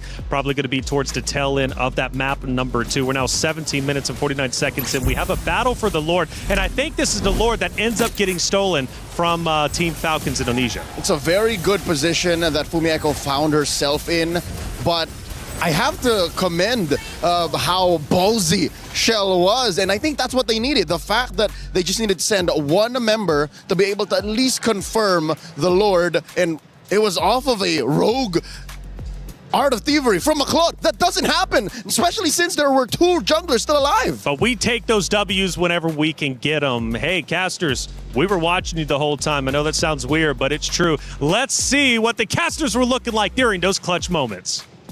There's nothing utilized. Remember, no Fatal Links, no nothing. Falcons ID again, that slow but steady control. Now Vivi gets stunned up again.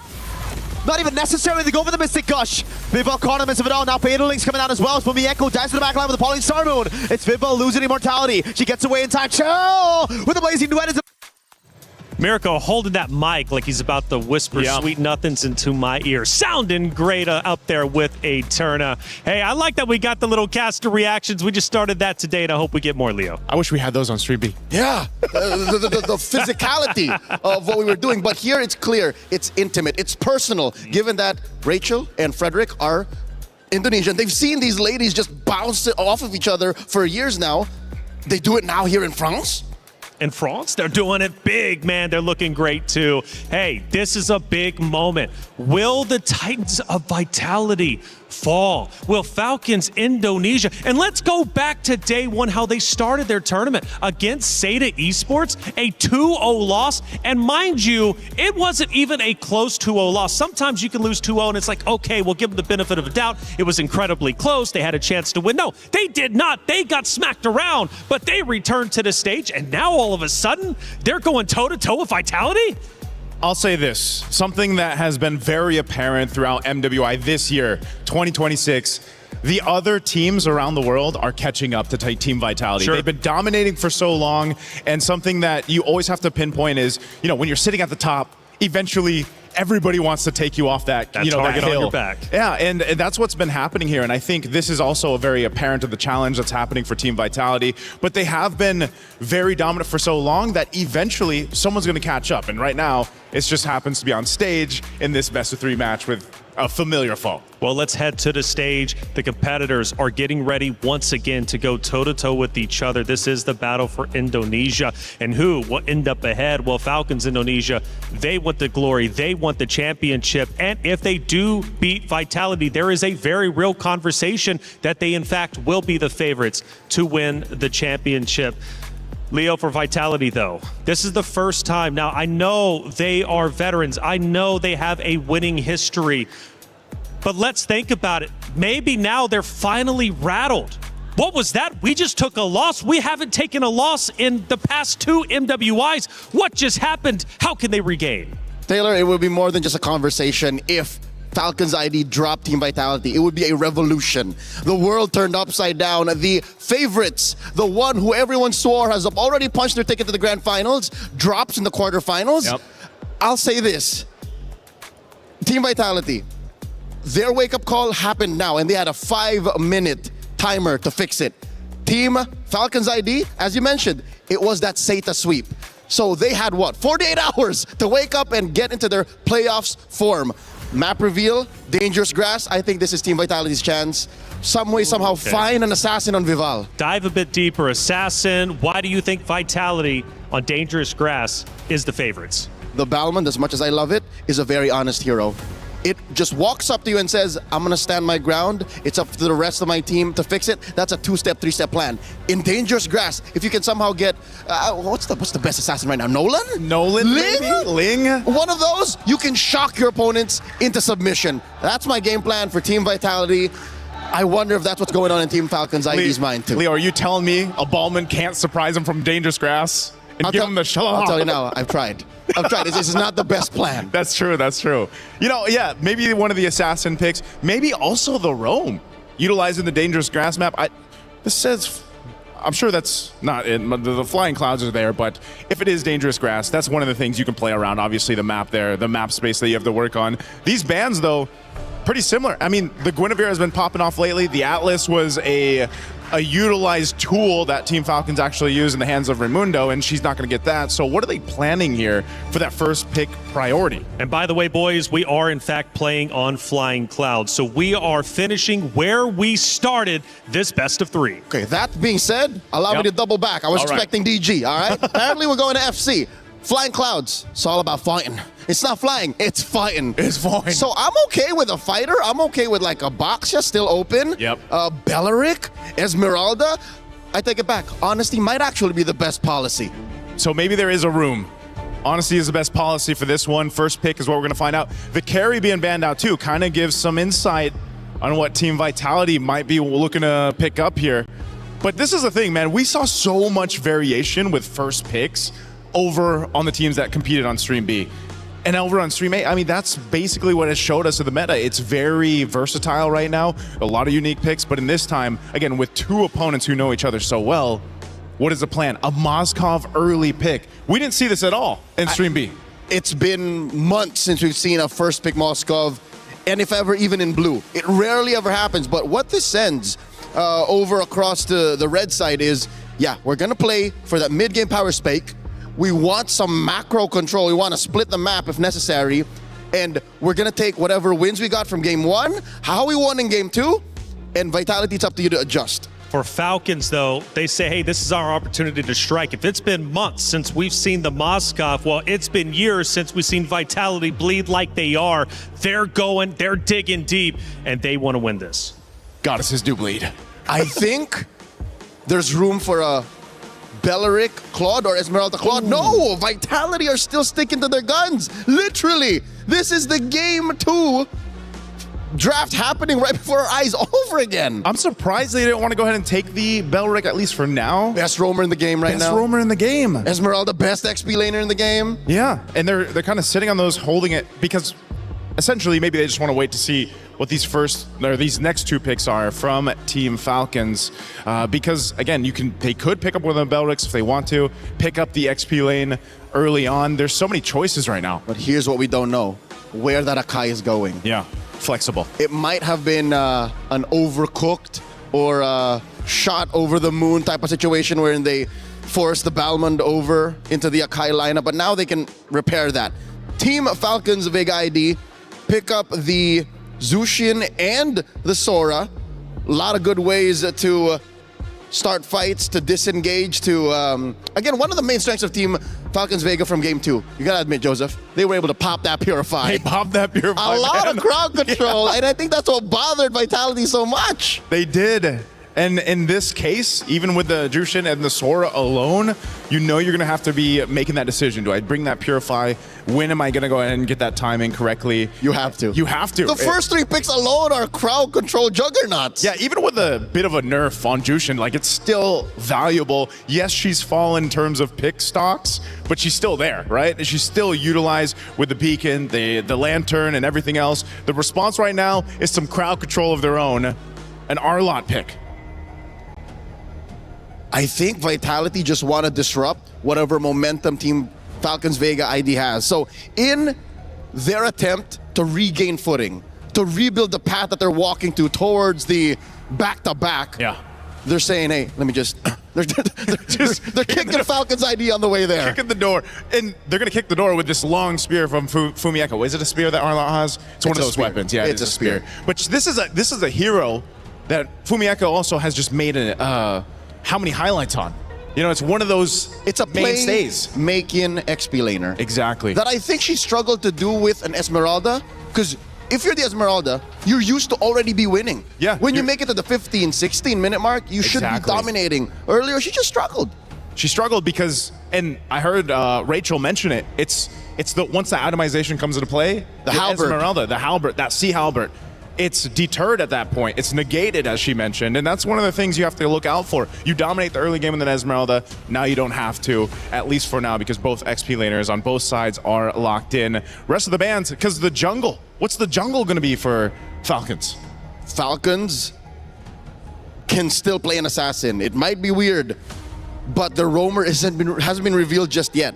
So with just one solid frontliner, and again, just investing in crowd control, you could still pick an assassin. Coach Lucky Boy has Coach Casius on the back foot in more ways than one, literally and in the draft. But who knows what's going on in this Indonesian mastermind's, well, mind. The one mind here. Now for this last ban coming out from Falcons, this really has to pinpoint potentially the mid lane, or they decide to take another roam option out, just because again you don't know. Keep that Akai where it is honest. going. Exactly. You know what? Oh, it's a Belric. Weirdly enough, I would prefer for that Akai to stay where it is, in Vival's hands. Yeah. Just keep it there. This pick, the red 4, is going to tell us a lot on where Team Vitality is going, and then Falcons will kind of respond to this. So if Vitality wants to, they pick up their mid lane right now. No Eve. Yeah, Eve. Gord is still up. Gord. But the draft that they've started with doesn't spell Gord. How would you feel as a Gord with these three? You wouldn't want it, man. No smokes, because there's too much to be the aggressor on Gordon. Once your Mystic Gush is gone or The Sora ended early, alone. Joseph, the Sora alone. The Sora alone. This is great. Lilia, you got some black shoes. You got that built-in Purify. You can pop off enough damage. We've seen how much damage Lilia can do in the early game. This is already a great start for Vitality's last 2 picks. And by holding out for the jungle pick, the quote-unquote jungle pick till red 5, they're committing to the bit. They're not letting Team Falcons ID know and decide what happens. Now, the girls from Vega have to say, that's it. We're showing you our jungle. We're showing you our roam. This doesn't happen, by the way. Not very often. This is isn't mid-trio gets fulfilled in the last picks. That second half. That's why the first 3 picks were so interesting. You know, in the pattern. Whoa, with the Hilda. So if this was Dangerous Grass, if this was the DG, I would have expected the Hilda. But in Flying Clouds, I still get it. It still works. Yeah. Even on the back foot, folks, being in Flying Clouds and playing a Hilda is a little bit of a blessing, even when you're losing, because you're able to Flying Clouds into the back line, get into a bush, punch back. Harley is the jungler of choice. That is not what I was expecting. The Harley, once dominant through the previous meta before that patch came out, he still picked up, but just not as much. It's the burst that they needed. Yeah. Look at a majority of the lineup. None of them can take a life bar from 100 to 0. Harley does exactly that. This is a very strong mid-game power spike team that Team Falcons have gotten themselves. Yeah, now this last pick for Vitality. This, once again, crucial. Down to 1 game. This pick will round out this composition. This is the prestige. This shows us exactly what Coach Casius has been cooking. Where does this Akai go? Ooh. It's a Cho. So it is confirmed a Jungle Akai. It's a Jungle Akai. You get the Cho. Imagine, it's only been picked 3 times so far for MWI.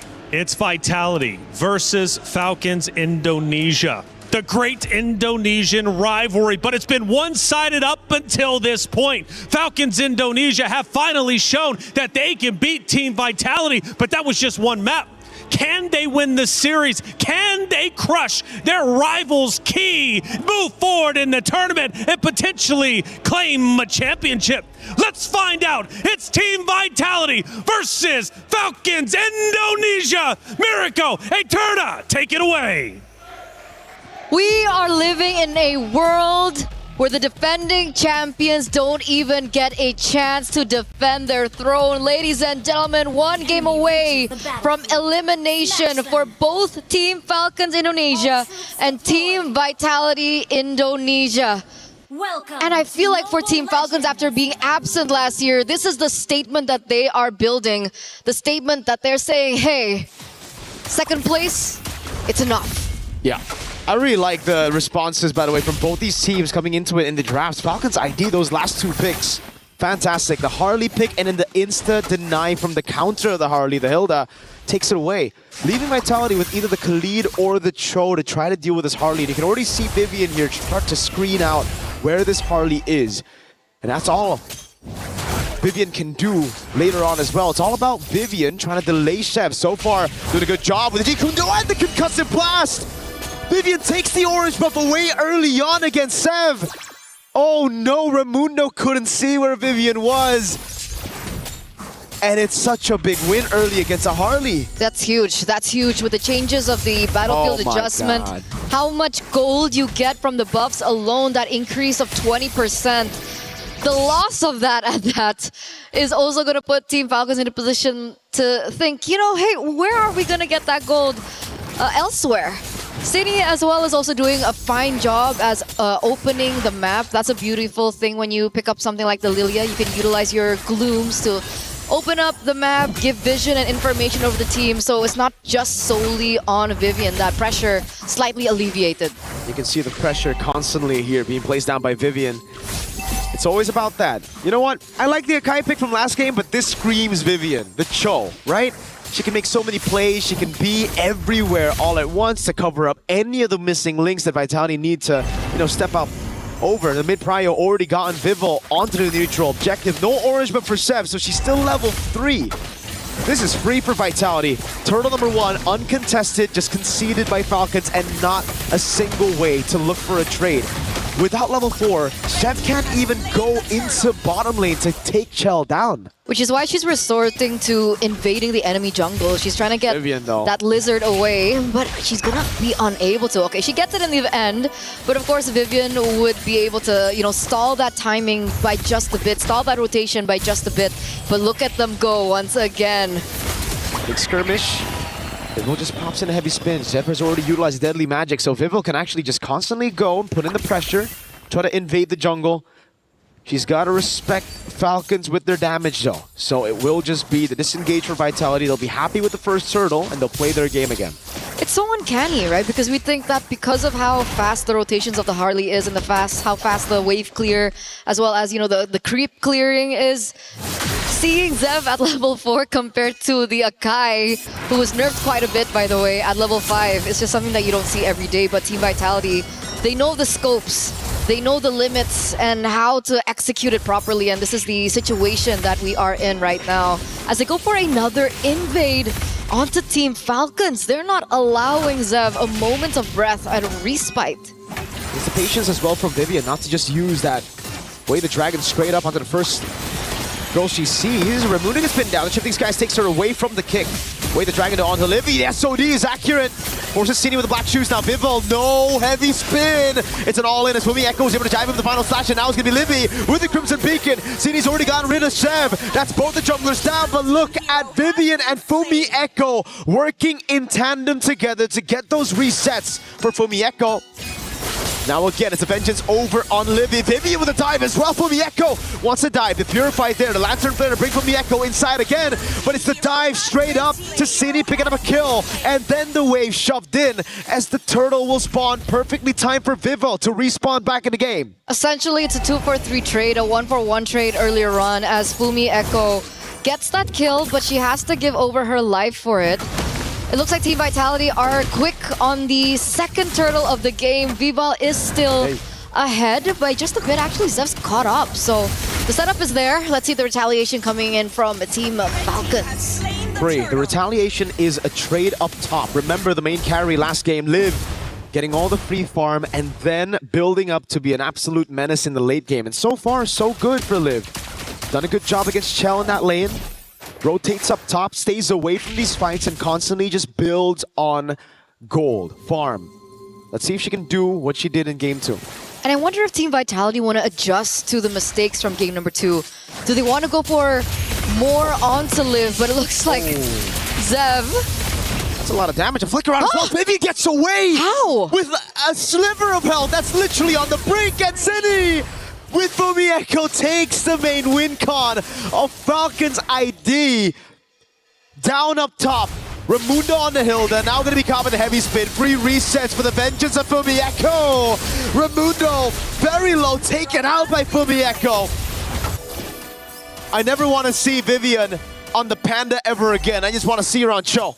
And we haven't seen her on the show so far here at MWI, so it's a breath of fresh air for sure, giving her a hero that's a lot more active around the map, allowing her to make a lot more plays, and that's how she was able to secure the title in the first place. Mother of Tanks, being one of the backbones of Team Vitality in these team fights and these skirmishes, and there she goes again! Almost a solo kill against a tank. It's a solo kill for Vivian!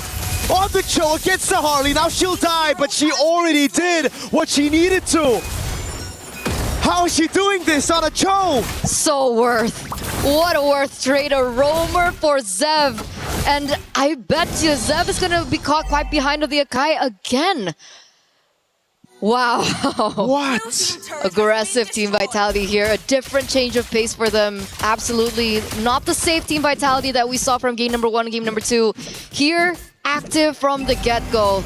They get a structure down bot and they completely and straight away collapse onto the final turtle of the game. This is perfect turtle for the defending champions here in game number 3.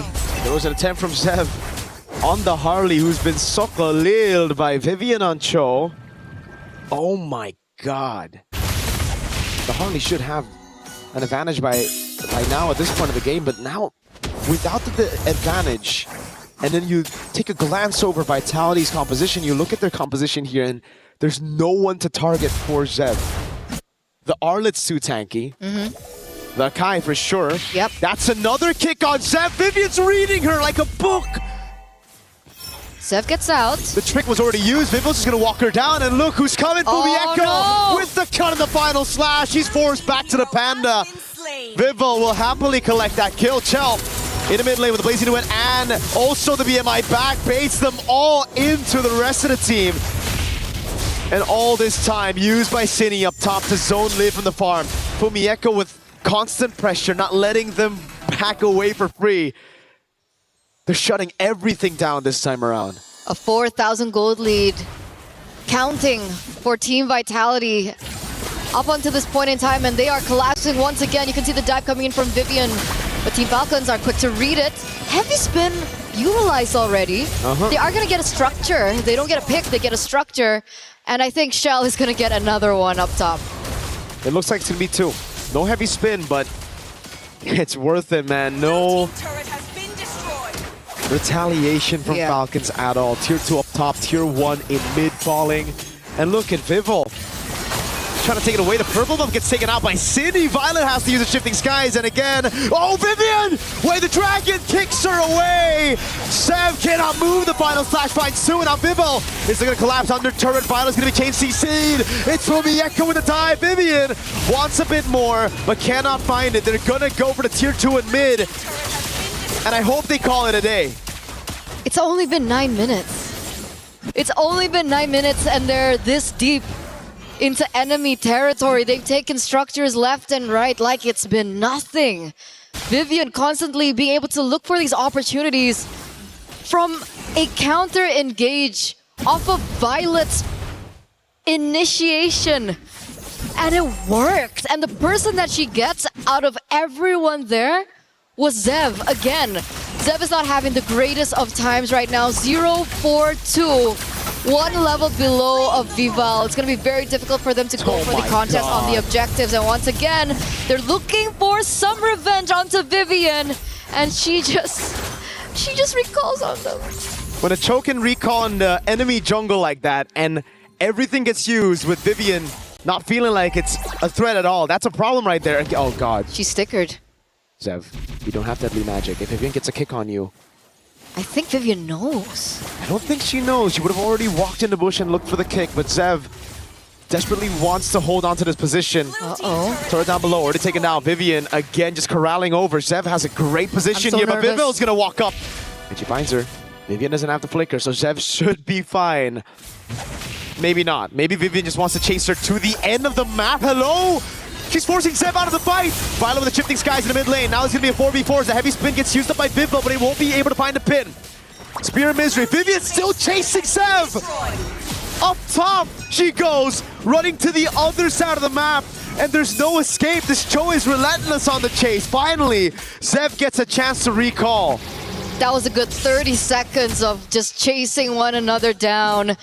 And the Vivian is able to actually, push out that top lane in the process of it. They're buying so much time. Vivian, again, she's not going to get touched here. They take a structure down bot. They're looking for the next structure up top. But even if they don't get the structure up top, that's already on the opposite side of where the Lord is spawning. And that means Team Vitality once again has the upper hand when it comes down to the Lord push. We've seen Falcons ID come back from this kind of situation. Actually, very much the same situation. Zev with the reaction already. As Vivian walks up, Violet though. Caught in the shifting skies, heavy spin as well. The final slash comes around, and Violet's going to be taken very low by the Blues. Taken out by City, who claims the unstoppable. Now it's Cho, the BMI forward. One thing's for sure. When Zev sleeps tonight, she's going to see Vivian on Cho in her nightmares. Again, it's Fumi with the stun. Vivian with the kick and the final slash. Just a cherry on top. Vivian gets another kill. The Lantern Flare doesn't deal anything on Vivian. And they're going to strip Falcon's ID down to just the crystal. They took everything. They came in and they took everything. A 10,000 gold lead by the defending champions. It's looking bleak here for Team Falcons. And, going back to what you were talking about earlier on, they were in a similar position as they were there in game number 2. But the difference is, Levy was on the gourd. This time around, Levy's on the Jushin. She doesn't have as much burst damage that she can utilize to the later stage of the game. Perhaps maybe if Levy had the Sky Piercer and she had stacks on it, I do see a world where Team Falcons can go for a comeback. But in this particular scenario, they're only relying on Liv. Vitality only needs to take Liv down. And for Falcons, they have to get everybody. They have a crazy read here. Oh no, Vivian hunting stepped away. The dragon lands and it connects. Vivian trying to get the kill. It's gonna be Cini with the glooms. Oh, Vivian wants it for herself. A flicker and a Jeet Kundo to take Zev down for the 5th time this game. And that's the beauty of the Lilia pick. That's why it was so brilliant. Unable to be targeted, but Harley walked in on that herself. And now Zev once again caught out for the 5th time this game. Imagine that, leaving absolutely no trace of respite here for Team Falcons. And the Lord, it's going to be marching here in the mid lane. Ladies and gentlemen, is this the end of Team Falcons Indonesia? After such a crazy run, losing their first match of the tournament, but then climbing up and improving as they get into knockout stage with a crazy game 1 and 2 performance. Now it's Vivian with the walk-up. Lantern Flare and the Spear of Misery trying to pin him down, but Raimundo on the other side of the map will get bursted. Shifting skies by Violet, but every split for the Echo with the final slash. Now Chell guns them down with the Blazing Duet. Back again, it's going to be Vivian trying to go on Zev. That's the hat trick already, but Mieko still able to survive with the resets on the Vengeance. The base is wide open, and Vitality will crush Falcon ID's key as they move to the semifinals. After a moment of vulnerability, after a moment of doubt, Team Vitality move forward once again, a step closer to defending what was rightfully theirs to begin with. It looks like we will have an interview with the victors up on stage. We're gonna throw it to that, and we'll see you later.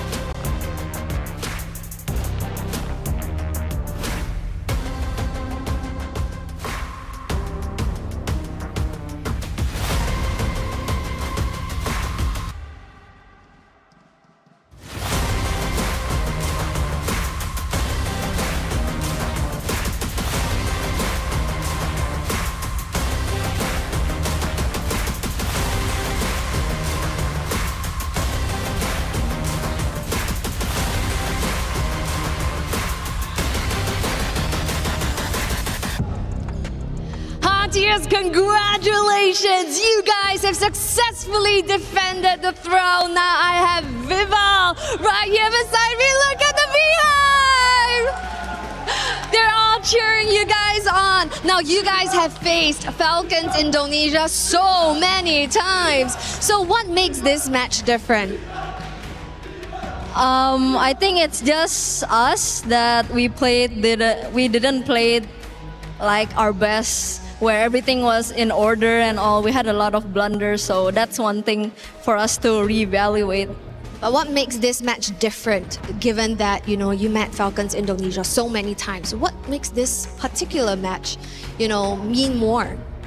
Maybe it's because we are finally battling out in EWC. This is like the biggest tournament there is for us, so that's what makes it special. Like both sides just now wanted to give it their all. Right, and of course on home turf as well. So yes, of course, a familiar foe indeed. But of course, they didn't go down without a fight. But still, Falcons Indonesia, you guys play valiantly well. Please hand over your tournament key. You fought valiantly, not without a fight. You did spectacular, but your journey ends here, Falcons Indonesia. Thank you. So now, finally, I do have a question.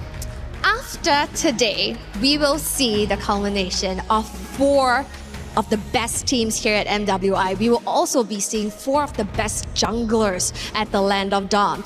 Now, with that being said, what makes you think sets you apart, that makes you potentially the Queen of the Jungle? How do you like that title? Maybe what makes me different, I guess, is maybe experience, and I can say my hero pool. That's right. What I know is you play assassins as well, but right now, someone has been picking meta picks and utility jungles, and then you whipped out a pocket pick, the Ballman earlier. Really, really sexy. Now, congratulations once more, Vival. Potentially, if you secure the throne, Queen of the Jungle. Excited for that? And with that, congratulations! Team Vitality, take your walk of victory!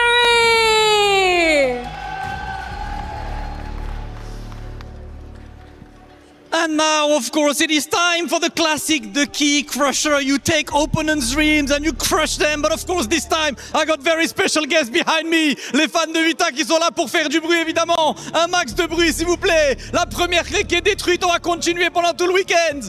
Oh, let's wait for this to be set up. Let's wait for this to be done. Of course, it is time for the security. It is time to take a look. And it is time to hear the noise.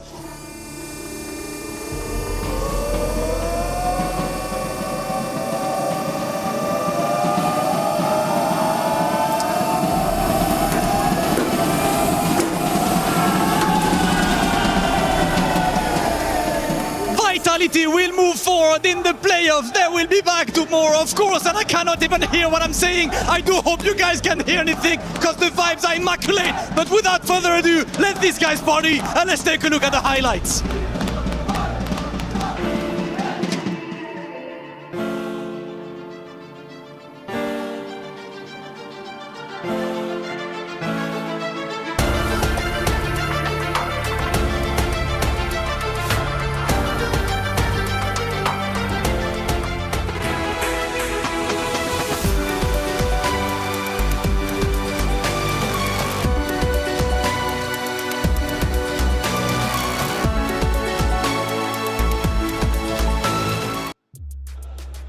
Excitement all around the venue as the home crowd supports the home team of Vitality as they get a tremendous win over their Indonesian rival, Falcons Indonesia. What a matchup it was. It went to a Game 3, but that Game 3 wasn't like the first 2. It was a blowout as Vitality was done playing around and they cement themselves into the semifinals. Boys, a great series overall. But man, oh man, do we got to go back to that game number 1. If Falcons Indonesia, if they just slow things down, work with the Lord, they win map 1, they win map 2, they are your victors. But that wasn't how it ended up playing out. that didn't happen that way. Unfortunate, for Falcons Indonesia. We usually say, these mistakes lead to objectives. Objectives lead to game losses or game wins, But that tends to be the case, and that's the nature of our game. I wish it was that simple, honestly, because the world we live in now seems to be the world that everyone expects to have been on. But for the past, hour and a half, it seems like we were in the Twilight Zone, or at least on the way through via a black hole. The stats, though, do confirm that we are still here in Paris, France in 2026. In reality. Watching Falcons versus Vitality, the head-to-head between Fumi Echo and Violet. Okay, just a quick recap of what the draft was all about. It seems like they both relied on a metagame and a draft that they would have just gone to if it was a championship match, right? Yeah. That's what it feels like. Even Cheryl went, oh, you guys have successfully defended the throne. No, they haven't yet. They're just on the way. But looking at this 13-minute, 52-second match, it was Raimundo who took so much out of it, and Chell and Chinny, back-to-back, just farmed out, dealt damage, and Fumi Echo, the best wing woman, was on her Arlott. That's a signature pick that she's won multiple championships with. Not just that, Vivian's Cho. I heard it as well, man. right. I heard Mirko mention it as well. Just give her the Cho. Did you see the kind of gameplay that Vivian was showcasing on this masterclass of a Cho pick? I mean, I feel the same. Just play the Cho. Map 3 was pretty much a domination from the side of Vitality. Let's look at one of those moments that led up to their ultimate victory over Falcons Indonesia. Leo, what are we looking at? This is, I believe, the first Lord push. And actually, no, it's the second Lord. Because all the base turrets are gone. Yeah, it's a second Lord push, and it's miserable. The fact that the Hilda on Raimundo can't go nowhere.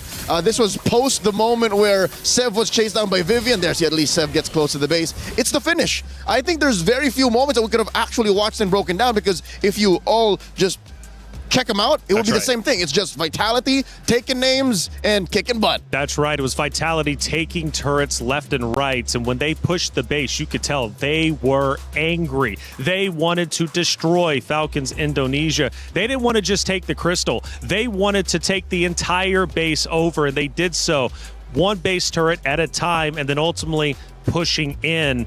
And my lord, you could definitely tell that Vivian was angry too with the way she was playing. She is one of the more vocal players on Team Vitality. Of course, with Cindy as well, given our interviews earlier today. But Vivian said, enough is enough. I'm the queen of tanks. I am the queen of MWI, and I'm going to prove it here. I think she's more than just the queen. She's the mother of tanks. The mother of tanks, man. And all of these other tanks wouldn't be on the earth without her. That's true. That's true. She's so good with the hero pool that she showcases in all the matches. And I like, too, that we mentioned in with Cheryl's interview, we might be potentially looking at some new queens or a queen of the jungle. Oh, yeah. Queens everywhere, queens on stage. But who will be the queen by the end of MWI? Well, Vitality takes a step in the right direction, defeating Falcons Indonesia, who, let's face it, had an incredible run. Making it to the knockoff stage is such a tremendous feat. They do fall short, but they did something that nobody from MWI 2025 EWC could do, and that was take a map off Vitality. Yeah, I love that. Again, for Team Falcons Indonesia, they are a team, like I said, that knows Vitality so well. They've played multiple times against each other, and they are the team to bring them the distance. I mean, think about it. Yes, it could have been one of those cases where maybe they had swept Team Vitality. Think about the headlines that would have ended up being. Well, unfortunately, that doesn't happen for Team Falcons. You know, and Leo, you made up a great point before we headed into that match, and it was the fact is that the teams have truly caught up. Other regions are catching up to what Vitality is up to. They dominated an era, and let's face it, they're still dominating now, right? But teams are getting better and better, and Vitality needs to keep on their toes. And I think this close call, the almost sweeping loss, was enough of a wake-up call, a reality check to think that, hey, we are a shoo-in for the grand finals, but we have to still earn it. Again, looking at the stats here, this game shows just how dominant they can be for Team Vitality. You know, if you poke them too much, the whole team gets mad. And this is the type of result that you're going to have, man, because, again, we talked about Vivian, her highlights there. Chell really didn't even get the opportunity on the Claude to just hit that power spike that we usually see on the Claudes. Game ended too quick. Game ended too quick in that case, but it was everything they had in the early game that just kind of took things all the way to the win there at this point in the game. I mean, under 14 minutes is insane. It definitely is insane. And man, I mean, honestly, by even just minute 10, I mean, we could definitely tell that the map was about to end. There would be no comeback attempts from Falcons Indonesia like there was in map number 1, sadly. But hey, again, a great effort. Taking a map off Vitality is something to truly be proud of. We've got Rose on site with an interview with Vitality's Chell. Let's listen in. Hey guys, Shell here from Team Vitality, and oh my, that was an intense 2-1 full series. First of all, congratulations, because you are one step away from defending your throne. But let's talk a little bit about Team Vitality as a whole this MWI. People online have been saying that you guys don't look as dominant as last year's. You know, every now and then you guys are dropping games here and there, and you know, hard games also come and go. So what are the preparations for tomorrow's semifinals match? I know that just now it wasn't the best game that we did. So I guess it gives us a lot of material to review, and we'll make sure that we come back stronger in the next game tomorrow. Okay, now Shell, let's talk about game 2. What happened there? There was a lot of mistakes from my part, like my bad. But I knew what I did wrong, and I'll make sure not to do it again tomorrow. I think it's nice that you guys are already self-aware on the problems at hand.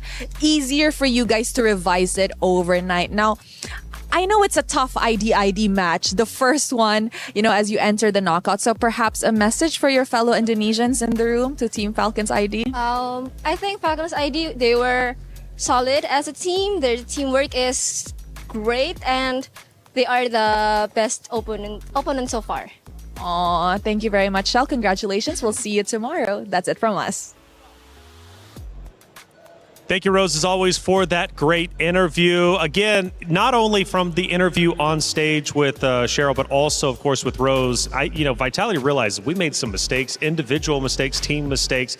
We've got to come back bigger and better than ever, especially if we want to win in our semifinal matchup and ultimately, potentially, the grand finals. So recognizing that even though we've seen fire from them, we've seen excitement from them, we've seen trash talk, it is nice to see them humbled every once in a while, realizing that potentially their tournament life could be on the line once again. Shell also mentioned that Falcons Vega ID are actually their toughest opponent yet, and she didn't give a time frame. I think she meant to say in the past 2 years, because they were the first to make them lose a map in that said time frame since MWI 2025.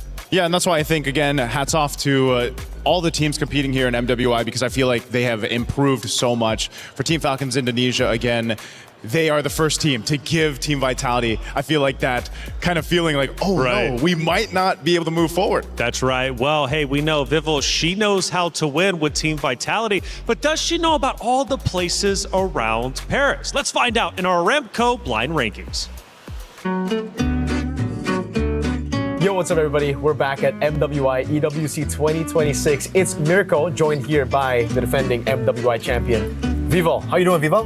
I'm great. We are going to be playing a bit of a game, blind rankings of locations here in Paris. There'll be 5 locations. You're going to have to rank it from 1 to 5, and there are no changes, no swaps. Got it. So you have to lock in for this one, all right? Our first location is Disneyland Paris. I gotta rank that at first place because I really like theme parks. Yeah, have you been there?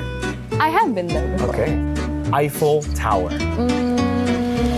Second place. Ooh. Yeah, because the Eiffel Tower is the iconic place to go in Paris, right? The Louvre Museum is our third location. I think gotta rank that at 4. Oh, not an art person? No. The Seine River. Oh, that's nice. Yeah? Perfect. Third place, have you been on the boats? Yeah, across the Seine I've River? been on the boat. Have you been to all these locations? I actually did. Oh, there you go. So this is coming from experience. The Notre Dame Cathedral of Paris. Technically, it's locked in at 5th. Yeah, it's at 5th place, and I feel great about the ranking. Actually, Yeah. Is it exactly the way you would rank it if it's not blind rankings? I think I would move the cathedral at fourth place. If I had So the Louvre would be at 5th if you were able to swap. Catch MWI EWC26, see if she can defend her title with the rest of the team. That's it for us. Vivo, I believe in you as a player, but I don't know about those rankings. Granted, they were personal. She's been to all of them, but I think us boys up here, we kind of disagree with some of them. Yeah, I don't know. I think I would put... Well, would your number one be Disneyland? I think I haven't been. Give me till Sunday. I would put the cathedral at number 1. I would do Notre Dame at number 1. Same. I'm same on that. I think so, especially given the history and, of course, the movie that was out there that was made about it. Hey, check it out. We got another great series about to be underway. Again, for knockouts, this is an elimination round. It's single elimination for the remainder of our matches at MWI. It's Geltec Cyber Team going against Falcons Minna. These two teams have fought hard to get where they currently at. For Geltec Cyber Team, well, they went undefeated. For Falcons Minna, they had to work a little bit harder, losing one matchup, but they fought back, and now they are here for a reason. Now, when it comes to Geltec Cyber Team, this is a roster representing the EECA region. And that's a big region, but they're trying to catch up to Indonesia, Malaysia, the Philippines. If they win this series, go to semifinals, where do we rank the EECA region? Oh, if they go, oh man, definitely top 4, right? But I like to see it. I always like to see teams in our competitive MLBB scene that are outside of the SEA region compete, get to the top 4, maybe top 3, and they've showed a lot of promise. Well, if you like other regions competing, well, obviously Falcons Minna are an exciting roster to watch. Since EWC and MWI opened its door to Minna and Africa, Falcons never made it past group stage. Now they're here for the first time ever. They're making history and could very well make even more history going forward. With the historic birth of this squad into the knockout stage, they're also doing so with an import, the Dynamite in a Nocturne. I want to see her in action. Okay, fair enough. And they also have, of course, living up to her names. It's Names as well, who's been performing incredibly well. And at one point was a huge favorite on the desk as we got the fans cheering us on over there. Shout out to you for being in the venue. We love each and every one of you. Now, this matchup, though, is going to be historic, especially for Falcons. We just witnessed Falcons Indonesia leave our tournament. They did manage to secure at least 200 club championship points just for making it to the knockout stage. But Falcons, they need more to catch up to the Titans, who are all the way at the top. And right now, Vitality is looking like they might run away with the most. So for Falcons Minna, for the club championship, Naisu, this is a big match for them. Definitely a big match. They showcased a lot of their skills on our Stream B, and we know these ladies really well. We've seen them compete on international stages. They have a lot of experience. They're a team that has a lot of this synergy where they come together and play. Names being one of them, a big playmaker for the team. Overall, though, I think it's a great matchup equally against Geltec, because that's the same thing that you see from them. Geltec has beat Twisted Minds, Geek Esports. They have done a phenomenal job, but it's time to get this match started and bring out the competitors. Damascus, Cheryl, Hollywood, Rob, TV, let's get it started. Ladies and gentlemen, it is showtime. Let's go ahead and keep things rolling in our knockout stages. First, let's welcome our first team to the stage. Put your hands together for Geltec Cyber Team. The representative of the EECA region, led by Kaiowei, the Ice Queen last year. Early exit for the region. Today we're trying to do better. 2 over GK, 2 over Twisted Minds. They have not dropped the game yet, and they hope they will continue this way. Geltec on the stage. All right. Now, anything you would like to say to your opponents, Falcons Minna? I want to say we will win. No translations needed. That's right. You will win. That's a great mentality to have. And of course, you may take your seats at your battle stations. Thank you. We will win. I love the confidence. And you know what? They did pick that opponent, so they better be confident about this. Because coming up next to the stage to face Geltec Cyber Team, make some noise for Falcons MENA! Team Falcons, at this point, this is their last chance to get points for the club championship, and I believe those chances are in very well capable hands. Built around their gold laner, Names, who is on her third straight MWI appearance. Can she take her squad all the way to the promised land? They did sweep the entire Africa qualifiers, and now we will see if they can take it all the way right here with MWI. There's a whole lot of pressure on this one.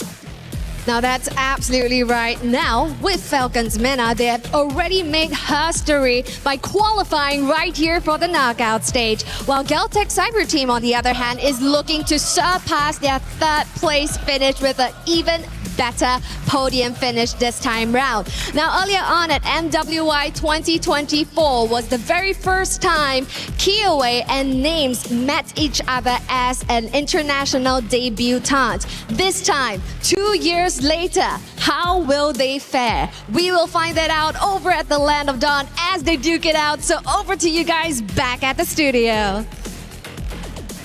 Cheryl Damascus, Hollywood Rob TV, thank you so much for setting the stage, bringing the competitors on, and they are getting kitted up and ready to fight to the death. Who will win and move forward to semifinals? Who will have their key crushed? Well, let's find out. It's Geltec Cyber Team versus Falcons MENA, and also, again, Falcons' last hope in the MWI for the club championship points race. A lot on the line for this one. Let's start talking about it. Geltec Cyber Team, Cheryl interviewed them, and you know what the answer was? We will win. I like it. We will win. Simple, confident. I got a chance to go ahead and interview Leo Bun from their lineup, and she did mention, you know, their jungler Kiowa. She loves to pick these unique heroes. We saw an All-List, man, just yesterday. And they'll be facing off against Team Falcons at MENA. There's a saying that goes, death sustains life. And with the fall of Falcons ID, I'm pretty sure that will motivate MENA all the more. Absolutely. Now, in terms of these two Titans facing off, they all obviously had a pretty tough run to get to this point. For Geltec, they had to beat Twisted Minds and GK Esports. They did so in 2-0 fashion. The series weren't easy, but they managed to make it happen. Now for Falcons MENA, they had a bit more of a difficult run. They had to go against Falcon Daisy's Foot Esports, but they did take a 2-0 loss to Galaxy Phoenix, who has been absolutely stellar. Where do we rank these two rosters, especially in comparison to each other? Naisu. Oh, man, that's why I think they're pretty much even for me. I know they had different journeys up to this point through the MWI, but I think so far they both have showed that they can make quick adjustments because they haven't had the cleanest gameplay on both sides, but they're strong in their own right and different paths, like the jungler, for example, for Geltec with Kiowa, and Team Falcons MENA playing as a team based off their experience is the highlight. So I feel like this is a 50-50. Well, as we head over to the stage, we get to see the competitors getting ready to go. The pick and ban process will be underway very shortly, but still some more things to get through, such as Geltec Cyber Team. Kiowa is the way. Her and Names, though, have a history, and they are once again facing off against each other on the main stage. Going into the game proper, let's see if history repeats itself. When they both debuted, both very green, I think it's them now carrying the banner for both of their squads, leading the way, leading the charge. What an amazing turnout would be if either of these teams, well, that's actually how this works. One of them will be moving forward and proving that they belong on the top 4 stage. That's right. Kiowa is definitely one of the star-studded players on the Geltec Cyber Team roster, but she's not the only one competing, of course. Laibun, you mentioned the interview that you had with her a little bit earlier in the days over on the B stream. She's also going to be joining the stage with the EXP lane. Yeah, the XP lane right now as we're in the draft, you'll see just how important it is. A lot of the teams have actually opted to pick their XP laners first, especially on blue side. The Esmeralda being one of those heroes that does that so well. That's why the previous matchup was so interesting, because you had that Moskov first pick. And fun fact, by the way, it's Kyoe versus Nana for the junglers conversation. And Kyoe, to me personally, MWI is a motivation because behind every girl, there's a history. Everybody here worked very hard. That's why I believe everyone should take a look at what we can do on that very stage. Kyoe brings a lot of pride for her roster.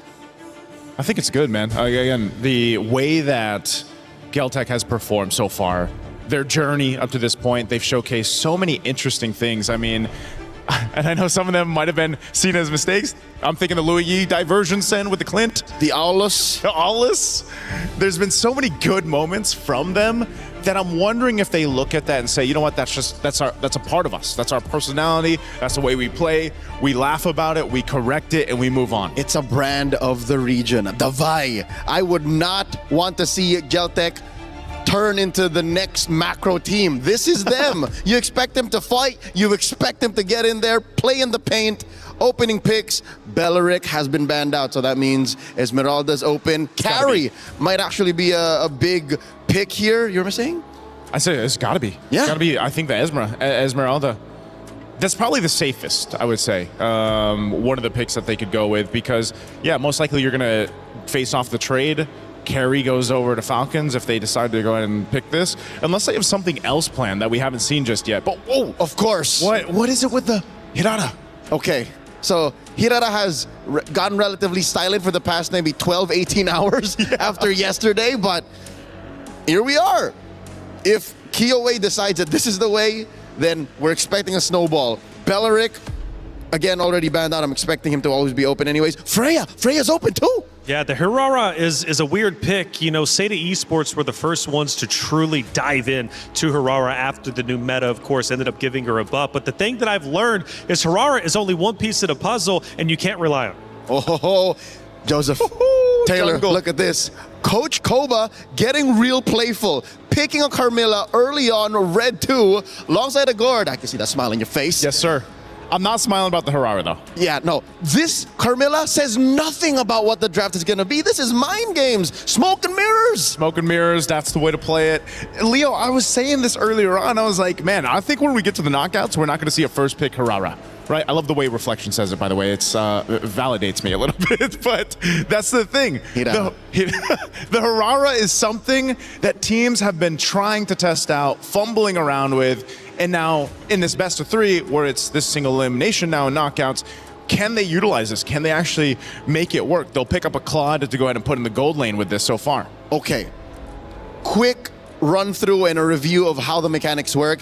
If Kyoe times it well, the Curse of Blood will actually not trigger. True. And that may even save heroes that get out of range, like, say, Tokyo's Claude, because if the Curse of Blood is triggered while the Hirara is in her iframes, it will not connect. It won't connect.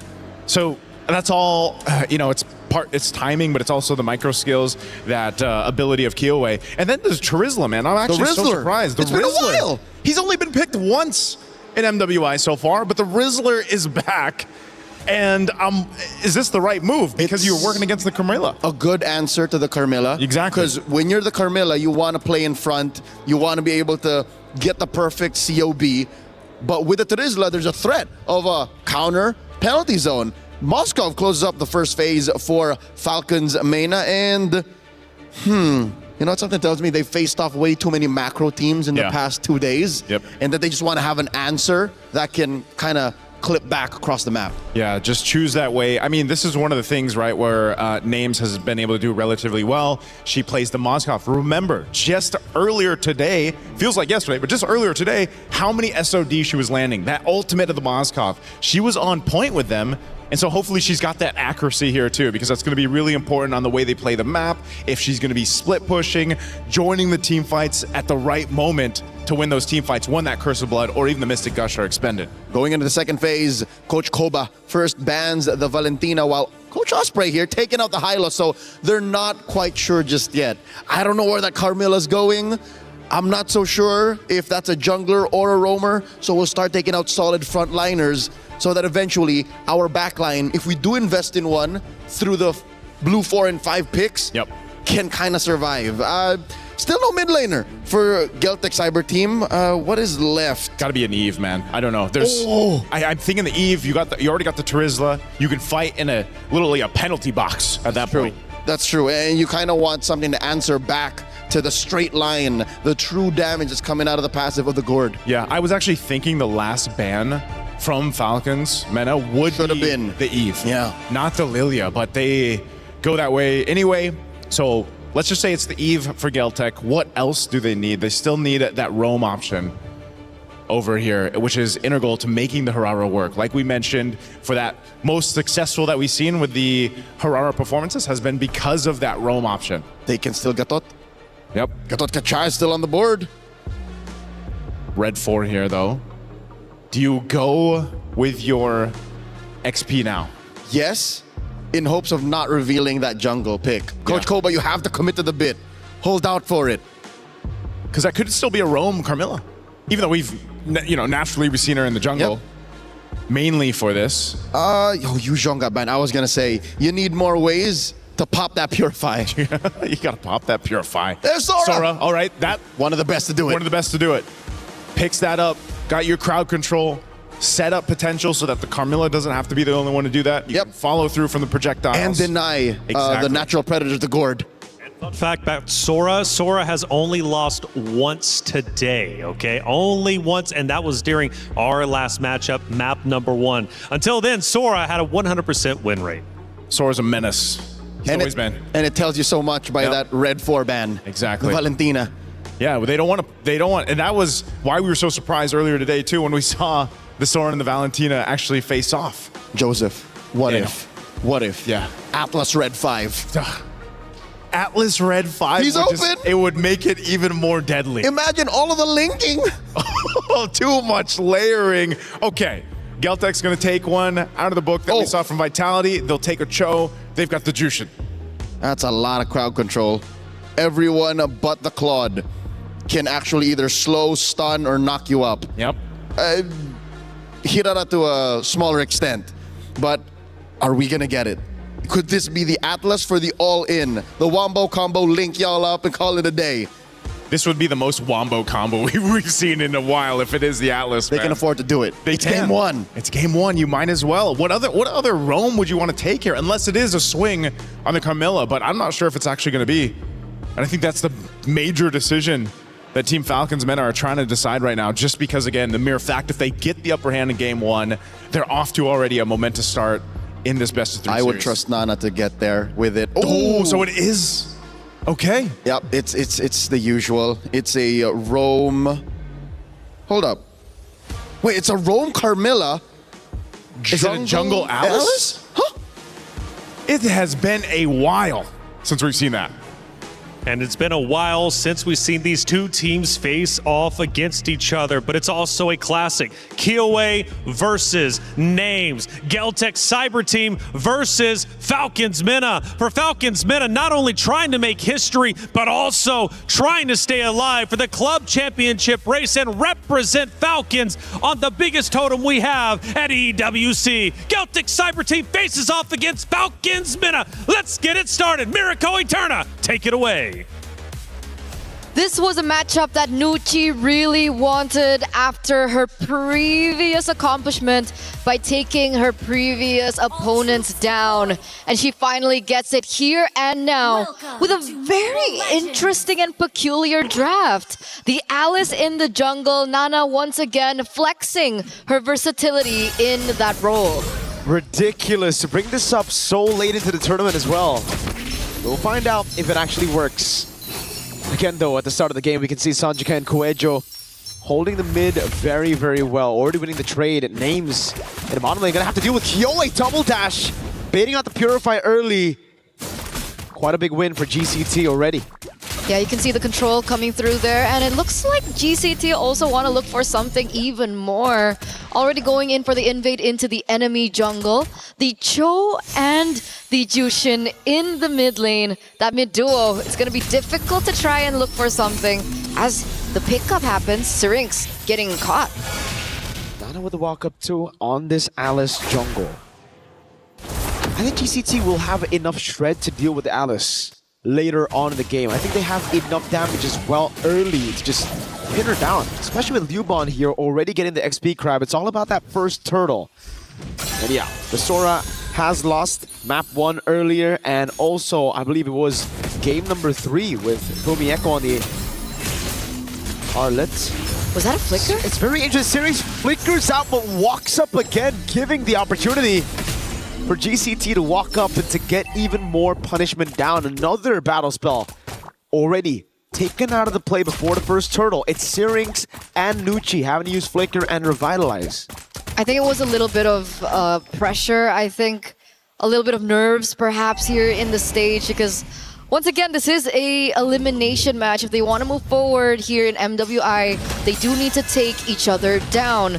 Meanwhile, now Nana already in position to pick up the neutral objective. Nucci, Nocturne, and Strings are there as well. Let's see what Kyoei can do. Walking up, shifting skies, the immobilization already there. Nana picks up the retreat onto the neutral objective. Pops in to throw in a ruin. That's gonna be the lot of damage coming through as Nucci is taken low. But look at Kyoei picking up a kill in the back line now as Kuejo's able to flicker out. But Kyoei still in the back line, trying to get Syrinx assassinated. Kyoei caught against 2. Mystic Projectile lands as Sanjika pops in Crimson Beacon, and Kuejo jumps in with the Jikundo. Just one more hit onto Syrinx with no flicker. Great Mystic Projectile with the region, and now it's Kuejo stuck against Nucci with a stun. She gets away. Oh! Nana with a fadeaway pick. Eventually, it all gathers into a 1-for-2 trade, and it looks like Falcons Vega also pick up the neutral objective. So far, still, it looks like Falcon Vega pick up the control here, despite that early control from Geltec. And right at this point, Kyoei, we don't really feel the impact just yet. What are we waiting on from Kyoei? Wait a second, could be a solo kill up top. Right now for Kyoei, it's the cooldowns. It's all about the cooldowns when you're playing Hirara. It's all about how you can get those sliding skills up as fast as possible. Kuejo gets away with the Jikundo there. The SOD from downtown Names! Playing it safe the entire laning phase, but striking when necessary. What the heck? And now the Spear of Misery to pin Tokyo down. BMI, but Syrinx is right there. Frozen Blazing Red to throw the ruin.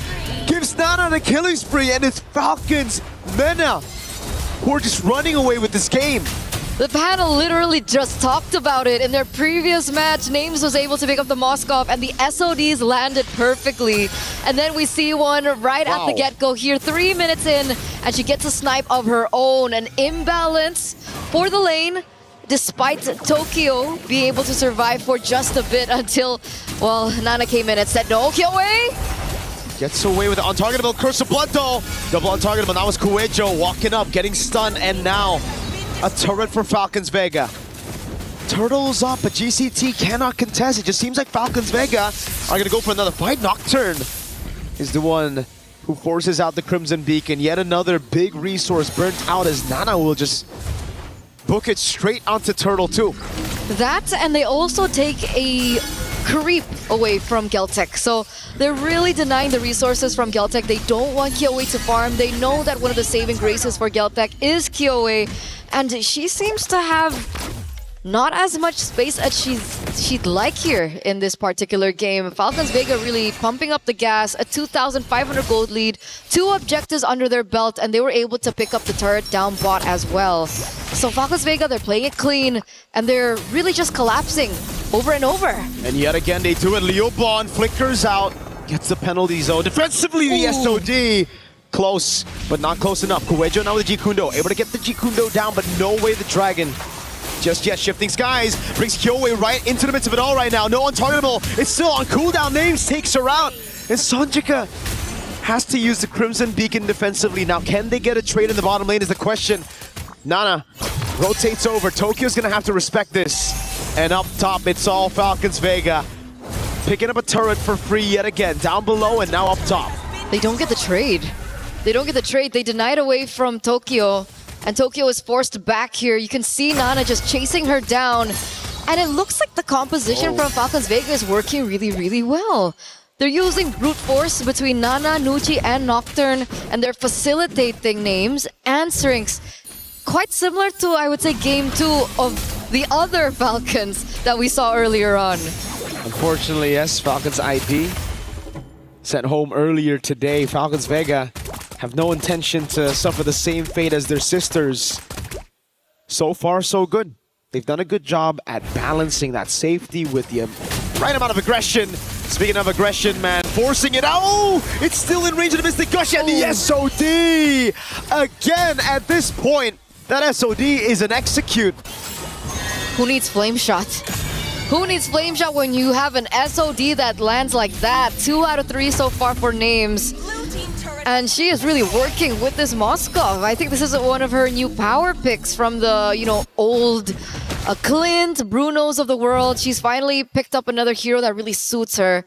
And it's working really, really well for them as well. 4,400 gold lead. You can see the turtle already spawning back into the game.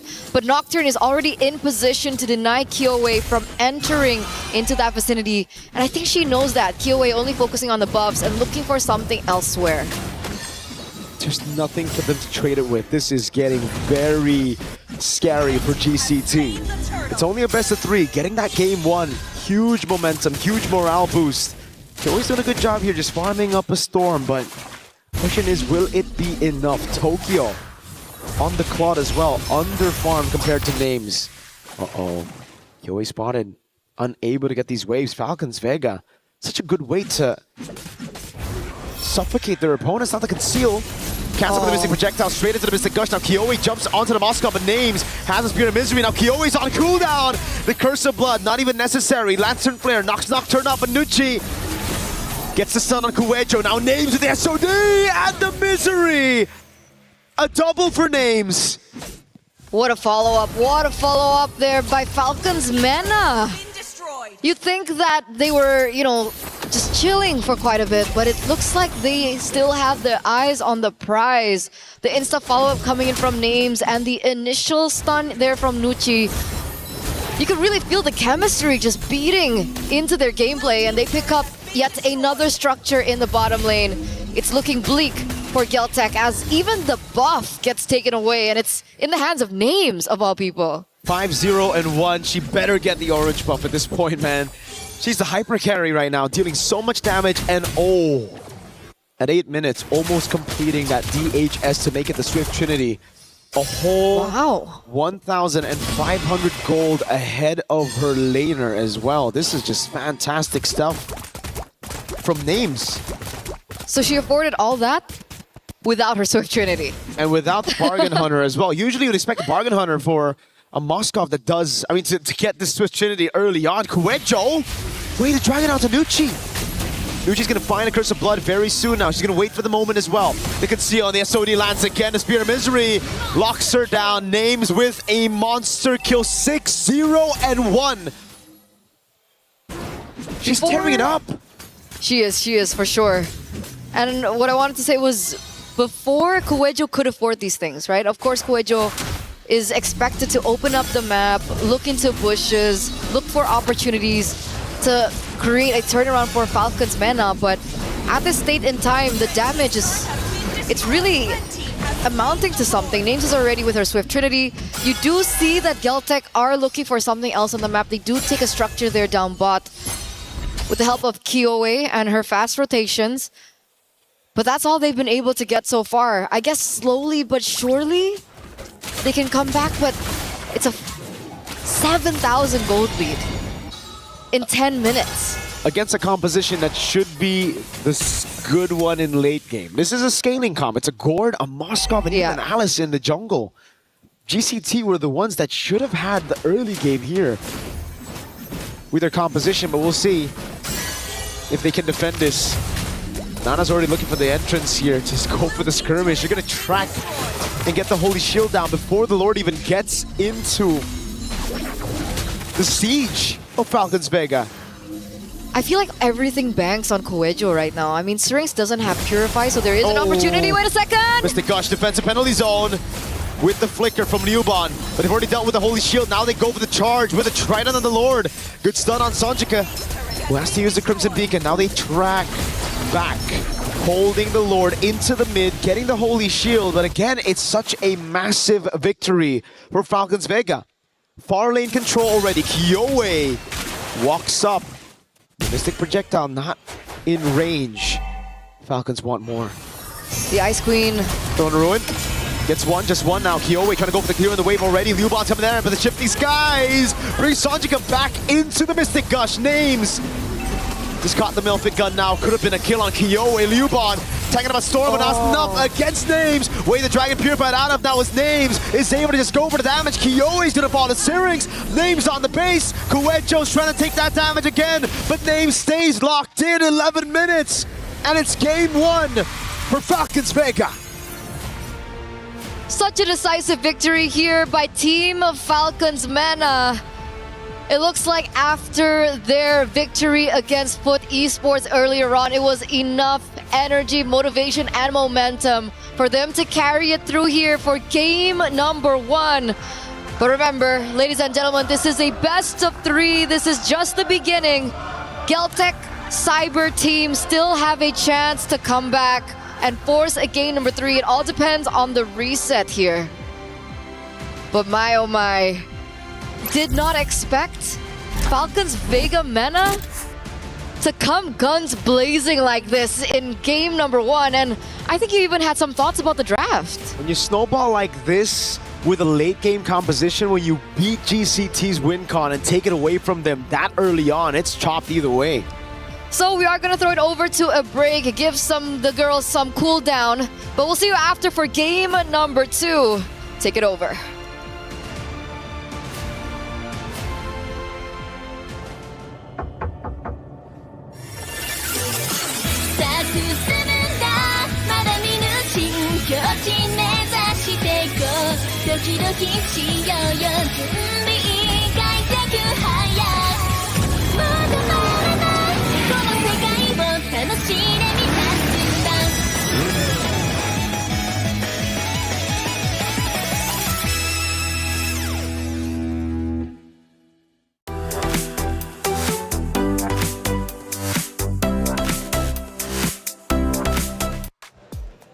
Falcons Mena have already made history coming to this very stage, making it to the knockout rounds. They continue to do so by winning round number 1. They are 1 round away from moving forward into our semifinals. Boys, a great matchup. Falcons Mena coming in a lot stronger than I was expecting, quite honestly, especially given the fact that Geltec Cyber team won 2-0, 2-0 in their respective groups. Falcons Mena surprising everybody. I think those spears surprised me, man. They surprised me. They surprised everybody watching. The spears from that Moskov of Names, I don't know. We got to think of a name for her. Hey, put respect on her names. Names on the Moskov is a elemental threat. Woo. So I think going into game number 2, Geltec, Coach Osprey, take care of business. And that was Kyoe and Names. They've got history, right? So, hey, let's see if that continues to develop. Let's take a look at a couple of big moments as we see, obviously, the fans, or excuse me, the players and the teams getting super happy for that big win, and rightly so, because, again, they continue to make history, and it is truly special. Given that map number 1, I don't see any reason why they will be slowing down. I like that in the post-game celebration, coaches and management like, hey, it's just game 1. Yeah, that's right. It's just game 1. Keep it chill. That's right. Well, actually, we had a player earlier crying after their map 2 win, but unfortunately it wasn't over just yet, and they ended up getting eliminated. You can't celebrate too early, but you know what? You should celebrate whenever you can. Keep the team spirits high. Let's take a look at one of our big moments throughout map number 1, and this time around, it was an ambush. It was an ambush here, man. There was so many moments in this case. I mean, look at the positioning here. Names once again finds a mark on Tokyo. The rest of the team collapses down here. And there's just no space to work there if you're Tokyo. And this shows us one weakness that Geltec Cyber Team's draft has: lack of vision.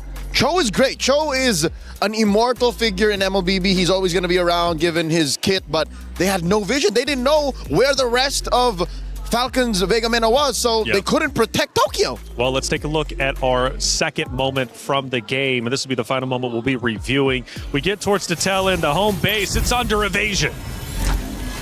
Look at this, Leo. This setup is basically the fruition of the entire game. Names is unleashing, by the way. She's, look at this, 6-0-2. By the way, again, how many spears does she land? I lost count at one moment. Almost all of them. Almost all of them. Maybe missed one. Not all. But over the past, 72 hours, 3 days of competition, I'd say she'd hit close to 60-70%. which is a really incredible statistic, to tell you the truth. Falcons men have fired on all cylinders, looking great, and I don't see them slowing down anytime soon. And the only ones that can truly slow them down is going to be Geltec Cyber Team. Do they have it within them to make this happen? As you can see on stage, we're all fun. We're having a good time.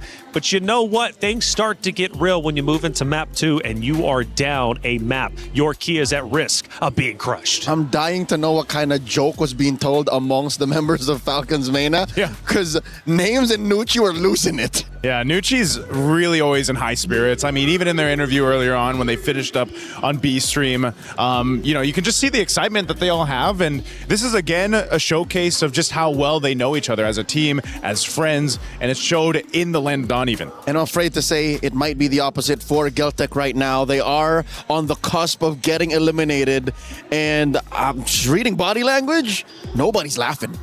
You can't at this point, man. You got to be all serious. Now, talking adjustments going into map 2, I'm curious what you guys are thinking. Until then, though, Esports World Cup has been truly phenomenal, and there's so much going on. And if you want to keep up to date with everything, you got to get yourself the EWC app. Thinks he can come in here and play my game. Let's go. He knows nothing. Let's go! Tyler won. You're done. This is my ladder. You can't climb it. That's an L airline. Somebody better hold me. Okay, yeah. Do something then. Raw energy. Blow the house down.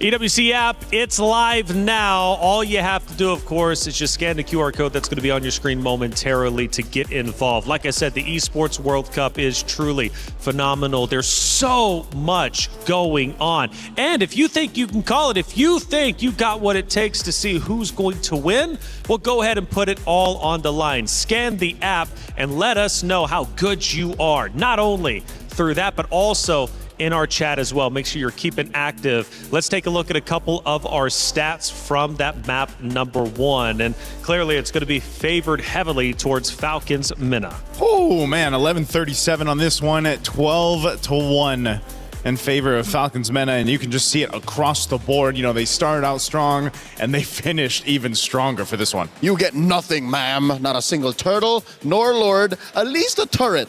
So Geltec have to revisit that. If there is something they're going to change, Joseph, just one thing. Name it with me. 3, 2, 1, Hirara. Hirara, yeah, I was going to say Hirara. I've said it so many different ways, but yes, Hirara. Yeah, they needed something out of the jungle to actually help out because Cuello was just taking too much. She was a sandbag here. Names was just taking names, farming heroes instead of minions. Syrinx to carry, of course, the Gourd. Big smile on Big Papa Knight's face. And Syrinx also the best wing woman. So, again, the draft was just almost perfect for Falcons. Geltec, not even in just execution. I'd say the draft needed a good tweaking. That's right. We take a look at our stage once again, and the pressure heats up. Falcons Mena on your right, and the Geltec Cyber team on your left, the team that needs to improve going into map number 2. If they force a game 3, who knows what's going to end up happening. But right now, Falcons Mena have too much momentum, it seems anyways, after that map number 1. Now, you mentioned the hero selection. I want to start breaking that down a little bit more. Falcons Mena clearly did their homework, but do you think Geltec Cyber team fell too far behind in the hero select? You know, I think it starts with when we've seen Geltec Cyber team do really well, they do these kind of weird drafts, right, Daniel? I mean, they pretty much decide to go with whether it's the Alice, whether it's the Louis Yi, whether it's the Clint, whatever it might be. Sometimes it's the method of madness that makes sense for these teams competing in MWI. We go into Flying Cloud. By the way, Sora, I don't know what percentage it comes to, but only lost once today, and that was earlier to Vitality. But Sora might return again because we're going to Flying Cloud. This is one where Sora has been quite dominant. Flying Cloud should, on paper, benefit Geltec. It allows for them to keep fighting, keep going, and reconcile possible execution mistakes. But here's the thing. Going back to the question at hand, did they fall behind on the draft? I'd say yes. the early pick Hirara might have been such a big target that Falcons main attack that said, hey, just deny that, attack elsewhere, and force the Hirara to deny snowballing and put her on a defensive position, makes the hero an assassin already half as efficient. Yeah, because it almost feels that way, right? This is the point of the Hirara pick that we've been talking about so much. If she's first pick, if she's stopped in the jungle, that's the thing about assassins right now.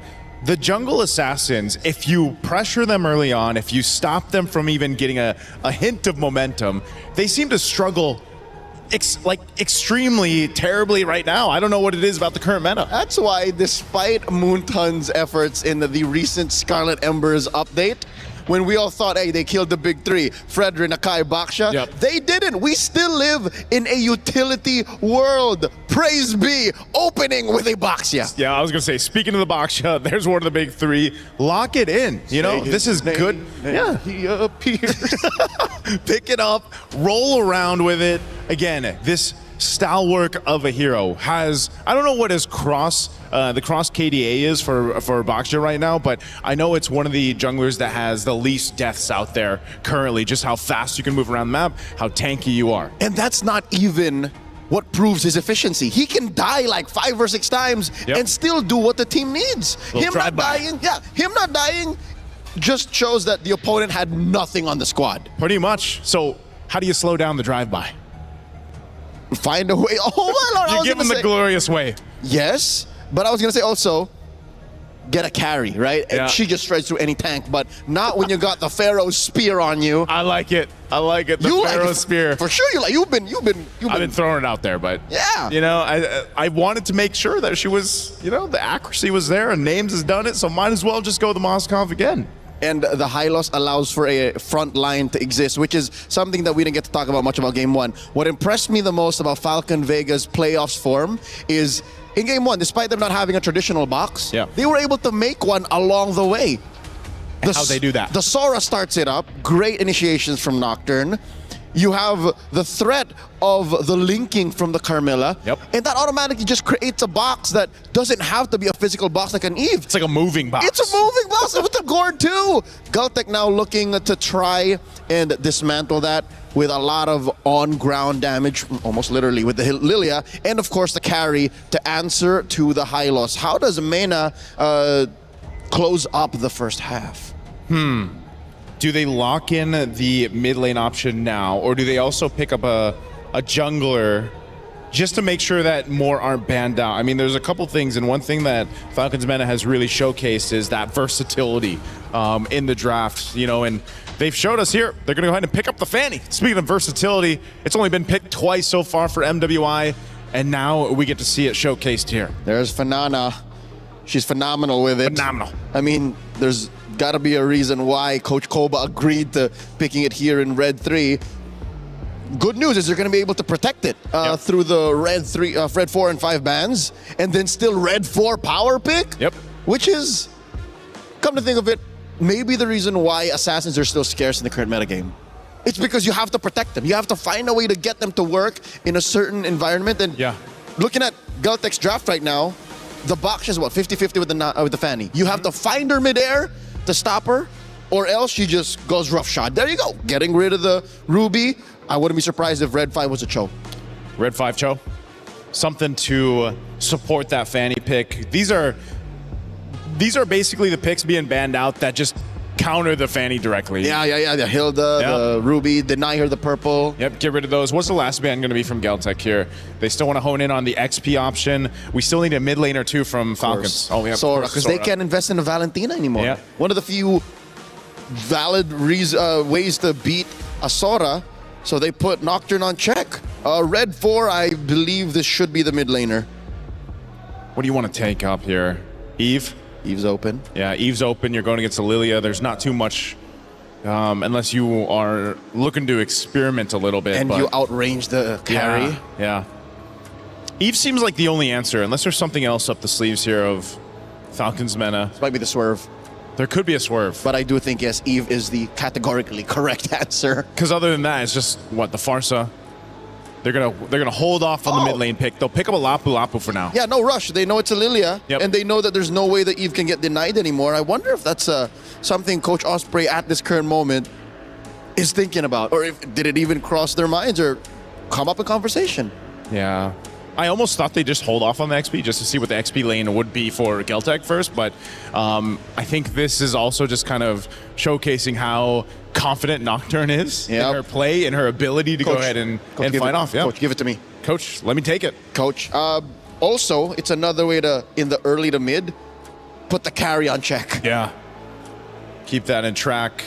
Enough pressure towards the Lilia if you need to. You're kind of that front line. Yeah, which is just how they won a majority of game one. So just by being in your face. What's this answer here? Phovius goes in the XP lane, and then a Kaja. Debut Kaja. Interesting pickup too, hero-wise, I mean lore-wise, to pick up against Falcons Mena here. Could this be the answer? Because I was saying that uniqueness of the draft from Geltec is what has helped them get to this point in the knockouts. And then it comes out again. This is unique. Right when they needed it the most. At match point against Falcons Vega Mena. One more pick, the mid laner. As we mentioned, is the Eve still solid? Would you still, even with the Phovius and the Kaja? Yeah, I think you still go Eve. Gives you control, gives you utility, fight around the objective. You know, you're not going to be too worried. I mean, even so, whoa. The swerve is here. Another debut of Vexana? Double debut in game 2 of this best of 3. I haven't seen enough Vexana in recent history. Correct. She's such a stationary hero. Where's this coming from?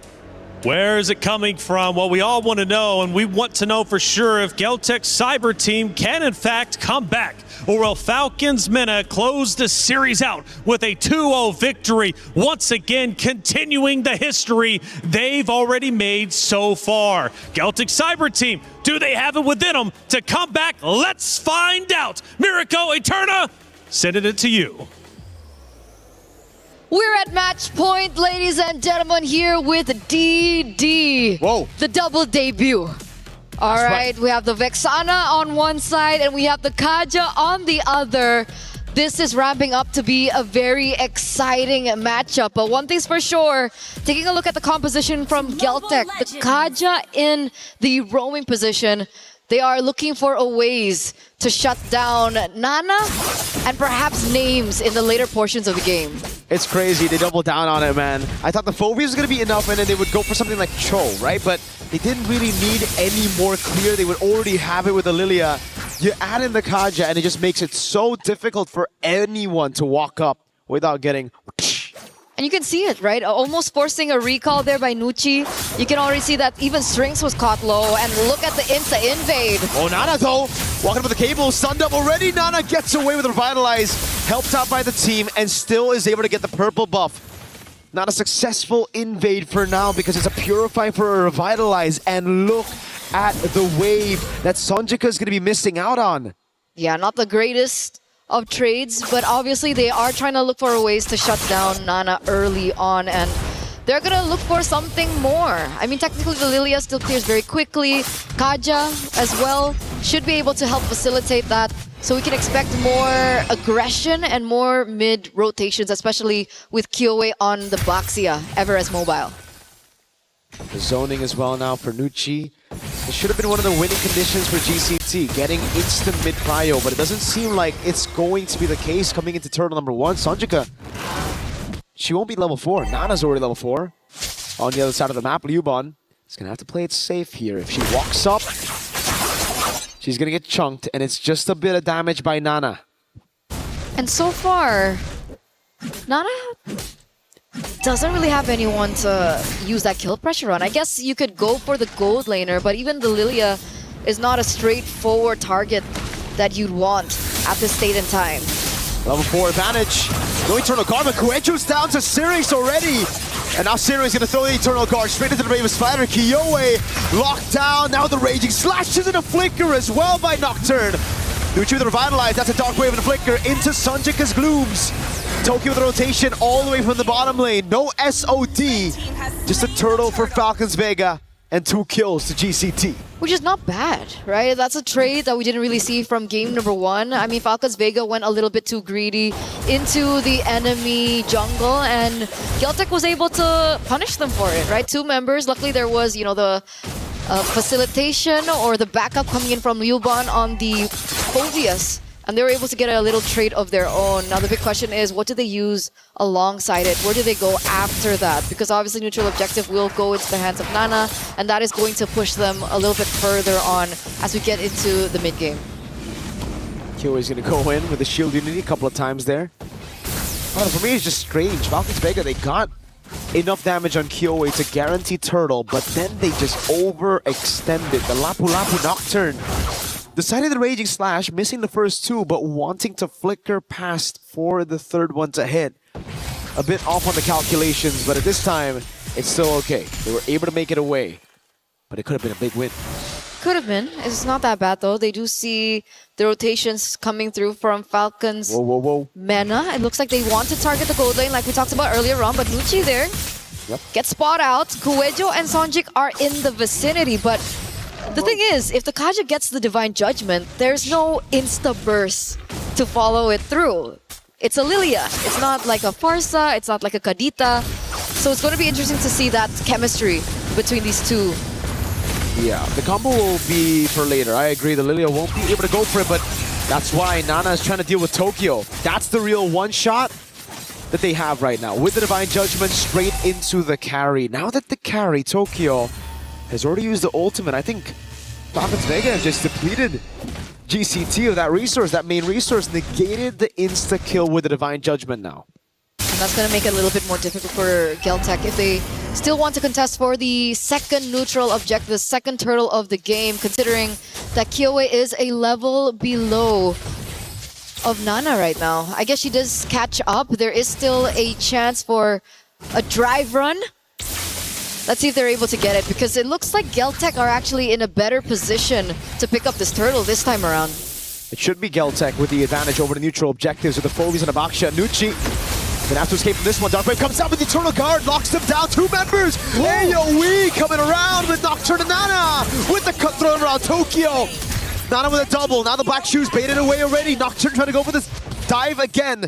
But Sonjika is able to escape. Names in that skirmish, so chaotic, getting a double as well. A 4-for-2 trade at the very end of it. And Falcons, they're able to utilize the composition really, really well in that particular team fight. We're going to take a look at the replay here. And Strings, just impeccable timing with her ult, and the follow-up definitely was there. You can see Names unable to get that SOD, by the way. And if she did, Tokyo would have been eliminated way, way earlier. But it looks like it's a reset for the neutral objective, and eventually Falcons Mena are going to be able to pick it up for themselves. This is a 1,000 gold lead now for the Mena reps. And yet again, Eterna, it's Geltec Cyber Team who find themselves in the same situation. Divine Judgment on Names, no one there to follow it up though. And now it's the Eternal Guard. Names still able to cut away as Nana's going to try to go in. Able to clean up on Sonjika. Forcing the Black Shoes, and a big cursed blast to send Liuban running back to base. It's uncanny because game number 1, if we're looking at the composition from Geltec, right? Kyoe has always been like a really important figure in the team with the way the team fights go and how the tempo of the game goes as well. Game number 1, risky play. Wait a second. Nana 3v1. Still able to clear. Not a bad job there, as it looks like Kuejo might be looking for something, doesn't necessarily get it. And it looks like they might be able to pick up that structure in the bottom side of the map. A good trade, unless Nana can do something about it again. She should be able to clear, but she's got to be careful of Kuejo. Yes, we know there's no Divine Judgment, but the timing is a bit different on their side. Sonjika up top. So it's a turret for turret, but this is still a big problem for Geltec Cyber Team. If you look at their composition, it's the exact same thing we went through in Game 1. It's a composition that should be the one ahead right now. It should be the ones dictating the tempo, looking for picks around the map, and taking away the purple buffs, mainly from Nana at this point. So what do you think went wrong for them? I think they botched that early invade, man. Sonjika not getting level 4 for that first turtle played a big role into Falcons Vega's win. Kuejo didn't want to flicker for that, waited a bit too long and gave Nana the right amount of time to react to it. It seems like GCT, they're hesitating a bit too much. Oh, Divine Judgment? It's on Nucci. It's such an awkward skirmish, and the rest of the team, it feels like they didn't want it. It's almost like Coelho just wanted to get a Divine Judgment. The rest of the team called against it. And now it's a wasted Divine Judgment. Now there's no real lockdown to Nana, and they're going to have to rely on the Phobius. Liubot's bottom lane. Nocturne now with the Bravest Fighter. Zoning them in the back. Law and Order lands on Coelho. 3 turtles to the fanny of Falcons Vega. And it's so big. Nana 2-1 and 3. The Moskov is scaling again. What do they do at this point? Geltec Cyber Team, this is very uncharacteristic of them. I mean, the last time we saw them, they looked sharp, they looked precise, even in the drafts. So they lost that window in the early game. And now there is still a ways in the late game because they do have Tokyo, they still have the carry that scales into the late game. And I feel like that earlier Divine Judgment just really didn't work out. Wait a second, name's Flicker. Gets away, pins them down with the Spear of Misery. Now the rest of the team coming over. She gets out? She does. Oh! None of it's getting punished. Now the Flicker, but it's onto Nucci. They get a kill in the end. The SOD goes wide. Nana now on Liubot. The Dark Wave doesn't land, and it's going to be the trade. XP for Rome in the end. They take what they can. They take what they can at this point. And to continue on the earlier sentiment about the Divine Judgment is that even if they were able to get that Divine Judgment down, there is no burst yet. Tokyo is still very far. Black Shoes already utilized, burnt out. The cooldown isn't as bad, and it should be up for the next neutral objective to spawn, which is the Lord, in under 40 seconds. But there you go, the items aren't there yet. Corrosive Scythe, and we also have the Golden Staff.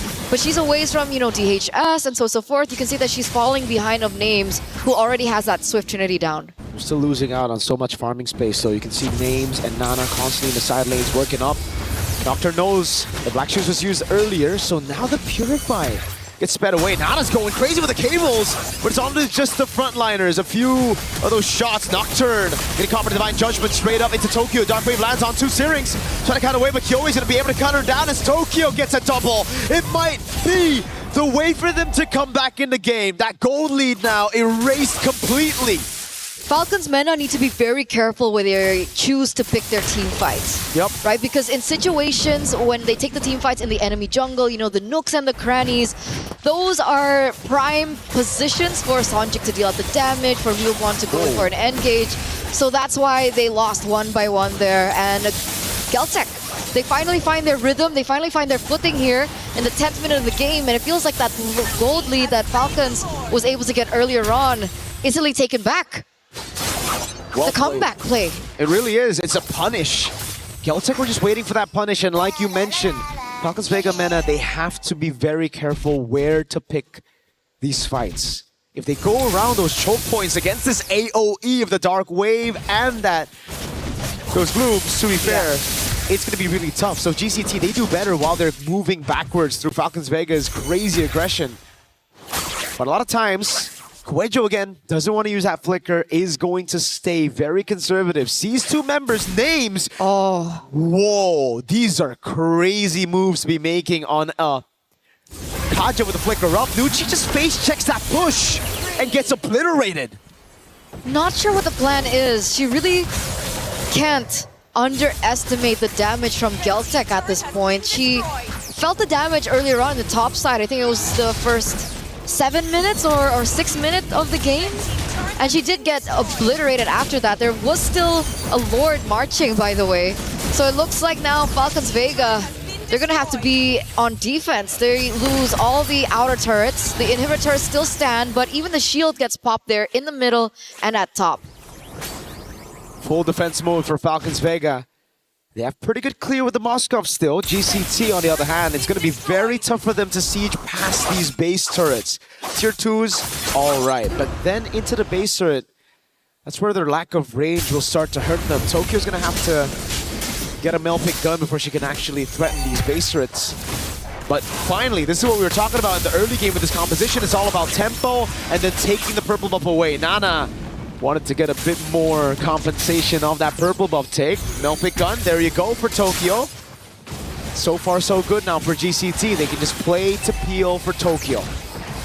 And that's a winning condition. After they lost that window in the early game, like we were talking about earlier on, they just needed to buy a little bit more time to wait for Tokyo to come online, and she is coming online.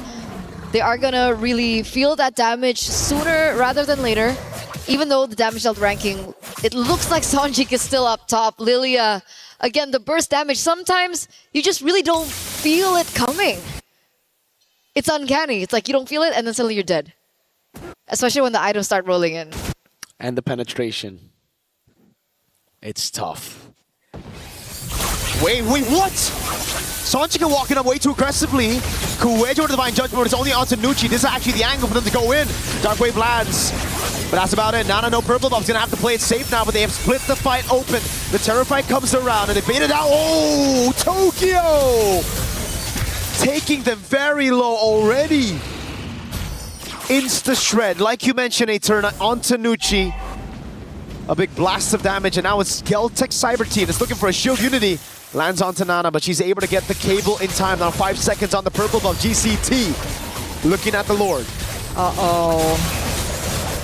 The Lord is going to be blitzed. It's going to be shredded down. The SOD hits, but I don't think she wants to take that one. A little too risky, especially with the Divine Judgment still up. Names will not be able to do anything if she gets caught in it. And because of that burst damage coming through already for Tokyo, now Falcons Vega are playing on the back foot. 4,000 gold lead for Geltech here in the 14th minute of the game. Is there a way for Falcons Vega to come back? I think the only way right now is for a mistake to happen for GCT around the siege. If they push a bit too far, if they overextend and they overstay their welcome in the siege, Falcons Vega could very easily still come back in the game because it's all about keeping Tokyo safe right now. If she's able to free hit in the back, I think it's GG. But if Falcons Vega can somehow break that box, get past the frontliners, there's a chance. It's very small, but there's always a chance right now. No Kyowe. Shield Unity into mid. Her Curse Blast able to clear out the wave. And it's all up to Names to clear it out. The Moskov. How do they do that? Nocturne, can she look for a crazy play of her own? Get a pick onto Tokyo. You can see the clear really going through. It's happening. But the Invade and the Engage is happening as well. Kyowe is looking for a pick onto Names. That's about it for the siege. It's mid in the top lane. Now Nucci with the Glorious Pathway, walking up again, trying to go for the stun on Newbon. Rest of the team knows they've gotten what they needed to with the Lord. They're going to try to go for one more here in the bottom lane now. This could be the angle for Kuwejo to flicker in and get a massive Divine Judgment. Rest of the team coming down. Nocturne with the Bravest Fighter. Divine Judgment locks her down, and Tokyo's free hitting. Nana next to the chopping block now as they go for the damage again, but Nana's able to cable away as Nucci pops in Revitalize in time. That was Tokyo with the shred again. It's enough to take her down. Nana with the cables though. Is it enough? Syrinx needs to flicker out. Nana's going in again with the black shoes already from Sonjika. It's Names who takes the SOD. That's Nana with the jump again onto Tokyo, who still is able to keep herself out of harm's way. And it's GCT with a clean 3 base turret take as they disengage and wait for the next neutral objective. Good defense, but an even better offense by Geltech. Right? They came in, they saw that they were able to get 2 inhibitor turrets top and mid. They took a gamble for the bottom side, and they get it. And it's great that they were able to get it as well, right? The bottom side of the map, the inhibitor turret being gone will allow them to utilize this to their advantage as they go for the next Lord of the game, and it does give them a lot more to work with compared to Falcons Vega, who have to constantly think about that far side of the map. They do still have the Moskov to work with, but with how fast Kyowe roams around the map, with how things have been really just unfolding in front of our very eyes here in game number 2, it feels a bit too risky if they send Names down there alone. Everyone's so squishy too, so there's no way for them to just enter in. Wait a second, conceal! Kuwejo there, good Terrify in. Divine Judgment not used just yet. Eternal Guard, a kite away. Nucci gets away with the Glorious Pathway, and they've already baited big resources. Tortoise's Puissance, Tokyo's ult, together with the Divine Judgment. If there's an angle to go for a fight, it's now. But Falcons Vega, do they know? They should. They should. They use the Flying Clouds to come back into the game. They re-engage. Nucci once again just receiving the the bad parts of it. She's at 0-7-6. She's been taken down 7 times. She's always the target of the Divine Judgment as well. But you're right. The wave is pushing on the bottom side of the map. Falcons need to make a decision now. Nana's finding an angle here. Off angle. Wave gonna be reset again. GCT. One of their strong suits, playing the macro game, waiting for the wave in the bottom lane, waiting for Nana to show up. And they start it again before Nana can show up. She shows in mid. Kuejo's taking a beating from that Lord though. They have to be careful of their health bars here. Curse Blast coming down. Kuejo! Flicker and Divine Judgment as well, but it's good peel from Syrinx as he able to land the Eternal Guard. Liubot's all alone in the backline as Nocturne is able to deal with Kuejo. And now it's a shred coming down as Nana will lose her immortality. But the rest of the team is dealt with the front line. And now it's 3v3. Syrinx, Nucci, and Names up against Sonjika, Kyowe, and Tokyo. It's still a huge advantage for Geltec, right? Nana gets taken out. They have no source of retribution. Names was so low as well. The SOD lands, but she's not going to take it. This is a free Lord over to Geltec. A really good way of making things messy and chaotic in that particular team fight, and still able to come out on top. Tokyo is hitting like a truck. She certainly is. She's shredding anything in her way, and that's why she sold boots. It's Windtalker and Immortality just in case. But the thing is, for Geltec, they don't have 5 members up already just now. Only now do they have them. The Flying Clouds will get them back into this Lord quicker, but Falcons Vega, they have the advantage of having their members spawn right next to the Lord here. It's into the base they go. They could have managed the waves properly, so we're going to see another delayed end. Falcons Vega have another shot at coming back in the game. But they can do it all over again, right? They can try to go for the exact same thing.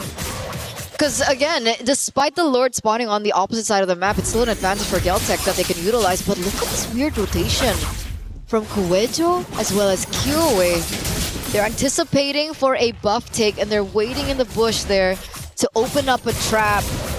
They see no one picking up the bait, and Tokyo picks that orange buff for herself. They're just abusing this map control, utilizing to get everything out of Falcons Vega. No purple buff, no orange buff, not even a single green camp given over to Falcons Vega. They're literally suffocating Falcons Vega inside of their own base, waiting for the neutral objective to spawn and not giving any chance for them to build a lead in goal to try to swap those items later. But it looks like there's a gamble. Wait a second, Nucci again? Does she want to go for 8? Divine Judgment and a Dark Wave. Nucci's gonna pop the Revitalize, but she's gonna go down. Kyowe zoning them in the back line right now, as that's gonna be the bravest fighter by Nocturne, and the Flicker out as well. Now a stun onto Sonjika, who still has the black shoes. Nana tries to walk up. Waves good for GCT. Nucci is down. It's a one-man advantage. It was a gamble. It was a gamble made by Nucci once again, opening up the map, but they're not going to get anything out of it. It's just another death. The Black Shoes gets picked up there, and it looks like they want to still look for the end. The Curse Blast is doing a lot of damage. They're able to clear out the wave. 19 seconds on the Lord. Tokyo, very dangerous, very risky move, but she gets out of the way. Nucci's up in 16. Lord's up in 8. Can they buy enough time? I don't think so. Geltec, yeah, they have a carry. They can shred this Lord instantly. With a Windtalker as well. So additional attack speed, but it looks like that's not the first thing that she goes for. She actually goes for the orange buff instead. That's going to give Falcons a little bit more time to, you know, come back into the game. What I really wanted to highlight was the fact that the Holy Crystal was built in by Syrinx. So you can obviously think that the damage will be felt. She has the Divine Glaive as well, so they have to be careful. Falcons, they just go to the other side of the map. They go for the far lane. They don't go for the contest. They let it completely go. And Geltec pick up this Lord uncontested. Falcons pick up a structure on the top side of the map. It's the only thing they can get. Yeah. They can't walk up to the Lord. If they do, it's an easy insta-kill for any one of their frontliners. And at this point, they need all their members to be alive if they want to defend this Lord. Geltec Cyber Team this time around, not losing a single member to... Well, what? Yeah, 300,000. No, Jesus. That mistaken, rather. Sorry. Not the best game. I mean, feels bad for her. Depending on what kind of roamer you are, this is the best game, right? You want to be taking damage. It's just... That's crazy, dude. 300,000? That's like more than the rest of the team combined. It's definitely a lot. But Mirko, this might be it. This might be game 3. Oh, Divine Judgment lands. Names. Immortality ready. The Rose Gold. It goes through her. Monster kill for Sonjika. Now it's Nana in the back with the cables. Immortality gonna be popped as well. Lord Evolve still in the mid lane as Nana buys the Rose Gold Meteor in time. And it's Kyowe to take Nocturne down. Nana again with the cables. Still has the Rose Gold Meteor. Series is right there. But the rest of the team will target it down to bring us to game number 3. A back-to-back game 3 here in the knockouts, ladies and gentlemen. The reset came in clutch for Geltec Cyber Team after their loss from game number 1. They completely turn it around to game number 2, bring it back to the tank junglers and bring it back to a surprise Kaja pick, a debut Kaja pick that eventually works out for them in the end. We're back to a best of 1 between both teams. Again, everything is on the line. Elimination match and match point. So we'll see what happens in game number 3. But before that, we're going to throw it over back to the panel. We'll see you after.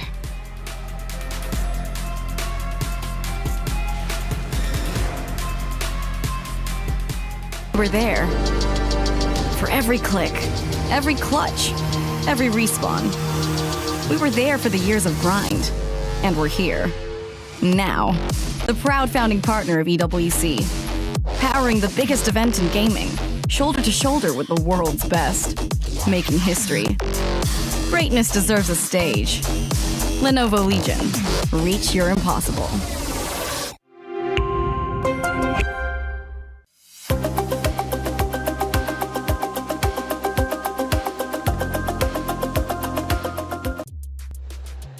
Against all odds, we go 23 minutes for game 2. And Geltec Cyber Team take the win, which means we're going to yet another game 3. The knockout stages has been anything but entertaining. It's been incredible. It's been wonderful, and it's been awesome. And we will continue to go down the line of our quarterfinals, but still, we've got one more game to get through for these two amazing rosters. What changed from game 1 to game 2? Because game 1 wasn't even competitive.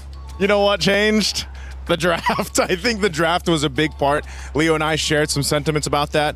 Really difficult to have a Fanny, a hyper-scaling jungler like that, not being able to be protected well, and honestly, the Vexana pick left me perplexed. Oh, the celebration is in. You said don't celebrate too early.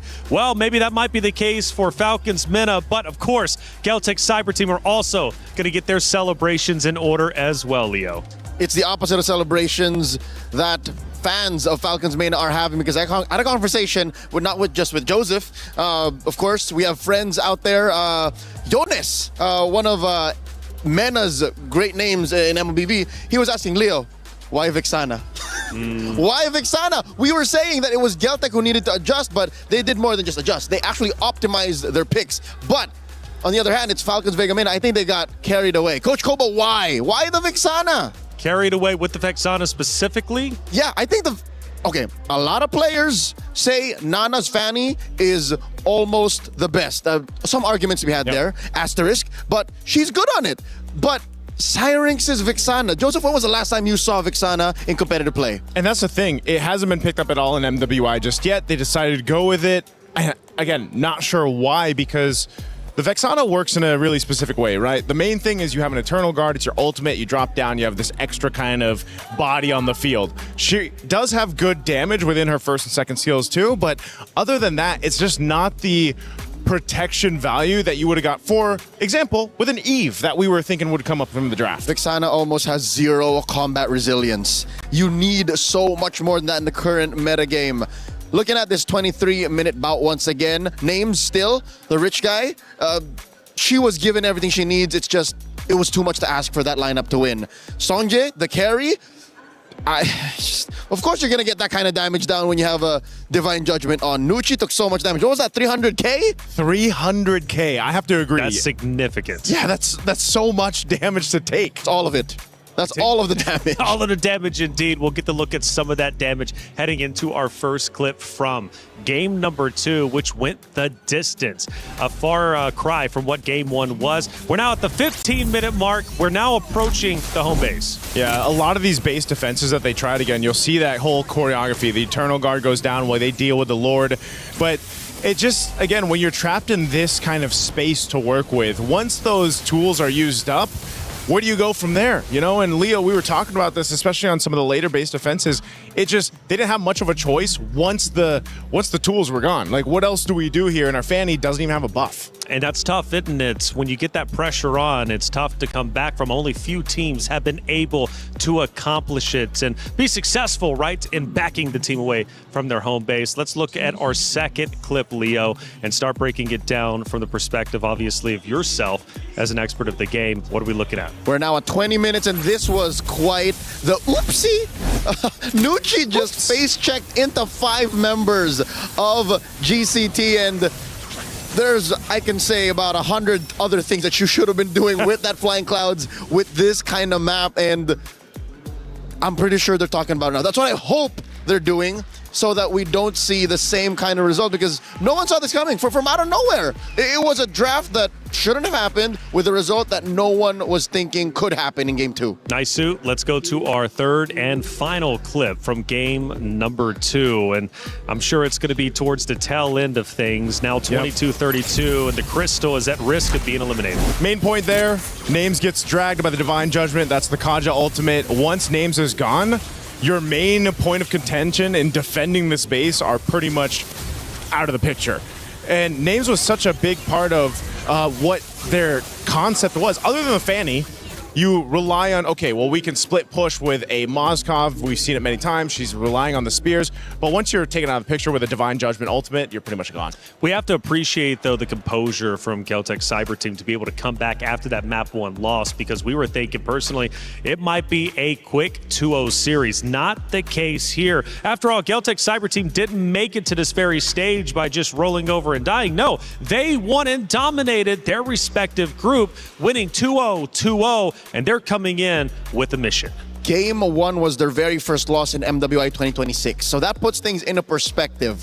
Now it comes down to one more game. No more flexing, no more experimenting. If you do, this could as well be your very last chance to do so. I'd hate to see a weird pick from out of nowhere again. We have to stick to the metagame. As Joseph put it, it's one or the other. The Vixana or the Fanny. Pick your lane. But sometimes going with the comfort picks, especially in stressful situations, seems to be the way certain teams end up going. But the question is, Naisu, who would feel uncomfortable going into this game 3? I mean, they've both been neck and neck. They have, and I would say that's the nature of the competition, right? For all of this, for all our competitors here, for all the female athletes competing for that championship, and to potentially get to the grand final, you're going to feel the pressure. Now, do you crumble under that pressure, or do you rise above it? And both these squads now have that opportunity to do so in game 3. I think there's a... And look at the pop-off, by the way. Big victory, slamming the table. Ooh. I love the celebration, but also the sigh of relief right after that celebration, thinking, oh, we finally did it. Okay, we're going to a game 3. We still have a chance. After the dopamine and adrenaline hit, I'm pretty sure there is a valid reason for both teams to actually be just as confused. Number 1, for Geltech, why would they do the Vixana? That did not feel like a real game. And by the way, if you feel like you can predict our tournament winner, scan that QR code and get involved. And let us know if you did it out in the chat. We'd love to hear from you. And more importantly, who did you end up going with? Are you so bold to make that prediction yourself? A lot of great things, though, happening, of course, on the stage as the ladies once again are getting set up for now a finale. Final map, best of 3 going to map number 3. They've gone tit for tat. Now, map 1 again was a dominant form for Falcons Mena. Map number 3, or map number 2, excuse me, went the distance, but Galtech Cyber Team looked in control. What will map number 3 look like? I know we're all waiting on bated breath to see how this is going to end up unfolding. Again, for both of these rosters, history is being made, you know, for Falcons Mena, especially for their region. They're looking to catch up to the top dogs such as Indonesia and the rest, right? They want to be the best region when it comes to the MWI. And of course, for the ladies, for MLBB, But you've got to beat Celtic's Cyber Team. And for the club championship race, Falcons need this win in map number 3. Oh, I was hoping it'd be Expanding Rivers for map 3, man, because I was like, give them even ground, you know? Flying clouds from the last map, it either works for teams or works against them, like we just saw. It gives you so much room to just make mistakes and shoot yourself in the foot. Yeah. Hence that last clip featuring Nucci. But now in Expanding Rivers, you can just play fully optimally. Make the right rotations, draft better, and make the right calls to respond to your opponents. Not just to plan for the sake of planning. And I think that's where Falcons men are right now. It's a matter of recentering and respecting the metagame, respecting your opponents, getting back to your winning ways. And if I'm not mistaken, I think we've had 3 unique maps across the 3 games on the stage, which doesn't usually happen. A lot of times we'll get a repeat map. This time we're keeping it fresh, and we're going to go into this blind. We don't know how it's going to end up unfolding, but at least we get to see the pick of bands. And Falcons Mena are going to be on that blue side, so they got the priority. Bands kind of adjusted here too. Paquito, Matilda, Marcel being banned out by Falcons Mena on the blue side. Over on the other, Belric, Carmilla doing the due justice here. What's the last one you want to take out? Do you opt for one of the gold laners right now, the carry maybe, or something else here? Carry, Freya, still Esmeralda, out there. Sora. Could this just be also a time to take Baksha first pick blue side because of Expanding Rivers also? For Falcons Mena, yes. Yeah. That or Esmeralda. But I think Geltec could ban that too. Instead, it's the Gourd. So yeah, Falcons Mena, Coach Koba has 2 solid pickups here, maybe 3. Moskov, Baxia, and Esmeralda. Those are his, I'd say, 3 priorities. Because whatever you don't take from one of those top 3 is definitely going to go to the other side. There's at least going to be one over there. The least of which is the Moskov. Yes. I don't know, man. Maybe lock in the XP lane, right? Get Nocturne going here. Allow you to have that power play in the XP lane. I think that's why you really take your time up to this point as Game 3 is so crucial. So obviously still waiting for the first pick here, and Baxia, I guess, is one at the top of your list that we're wanting to see. And that would be a big move coming out from Falcons Mena, and it is going to be a Moskov. Wow. They're still leaning on names. The Moskov for names, man. Now, you think it's a comfort pick more than anything? Oh, 100%. You know, even granted how the previous game went, I think still names has been phenomenal on the Moskov, and there's a reason why they pick it up first. More than a comfort pick, it's a power pick. Yeah. She is the Pharaoh Spear. She is. The tip of the blade that might make Geltec bleed finally and just lay down and take it. Them or Falcons get shot out of the sky, one or the other. So the answer here is, do you pick up a Belric Baksha? Do you go, oh wait, no, Belric's banned out. Valentina, Baksha again, maybe? Just because, again, it allows you that space to work with in the jungle, but they'll take up the carry instead. I think this is a clear tell from Geltec that we're not banning the Sora. Make my day. Pick it. We're going to answer to you. And the Baksha, they get away with it. They can actually still, no. You know what? It's a 50-50. I think Baxia going into a carry can still win. I'm not fully against it. Yeah, neither am I if it ends up being that case. And I think Falcons Mena, they're the decision here after they already picked up the Moskov is they could do Baksha, then they're mid, or Baksha and then go with a roam. Esmeralda still being open, but they'll take the Hylos again. Okay, there's nothing. Like, even the last game, I know it didn't look too great for the Hylos in the hands of Nucci, but yes, she took a lot of damage. She kind of had to do that for the team. And they go the Sora. No, mind you, the Valentina's on the other side. So I think we're seeing 2 sides of the same coin here. They're both power picks and comfort picks. Has to be. And then this is, I'm sure, a conversation that Nocturne has had with Coach Koba saying, I know there's a Valentina, but Coach, trust, we can do this. Hoping for no Vixana. I was going to say, so you're at that point where it's down to the 1 game. Give us our comfort. Our tournament lives are on the line.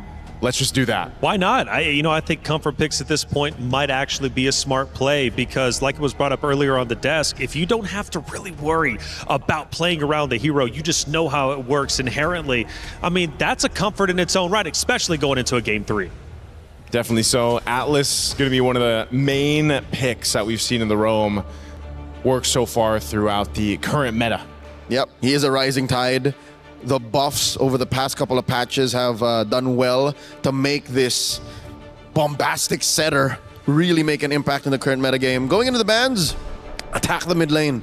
I'd say, given the, I don't know, bold decisions Falcons made, you still have to watch out for that mid pick. Take out the... I don't think you want to take out the Eve. You want to give more to the Valentina. Take out the Lilia? Take out the Lilia? Yeah, no, take out the Lilia. Yeah. Since they already took out one of the main pickups, that Gord, they'll take out the Alice. Lilia next. This is so weird. Why the Alice? There's no... Wait, Alice jungle. I was going to That's say Alice how- jungle. That's the only other caveat there since the Sora is in play.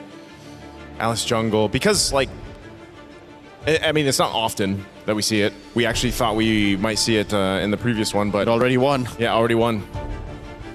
What else do you want to go here? At least for Falcons Mena to take off the XP lane. I think they're still going to hone in it. They go with the Guinevere.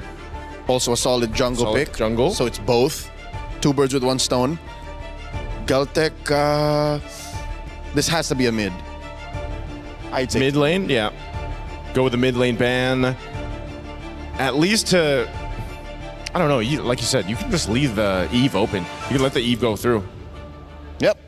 I think it'd be to Galtech's benefit because they'll have so many they more banned the options. Fanny. Okay. Take out the Fanny. You mentioned about Nana's Fanny in the previous one. I think it would have gone a lot different if, again, the composition was a little bit different because Falcons Mena need that support if you're going to pick up an assassin jungler. So now that the Fanny's gone, I wonder if they're still going to opt for that. Knowing that both junglers haven't been picked up and how this has changed the course of the meta in its way, at least here for MWI, has changed where sometimes it goes this way where it's down to the last 2 picks for both sides. You don't have the jungler yet, you know, and you kind of leave that swerve opportunity. So here for Galtech, do they just go with an XP laner now and then hold off on that jungle? Or just jump to the best jungler that they can think of now because they want to see what the XP laner has to deal with in terms of early rotations after Mena's blue 4 and 5. You're not thinking it could potentially be an Allis again, right? An Esmeralda first, so we're going to have the suspense. That's what I'm saying. Yep. They want to have the element of surprise. So that could possibly be totally nothing, and they just go back to like a normal meta pick, or everything that just shocks Falcons Mena into submission. Now, 4 and 5, Coach Koba back in the driver's seat. I'd say,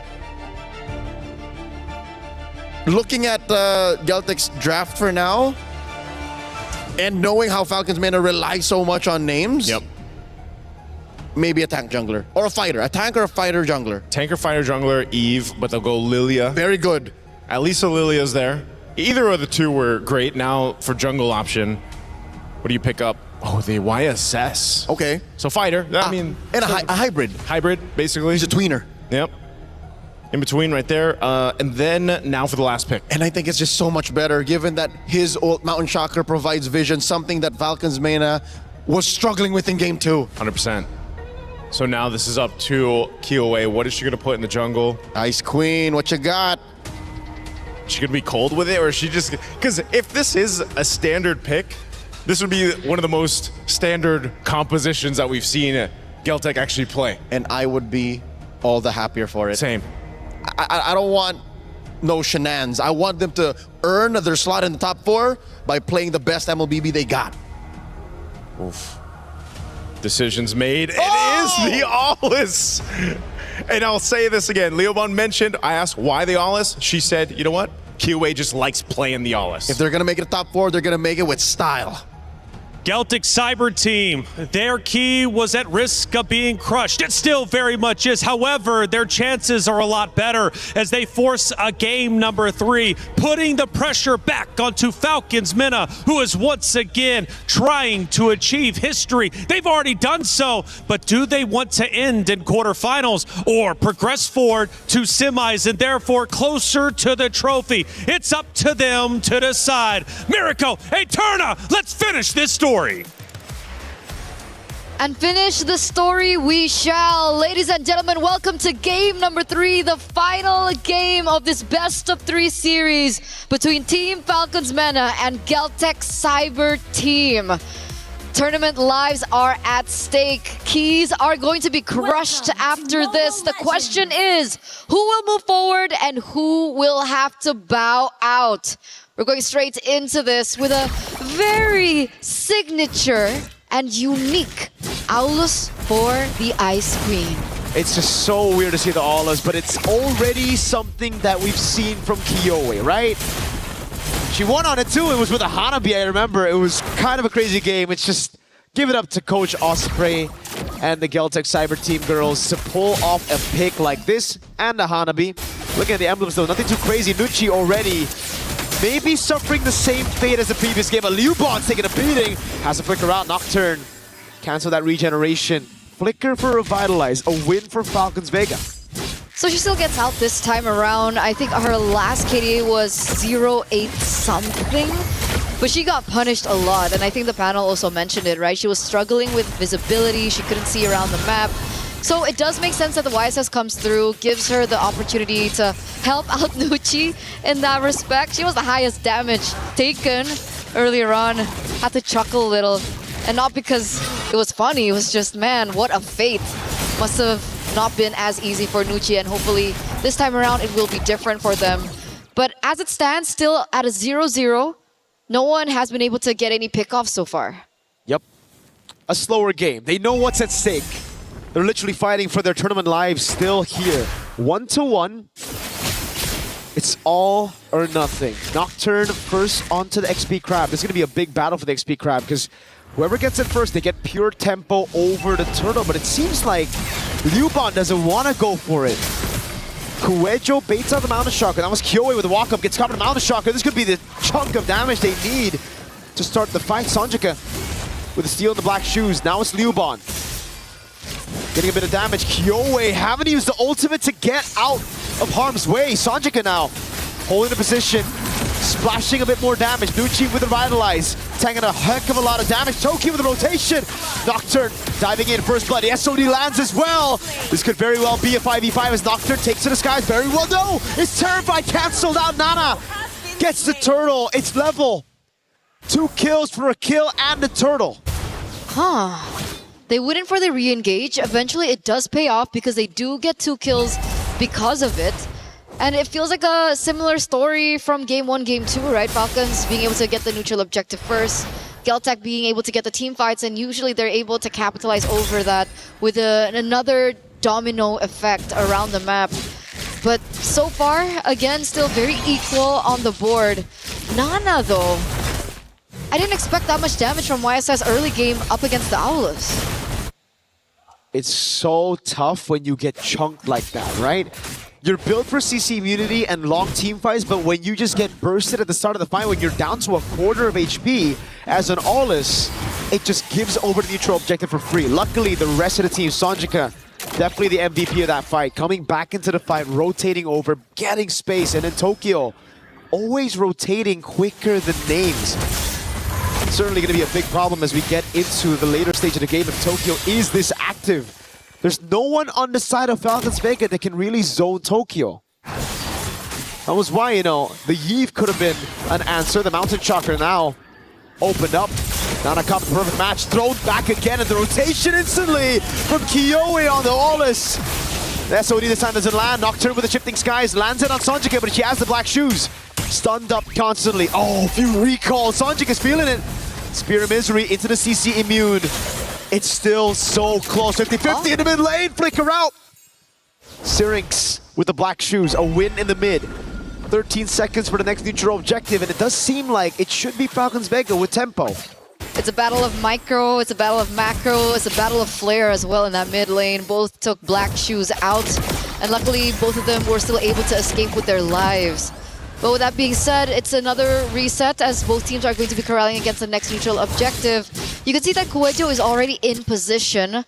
Unfortunately, the Fatal Links isn't there just yet for her to utilize. Sonjik as well with the IMU doesn't have anything prepared. So we'll see exactly how this falls down because Nucci is already there. She knows where the positioning of Liubon is.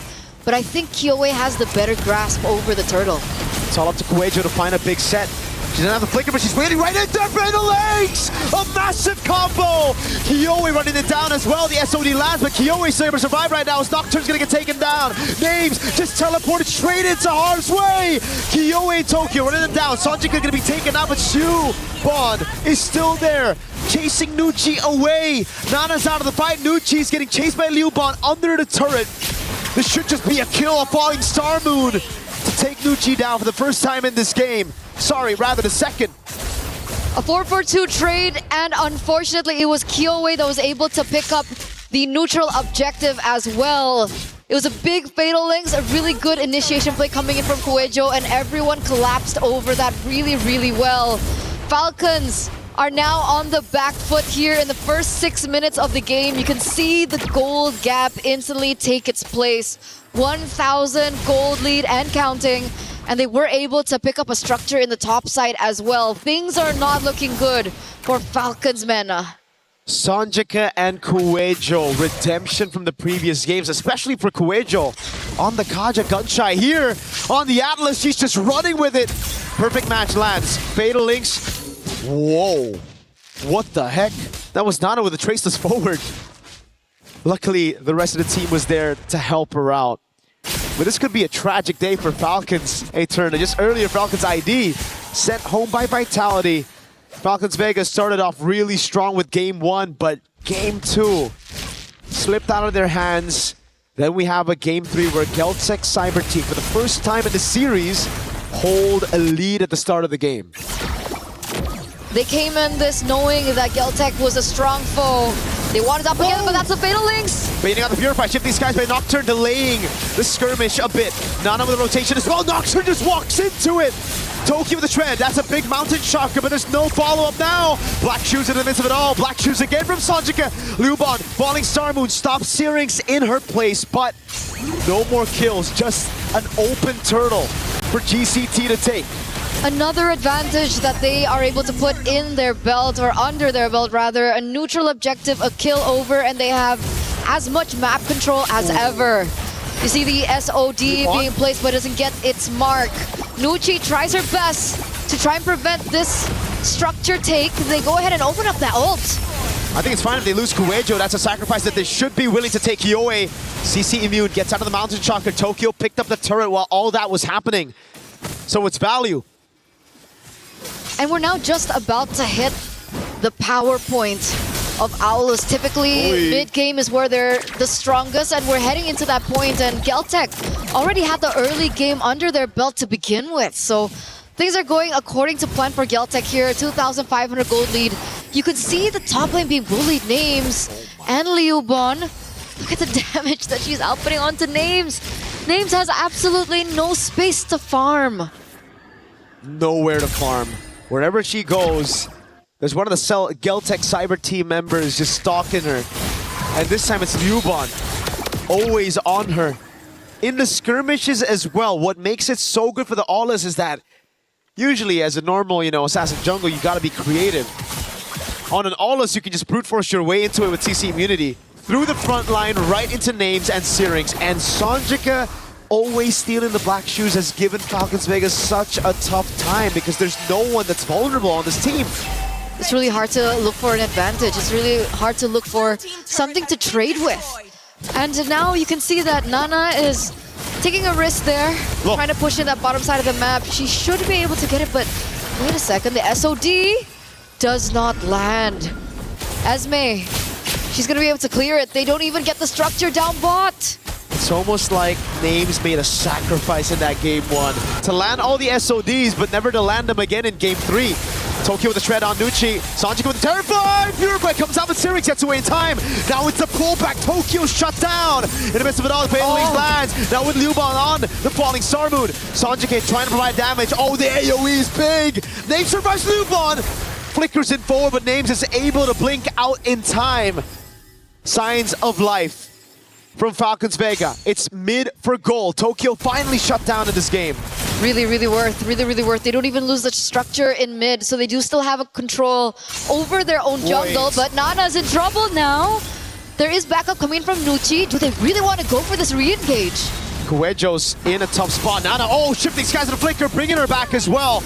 Nana on a quick spree, names. Spear of Misery lands. Sonjika now. Does she pop a shifting skies? He goes in deep onto name. Spear of Misery. Peels for herself. Gets Nana the double.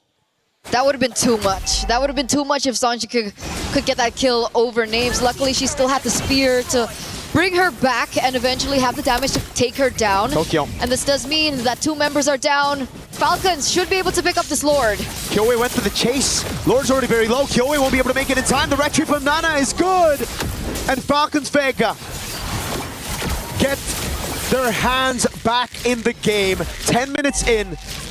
Only a 1,000 gold lead. And I do think that Falcons Vega have a very good scaling comp. It's a Lilia and a double marksman composition. They should be able to shred now with items. So they're still in the game. They still have the foot in the door. It's not a 50-second kill. What is she doing? Nocturne goes in, but none of the other members capitalize on that. Nana, Mountain Shocker just a zone. 2 levels ahead of this Aulus. She's fine, she's fine. Falcons take something of their own. They pick a structure up top. What it was really peculiar for me was during that entire Lord. Wait a second. The first time she got away. The second time it might just be a bait. The whole team coming around. Oh, Kuecho! Fatal links into Tokyo's free hits. That's Nana taken down, and Nucci's gonna be next on the chopping block. Kyoe just made them. Sonjika with the SOD! Breaks the formation, and it gets Liuban to get a falling star moon on Nocturne. Oh my god, we thought it was a mistake. It turns out to be a bait by Kyoe. What a play, what a play, what capitalization from the rest of the team. Early pick Valentina. Black Shoes was the choice. Suddenly she picks up the SOD and she gets a pick for themselves. 4 members are down from Falcons. They're gonna be up in a few seconds. Nocturne, the only one left standing here as Geltec look for more and take them away from Falcons. How did they go from a 50-50 to what we're seeing right now? It's these very thin margins. They literally just out-mechanic their way into that win. Logically, it shouldn't have been a win. Kyoe is out of the fight. It was a 4v5 they were taking, but they split Falcons Vega just right for them to capitalize. Again, Nucci walks up. Now the glorious pathway backwards. Oh! Kuecho! Fatal Links finds everybody! Kyoe gets a triple. Tokyo gets 1 on top. And it's Nana to try to cut the waves in mid. Wave bot is good. Nana's gonna have to pull a miraculous defense, but she's still handling the wave mid. She won't be able to recall in time. This is it. This could be the very end. And it truly is. And Nana will not be able to deny it away from them. Geltec Cyber Team pull a reverse sweep to make it the top 4. And they move forward, ladies and gentlemen, up against an experienced roster in Team Falcons Mena. Kyoe has brought her experience from her last run at MWI and have brought Sonjika, Kuejo, Tokyo, and Liuban forward here in MWI 2026. It was a symphony of skills together, baiting out those purifies in the prior fight, and then a massive Kuejo set into a follow-up from Sonjika. It was immaculate. It truly, truly was. We want to hear from them. We want to know what they have to say about that victory. And with that, we're going to throw it over to the stage.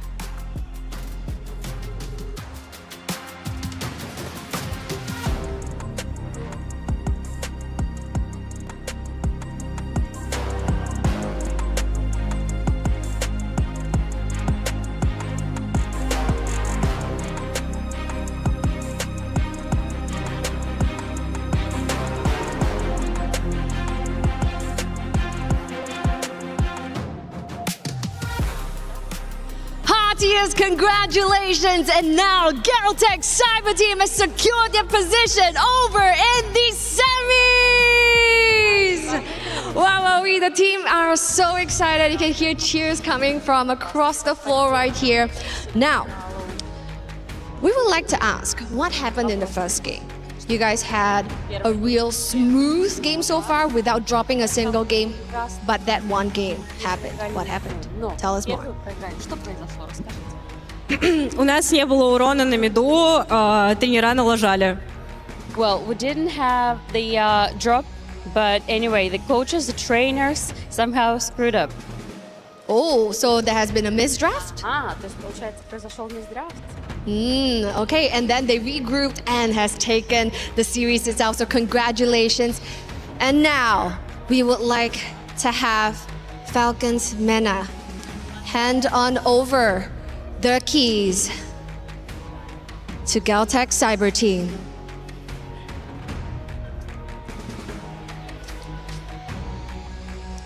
You fought valiantly well. Thank you, and your journey ends here. So now that you have the keys of Falcons MENA in your hands, how are you feeling right now? Ну, тяжело немного. Well, a bit happy they are. You guys are really happy?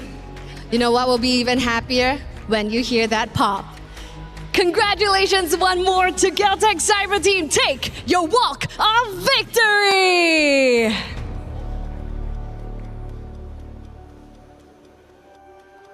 Galtech Cyber Team getting it done in the clutch when it matters most, and we've seen the trash talk as well. Love to see that type of energy. They hit him with the, I like that right there, baby.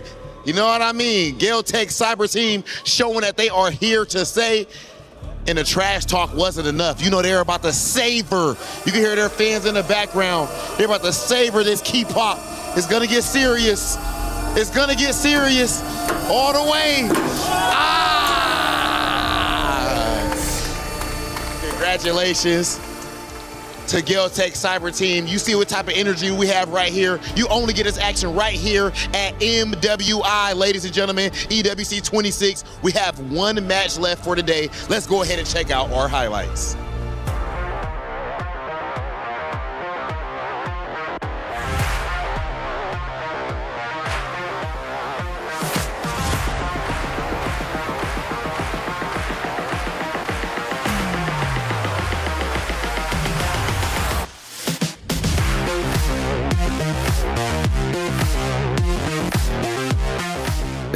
Is in our DNA. Whenever we let it out, it becomes our superpower. Now imagine an entire city being built to supercharge it. Kadir City, powered by play. It wasn't easy, but they got the job done. Galtech Cyber Team get the win, crush the key of Team Falcons MENA, and just like that, Falcons are now out of the MWI, but a valiant effort nonetheless. And hey, shout out to the fans for Galtech Cyber Team showing up, not only cheering on their team to win, but also going over to the Crusher. Yep, it's unfortunate. Again, another key is crushed. Nature competition. Both Falcons now have bowed out. That's it. Back-to-back heartbreak. Heartbreak. I think they still get 400 total, or at least 200 points for sure for the club championship. But Falcons have had a tough run so far when it comes for the club championship, of course, run. Now, of course, there was a lot of great moments throughout that game. Number 3, let's take a look at least at one of them and start breaking it down of how Galtech was able to get this win in the end over Team Falcons MENA. As we take a look, Leo, what do we see? So this is the second turtle take, and this is, I think, the main storyline. Galtech Cyber Team are just all the more locked in. There may be a factor of, I'd say, fatigue, because Falcons MENA Vega have been playing since the morning today. That's true. They have, and they've had to go through the ringer up to this point. So endurance, that mental endurance, is something we always talk about here with our esports athletes. You have to, right? And you're right. They are, in fact, athletes. It's not easy to stay mentally composed, really. You have an early call time, you come in, and now you're playing this late in the day, but that is the nature of competition. Let's take a look at our second in-game moment. And we'll start to notice, I'm sure, Geltech starting to win this ultimately, 12-34. We actually have another battle taking place just outside of the base. This definitely looks like leftovers from the engagement patterns from game number 2. Nucci, far away from home. I'm looking at Nana. What was the plan? I'm sure the Mountain Shocker was there to be used. How could you not have told that there were going to be a kill squad nearby? How could you not be told that? Well, communication is key. They move on in, they destroy the Crystal, and ultimately take the win in just 13 minutes. And we did get some insight as to what happened in game number 1. Well, Naisu, it seems like it was a bit of a hero mismatch, maybe a misplay on their part. Yeah, it comes down a lot of the times we hear from the interviews and even our own kind of sentiments. The draft is so important in the nature of MLBB, the competition here. But also, too, again, I was wondering, would we see that Ollis in the hands of Kiowe go through? They leaned on it, and this time, again, it works out. She's the only player now to bring out this Ollis twice. Oh, wow. And by the way, casters were getting into it, and they were getting loud. Let's take a look at how they looked during those casting moments. What? Lord, wait a second. The first time Again? she got away. The second time it might just be a bait. The whole team coming around. Oh, Kuecho! Fatal links into Tokyo's free hits. That's Nana taken down, and Nucci's going to be next to the chopping block. Kyoe just baited them. Sonjika with the SOT! Breaks the formation, and it gets Liuban to get a falling Star Moon on Nocturne. Oh my god, we thought it was a mistake. It turns out to be a bait by Kyoe. Mirko and Eterna have been bringing the energy throughout all of our best of threes that we've watched for the past 2 series, and they've got one more to go. But make no mistake about it, they are giving their all. And Eterna was giving some dance moves, I think it was at the beginning of that clip.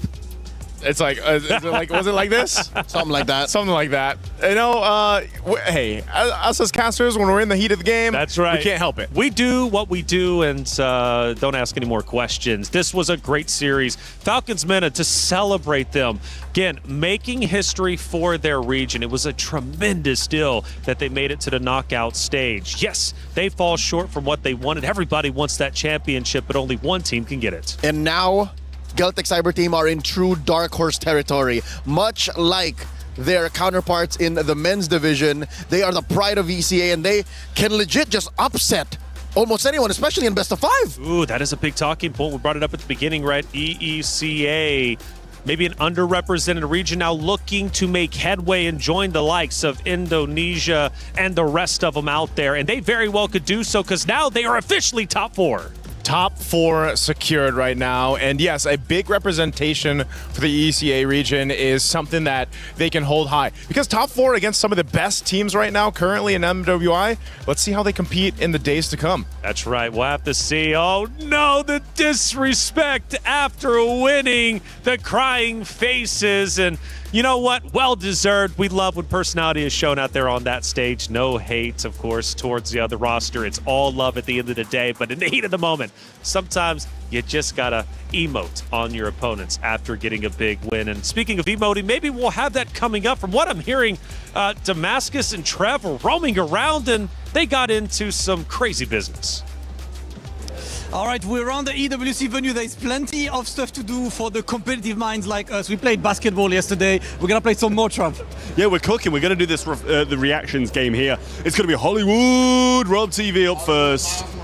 Hollywood Miles Morales, he said. Listen, give it a try. Let's take a look. How much does he catch? I don't think he's going to do too well, and he's been doubting it as well. No.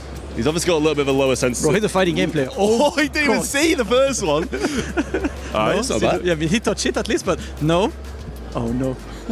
He's adapting. Close enough. Brother. Bro, he's not even seeing him drop. Peripheral vision is cheeks. No. No, this is... Come on, this is easy now. There aren't many. I don't even want to laugh because I know I'm going to do bad as well.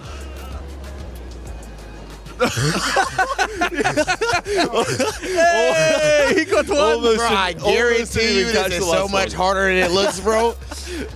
What if he gets the first one? That wasn't a bad reaction. That wasn't bad. Oh. 0-2. Oh, he got one.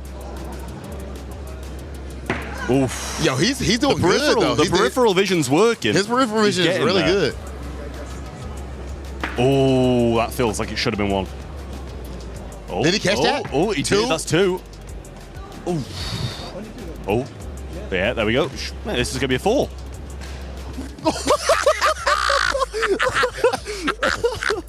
Damascus, no. Trap did when we did basketball. Yeah. Trav did win. Yeah, so he can't win 2 in a row. So I'm definitely rooting against you, brother. I'm sorry. I got to root against you this one time.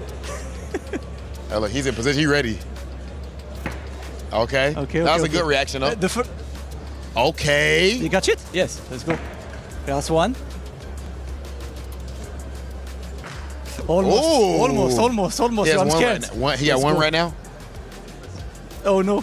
All right, still one. Okay, 2. Come on. What we doing? Can he match it? 4? Yeah, that's it. Bro, don't. Can I be salty for a moment? His last 4 were the last 4 next to each other. My last 4 are like this one and this one. That's rigged. It's all excuses. It's all excuses. But we have the victor, and his name is Trav. Trev can't keep getting away with this. He won basketball. He took that away from Hollywood Rob TV, who's American, by the way. And now we just lost the reaction test. Somebody put a stop to that, man. I hope so. My goodness. But we're having fun around the EWC venue. It's a lot of fun in here, and I hope all of you at home get a chance to come and visit and check it out because it is nothing but good fun. Hey, welcome back into our desk. I'm Taylor Reflections Noble. Nice, Sue. And hold up. Wait a second. We got Zorn on the desk. How you doing, brother? Yeah, I'm good, guys. Hello. Hello. Good to see you, Zorn.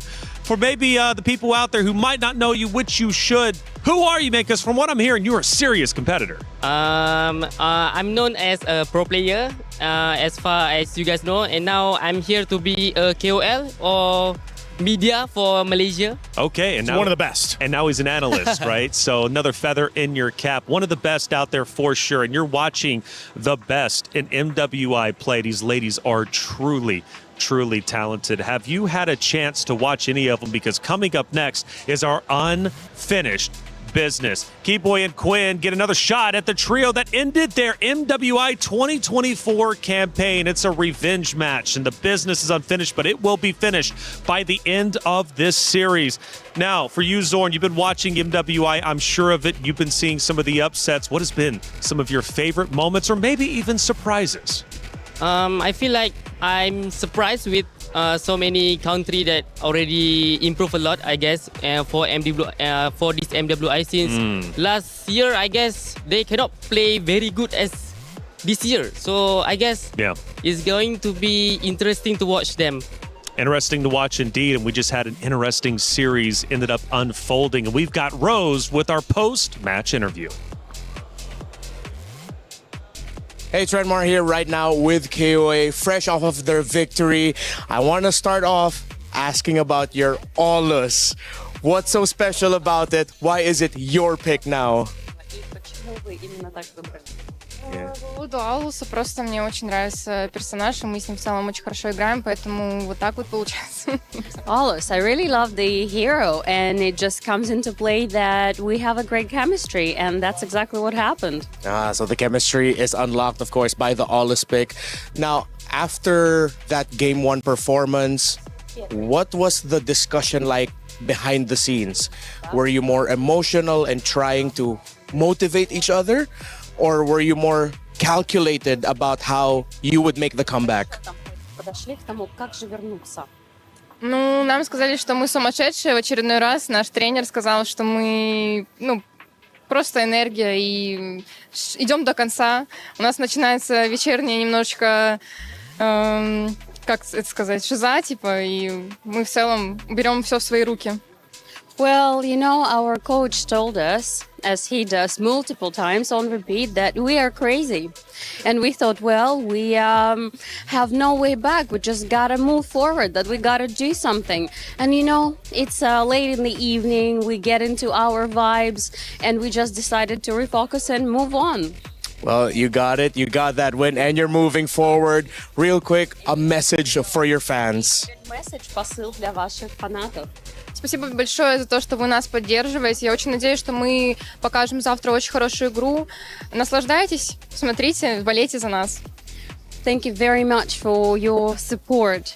Thank you. Tomorrow we'll try to bring up our best game. And yes, watch, enjoy, and continue supporting us. Thank you so much. Thank you. Congratulations. Geltec continues to fight. И Geltec идет дальше. Geltec continues to fight. They're now top 4, but we still have one more spot in our semifinals to determine what it's going to look like. Let's go to the stage and get it started.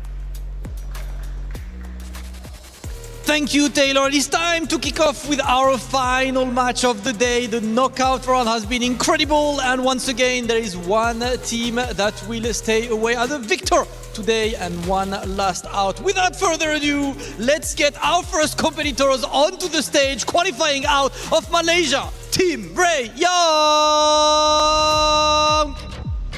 Team Ray Young has pulled up this year with an absolute vengeance. They are representing Malaysia, the phenomenal region, a phenomenal country, and they're led, of course, by Quinn and Chiboy, who missed last year's event and have come back here to right all wrongs. This is a newly assembled team, but make no mistake, they play with the chemistry of 10-year vets. Chiboy, remember 2 years ago, exact same team. Anything you would like to say to Navi? Good luck, have fun. So friendly, but I'm sure she will not be over at the Land of Dawn. Take your positions at your battle station. Okay, ladies and gentlemen, and their opponents, the 2024 champions, put your hands together for Navi! We talk about regional rivalries. Navi qualifying out of the Philippines, and that team has been going through the trenches, losing early to Galaxy Phoenix, but then a big comeback against Falcon Daisies and eliminating last year's runner-up Gen G to make it all the way to the knockout stage. And now the mission is simple: keep winning, come back tomorrow. All right. 2 years ago, you have met the exact same team. Any comments to your competitors? Just say good luck and have fun. So friendly, but I'm pretty sure there will be absolute bloodshed at the Land of Dawn. Please take your positions. And here's a story for you. 2 years ago in the path to victory, Navi PH took down and crushed Quinn and Chiboy's dreams, sending them home in 2024. Now, 2 years later, a revenge arc in the making. This time, they stand before Navi PH without dropping a single game.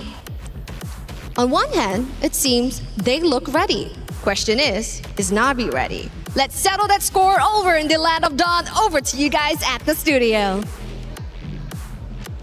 Thank you, as always, to our stage hosts, of course, Damascus, Hollywood Rob TV, and Cheryl. Thank you for the story as well, setting the very stage, the history between these two great teams. This is our last quarterfinal matchup to determine what the semifinals will look like. Naisu, Leo, let's talk about it. It's Team Ray Young versus Navi.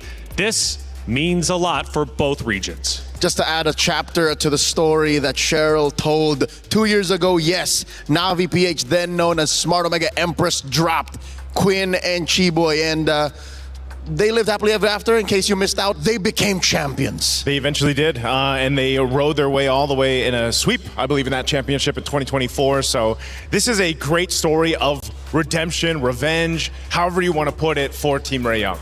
Team Ray Young has shocked us all, making it this far, not because it wasn't expected, but just because of how well they continue to play. Such a very talented roster. And they are officially known as the Momentum Stoppers, stopping those rosters who have the momentum, who try to push forward, but simply cannot take down this talented roster. If you had to pick one lady from Team Ray Young to be the decisive factor for victory, who would it be?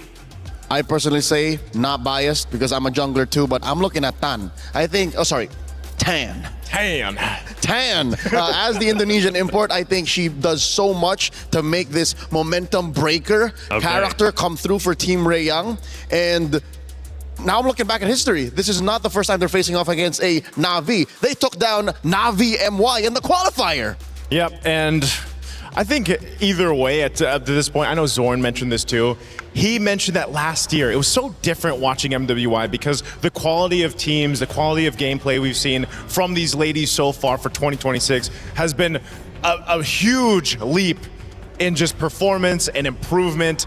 And so who's to say that maybe new history is about to be made with Team Ray Young defeating potentially Na'Vi here. That's right. And Na'Vi, by the way, has made great headway in our tournament. Also, not only winning the 2024 MWI with 3 out of the 5 members currently playing on that very stage, but also beating Jin Ji, a powerhouse, the runner-up from last year. But from what I'm hearing, not Ayanami, she's her, right? Bottom line, period. And she's been playing incredibly well since their comeback win against Falcon Daisies yesterday.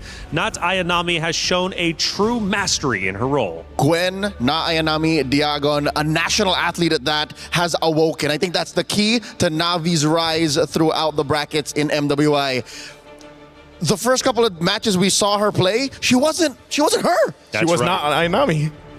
And by the way, she is going to be picking first. And just so you all know at home, she's got a deep hero selection. 7 unique heroes in just 7 games. And she needed to be that for Na'Vi Philippines to get back in form, because at the opening matches of MWI, we were in kind of in the agreement that they were struggling. Yep, in disbelief of what we're seeing. But now we're back to reality, snapping into the game after Coach Salman, King Salman, bans out the Atlas glue and carry to pick up the Baksha, which is, again, an effort to put Keishi in a good position, a comfortable way to roam through in mid.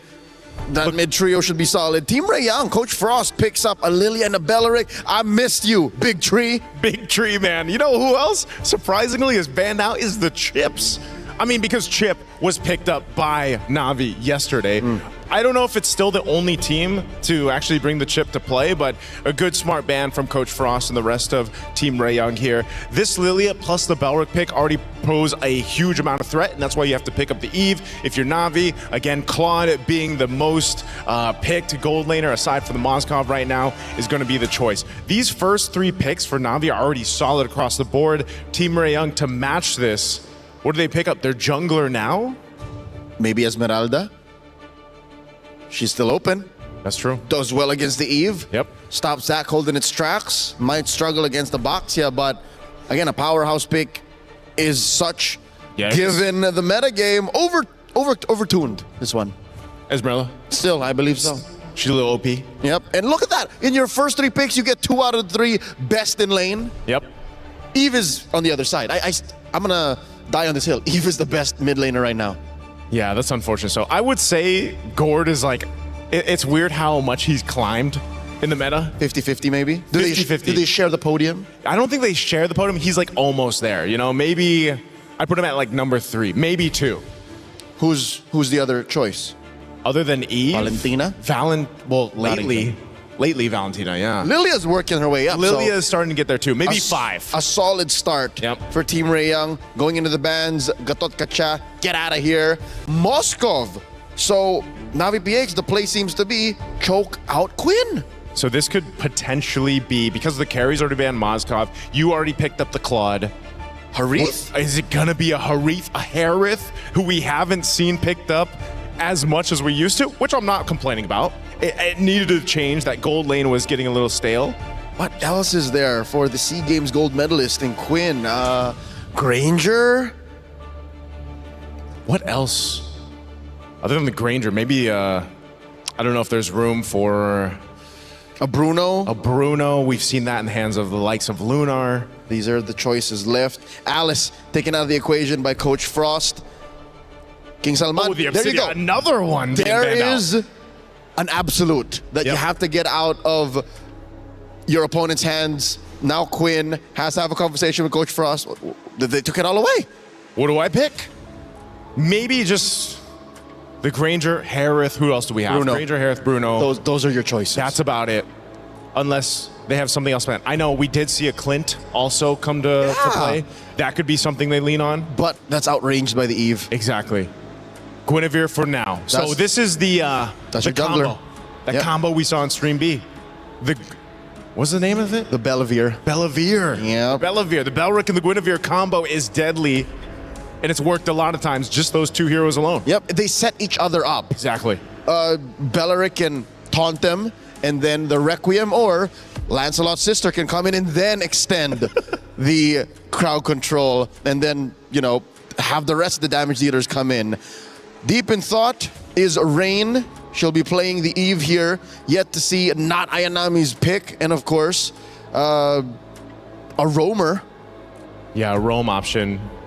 Atlas being banned out. Glue's not potentially there. CC for now for the XP lane. Good solid answer to the Esmeralda. Exactly. And the roam option, it's going to be an Akai. Okay, so we've seen Mirai. Is there a world, Leo, where it's a roam Baksha and a jungle Akai? I don't know. I was about to say, Keishian Yakai, at least here in France, at least in MWI 2026, did not look good. Yeah. So I'd say stick to this. Stick to this. Heavy spin people into the RWM. Yeah, that's true. Last pick, Team Ray Young. They still need that gold lane option. What are they going to throw in here? There was so many bans towards Quinn. What is Quinn picking? Yeah, 3 in the last half of the draft. I'd say Bruno. Bruno's the safest. Yeah, Bruno's probably your safest. You can move around the Wrath of the Dryad. You have that setup potential already, but they don't. They go the Hanabi. How do we forget about the Hanabi? Of course. Now, in a lot of people's heads, she's still more a meme than a dream pick. On Stream B, it was a pick. Hey, but already in the opener, Quinn won via split push with a Hanabi. That was the first win, I believe, of Hanabi, of MWI. I hate that we forgot, Joseph. It's Team Ray Young versus Na'Vi. Unfinished business. Chi-Boy and Quinn get another shot at the trio that ended their MWI 2024 campaign. But just because you get a shot doesn't mean you will be victorious. Team Ray Young takes on Na'Vi now. Miracle Eterna, let's get it started. Another team on the brink of elimination, ladies and gentlemen, as we get to the final round of the best of threes of the day here at MWI 2026 at EWC. It's a time to be alive. Another Hanabi pick, a signature pick at that, and we'll see exactly how this all pans out. If it's pure front to back, the Hanabi can work. And I think Team Ray Young, yeah, they've made it work a couple of times. They mentioned it on the panel earlier. Young man from the Philippines, Leo, in the building, Naisu. That's not very nice. What? Oh, he's a penalty, dude. He's massive. He's like, he goes to the gym and stuff, right? Team Ray Young, though, this is a problem, Nora. Nora in XP against a CC. I think a lot of players now, they figured out the winning matchup. We were talking about this as well, right? Who wins against Esme? Not a lot of picks. CC's one of them. Does well. The other pick that I would like to see is a Dyroth. Ooh, the Dyroth. I think a lot of people have been mentioning it, you know, Stream A, Stream B, the Dyroth pick. Technically, it does really great in lane, and we have yet to see whether or not the Dyroth really pays off later on. Wait a second, Miko gets caught really low here. Yep. Does she get it off quick here? Okay, she still gets out. Yeah, it's just revitalize out, boom, there you go. The Dyroth, I think, especially if these teams want to start playing more of those assassins, physical assassins in the jungle, can work really well. Imagine Dyroth Paquito. Paquito jungle? Yeah. Or Dyroth jungle and Paquito XP? Yeah. Oh, you know what? You might be cooking there. Could also work with the Balman. I think the Balman is technically the better version, right? Because you have that shred. Leo loves Balman, by the way, just saying. We saw Bauman earlier on. We're not going to see it right now, though. We're going to focus on the Gwyn and the Boxias of the world. So far, everything has been quite passive. No crazy plays just yet. But we do see a rotation coming in from Tan on the Guinevere here to the top side of the map. But little do they know, there's 4 members from Na'Vi up top too. Yep, Keishi with the shield unity. I mean, to be fair, it's expected. Team Ray Young and Na'Vi, they're both very calculated. They don't just go in randomly and go for skirmishes. They wait for neutral objectives and they play it slow. I got to talk to Frost, and that's exactly what he said to the team. Just play it slow. As long as you win, Takani bursts it down by not Ayanami. Ben just procced as well. She's able to survive the RBM. Heals for Ayanami now with the yo-yos. Gets away just barely. Oh my goodness! Ayanami with 1 HP gets away. Now V on the turtle. It's free. She was there, and then she wasn't. Tan early exit even before the objective, really allowing Na'Vi to pick up the first neutral objective of the game. And my oh my, did we not account for the damage of not Ayanami? What is that shred? That's a shred you should expect when you got a lot of HP. And to be fair, Team Ray Young does have a lot of HP in their composition. Now, losing in the early game ain't all that bad. They can still play for that scaling game. But listen, if this composition snowballs... Oh my god, Nora? Hanabi won't have a front line to rely on. That's the problem. Yeah, Nora, not gonna have a good time. Not Ayanami. I'll be surprised if she doesn't go see Halberd first item.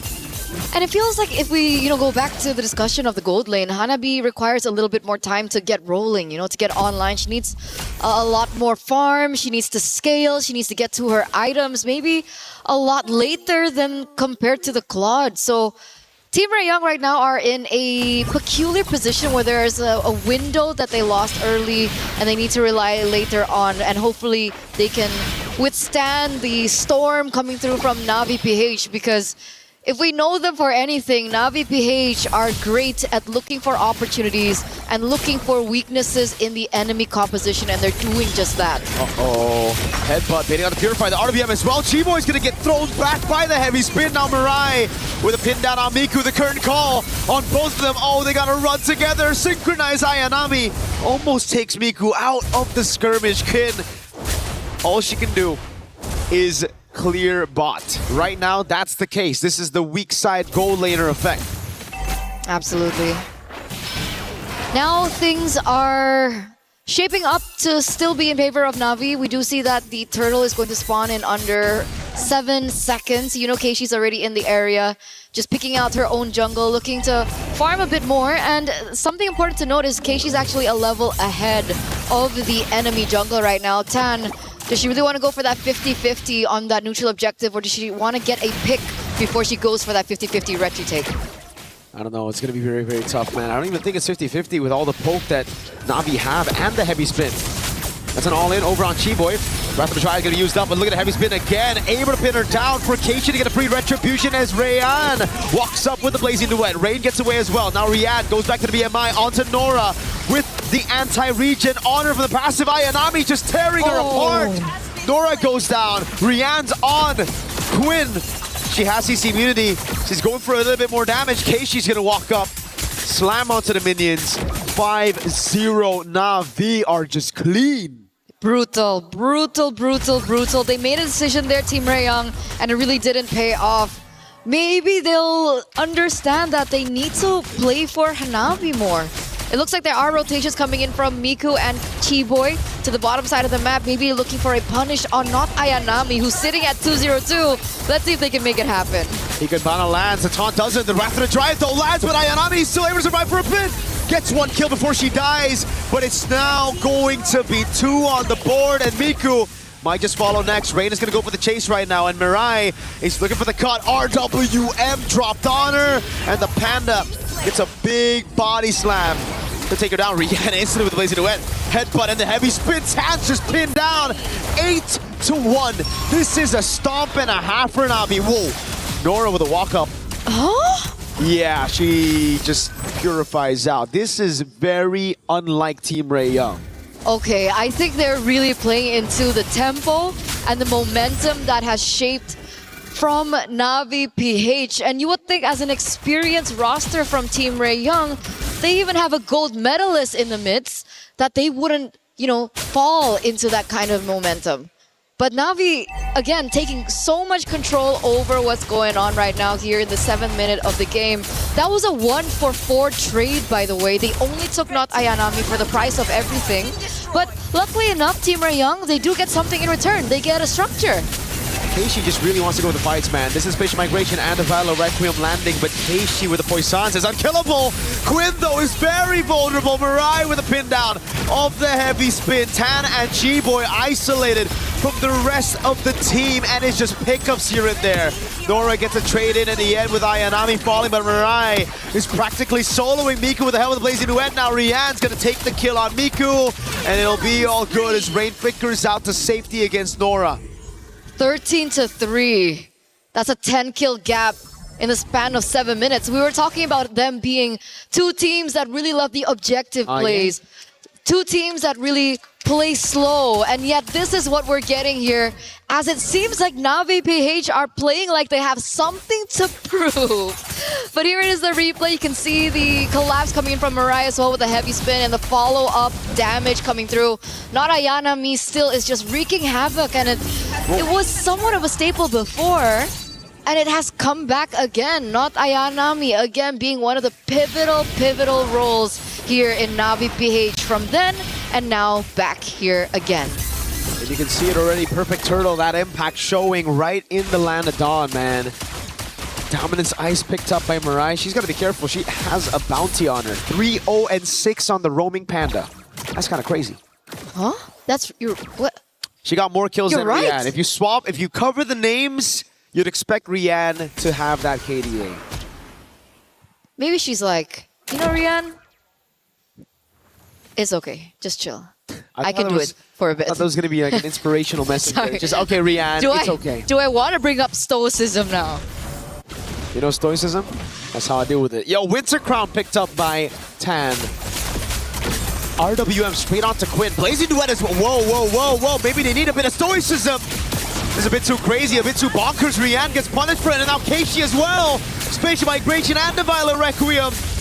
Right when you bring up stoicism, they start going a bit too bombastic here, Eterna. Okay, maybe it was stoicism for Team Rayong. See? You know, despite being behind for the first 9 minutes of the game, they finally see a loophole in Navi's gameplay and they completely punish and take advantage over it. They come back here. That 3,000 plus K gold lead that Na'Vi were building has now shrunk to only half. So Team Rayong are definitely still in. And it's scary because, again, Na'Vi is a gold laner that scales so well into the late game, and it's definitely going to be a problem when she gets to her power spike. Spike. It's very close for Quinn to get to that power spike. Ayanami.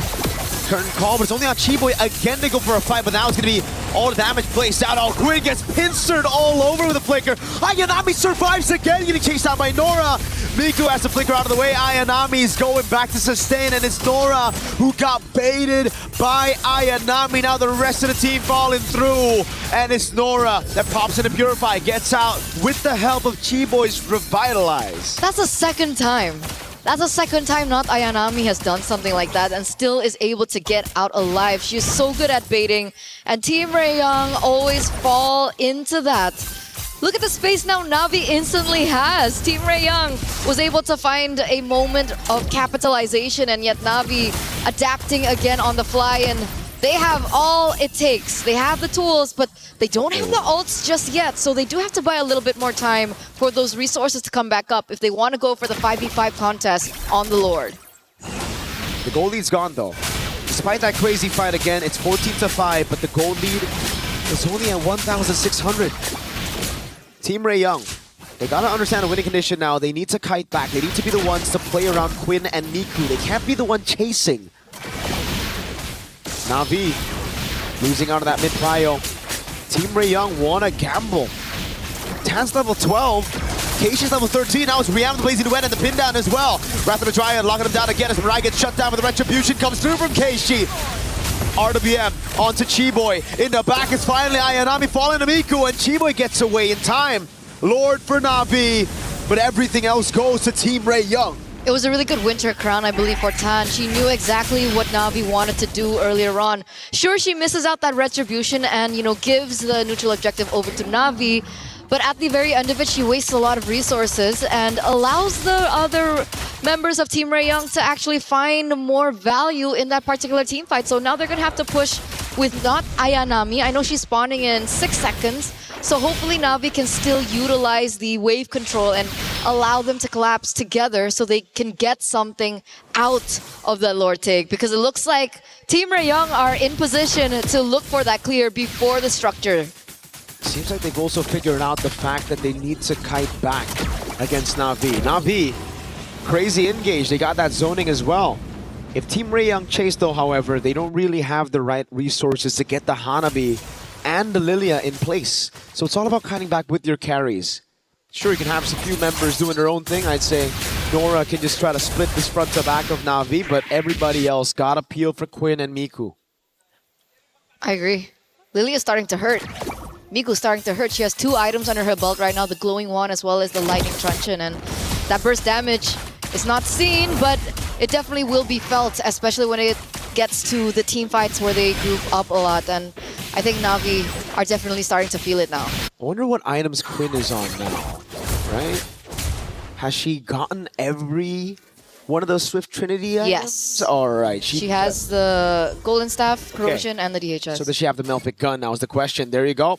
Melfic Gun on the way. The Fine Glaive just picked up by Rain now, so that'll certainly help with shredding down some of these frontliners who already have the Chastised Pauldron, and that is interesting. Ayanami, Sea Halberd only now picked up. Like, earlier on, I expected it to be the early pickup, maybe second item because of the lane, but I'm guessing it's just because they're thinking, all right, we got a Baksha, we don't need the anti-regen. But it's hurt her quite a bit in the later stage of the game right there, because Keishi a lot of times is playing a different game entirely, playing for Rain, for Rian, and Ayanami just doing her own thing without the Sea Halberd. Now with the Sea Halberd, that'll certainly help. Quinn actually goes and prioritizes the Rose Gold Meteor first instead of the Melfic Gun. More defense, playing it a bit safer. I think she knows that she's going to be like the main winning condition for Team Young, right? There's 2 options in that scenario. Do you want to go big or go home? Do you want to go for... Go big. Go big. Go big. Okay, so they don't go home. Hope not, right? We don't want anyone to go home, but kind of have to if they leave. Yeah, that's how competition works. But their keys get crushed. 14 minutes in, 14th level here for Keishi. It looks like Tan has actually caught up. They go for the pincer maneuver again on Tam, but the winner crown buys a little bit more time as Mirai gets bursted down entirely. Quinn to the back line though, pops into Aegis, is able to kite for just a bit longer. Miku's right there, but it's Rian with a triple kill, tearing through the back line, and now it's Nora next. The Sea Halberd doing work. Ayanami trying to go for the dive. Tan and Nora surviving, but it's just a big win for Na'Vi.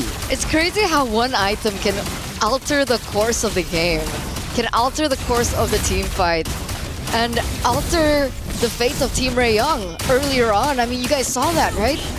The shred coming through once again, Nora unable to have the impact that she initially had, and we were talking so much about, the itemization coming in from Quinn, and little did we realize Rian hit her power spike as well. The Swift Trinity is already taken by her, and she was able to get 3-1-7, that triple kill in, and things are just turning around. 3,000 gold lead now for Na'Vi, and it turns out that's a 1k gold difference between both gold laners. No wonder. You can see the damage definitely, and the go big factor. That's a Melfic Gun instead of the Rose Gold, and the winner crown is going to give her so much more ways to actually just dive in, honker down, and then freeze while gunning people out. Winter crown for Keishi as well.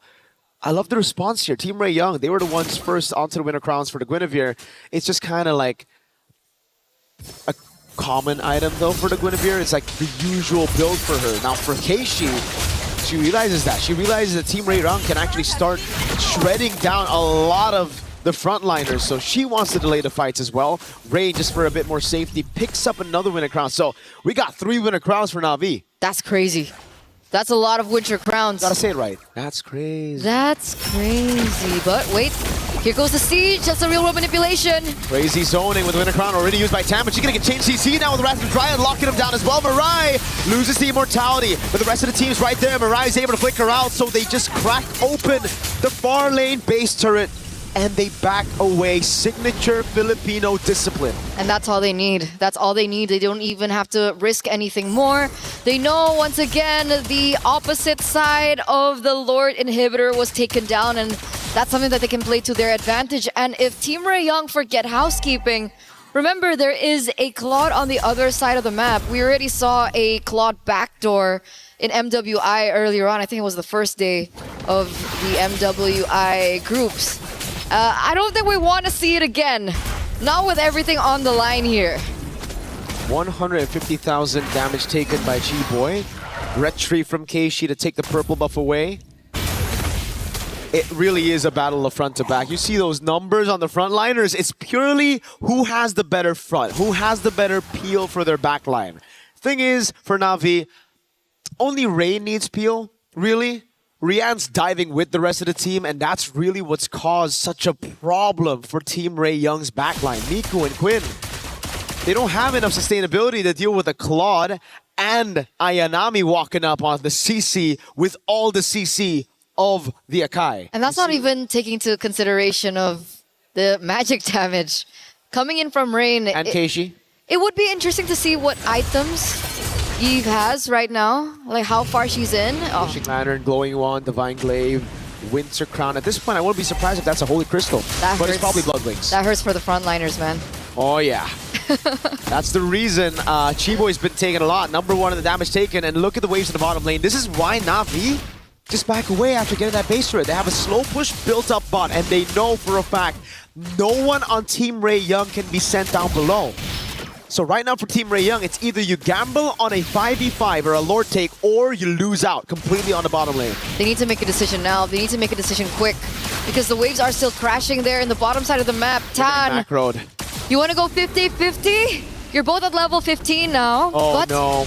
Huh? They sent Quinn to mid? Just for a bit. No vision, though. So that's why Na'Vi are going to play with it. And the bottom wave's going to crash into the base. This is big. Who are you going to send? Oh, they're hesitating. They don't know who to send, and it's already going to be crashing in. And again, they're just going back and forth with the waves still there. Na'Vi love it here. They thrive in this position. It's Team Ray Young that need to make a move. Nora's going to be the one sent down below, and this might be the time for Na'Vi to look for a 4v5 or to look to burst it down. Keishi taking position, forcing Nora away from that wave again, and that's going to be another wave crashing down as Chiboy looks for an opening. Wrath of the Dryad, and the heavy spin comes around from Mirai. That's an RBM as the Lord gets taken, and now Chiboy is going to lose her immortality. Isolated in front of everybody. Headbutt knocks her up for Ayanami to take her down. It is the perfect Lord dance for Na'Vi. So smart, so intelligent, and the experience is definitely showing here for Na'Vi PH. The winners of MWI 2024 once crowned champions, and it's definitely showing here.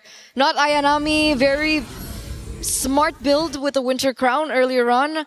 She had it just before the Lord, and she utilized it in that Lord take, understanding the amount of resources that would be wasted to take her down, and the amount of time that she was able to buy for the rest of her team to do the work for her. 7,300 gold lead now for Na'Vi PH. 20 minutes already has elapsed, and that enhanced Lord is marching in the bottom side. They're relying on Miku and Quinn to be able to clear this as fast as possible. Whoa, Quinn's doing so much damage. Ayanami down very low.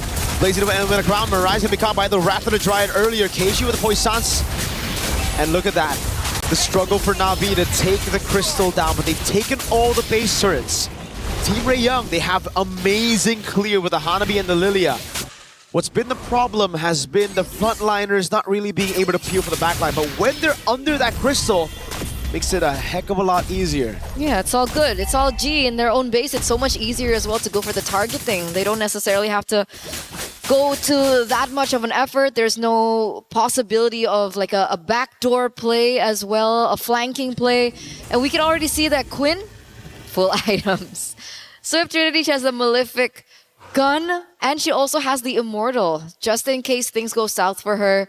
There's also another layer of defense with the Rose Gold Meteor. So she's going double defense actually here. Love to see it. Team Ray Young just doubling down on defense.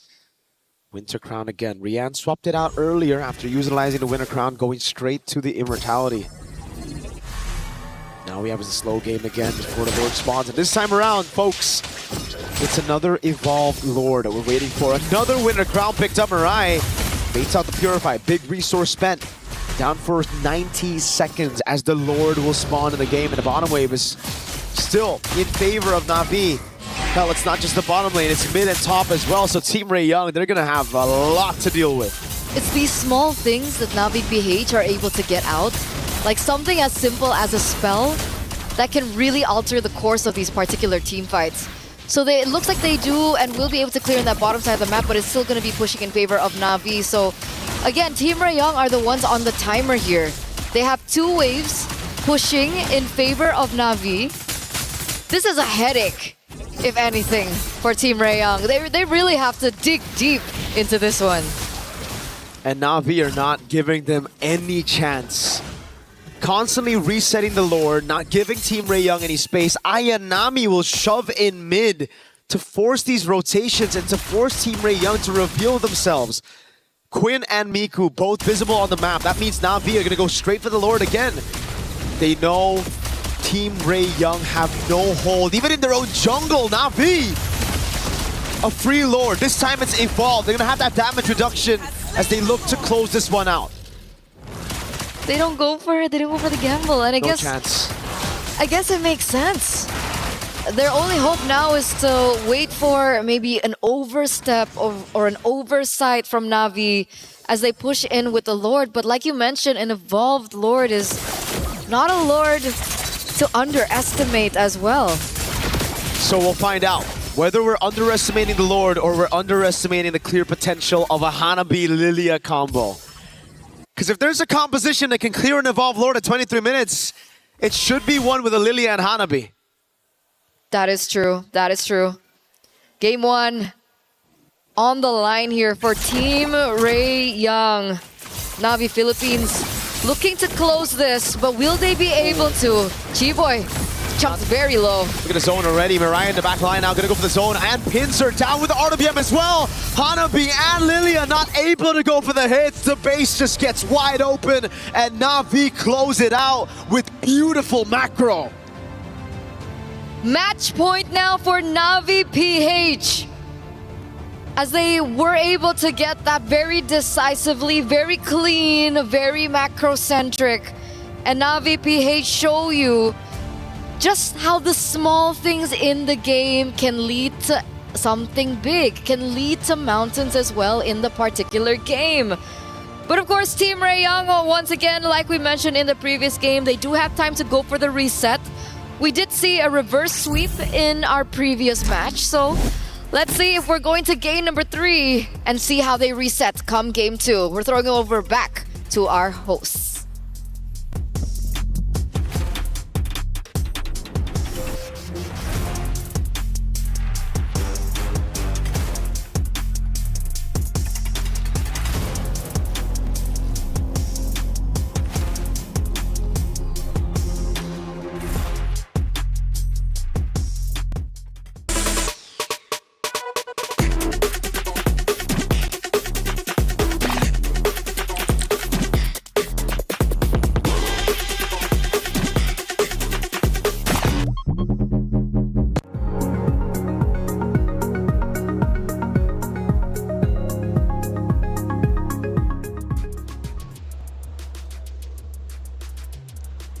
Well, that's it for our first quarterfinal matchup, or last one, I should say, anyways, for map number 1. Potentially 2 more to go. That's how we've been going, anyways, for our quarterfinals. They've all gone game 3, but now it's up to Team Ray Young to force a third map. It's not going to be easy. Na'Vi played that very, very well. They did. They started off strong. I mean, I thought it was going to be a much quicker game than it was, but there were some good adjustments throughout the game from Team Ray Young.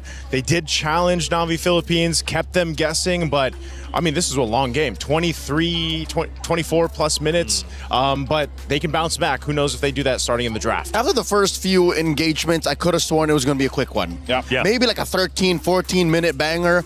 But Team Ray Young, partially the reason why I think they took this past the 20-minute mark was the fact that their draft was solid. Even the Hanami, I'm not even going to laugh at the Hanami anymore. I've watched enough of Stream B, called enough of the matches to say Hanami is a legit threat. So going into game number 2, in the effort to force a game number 3, take us all the way, finish the 3-3-3-3 streak, I'd say change nothing in the draft. Change nothing. Let it be known what you want to bring to the table. It started to work out for Team Ray Young. It just took them some time to basically get this to cook. But yeah, I heard Mirko say it. If any composition can defend at this 20-plus minute, it's this kind of composition with a Lily and a Hanabi. Lilianabi. Lilianabi. Ooh, that's why. Yeah, see, so that's why I'm okay with it. If there was something to change, right? Yeah. Coach Frost, take heed. I beseech thee, change the order. That's it. That's true. The heroes are solid. It's just, it was tough for Nora to run into not Ayanami, especially now that she's awakened. She's definitely Ayanami now. She's not. She's not Ayanami. She wasn't not Ayanami. She's not a one, yeah. Now she is. You guys are ridiculous at this point, but I'm loving it. Not Ayanami was phenomenal. We'll be seeing her in just a second, but let's take a look at our first clip from game number 1. And obviously from this point, we start at the 9-minute mark, and I do believe the Lord's going to be spawning up relatively soon, but we have this massive mid battle. Yeah, this is what I was talking about. They started off strong. Na'Vi Philippines had a lot of control, but then this is the combo. Why the Guinevere and the Belric are so deadly. There's so many options because the Wrath of the Dread was used before that. There's so many options for them to re-engage into a fight and win with that kind of composition. And not Ayanami, you just talked about her. Not Ayanami. She actually had plenty of great moments, and this is going to be 2 of them because sometimes staying alive is almost more impactful than getting the eliminations. And there it is. Look, as early as the first turtle, she goes ahead and takes one down, serves up a kill, stays alive via the vengeance, and then gets on out. I muttered underneath my breath. I think, Joseph, you heard me say, oh, she's so dead. She's so... Oh, and then how often is that Rian, the gold laner, comes to the EXP laner's rescue, and then she keeps doing that. She continues to, again, not die. This is how hard it is to find a CC sometimes with a Brave Smite emblem, plus the vengeance, and in the hands of a player like not Ayanami. It's a little finicky to try to even catch the CC, but then again, with the way the team played in the early portion of the game is what made it so deadly. Again, staying alive like that is, it really does take talent, it takes timing, and just overall experience. A phenomenal job as a whole in general. I believe that's all of our actions, but hey, I do want to say though, we have, I believe, our competitors about to get set up. It's going to be a lot of fun, and I'm ready for that to take place in just a second. But of course, plenty of storylines still to come, obviously, between even just these 2 varied teams like Team Ray Young and Na'Vi. What are you expecting from round number 2? Round number 2, I don't know, Leo, you're probably in the same camp that I am. They need to go ahead and adjust the draft from there. I am. Not too much. Maybe the order, like you mentioned. Maybe just the order. But Team Ray Young has the tools that they need. They showcased it in the latter half of that game 1. They just need to get a head start, get momentum building up, and then follow through because that's what's worked for them up to this point in MWI. Emotions here, obviously on stage. Sometimes it's hard to watch. In this case, though, I think the players are just so locked in. It's been a long day for both of the teams, but they're here on that main stage. And what's up for grabs is super serious, right? Going to semifinals, a top 4 in MWI is a huge accomplishment. And what's interesting is this is the other side of that coin of fatigue and emotions and adrenaline fueling you. We've seen teams now just clock out because it's been a long day. The ladies of Na'Vi take it the other way. We played and earned our slot here in the knockouts by taking down a tournament favorite in Gen G. Yeah. We can't let anyone down now. That's a fact, and Na'Vi also knows what it is to play long tournaments. After all, they did win in 2024, so they've been there before, and they want to return to the main stage, final day, to play whoever is opposite of them in the grand finals. But let's not forget, Team Ray Young also wants the same, but they're going to have to dig deep if they want to try and take down Na'Vi, especially in map number 2 to force a game 3. They played well They really did, but they're going to have to do a little bit more going in to the next matchup. Truth be told, in competitive scenarios like this, a close match, 25 minutes, is harder to digest than a 13-minute stomp. Yep. It's part of, I think it's just part of the way that works, you know? At this point, you have to, whether you have these long games, 20-plus minutes, or the stomps we've seen, you take what you will and you just go next to the next one. It's easier because you're like, oh, this is where it went wrong. Pop, pop, pop. But in 25, with a perfect draft almost, such as Team Ray Young's in Game 1, you go like, where do we go wrong? Can we watch the tape again? Can we... Don't have the time. Yeah. You don't have the time. 20 minutes, it's not enough time. You only get a 10-minute break after all. We head back to the stage, and the players are getting set up once again. It's not that long of a break, and I love that you guys brought that up. Look, a long 23-minute game. You can't really digest all of it. You just got to go in with the cliff notes, with the key points, and then come back stronger if you possibly can. Now, speaking of coming back stronger, for Team Ray Young, a real chance to tie this series up, but again, they're going to have to dig deep. What's the gameplay? Because the hero selection honestly wasn't bad on either side. Yeah, it wasn't. You know, the teams that gave those defeats to Navi Philippines in the first days of MWI, they did one thing. They really honed in on one member of Navi Philippines. Leo, we remember this. You remember this. We were casting it. They really honed in on the roam, Mirai. They just continued what we quoted as they just honed in on her, bullied her, took her out many times. The main stalwart, the bulwark of that lineup of Navi PH fell apart, and so did the team. Unironically, I have merch for those who might want to see Navi PH fall. Yeah. Put it on a t-shirt. Deny Mirai. Deny Mirai. TM. And one of the interesting things you guys said for Navi during the hero selection is they were planning potentially to choke out Quinn specifically. But not only is it Quinn, but on the opposite side, right, you have, or at least for Team Ray Young, I mean, how do they deal with not Ayanami? She has been insane this entire tournament. I think it's less about denying Na Ayanami from playing, taking her out of her comfort. It's isolating her from the rest of Navi. If you're able to make her play selfish, then you're already off to a great start. That's one way. Maybe you can do that in the draft. Focusing on Na Ayanami, it can be like a two-way thing. It's like if you put too much focus there, maybe that's a distraction that Navi Philippines is going to be happy with. But if you let her to her whims, again, depending on what hero she picks, that could also be devastating. Are we watching the same game? This it looks like it. Same a mirror bands. of Game 1. Okay, the Claude is different, right? At Feel it away. Yeah. Lilia, Claude. It is, yeah, Claude's different. Claude was on the opposite side last time. So that means they're missing out on the Esmeralda.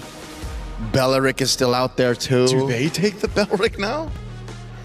I see what Coach Frost is doing. What's he doing? He's saying, you go Esmeralda, we go CC. That could work. Either way. Yeah, in the current metagame, even if we are all in agreement that Esmeralda is the currently overtuned queen of EXP, yep, she has one foil. What's that foil? A Sea Halberd equipped CC. Yep. And it happens so quickly too in the early game because usually Esmeralda dominates, right? But there's Eric against the CC. Yep, I knew the Eric. Whoa! Harith. Welcome back. I mean, he's seen play. What is he, a Leonian? 6 time. He's a little baby Leonin. Little baby Leonin. Welcome back. With time magic. Just doesn't show up as often. So Harith, I mean, obviously getting your attention the most. How does that shake things up specifically on Navi's side? Since they are ending up at the Harith and not the Claude, their box is going to be slightly smaller. They're going to fight in the short to mid-range, which is something Team Ray can start to attack now since their re-engage is so good. You have the Black Shoes, you have the BMI, and you still have the Esmeralda. I'd say ban the CC now. Ban the CC because when they saw that Harith picked up, Team Ray Young this is a green light to take the Esmeralda. Yep. She takes the shields that are there from Harith when he's bouncing around as Dom and force that ultimate. So this is a good counterplay into the Harith pickup. Wait, let me just put on my tinfoil hat here. There's a world where possibly this is not a Roam Belleric, nor is this a Roam Baxia or a Jungle Baxia. What if, hear me out, Taylor, hear me out, Joseph. Here now. What if Roam Baxia, XP Lane Belleric, Bammond.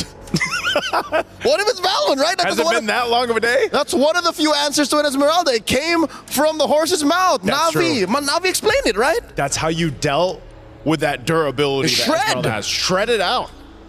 And then But you might be overshooting. You might overcook because you're all the more accepting the stereotype of we're playing in the mid to short. And it came from the horse's mouth, aka Leo. Daniel. Well, yeah. don't paint this as Balman propaganda, all right? I'm just saying. No, he loves the Balman. If you want shred and you want to work on the Esmeralda, then that's how you do it. Hey, you know what? I know you missed the Bane.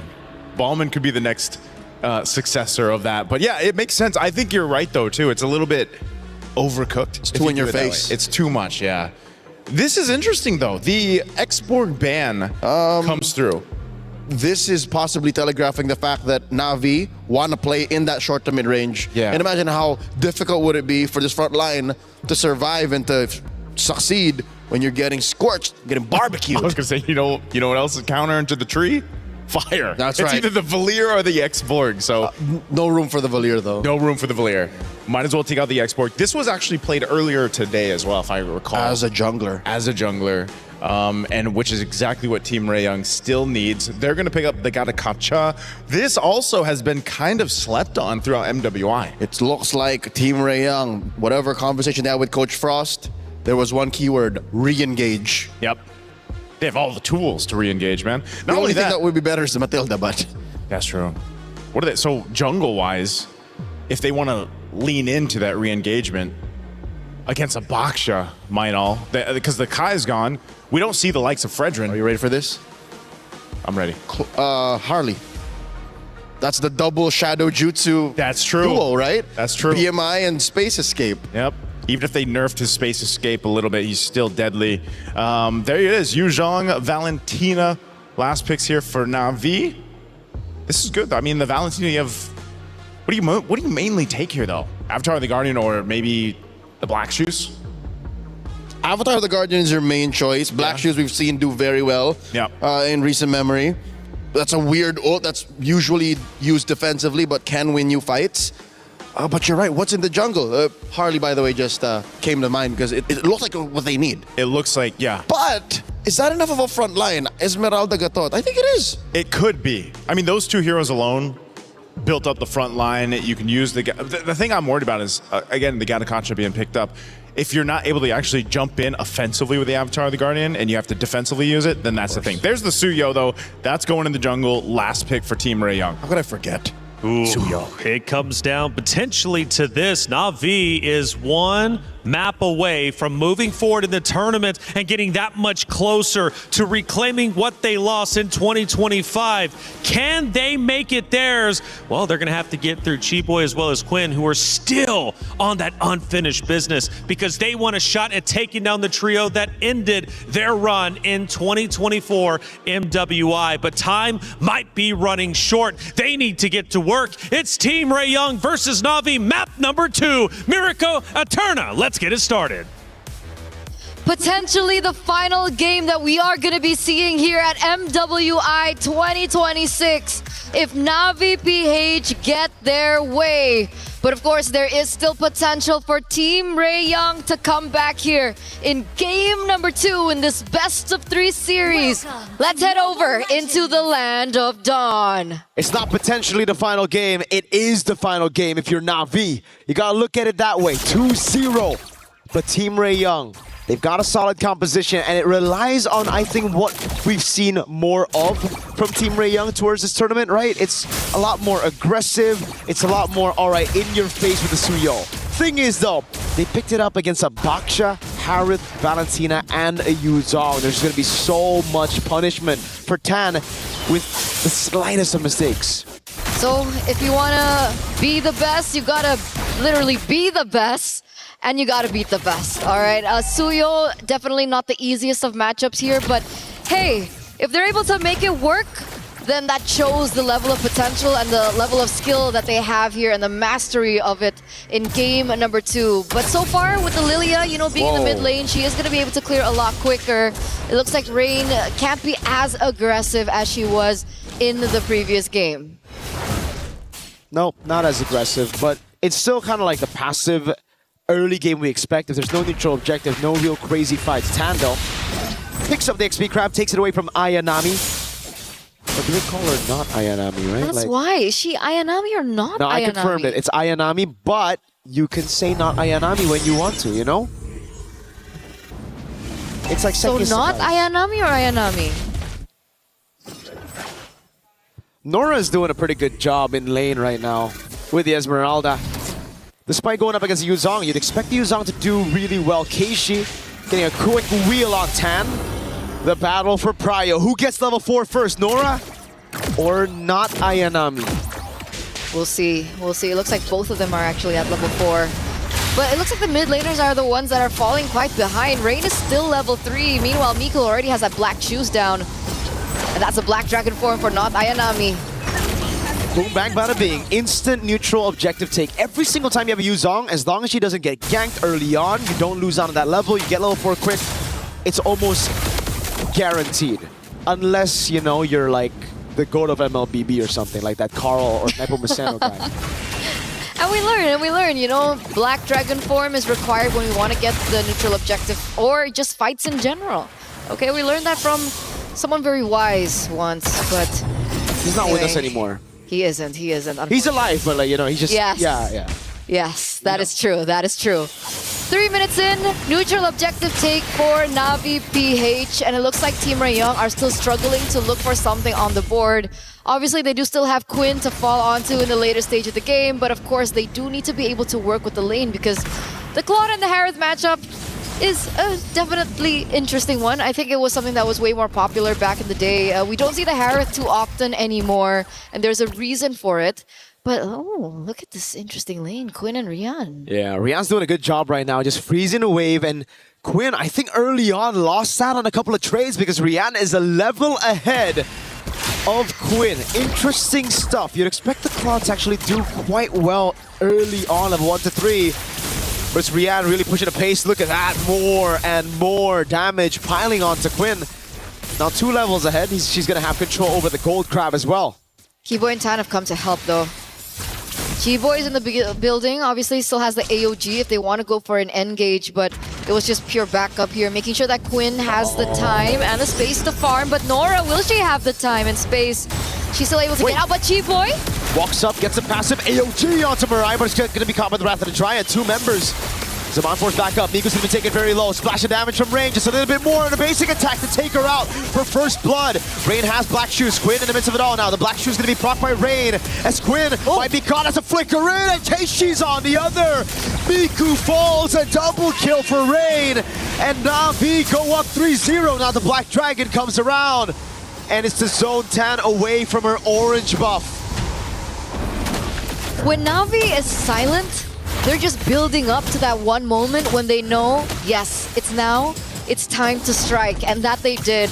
Rain and Keishi on separate occasions were able to find great picks over Team Rayong, and that's left them on the back foot. They pick up the neutral objective, and they get way more pressure on the map.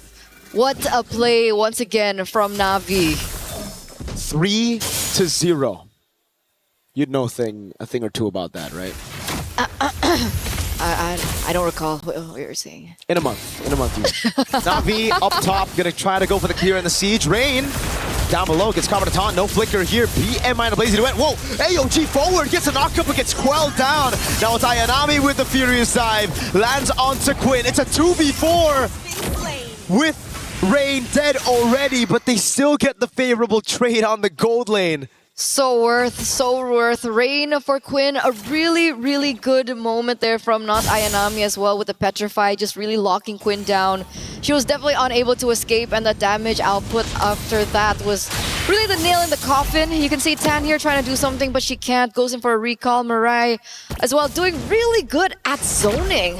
Keishi's going to be able to get her hands on the enemy jungle, and that's going to put Tan in a bit of an awkward position. Already a level below of Keishi there on the Baxia. The leads across the board, 1,600 for Rian. Damn indeed.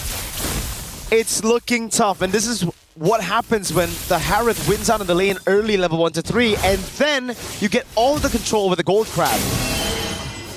Such a good lane for Rian so far. It's been fantastic, and you can already see how desperate Quinn is getting.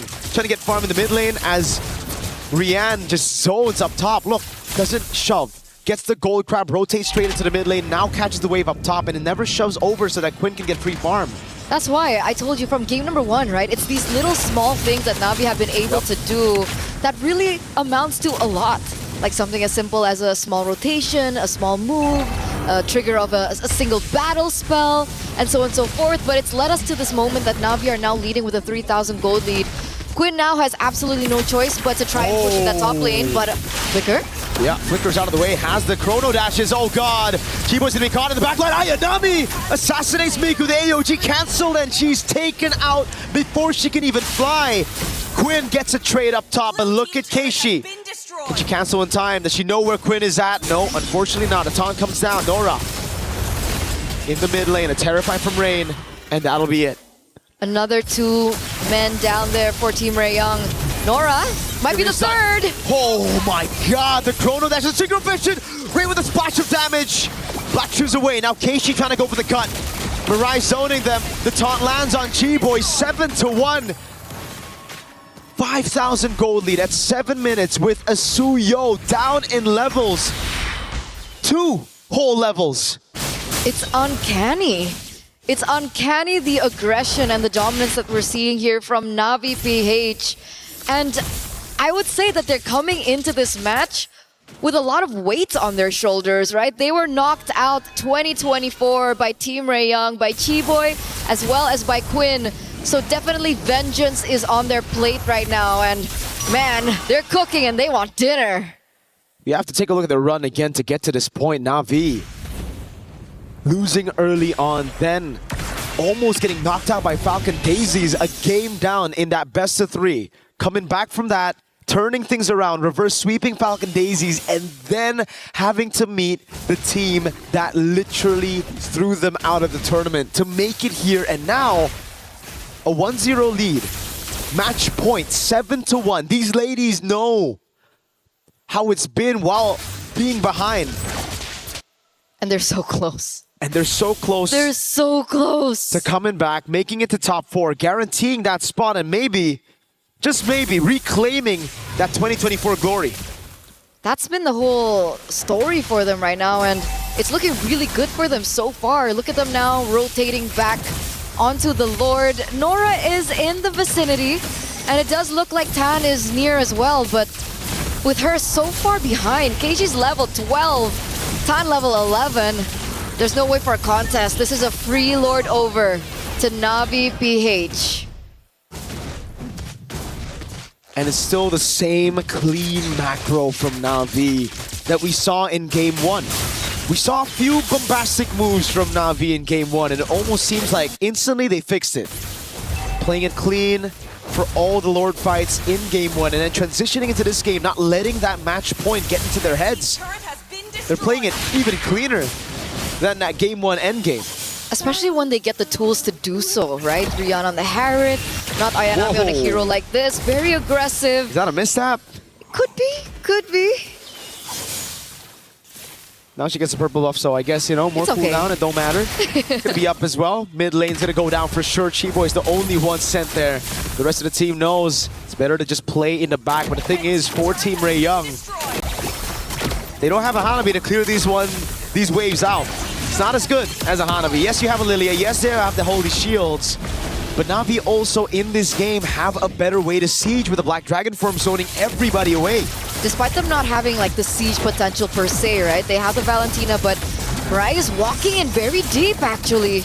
And she's receiving a ton of damage, but look at Rian go in. There we go. That's the Black Dragon form I was talking about. With the first Lord, they'll be able to get the base turret in the far lane again. And they instantly disengage. Classic Na'Vi. Surgical precision. Just like game number 1. Just like game number 1. They're gonna toy with the minds of Team Raeyang here with an 8,000 gold advantage. At this stage, I'm wondering what the items for Quinn are. Has she reached her power spike? Is she close to it? Turns out she's not, but wait a second, Nora. Oh, no, Purify. The AOG from Chiboy walks up again. The Wrath of the Giant gets 3 members. Mirai with a big set. Now can they follow it up? Rain with a splash of damage. That's the Black Shoes torn apart already. Rain has to go with the Black Shoes again. Ayanami deep in already. And it will be a kill back. A Sky Piercer for Tan. And Deja Vu. To a little bit of what we saw in Game 1. Okay, a step in the right direction there for Tan, picking up the Sky Piercer. So the stacks are there, and if she's able to get more onto it, that just might be the way for them to turn things around. Keishi, though, will be able to get the orange buff away from Team Rayoung, so that is another resource that they have eliminated away. And it would be nice to take a look at the items once again. We see that Rian already has the Divine Glaive alongside the Holy Crystal, so we can definitely say that the damage is there, alongside, of course, the two integral other items coming in from the Harith. But Quinn is still one item away. She should be able to get it really, really soon, but will she be able to get in time before the Lord spawns in under 10 seconds is the case and the problem. If you look at the equipment, man, that's a big Harith. Divine Glaive at 12 minutes. Yes, it's with the Bargain Hunter, but look, Quinn has only now finished the Swift Trinity. That's almost a 3,000 gold lead, 2,800 between the gold laners. Rian can start popping these players. She has purple buff too. Oh god, wave down below is great. Team Rayoung, they have to go for the gamble. That's the only way. They have a Soul Sever, they have a Retribution, but Navi's got a Black Dragon flying across. No way for Tan to look for the opening. Another free objective to Na'Vi. Yeah, they don't want to gamble. They try to go for scouting, maybe look for a precise moment where they could grasp on an opportunity to maybe take one member down from Na'Vi, but they don't find it. Considering that Tan is a level below of Keishi still, going for the 50-50 might have been too much for them to handle. Again, the inmates from Na'Vi, they're taking everything away from Team Rayoung. It's looking personal now in 13 minutes. This is the form we were expecting coming into this tournament. A shaky start to the tournament, but they found their way back into that form. Rain up top. Has the black shoes, doing a good job zoning. Mirai zoning everybody from that mid lane for the minions to take the turret. And now it's the Black Dragon form used up by not Ayanami. Slashing down, zoning Tan away. Rian's already used his Aman Force. Lord gonna be cleared up again. Team Rayoung stripped down to just their crystal. The Wrath of the Giant catches them. Miku has the black shoes, but now it's gonna be Chiboy jumping in with the AOG, finding everybody. Tan getting against Sky Piercer stack, but it's Rian with the retaliation already. Rain! Just a bit more damage. The Rose Gold Meteors right there. Tan, Soul Sever. Nora still able to stay alive as Rian goes in for the Synchro Fission. Bloodwing spawn in time. Saman Force coming out as Rian goes for the palm, and Keishi takes Tan out. A big mega kill for Keishi. The Synchro Fission again. Rian's gonna go for the kill under the base. Not quite enough as Quinn gets the healing from the fountain, but they have more waves. It's a 2-for-3. It's a 2v3, and they still want to go for it. Nora. Oh, mega kill for Rihanna to double. Nora's gonna be next to the chopping block.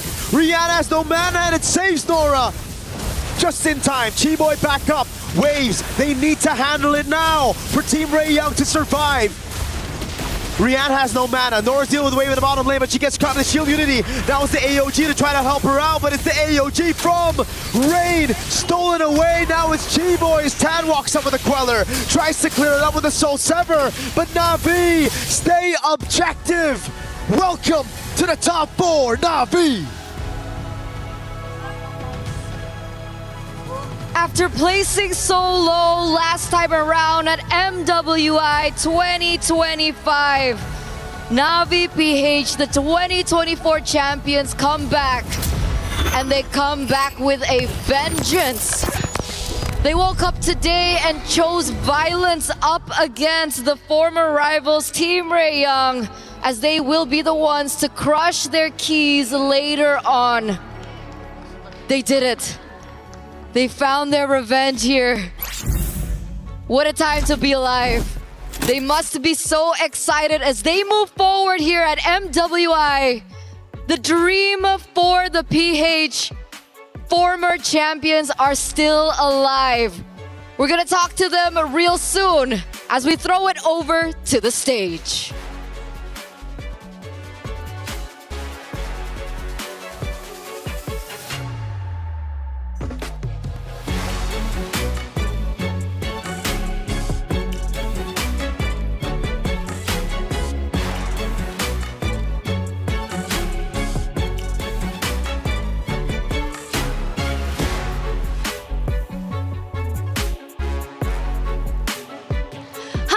Congratulations to Na'Vi Philippines! sitting here and I have Mariah with me. Congratulations. Now, the thing is, this exact thing happened in 2024. And you remember what happened in 2024? You remember the ending? Do you think it gives you a good feeling? Yeah, I think it's just a deja vu. Yeah, for me. Deja vu moment. We really hope you keep that momentum. Now what's coming would be what you earned here in this matchup. Team Ray Young, please hand on over your keys to Navi Philippines. Respect, you guys did amazing. As a Singapore representatives, you guys did MYSG really proud. Your journey ends here. Amazing showing from Malaysia. Thank you, Team Ray Young.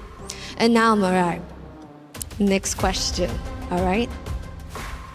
It was a little bit shaky, at the start, but with this matchup, you guys looked flawless.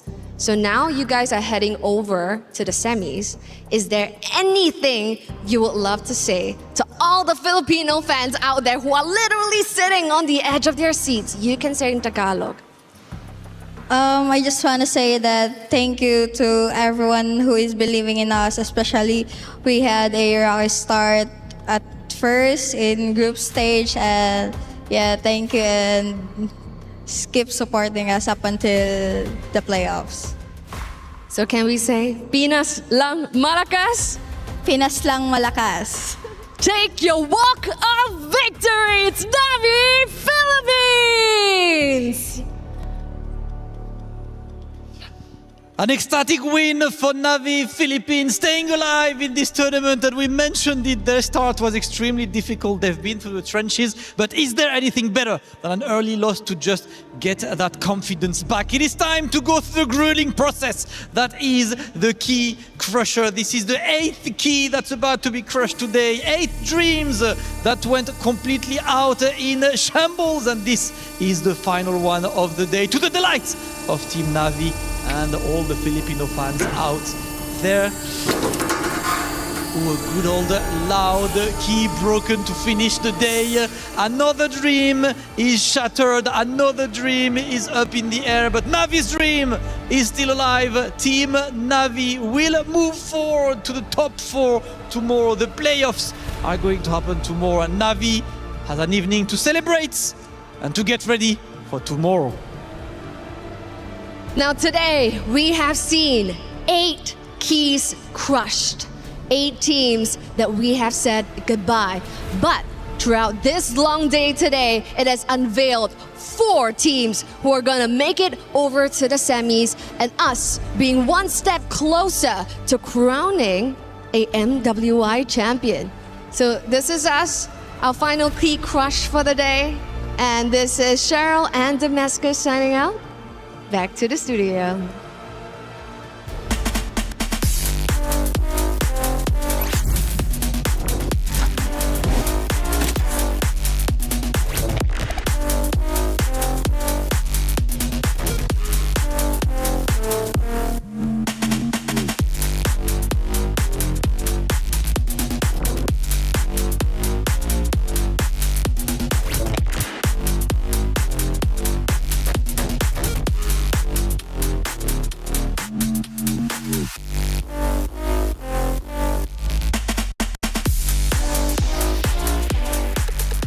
And that is the final series of the quarterfinals. The semifinals are set up, and Navi will be one of those teams aiming for the grand finals.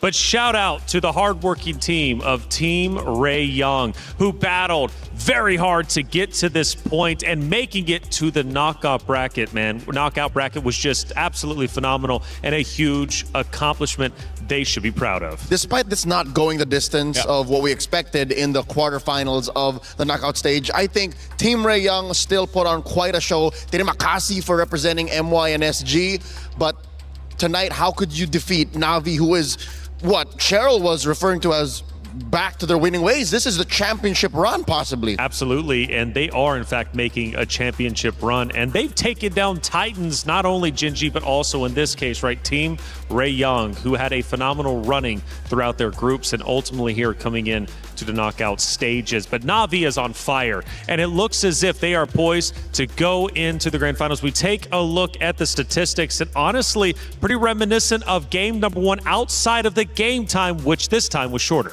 Yep, and you can see it. They controlled the macro, the objective that they had to, and that seems to be the key issue here for a lot of teams when they do eventually face up against Na'Vi, who has again found that form. When they find that form and they are in this position, they're nearly unstoppable when it comes to taking objectives, fighting against that. Yeah, I mean, definitely so. Their stats don't lie. Na'Vi is on fire, and they're looking great. Now, of course, as some of the teams do move forward into semifinals, that unfortunately means Keys were crushed. As we go through the day, some talented rosters unfortunately had their heart of the competition, their key crushed, their route towards the grand finals officially coming to an end. However, again, I celebrate the fact any of these teams made it to the MWI stage. Regardless, we must celebrate them even though they had an earlier exit than they wanted. You know, this is one of those things as we take a look at all the keys that were crushed today. Again, 8 keys were crushed, again, as the nature of the competition, but with that is the dreams, right? The dreams being crushed to get to this point, but this is, again, brutal. I love the opening video that explains the whole format for MWI because it is essentially, it's a really brutal format to go through. Absolutely. And that's what it is. Oh, 100%, and I think it just elevates the competition and comes to show how seriously you need to play in order to protect your key. Hearing get snapped must be absolutely heartbreaking, but that's the way it goes. The fact that your hopes and dreams are tangible and are now suddenly broken in half, that's got to be emotionally taxing, mentally fatiguing, and you know what? What happens on the stage is in history forever. Your key is not gone. It's just part of the trophy now. That's right. And Na'Vi, this was the moment where they ended up crushing Gen.G's hopes of going back into grand finals. Ashley handed over the key, and it ends up getting eliminated. Foot Esports as well, also eliminated a little bit earlier on. This time, though, obviously making a show of it. Yeah, we saw that over on the B stream as I missed it, so I'm glad to see that now. There was a lot of, this is one of the things, right? It's great to see the personalities behind, again, these female athletes that are competing here for MWI. And there's so many stories to tell. I know this was one of the quotes from Kiyoe earlier on today, where all these ladies have such deep stories on how they eventually got into competing in MLBB and then how now they're competing in the biggest tournament for them to compete against the biggest prize pool as well. Vitality also crushing Keys. However, there was almost a world in our bracket where Vitality was eliminated 5th through 8th. Not to mention the world where possibly Falcons, as a club, could have gone back-to-back and scored so many points. Absolutely. To have locked in 2 teams in the top 4, but that's not the world we live in. Not at all, right? We are in reality, and that is Na'Vi crushing the final key of the day, Team Ray Young. It snaps in half. Now, one also brutal aspect of EWC to add on top of the key crushing is that the competitor who wins the grand finals, who wins MWI, can choose up to 3 different crushed keys to use for their very own trophy. Yeah, we talked about that earlier today, man. You know, just exactly whoever ends up being the champion here for MWI 2026, who do you choose, you know, to add to that trophy case? And for us to have just talked about it, there are 2 teams in the top 4 now who have actually done it. Team Vitality and Na'Vi. And looking at some of these emotions, again, you'll see elation, happiness as the teams win not only maps, but ultimately series, but heartbreak as well as you see tears flowing from the competitors' faces. And this one, man, well, actually, maybe not this one, but a little bit later on, just the tears flowing down the face truly breaks my heart. It never gets easy seeing the keys get crushed, and ultimately never gets easier seeing some of these competitors on stage crying. Here's our knockout bracket as it stands. We went through all the quarterfinals today, and now the semifinals is set up, and it is looking epic. Oh, I love that, man. Galaxy Phoenix versus Na'Vi Philippines. That's a rematch. That's a rematch that needs to be made. And then, of course, Team Vitality versus Geltec Cyber Team. Oh, that is the tournament favorite versus the penultimate dark horse. I like the way that sounds. It's not going to be easy for any of the competitors, but obviously it never is to be a champion. But one thing is for certain, for the 4 teams in semifinals, they are just 1 series away from being guaranteed up to 2nd place. Hey, let's start recapping the day and see how everything ended up unfolding.